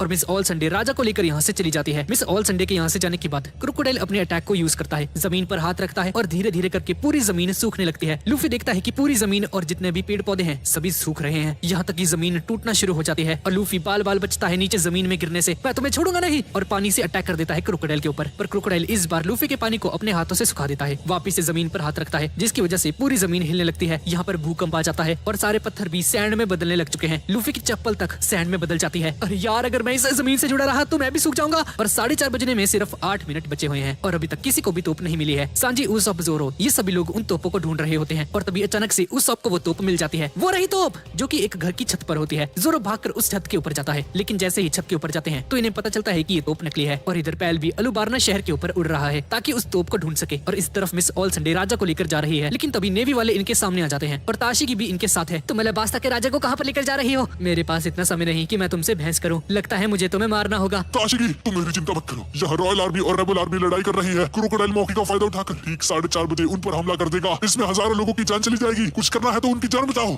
क्या कहा आपने? ठीक है, हम उनकी जान बचा लेंगे, लेकिन आपकी जान भी बचानी होगी। और मिस ऑल संडे इन सभी नेवी वालों की गर्दन को दबा देती है अपनी डेविल फ्रूट की ताकत का यूज करके। तभी अचानक से एक नेवी वाला पीछे से कहता है, मैं इस लड़के को जानता हूँ। ये तो निको रॉबिन है। 20 साल पहले नेवी की 4 वॉरशिप्स डूब गई थी, पर वो कोई घटना नहीं थी। किसी ने जानबूझकर उन शिप्स को डुबोया था। और जब उन ऑफिसर से पूछा गया तो ये काम किसका है, तो उन्होंने बताया कि ये काम एक छोटी सी बच्ची का है। ये बच्ची सिर्फ 8 साल की थी और इसका नाम था निको रॉबिन। सरकार ने ये जानकर इस लड़की के ऊपर 79 लाख की बाउंटी लगाई थी। ये इतनी ज्यादा खतरनाक थी, लेकिन तब से लेके अब तक ये लड़की दिखाई नहीं दी। अपना मुंह बंद रखो, समझे? और डेविल फ्रूट की ताकत का यूज करती है और ताशिकी के ऊपर हमला कर देती है। अगर तुमने एक और शब्द बोला तो मैं तुम्हारी इस ऑफिसर को मार दूंगी। इधर लूफी क्रोकोडाइल के उस हमले से बचने के लिए जमीन से दूर हट जाता है और दीवार के ऊपर लटक गया था, लेकिन तभी क्रोकोडाइल लूफी के ठीक सामने आ जाता है। तुम्हें क्या लगा मैं तुम्हें इतनी आसानी से छोड़ दूंगा? क्रोकोडाइल लूफी की गर्दन को पकड़ लेता है, लेकिन लूफी अपने मुंह में भरा हुआ पानी फेंकता है क्रोकोडाइल के ऊपर, लेकिन क्रोकोडाइल उस पानी से बच जाता है। ये चीजें बार बार मुझ पर काम नहीं करने वाली। क्रोकोडाइल लूफी को पूरी तरह से सुखा देता है। लूफी की पूरी बॉडी सूख जाती है और अपने हाथ पैर हिला भी नहीं पाता है और इसकी हेड नीचे गिर जाती है। जरा अपनी हालत तो देखा। तुम एक और बार मुझसे हार गए तो दूसरी बार हारने के बाद कैसा महसूस होता है? बहुत शौक था ना तुम्हें वॉरलॉर्ड से फाइट करने का। और क्रोकोडाइल लूफी को नीचे फेंक देता है। मुझे यहाँ से जाना होगा। और क्रोकोडाइल यहाँ से चला जाता है और नीचे लूफी रेगिस्तान में पड़ा हुआ है। क्रोकोडाइल ने लूफी के शरीर को पूरी तरह से सुखा दिया है। तभी आसमान में से पानी आता है जो कि लूफी ने क्रोकोडाइल के ऊपर थूका था, लेकिन क्रोकोडाइल उससे बच गया था और ये पानी की बूंदें लूफी के ऊपर गिर जाती हैं और लूफी वापस से पहले जैसा हो जाता है। बच गया, ये एक इत्तेफाक है क्या? आखिर वो मगरमच्छ कहाँ चला गया? मैं उसे छोड़ूंगा नहीं। दूसरी तरफ हम एलाबास्ता के एक पुराने मंदिर को देखते हैं, द मॉर्चरी टेम्पल, जो कि पैलेस के पश्चिमी इलाके में है और मिस ऑल संडे राजा को यहाँ पर लेकर आ चुकी है। मुझे पता है पोनीग्लिफ यहीं पर है, बेहतर होगा तुम खुद ही मुझे बता दो। राजा एक स्टैचू को सरकाता है, जिसकी वजह से जमीन के नीचे एक खुफिया रास्ता बन जाता है। ये रास्ता अंडरग्राउंड जाता है जहाँ पर पोनीग्लिफ रखा गया है। ये दोनों नीचे जाने लगते हैं। बस थोड़ी देर और वो पोनीग्लिफ मेरी आंखों के सामने होगा। अगर तुम पोनीग्लिफ को ढूंढ रही हो तो इसका मतलब है कि तुम उसे पढ़ सकती हो। हाँ, मैं उसे पढ़ सकती हूँ। यही वजह है कि मैं क्रोकोडाइल के साथ काम करती हूँ। क्रोकोडाइल को मेरी जरूरत है, इसी वजह से वो मुझे मार नहीं सकता है। क्रोकोडाइल को प्लूटोन को पाना है, लेकिन प्लूटोन को पाने का रास्ता पोनीग्लिफ के अंदर है। मिस ऑल संडे पोनीग्लिफ के पास पहुंच जाती है और इस तरफ सभी नेवी ऑफिसर्स और ताशिकी नीचे घायल पड़ी हुई है। ये काम मिस ऑल संडे का है, उसे नहीं रोक पाए और तभी क्रोकोडाइल इसके सामने आ जाता है। अच्छा, तो ये काम मिस ऑल संडे का है? हाँ, तुम्हारे साथ बिल्कुल ऐसा ही होना चाहिए। वैसे वो तुम्हारा कैप्टन स्मोकर कहाँ पर गया है? डर कर भाग गया क्या? और ताशिकी का मजाक उड़ाकर चला जाता है मंदिर की तरफ और इस तरफ उसॉप क्रोकोडाइल की एक्टिंग कर रहा है। मैं हूँ क्रोकोडाइल, 7 वॉरलॉर्ड्स में से एक, मुझसे डरो। लेकिन तभी जोरो इस पर एक जोरदार पंच मार देता है। क्या करने लगा हुआ है?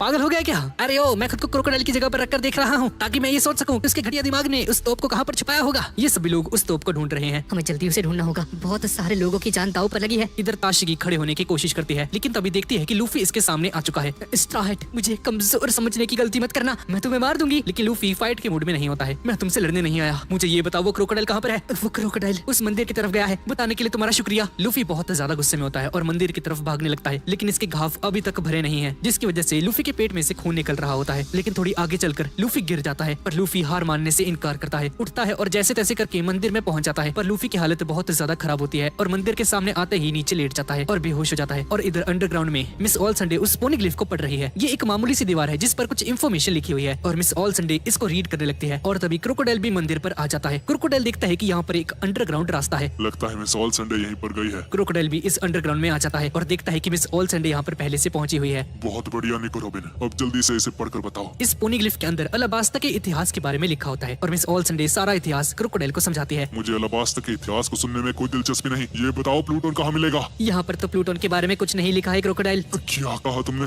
यहाँ कुछ नहीं लिखा? लगता है मेरी सारी मेहनत बेकार गई। खैर, अब कर भी कह सकते हैं। अब मुझे तुम्हें मारना होगा, अब तुम मेरे किसी काम की नहीं रही। मिस ऑल संडे ये सुनकर डर जाती है। निको रॉबिन, याद करो 4 साल पहले हमारे बीच एक डील हुई थी। तुम मुझे पोनीग्लिफ को पढ़कर बताओगी कि प्लूटोन कहाँ पर है, और वो डील आज पूरी हो चुकी है। मुझे लगता है कि तुम्हें प्लूटोन के बारे में पता चल चुका है, लेकिन तुम मुझे उसके बारे में बताना नहीं चाहती। तुम तुम बहुत अच्छी पार्टनर थी। और मिस ऑल संडे पर हमला कर देता है। मिस ऑल संडे अपनी जेब में से पानी निकालती है, पानी को क्रोकोडाइल की तरफ फेंक देती है। क्रोकोडाइल को मारने के लिए आगे बढ़ती है, लेकिन तभी क्रोकोडाइल मिस ऑल संडे के सीने के अंदर अपना हुक घुसा देता है। ये बिल्कुल ऐसा ही था जैसा कि लूफी के साथ हुआ। मिस ऑल संडे बुरी तरह से घायल हो जाती है और नीचे गिर जाती है। निक रॉबिन, तुमने मेरा बहुत ज्यादा साथ दिया। मुझे पता है प्लूटोन एग्जिस्ट करता है, मैं खुद ही पता लगा लूंगा कि वो कहाँ पर है। तभी राजा पीछे से कहता है, तुम ऐसा नहीं कर सकते क्योंकि तुम और मैं अभी मरने वाले हैं क्रोकोडाइल। अभी कुछ ही देर में ये मंदिर टूट जाएगा। तभी इस मंदिर की जमीन हिलने लगती है। यहाँ पर एक भूकंप आना शुरू हो जाता है। तुमने क्या किया है? मैंने जब इस अंडरग्राउंड को बनाया था तो मैंने इसे इसी तरह से बनाया था। अगर कोई पोनीग्लिफ को पढ़ने की कोशिश करेगा तो ये अंडरग्राउंड टूट जाएगा और ये पूरी बिल्डिंग तहस नहस हो जाएगी। पर इस तरफ विवी के पैर में भागते भागते चोट लग जाती है। मुझे जल्दी उस तोप को ढूंढना होगा। पर तभी उसे एक बात याद आती है कि इतनी बड़ी तोप को रखने के लिए जरूर कोई बहुत बड़ी जगह होगी। शायद मुझे पता है कि वो जगह कहाँ पर है। मैं बचपन में उधर ही खेला करती थी। और तभी उसॉप भी यहाँ पर आ जाता है और विवी उसॉप की नाक को पकड़ लेती है। शायद मुझे पता चल चुका है उस की वो तोप कहाँ पर है। हमें सभी लोगों को बताना होगा। ठीक है, मैं समझ गया। उसॉप अपनी गुलेल से आसमान में एक सिग्नल छोड़ता है जिससे कि सभी लोगों को पता चल जाए कि विवी इस वक्त कहाँ पर है। ये सभी लोग उस सिग्नल को देख लेते हैं और समझ जाते हैं कि इन्हें उस तोप के बारे में पता चल चुका है। इधर लूफी मंदिर के बाहर बेहोश पड़ा है और अचानक से लूफी को होश आता है।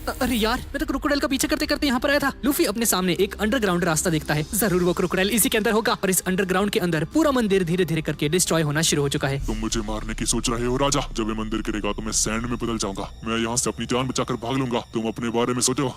तुम यहाँ से बाहर कैसे निकलोगे? हाँ, लूफी भी अंडरग्राउंड के अंदर आने लगता है। क्रोकोडाइल कहाँ हो तुम? मैं तुम्हें छोड़ूंगा नहीं। लूफी नोटिस करता है कि ये बिल्डिंग गिरने वाली है, पर इस चीज को इग्नोर करते हुए क्रोकोडाइल की तरफ आगे बढ़ने लगता है। इस तरफ हम उसॉप और विवी को देखते हैं। विवी बताती है कि इसे लगता है कि अलाबास्ता के क्लॉक टावर के अंदर बॉम्ब रखा गया है, क्योंकि अलाबास्ता के अंदर तोप को छुपाने की सिर्फ एक ही बड़ी जगह है जो कि है क्लॉक टावर। और बचपन में विवी और उसके दोस्त इसी क्लॉक टावर के अंदर खेला करते थे। इसके अंदर इतनी जगह है कि यहाँ पर एक बॉम्ब लगाया जा सकता है। और तभी बारक वर्क्स के मेंबर्स कुछ आ जाते हैं। अरे यार, मर गए। और इस तरफ जोरो एक जंगल में है और उसी सिग्नल को देखता है। ये तो उसॉप का सिग्नल है, पर इतनी दूर से क्यों आ रहा है? लगता है मैं खो चुका हूँ। जोरो उस सिग्नल का पीछा करने लगता है। लगता है उन्हें वो तोप मिल चुकी है। इधर नामी, चॉपर और सांजी भी इस सिग्नल की तरफ आ रहे हैं। लगता है उसॉप को वो तोप मिल गई। इधर उसॉप एक ब्लैक बोर्ड निकालता है और उस पर अपने नाखूनों से स्क्रैच करने लगता है और उसकी आवाज सुनकर सभी लोग अपने कानों को बंद कर लेते हैं और मौके का फायदा उठाकर उसॉप और विवी यहाँ से भाग लेते हैं। पकड़ो ने, जाने मत दो। इधर क्रोकोडाइल राजा से कहता है, जब ये पूरा मंदिर तुम्हारे ऊपर गिरेगा, तुम्हारे मरने के बाद अलाबास्ता मेरा हो जाएगा। तभी क्रोकोडाइल के सामने एक दीवार में एक छेद होता है और तभी ये दीवार टूट जाती है और लूफी क्रोकोडाइल के सामने आ जाता है। लूफी को देखकर क्रोकोडाइल हक्का बक्का रह जाता है। ये नहीं हो सकता, मैंने इसे अपने हाथों से मारा था। रॉबिन भी लूफी को देखती है। ये कितनी बार तुम्हें मारना होगा? मैं पहले ही तुम्हें 2 बार मार चुका हूँ। तुमने जो भी लोगों से छीना है मैं उसे वापस लेने आया हूँ। या तुम बारिश को लेने आए हो? नहीं, मैं अलाबास्ता को वापस लेने आया हूँ जिस पर तुमने कब्जा कर रखा है। अलाबास्ता मेरी दोस्त विवी की है और इस पर तुम्हारा कोई हक नहीं है। लूफी बहुत गुस्से में आ जाता है और बढ़ता है क्रोकोडाइल की तरफ आगे उसे मारने के लिए। तुम मुझे बिना पानी के नहीं मार सकते। लेकिन तभी लूफी इसके चेहरे पर एक जोरदार लात मारता है और क्रोकोडाइल दूर जाकर गिरता है। ये क्या हुआ? तुमने मुझे बिना पानी के कैसे मारा? मगरमच्छ, अपना मुंह बंद रख। और लूफी एक और मुक्का मार देता है इसके चेहरे पर। मैं समझ गया। मुझे यकीन नहीं हो रहा, तुम पानी की जगह अपना खून इस्तेमाल कर रहे हो। तुम हराने के लिए मुझे पानी की जरूरत नहीं है। मुझसे दुश्मनी तुम्हें बहुत भारी पड़ेगी बच्चे। लेकिन तभी लूफी इस पर एक लात मार देता है। लगता है इसे दिखाना ही पड़ेगा कि मैं कौन हूँ। तभी क्रोकोडाइल अपने हाथ पर लगे हुक का कवर निकाल देता है और इसके अंदर से एक अजीब सा हुक बाहर निकलता है। ये देखो मेरा हुक, इसके अंदर से जहर बहता है। अगर ये हुक तुम्हारे शरीर के अंदर चला गया तो तुम मर जाओगे, पर तुम काफी किस्मत वाले होगे कि तुम्हें इस हुक से मरने का मौका मिलेगा। वो तो देखा जाएगा। और इधर जोरो उस सिग्नल का पीछा करते हुए एलुबार्ना पहुंच चुका है और तभी नेवी वाले यहाँ पर आ जाते हैं। ये तो रोनोरोहा जोरो है। ये तो उसी लूफी के क्रू में है ना? मेरे पास तुम्हारे साथ लड़ने का समय नहीं। तुम्हारा नाम बहुत ज्यादा बदनाम है, समझे? तुम रास्ते भटक जाते हो। तुम्हारा क्रू उधर है। ये मेरा मजाक क्यों उड़ा रहे हैं भाई? और ये मेरी हेल्प क्यों कर रहे हैं? इधर उसॉप और विवी के पीछे बारक वर्क्स के मेंबर्स पड़े हुए हैं, पर तभी ताशिगी इनके सामने आ जाती है और इन सभी को मार गिराती है। जल्दी जाओ और एलुबार्ना को बचा लो। ताशिगी उसॉप और विवी की हेल्प कर रही है क्योंकि स्मोकर ने जाते वक्त ताशिगी से कहा था कि एलुबार्ना में इसे सच का साथ देना होगा। अरे विवी, इसने हमारी हेल्प क्यों की? मुझे नहीं पता उसॉप, लेकिन तोप चलने का समय होने वाला है। हमें जल्दी वहाँ पर पहुँचना होगा। विवी और उसॉप क्लॉक टावर तक पहुँच जाते हैं और देखते हैं कि नामी और चॉपर भी यहाँ पर मौजूद हैं। नामी, वो देखो, उसी क्लॉक टावर के अंदर तोप हो सकती है क्योंकि उसके अंदर बहुत सारी खाली जगह पड़ी है और कोई भी बहुत आसानी से उसके अंदर कोई तोप छुपा सकता है। मुझे लगता है वो तोप उसी के अंदर है। और 4:30 बजने में सिर्फ 1 मिनट बाकी है। हमें जल्दी उसके अंदर पहुँचना होगा नामी। और इधर लूफी और क्रोकोडाइल की लड़ाई में क्रोकोडाइल का हुक लूफी के हाथ पर लग जाता है। कम कम पिस्टल। पर क्रोकोडाइल लूफी के हाथ का सारा खून सुखाने की कोशिश करता है, पर लूफी इसकी चाल को समझकर इस पर एक लात से हमला कर देता है। इससे तो पहले ही पता चल गया कि मैं क्या करने वाला हूँ। और क्रोकोडाइल मौका देखते ही लूफी के पैर पर अपने हुक से हमला कर देता है। लूफी के 2 बार हुक लग जाता है और दूर जाकर बैठ जाता है। तुम्हारे अंदर जहर फैल चुका है, अब तुम नहीं बचने वाले। तुम इसके जहर से मर जाओगे। और ये सुनकर लूफी क्रोकोडाइल के चेहरे पर एक लात मारता है। तुझसे किसी ने पूछा क्या? राजा भी लूफी को फाइट करते हुए देखता है और बहुत ज्यादा इंप्रेस हो जाता है। और इधर इन सभी को समझ में नहीं आता कि लोग उस क्लॉक टावर तक कैसे पहुंचेंगे। विवी, अगर हम सीढ़ियों से जाएंगे तो बहुत समय लग जाएगा। हमारे पास 1 मिनट से भी कम वक्त है। और तभी सांजी क्लॉक टावर के ऊपर से इन सभी को नीचे आवाज लगाता आता है। अरे यार तुम सभी नीचे क्या कर रहे हो, ऊपर आ जाओ।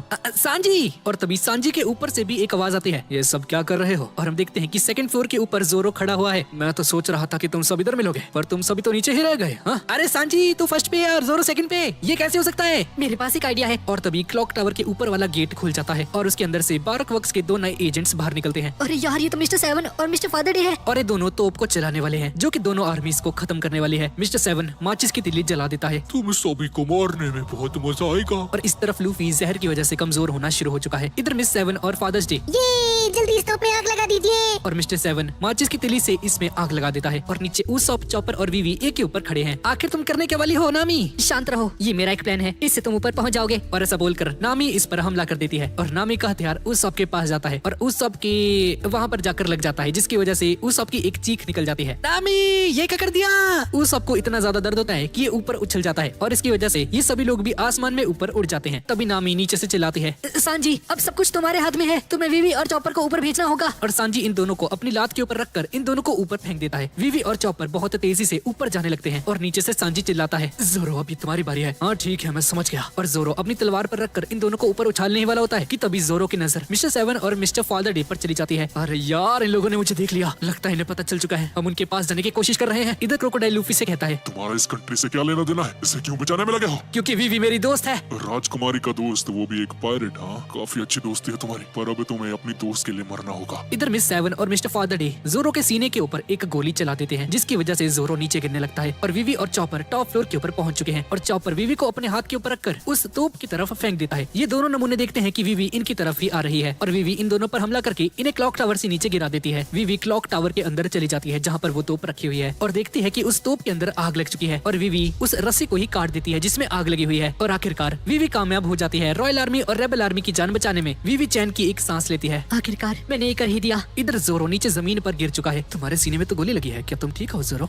ये तो आम बात है, ये तो होता ही रहता है। और तभी हम देखते हैं कि टॉप फ्लोर के ऊपर वीवी रो रही है और नीचे खड़े इन सभी को चिल्लाकर कहती है, दोस्तों कुछ भी ठीक नहीं हुआ। क्या तुम्हारा क्या मतलब है? तुमने तोप को तो रोक दिया ना? इस तोप के अंदर एक बहुत बड़ा टाइम बॉम्ब है, इसका समय पूरा होने ही वाला है और ये फट जाएगा और अब सिर्फ रॉयल आर्मी और रेबल आर्मी नहीं, हम सब भी मरने वाले हैं। और इधर क्रोकोडाइल राजा से कहता है, मैं सारी तैयारी करके आया हूँ, अगर किसी तरह से वो तोप रुक भी गई तो वहाँ पर एक टाइम बॉम्ब है जो कि समय के साथ फट जाएगा और इस बार रेबल आर्मी और रॉयल आर्मी नहीं, पूरा एलुबार्ना शहर ही तबाह हो जाएगा क्योंकि वो टाइम बॉम्ब बहुत ज्यादा खतरनाक है। इधर वीवी रो रही होती है और तभी पहल यहाँ पर आ जाता है। चिंता मत कीजिए, मुझे सब कुछ पहले से पता है, आपकी सुरक्षा मेरा कर्तव्य है। और पहल उस तोप के अंदर से उस टाइम बॉम्ब को खींच लेता है और उसे लेने के बाद हवा में उड़ने लगता है। पहल रुक जाओ, ये क्या करने की सोच रहे हो? पहल उस टाइम बॉम्ब को लेकर हवा में बहुत ऊपर चला जाता है। मेरा नाम है पहल द फैल्कन और मैंने अपना काम पूरा किया, मैंने शाही परिवार की रक्षा करी। और ऐसा बोलने के बाद टाइम बॉम्ब का समय पूरा हो जाता है और वो टाइम बॉम्ब आसमान में ही फट जाता है। आसमान में एक बहुत बड़ा धमाका होता है और इस बॉम्ब के फटने की वजह से पहल की मौत हो जाती है। RIP पहल।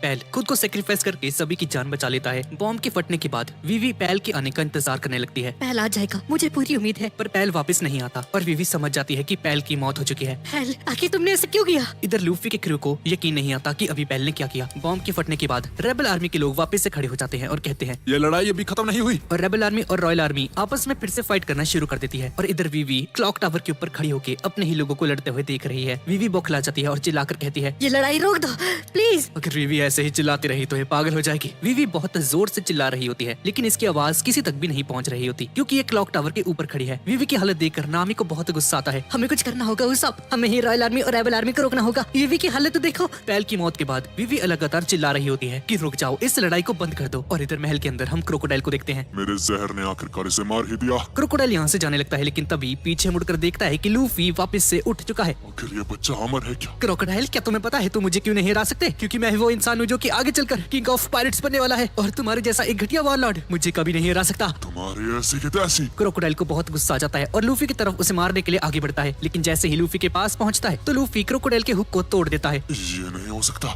और हुक को तोड़ने के बाद क्रोकोडाइल के सीने के अंदर एक पंच मार देता है जिससे क्रोकोडाइल की हालत खराब हो जाती है। लूफी बहुत बुरी तरह से क्रोकोडाइल को पीटता है और आखिर में इसे बहुत दूर फेंककर एक जोरदार पंच मार देता है। लूफी के इतने सारे पंच खाने के बाद क्रोकोडाइल वापस से खड़ा होता है और देखता है कि लूफी हद से ज्यादा गुस्से में है। क्रोकोडाइल अपना चाकू लेकर लूफी की तरफ आगे बढ़ता है। तुझे क्या लगता है मैं कौन हूँ? मुझे फर्क नहीं पड़ता तुम कौन हो, पर मैं एक वॉरलॉर्ड से भी ज्यादा ताकतवर बन के दिखाऊंगा और तुमसे भी आगे जाऊंगा। और क्रोकोडाइल पे एक जोरदार वार करता है और क्रोकोडाइल हवा में उड़ जाता है। अलाबास्ता का राजा भी इस फाइट को देख रहा होता है। ये बच्चा तो बहुत ज्यादा ताकतवर है। क्रोकोडाइल लूफी की लात खाने के बाद हवा में उड़ रहा है अब तुम नहीं बचने वाले। और अपने हाथ में रेत का तूफान लेकर आ जाता है। अब तुम्हारे साथ पूरा एलुबारना तबाह होगा और ये मंदिर भी टूटने वाला है। लूफी अपने पेट को फुलाकर उसमें बहुत सारी हवा भर लेता है। मैं ऐसा नहीं होने दूंगा, और बहुत सारी हवा एक साथ रिलीज करता है, जिसकी वजह से लूफी किसी रॉकेट की तरह बन जाता है और हवा में उड़ जाता है और बहुत तेजी से गम गम पिस्टल का यूज करने लगता है क्रोकोडाइल के ऊपर। और क्रोकोडाइल भी अपनी सैंड वाली टेक्निक का यूज करने लगता है। क्रोकोडाइल अपनी सैंड से एक बहुत स्ट्रॉन्ग ब्लेड तैयार करता है, इससे तुम्हारा हाथ कट जाएगा। लेकिन लूफी के हमले की वजह से इसका ब्लेड एक ही बार में टूट जाता है और क्रोकोडाइल के सैंड को चीरते हुए लूफी का पंच क्रोकोडाइल के ऊपर जाकर लगता है। गम गम गैटलिंग! लूफी क्रोकोडाइल के ऊपर हजारों मुक्कों से हमला करता है और बहुत बुरी तरह से पिटने लग जाता है। लूफी का अटैक इतना ज्यादा खतरनाक था कि बेसमेंट की छत ही टूट जाती है और छत के टूटने के बाद जमीन भी टूटने लगती है। क्रोकोडाइल जमीन तोड़कर बाहर आता है और लूफी के अटैक की वजह से हवा में उड़ जाता है। इधर जोरो, उसॉप और ये सभी लोग रॉयल आर्मी और रेबल आर्मी को आपस में फाइट करने से रोक रहे होते हैं। तभी नामी की नजर आसमान में जाती है और देखती है कि क्रोकोडाइल हवा में उड़ रहा है। वीवी भी इसे देखती है। क्रोकोडाइल को इस हालत में देखकर वीवी को अपनी आंखों पर यकीन नहीं होता। क्या इसका मतलब लूफी ने इसको हरा दिया? लूफी का क्रू आसमान में देख रहा होता है। हमारा लूफी जीत गया। सांजी, जोरो और ये सभी लोग बहुत ज्यादा खुश हो जाते हैं और इस तरफ वीवी जोर से चिल्लाती है, लड़ाई बंद कर दो। और इधर क्रोकोडाइल के हारने के बाद अलाबास्ता के अंदर वापस से बादल आने शुरू हो जाते हैं। इधर हम कोजा को देखते हैं जिसके अंदर अभी भी थोड़ी सी जान बाकी है और तभी उसके हाथों पर पानी की एक बूंद गिरती है। ये नहीं हो सकता। इसका मतलब पापा जो कहते थे वो सही था। अलाबास्ता अभी भी पहले जैसा है। और तभी आसमान में देखता है कि काले बादल आ चुके हैं और तभी यहाँ पर बारिश होने लगती है। तकाशी, रॉयल आर्मी और रेबल आर्मी ये सब कुछ देखते हैं और वीवी जोर से चिल्लाती है, अब तुम्हें लड़ाई करने की कोई जरूरत नहीं है। और वीवी की आवाज सुनकर सभी लोग इसे घूरने लगते हैं। सारे लोग रुक गए। वीवी की आवाज सभी तक पहुंच गई लगता है। और तभी क्रोकोडाइल आसमान से ऊपर गिरता है नीचे जमीन पर। ये क्रोकोडाइल है क्या? इन्हें क्या हो गया? साले, ये तेरा हीरो वीरो नहीं है, ये सब इसी ने किया था। पर सांजी उसॉप को रोक लेता है। शांत हो जाओ उसॉप, उन्हें सब कुछ पता चल जाएगा। अब हमारे सारे सपने पूरे हो चुके हैं। जिस इंसान ने ये सब कुछ किया था उसका अंत हो चुका है। अब वास्तव में पहले की तरह बारिश होनी शुरू हो चुकी है और सब कुछ ठीक हो जाएगा। क्या कहा आपने? अलाबास्ता पहले की तरह हो जाएगा? सॉरी गाइस, लाइट जा चुकी है इसलिए पी पी बज रहा है भाई, भी चाहिए कुछ नहीं कर सकता भाई इसका मैं। और इस तरफ महल के अंडरग्राउंड के अंदर हम अलाबास्ता के राजा को देखते हैं और लूफी नीचे घायल पड़ा है जमीन पर। और राजा लूफी से कहता है, आज तुमने हमारी कंट्री को बचा लिया बच्चे। पता नहीं मैं किस मुंह से तुम्हारा शुक्रिया अदा करूं। आपको शुक्रिया कहने की जरूरत नहीं है। और इधर वीवी अलाबास्ता के लोगों को समझाती है कि अब सब कुछ ठीक हो चुका है और इन्हें अब लड़ने की जरूरत नहीं है। क्या ठीक हो गया है? हमने हमारी आंखों से देखा था। अलाबास्ता के राजा ने हमारे शहर में आकर उस पर आग लगाई थी। जब तक हम अलाबास्ता के राजा की जान नहीं ले लेते हम चैन से नहीं बैठने वाले। रेबल आर्मी गुस्से के मारे पागल हो जाती है। राजा को बाहर निकालो,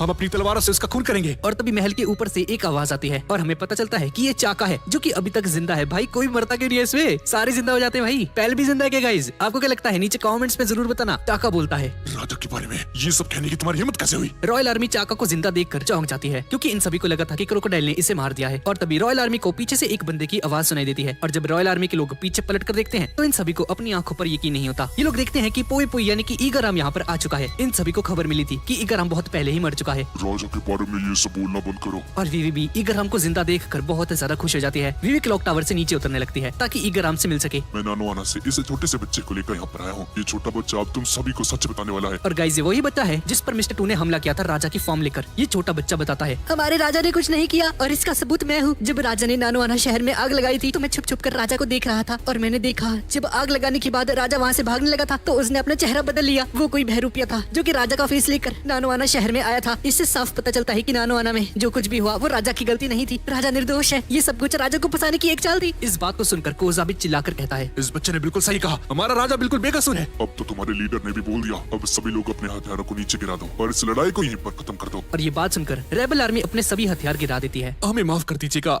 हमसे बहुत बड़ी गलती हो गई। हमने राजा को अपना दुश्मन समझ लिया, हमें माफ कर दीजिएगा। और तभी वीवी भी यहाँ पर आ जाती है वो सभी लोग कहाँ गए? और हम देखते हैं कि लूफी और इसका क्रू एलाबास्ता को छोड़कर यहाँ से जाने लगता है। तभी उनके सामने एलाबास्ता का राजा आ जाता है और इसने कंधे पर लूफी को उठाया होता है। सर, आपके कंधे पर ये जो बच्चा है दरअसल वो हमारा कैप्टन है। अच्छा, तो इसका मतलब ये है कि तुम सभी लोग इसके क्रू मेंबर्स हो? हाँ, यानी कि वो सभी लोग जिन्होंने वीवी को मेरे पास पहुंचाया और एलाबास्ता को बचाया है। और तभी वीवी भी यहाँ पर पहुँच जाती है। तुम्हारे कैप्टन ने हमारी जान बचाई है और इसने क्रोकोडाइल को हरा दिया। मुझे यकीन नहीं होता ये छोटा सा बच्चा एक वॉरलॉर्ड को हरा सकता है। अभी ये क्रोकोडाइल के जहर की वजह से बहुत कमजोर हो चुका है और बेहोशी की हालत में है, पर घबराने की जरूरत नहीं है, मैं इसका इलाज करूंगा। सर, आप लूफी की चिंता मत कीजिए, इसे कुछ नहीं होगा। प्लीज आप अपनी सेना के पास जाइए और उनका हौसला बढ़ाइए प्लीज। और उन सभी को बताइए कि क्रोकोडाइल अब खत्म हो चुका है और अब सारी परेशानी हट चुकी है। हाँ, तुमने बिल्कुल सही कहा बच्ची। मुझे उन सभी के पास जाना होगा और उन्हें बताना होगा कि क्रोकोडाइल का साया हम पर से हट चुका है। तुम सभी लोग भी हमारे साथ चलो ना। तुम सभी ने तो ये सब कुछ किया है। तुमने हमारी कंट्री को बचाया है। पर सांजी इस बात के लिए मना कर देता है, हम सभी पायरेट्स हैं और पायरेट्स कभी भी किसी भी कंट्री में अपनी टांग नहीं अड़ाते हैं।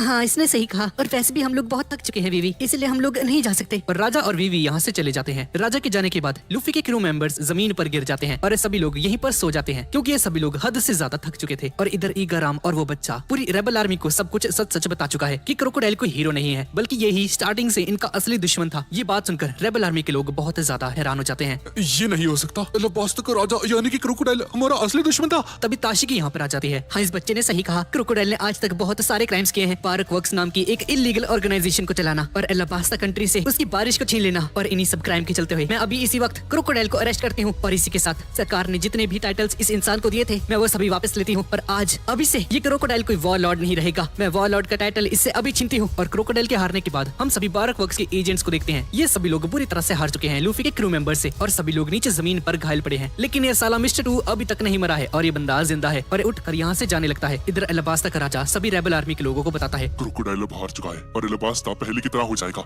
आप सभी का बहुत बहुत शुक्रिया। मैं आपसे वादा करता हूँ कि हम एक नई शुरुआत करेंगे और मैं ये ऐलान करता हूँ कि अब एलाबास्ता के अंदर कोई भी इंसान भूखा नहीं मरेगा और किसी के पास पानी की कमी नहीं होगी। और राजा की इस स्पीच को सुनकर सभी लोग रोने लग जाते हैं। इधर हम कैप्टन स्मोकर को देखते हैं। स्मोकर एलाबास्ता के अंदर वापस आ जाता है और अपनी शिप के अंदर बैठा हुआ है। कैप्टन स्मोकर के बगल में एक लड़की खड़ी होती है जिसका नाम है हीना, और ये लड़की नेवी की एक एलीट ऑफिसर है। तुमने मुझे यहाँ पर क्यों बुलाया है? मंकी डी लूफी ने क्रोकोडाइल को हरा दिया है। क्रोकोडाइल के साथ साथ मैं उसकी शिप को भी लेकर जाना चाहता हूँ और उसी शिप को ढूंढने के लिए मैंने तुम्हें यहाँ पर बुलाया है हीना। मैं एक एलीट ऑफिसर हूँ, आखिर तुमने मुझे एक शिप के काम को ढूंढने के लिए यहाँ पर बुलाया है? हाँ स्मोकर, तुम बिल्कुल भी नहीं बदले। इधर लूफी का क्रू अभी भी सो रहा है। तभी सभी नेवी वाले इसके सामने आ जाते हैं। जल्दी इन सभी को अरेस्ट कर लो। इनमें से एक के ऊपर 30 मिलियन की बाउंटी है और ये सभी लोग पायरेट्स हैं। हमें इससे बढ़िया मौका नहीं मिलने वाला। पर ताशिकी इन सभी को मना करती है। नहीं, इन लोगों को अरेस्ट नहीं करना है। इन लोगों ने ही एलाबास्ता को बचाया है। जो काम हमें करना चाहिए था वो काम इन सभी ने किया है। ये मेरा ऑर्डर है, कोई भी इन सभी को अरेस्ट नहीं करेगा। इधर हम वीवी और कोजा को देखते हैं जहाँ पर कोजा को लेकर जाया जा रहा है उसका इलाज करने के लिए। कोजा, तुम ठीक हो जाओगी, तुम चिंता मत करो। वीवी, तुमने सही कहा। जब मैं ठीक हो जाऊंगा तो मैं युवा शहर जाकर अपने पिताजी से मिलूंगा। उन्हें हमेशा से राजा पर यकीन था, पर मैं ही पागल था जो कि राजा पर शक करता था। और इधर युवा शहर के अंदर कोजा के फादर बारिश को देख रहे हैं। युवा शहर की बंजर जमीन पर वापस से बारिश होने लगी है। मैं जानता था हमारे राजा ने कभी डांस पाउडर का यूज नहीं किया था। और हम देखते हैं कि एलाबास्ता के अलग अलग शहरों के सभी लोग बहुत ज्यादा खुश हैं और कारो के परिवार वाले भी एलाबास्ता में वापस से बारिश को देखकर बहुत ज्यादा खुश हैं। और इधर आधी रात को लूफी के सभी क्रू मेंबर्स अलुबारना पैलेस के अंदर आराम कर रहे हैं और वीवी आधी रात को खिड़की से बाहर देख रही है। तभी ईगाराम यहाँ पर आ जाता है। क्या आपको सोना नहीं है वीवी? मैंने बहुत सालों बाद अलुबारना के अंदर बारिश देखी है, आज मैं बारिश को देखना चाहती हूँ। अब इसके अगले दिन ताशिकी वापस आ चुकी है कैप्टन स्मोकर की शिप पर। हीना ताशिकी को देखती है बहुत दिनों बाद मिले ताशिकी। पर ताशिकी इसकी बात का कोई भी जवाब नहीं देती है और आगे बढ़ने लगती है और देखती है कि स्मोकर इसके सामने बैठा है। तुमने काफी बढ़िया काम किया ताशिकी।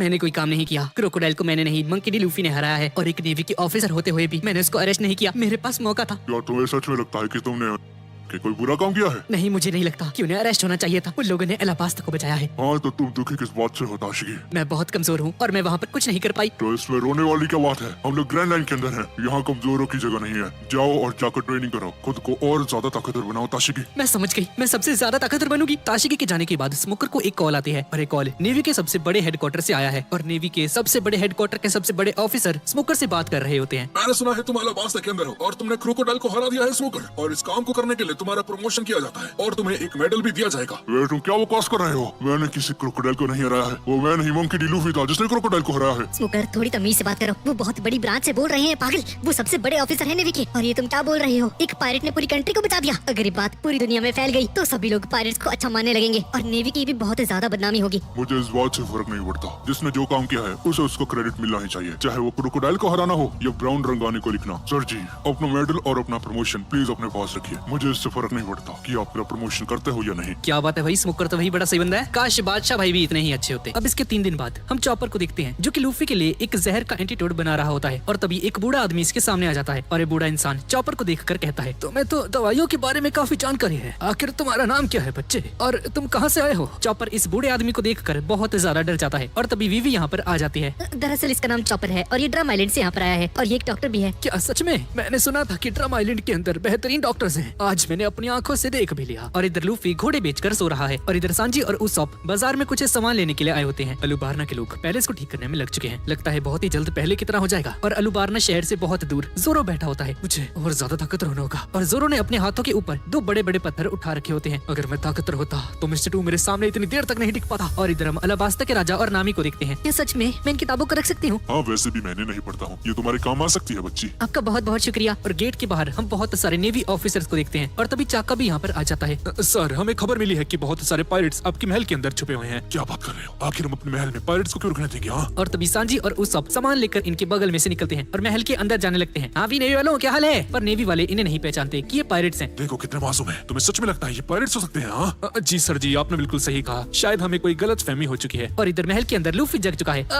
क्या बढ़िया नींद आई। अरे भाई, कहाँ पर हूँ मैं? तुम लुबारना के पैलेस के अंदर हो। मेरी हैट कहाँ पर है? और वीवी लूफी को उसकी हैट वापस कर देती है। लूफी, क्रोकोडाइल की जहर की वजह से तुम पूरे 3 दिन तक बेहोश पड़े थे। चॉपर नहीं तुम्हारा इलाज किया है। चॉपर, शुक्रिया मेरा इलाज करने के लिए दोस्त। और तभी जोरो यहाँ पर आ जाता है। क्या ले जोरो? आखिरकार तुम्हें होश आ ही गया। हाँ, जोरो पानी पीने लगता है। 3 दिन हो गए तुम्हें, तुम क्या करने जाते हो इतनी दूर? हाँ, मैं अपना कुछ काम करने गया था। तुम्हें क्या मतलब है उससे? हाँ, मुझे मतलब है, ठीक है ना? मैं तुम सभी का डॉक्टर हूँ और मुझे पता होना चाहिए कि तुम सभी लोग कहाँ पर जाते हो। एक सेकंड भाई, मैं 3 दिन तक बेहोश था ना, तो मैंने तो खाना नहीं खाया भाई 3 दिन तक। और तभी कमरे का गेट ओपन हो जाता है और एक औरत आती है बहुत सारे फल लेकर। जोरो इस औरत को देखकर बुरी तरह से डर जाता है। ये तो ईगाराम है। ये जिंदा है? मैं ईगाराम नहीं हूँ, मैं उसकी पत्नी हूँ। पर तुम दोनों की शक्ल तो आपस में काफी मिलती है। जब तक रात का खाना नहीं बन जाता तुम्हें ये सारे फल खत्म करने होंगे। और तभी एक बार में ही लूफी इन सारे फलों को खा जाता है। साले, इतनी जल्दी कैसे खा ली तूने? अब इसके बाद राजमहल के टेबल के ऊपर सभी लोगों के लिए खाना तैयार किया जाता है और लूफी भी ठूस ठूस कर मीट खाने लगता है। ये देखकर राजमहल के सिपाही कहते हैं, ये बच्चा है कौन? इसे खाना खाने की बिल्कुल तमीज नहीं। और सभी लोग बहुत ज्यादा एंजॉय करते हैं। अब खाना खाने के बाद ये सभी लोग राजमहल के बाथरूम में आ जाते हैं नहाने के लिए। इतने बड़े बाथरूम को देखकर लूफी चिल्ला पड़ता है, मजा आ गया भाई। और इधर सांजी ईगाराम से कहता है, अरे ईगाराम, लड़कियों का बाथरूम कहाँ पर है? हाँ, अपनी बकवास करना बंद करो, हर की कहीं के और तभी राजा इन्हें बताता है, इस तरफ है। पागल हो गए हैं राधा जी, ये क्या कह रहे हैं? उसके अंदर बीवी भी है। और इधर वीवी और नामी नहा रही होती हैं भाई। और तभी सारे लोग यहाँ पर आ चुके हैं और इन दोनों को झांक कर देख रहे हैं। नामी इन सभी को देख लेती है और इन सभी के सामने जाकर अपने टॉवल को हटा देती है। ये क्या कर दिया भाई इसने? और देखने के बाद इनके नाक से खून आना शुरू हो जाता है। अब इसके बाद लूफी के आगे अलाबास्ता का राजा अपना सर झुकाता है। तुमने जो कुछ भी किया उसके लिए तुम्हारा बहुत बहुत शुक्रिया बच्चे। सर जी, एक राजा को किसी के भी सामने अपना सर नहीं झुकाना चाहिए। मैं ये जानता हूँ बच्चे, पर तुमने सच में हमारे ऊपर बहुत बड़ा एहसान किया है। तुमने अलाबास्ता को बचाया है, तुम्हारा बहुत बहुत शुक्रिया। अब थोड़ी देर बाद रात हो जाती है और ईगाराम और चाका लूफी के वांटेड पोस्टर को देख रहे होते हैं। और अब लूफी के ऊपर की बाउंटी 30 मिलियन से बढ़कर 100 मिलियन तक हो चुकी है। और अब नेवी हाथ धोकर इनके पीछे पड़ने वाली है। हमें उन दोनों को बताना होगा इसके बारे में। ईगाराम भागते हुए इन सभी के कमरे में आता है पर देखता है कि यहाँ पर वीवी के अलावा और कोई भी नहीं है। सब लोग कहाँ पर गए?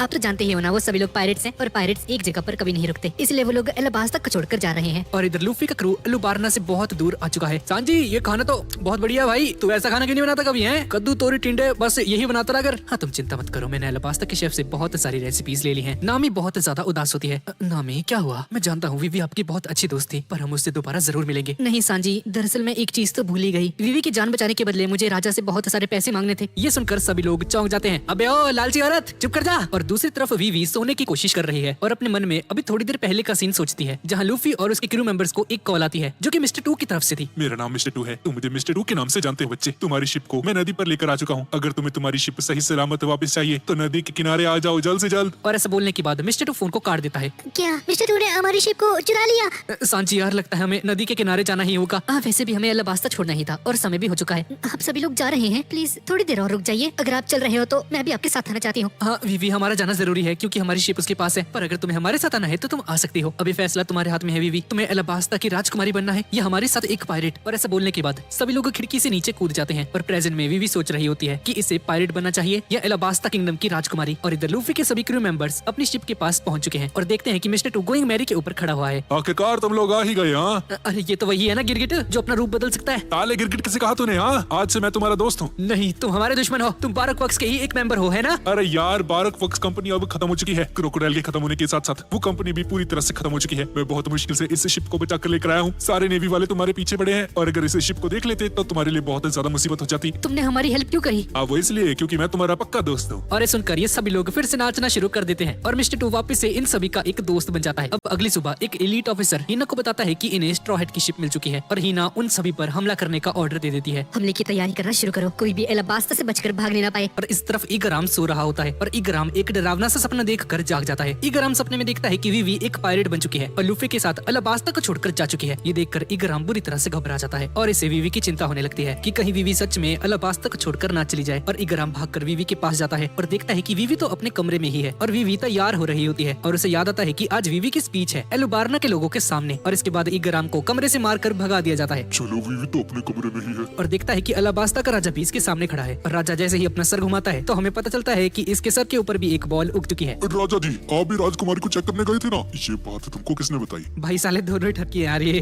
क्या बंदे यार ये। आज अलुबार्ना में वीवी की स्पीच लाइव टेलीकास्ट की जाएगी और वीवी स्पीच के बारे में ही सोच रही होती है। और इधर इगराम चाका को बताता है कि एक बहुत बड़ी गड़बड़ हो चुकी है। नेवी ने लूफी की शिप पर हमला कर दिया है जो कि अलाबास्ता जा रहे थे और उन सभी की जान खतरे में है। और इधर समुद्र में बहुत सारी तोपें चल रही हैं लूफी की शिप के ऊपर। जल्दी से कुछ करो, उन लोगों ने हम पर हमला कर दिया है। नेवी की सारी शिप्स ने लूफी की शिप के ऊपर हमला करना शुरू कर दिया है लोहे की रॉड से, जिसकी वजह से लूफी की शिप बुरी तरह से डैमेज हो रही है और पानी के अंदर गिरने वाली है। और हम देखते हैं कि मिस्टर 2 की शिप भी लूफी की शिप के बिल्कुल पीछे है। चॉपर कहता है, मैं जल्दी से सारे छेदों को भर कर आता हूँ वरना ये शिप डूब जाएगी। अरे यार, अगर ये पास की लड़ाई होती तो भी मैं इन सभी नेवी वालों को खत्म कर देता। पर ये सभी लोग बहुत डिस्टेंस पर रहकर हमला कर रहे हैं और इन सभी ने इन्हें चारों तरफ से घेर लिया है। अब इसके बाद हम एक अजीब से आदमी को देखते हैं जो कि एक नेवी की शिप के ऊपर खड़ा हुआ है और इसकी नजर लूफी की शिप के ऊपर है। जानी, अब तुम नहीं बचने वाले जानी। और ये बंदा कोई और नहीं बल्कि जांगो है, जिसे हम बहुत पहले से जानते हैं, जो कि कैप्टन कूरो के साथ काम करता था। और इसके बगल में फुल बॉडी भी है जिसे सांजी ने पीटा था, जैसा कि हम पहले के पार्ट्स में देख चुके हैं। लूफी जांगो को देखता है, अरे ये तो वही है हिप्नोटाइज करने वाला पायरेट। पर ये नेवी में क्या कर रहा है? इतना ही नहीं, लूफी उसके बगल में एक और आदमी है और शायद मैं उसे जानता हूँ। अरे फुल बॉडी सांजी से कहता है, आखिरकार मुझे वो घटिया कुक मिल ही गया। मैं तुम्हें छोड़ूंगा नहीं। इस स्ट्रॉ हैट वाले की शिप को उड़ा दो। और जैसे ही फुल बॉडी ये ऑर्डर देता है तभी इनकी खुद की शिप ही तबाह हो जाती है। ये देखकर लूफी को कुछ भी समझ नहीं आता कि आखिर ये भी हुआ क्या। और लूफी अपने बगल में देखता है कि ये काम उसब का है और उसब का मुंह शौक से खुला का खुला रह जाता है। देखा लूफी, मेरा निशाना, ये काम मैंने किया है। और तभी मिस्टर 2 के आदमी चिल्लाकर मिस्टर 2 को बताते हैं कि हीना यहाँ पर आ चुकी है। सर जी, हीना यहाँ पर आ गई है। अब हमारा बचने का कोई चांस नहीं। अब हमारा क्या होगा? हीना कौन है भैया? अरे ढक्कन बच्चे, वो एक बहुत ही खतरनाक नेवी की ऑफिसर है। और हम देखते हैं कि हीना की शिप भी यहाँ पर आ चुकी है। इस स्ट्रॉ हैट वालों की शिप यहाँ से बचकर नहीं जानी चाहिए। हमें कुछ भी करके इन्हें अलाबास्ता से बाहर नहीं जाने देना है। इधर मिस्टर 2 इन सभी से कहता है, हमें जल्दी करना होगा, अलाबास्ता से बाहर जाना होगा वरना नेवी हमको पकड़ लेगी। जाएंगे जाएंगे, पर अभी हमें थोड़ा सा और इंतजार करना होगा। अरे भाई, किसका इंतजार करना है? हमारी मौत हमारे सामने खड़ी है। क्या तुम्हें दिखाई नहीं देता? सभी नेवी ऑफिसर्स यहाँ पर आ रहे हैं। हाँ मैं जानता हूँ, लेकिन हमारी दोस्त बहुत ही जल्द यहाँ पर आने वाली है और हमें उसे अपने क्रू में शामिल भी करना है, इसलिए हमें अभी थोड़ी देर और इंतजार करना होगा। और इस तरफ अलुबार्ना के अंदर वीवी अपनी स्पीच के लिए तैयार हो चुकी है। क्या बात है भाई, सोनी लग रही है। और अलुबार्ना किंगडम के सभी लोग वीवी की स्पीच के लिए बाहर खड़े हैं और राजा वीवी की माँ की तस्वीर को देखकर कहता है, आज हमारी बेटी की स्पीच है, उसे आशीर्वाद देना। और मिस्टर 2 अपने क्रू से कहता है, तो जैसा कि तुम सभी ने सुना, लूफी यहीं पर इंतजार करने वाला है, इसलिए हम सभी को लूफी की हेल्प करनी है। हाँ सर, आपने सही कहा। हम लूफी की मदद जरूर करेंगे। और मिस्टर 2 रोते हुए लूफी से कहता है, हम हमेशा दोस्त रहेंगे लूफी भाई। और मिस्टर 2 अपने साथियों को लेकर लूफी की शिप से बहुत दूर चला जाता है। नेवी के ऑफिसर्स ये सब देखते हैं और हीना को बताते हैं कि इनमें से एक शिप यहाँ से भागने की कोशिश कर रही है। उन्हें भागने मत दो, जरूर उन्हीं के अंदर वो स्ट्रॉ हैट वाला पायरेट भी होगा जो कि हमें चकमा देकर भागने की कोशिश करने वाला है। और नेवी की सारी शिप्स मिस्टर 2 की शिप के पीछे पड़ जाती हैं और हीना और इसके बाकी के ऑफिसर्स मिस्टर 2 की शिप को पकड़ लेते हैं। पर हीना देखती है कि यहाँ पर स्ट्रॉ हैट के पायरेट्स तो है ही नहीं, यहाँ पर तो कुछ अजीब से लोग हैं जो कि उनका फेस लेकर भाग रहे थे। ये देखकर मिस्टर 2 हंसने लग जाता है। मैंने तुम्हें बहुत अच्छा उल्लू बनाया हीना। तुम जानते हो ना इसका अंजाम क्या हो सकता है। अब तुम नहीं बचने वाले। मैंने मेरे दोस्तों की जान बचाई है क्योंकि मैं उनका एक सच्चा दोस्त हूँ। अगर ये करने के लिए मुझे मरना भी पड़े तो मैं मर जाऊंगा। मिस्टर 2 इमोशनल बातें करने लगता है और ये सुनकर इसके सभी साथी इस पर फूल बरसाने लग जाते हैं ताकि ये एनीमे थोड़ा सा और इमोशनल बन सके। और इधर दूर से लूफी और उसके सभी क्रू मेंबर्स दिखते हैं कि मिस्टर 2 की शिप को पकड़ लिया गया है। नेवी ने इन सभी को पकड़ लिया है और तभी मिस्टर 2 के सभी साथी नेवी की शिप के ऊपर हमला कर देते हैं। हमें अपने दोस्तों की जान बतानी होगी। चलो सभी लोग आगे बढ़ो। और इसी तरह से मिस्टर 2 और नेवी की शिप के बीच में एक फाइट शुरू हो जाती है। लूफी और ये सभी लोग रोते हुए देखते हैं कि मिस्टर 2 इनके लिए क्या कुछ कर रहा है। हम तुम्हें कभी नहीं भूलेंगे मिस्टर 2। मिस्टर 2 कितना अच्छा दोस्त है। और इधर अलुबार्ना के महल के अंदर राजकुमारी वीवी ईगराम से कुछ कहती है। राजकुमारी जी, मैं ये नहीं कर सकता। नहीं, तुम्हें करना ही होगा ईगराम। उधर वो सभी लोग मेरा इंतजार कर रहे हैं। और अलुबार्ना के महल के बाहर सभी लोग वीवी के आने का इंतजार कर रहे हैं और वीवी अलुबार्ना पैलेस के ऊपर आ जाती है और अपने हाथ में एक माइक रख कर कहती है, आज मैं आप सभी को एक चीज के बारे में बताना चाहती हूँ। अब मजा आने वाला है। क्या बात है? वीवी की ये स्पीच अलाबास्ता के हर एक शहर के अंदर टेलीकास्ट की जाती है। मैंने अपने सफर में बहुत अजीब चीजें देखी हैं, जैसे कि लिटिल गार्डन नाम का एक एंशिएंट आइलैंड और बहुत सारे अजीब समुद्री राक्षस और बहुत सारे अजीब जानवर भी। यहाँ तक कि मैंने एक ऐसा अजीब जानवर भी देखा जो कि बोल सकता है और एक डॉक्टर भी है। और ग्रैनलैंड का ये सफर बहुत ज्यादा खतरनाक था। हर पल खतरा आपके सर के ऊपर था, पर हमेशा मेरे दोस्तों ने मेरी जान बचाई। और इधर लूफी और उसका क्रू नेवी वालों से जान बचाकर बहुत दूर आ चुके हैं और लूफी सामने की तरफ देख रहा होता है, वीवी का इंतजार कर रहा है। लूफी वीवी नहीं आने वाली, उसे पायरेट नहीं बनना, वो एक राजकुमारी ही बनना चाहती है। वैसे भी वो भी अलुबार्ना के अंदर स्पीच दे रही है। उसकी आवाज यहाँ तक आ रही है। हाँ, इसने बिल्कुल सही कहा, हमें और इंतजार नहीं करना चाहिए लूफी। और तभी उसॉप भागते हुए यहाँ पर आता है। अरे यार, यहाँ पर क्या खड़े हो? नेवी वाले आ चुके हैं। और इधर एलुबार्ना के लोग बहुत ज्यादा हैरान हो चुके हैं क्योंकि उनके सामने एक बहुत अजीब चीज है। उन्हें पता चलता है कि उनके सामने जो राजकुमारी थी वो नकली है। ये बंदा ईगाराम है राजकुमारी के कपड़ों में। और इधर लूफी को कोई आवाज लगाता है और जैसे ही लूफी पीछे मुड़कर देखता है तो हम देखते हैं कि कारू और वीवी यहाँ पर आ चुके हैं। कारू, हमें पता था वीवी तुम जरूर आओगी। और कारू और वीवी भी इन दोनों को देखकर बहुत ज्यादा खुश हो जाते हैं। लेकिन तभी वीवी अपना माइक निकालती है और कुछ कहती है। लूफी, मुझे माफ करना, मैं तुम्हारे क्रू में शामिल नहीं हो सकती। मुझे एक राजकुमारी के तौर पर अपनी जिम्मेदारियों को निभाना होगा और मैं यहाँ पर तुम्हें अलविदा कहने आई हूँ। और ये बात जो अभी वीवी ने कही ये अलाबास्ता के हर एक कोने में जाती है। और ये बात सुनकर एलुबार्ना के लोग हैरान हो जाते हैं कि वीवी किस बारे में बात कर रही है और इस वक्त वीवी कहाँ पर है। और तभी ईगाराम जो कि वीवी के कपड़ों में है, ये इन सभी का ध्यान भटकाने के लिए डांस करने लगता है। और इसका डांस देखकर वीवी की उस बात को भूल जाते हैं और ईगाराम पर हंसना शुरू कर देते हैं। और इधर वीवी कहती है, तुम सभी ने मेरी बहुत ज्यादा हेल्प की है, इसके लिए तुम्हारा बहुत बहुत शुक्रिया। आप सभी ने सच में मुझे एक नई जिंदगी दी है। और लूफी भी इस बात के लिए मान जाता है कि वीवी एलाबास्ता के अंदर रुक रही है। वीवी रोने लगती है और लूफी से कहती है, क्या हम फिर से दोबारा मिल सकते हैं? और जब हम दोबारा मिलेंगे तो क्या तुम मुझे अपनी दोस्त कहोगे? क्या तुम मुझे भूल तो नहीं जाओगे? और जैसे ही लूफी जोर से चिल्लाने लगता है, नामी इसका मुंह बंद कर देती है। साले चुप कर जाओ, नेवी को पता चल जाएगा कि हम कहाँ पर हैं। अगर हमने अभी कुछ भी कहा तो नेवी हमारे पीछे पड़ जाएगी लूफी। और नामी की ये बात सुनकर सभी लोग अपना मुंह मोड़ लेते हैं बिना वीवी को जवाब दिए। और वीवी को जवाब नहीं मिलता जिसकी वजह से ये बहुत ज्यादा दुखी हो जाती है। और वीवी को लगता है कि अब ये लोग इसके दोस्त नहीं रहे। लेकिन तभी वीवी देखती है लूफी अपना हाथ ऊपर उठाता है और सभी लोग भी अपने हाथ को ऊपर उठाते हैं और अपने हाथ पर बने हुए उस निशान को दिखाते हैं वीवी को। ये इनकी दोस्ती की निशानी है जो कि इन लोगों ने एलाबास्ता के अंदर एंटर करते ही बनाई थी। और ठीक ऐसा ही निशान वीवी के हाथ पर भी होता है। और वीवी समझ जाती है कि ये अभी भी इन सभी की दोस्त है। और ये सभी लोग वीवी को गुड बाय कहकर यहाँ से जाने लगते हैं। और तभी नेवी की शिप यहाँ पर आ जाती है सरेंडर कर दो, तुम्हारे पास अभी भी समय है। और बहुत सारी तोपें चलाने लगती हैं गोइंग मैरी के ऊपर। और लूफी की शिप के ऊपर पानी उड़ने लगता है। लेकिन अभी भी ये सभी लोग अपना हाथ ऊपर करके खड़े हैं और वीवी को अपनी दोस्ती की निशानी दिखा रहे हैं। ये देखकर वीवी खुशी के मारे रोने लगती है। नहीं, मुझे नहीं रोना चाहिए। ये सभी लोग अपने सपने को पूरा करने के लिए जा रहे हैं। मुझे तुम्हारी बहुत याद आएगी। शुक्रिया।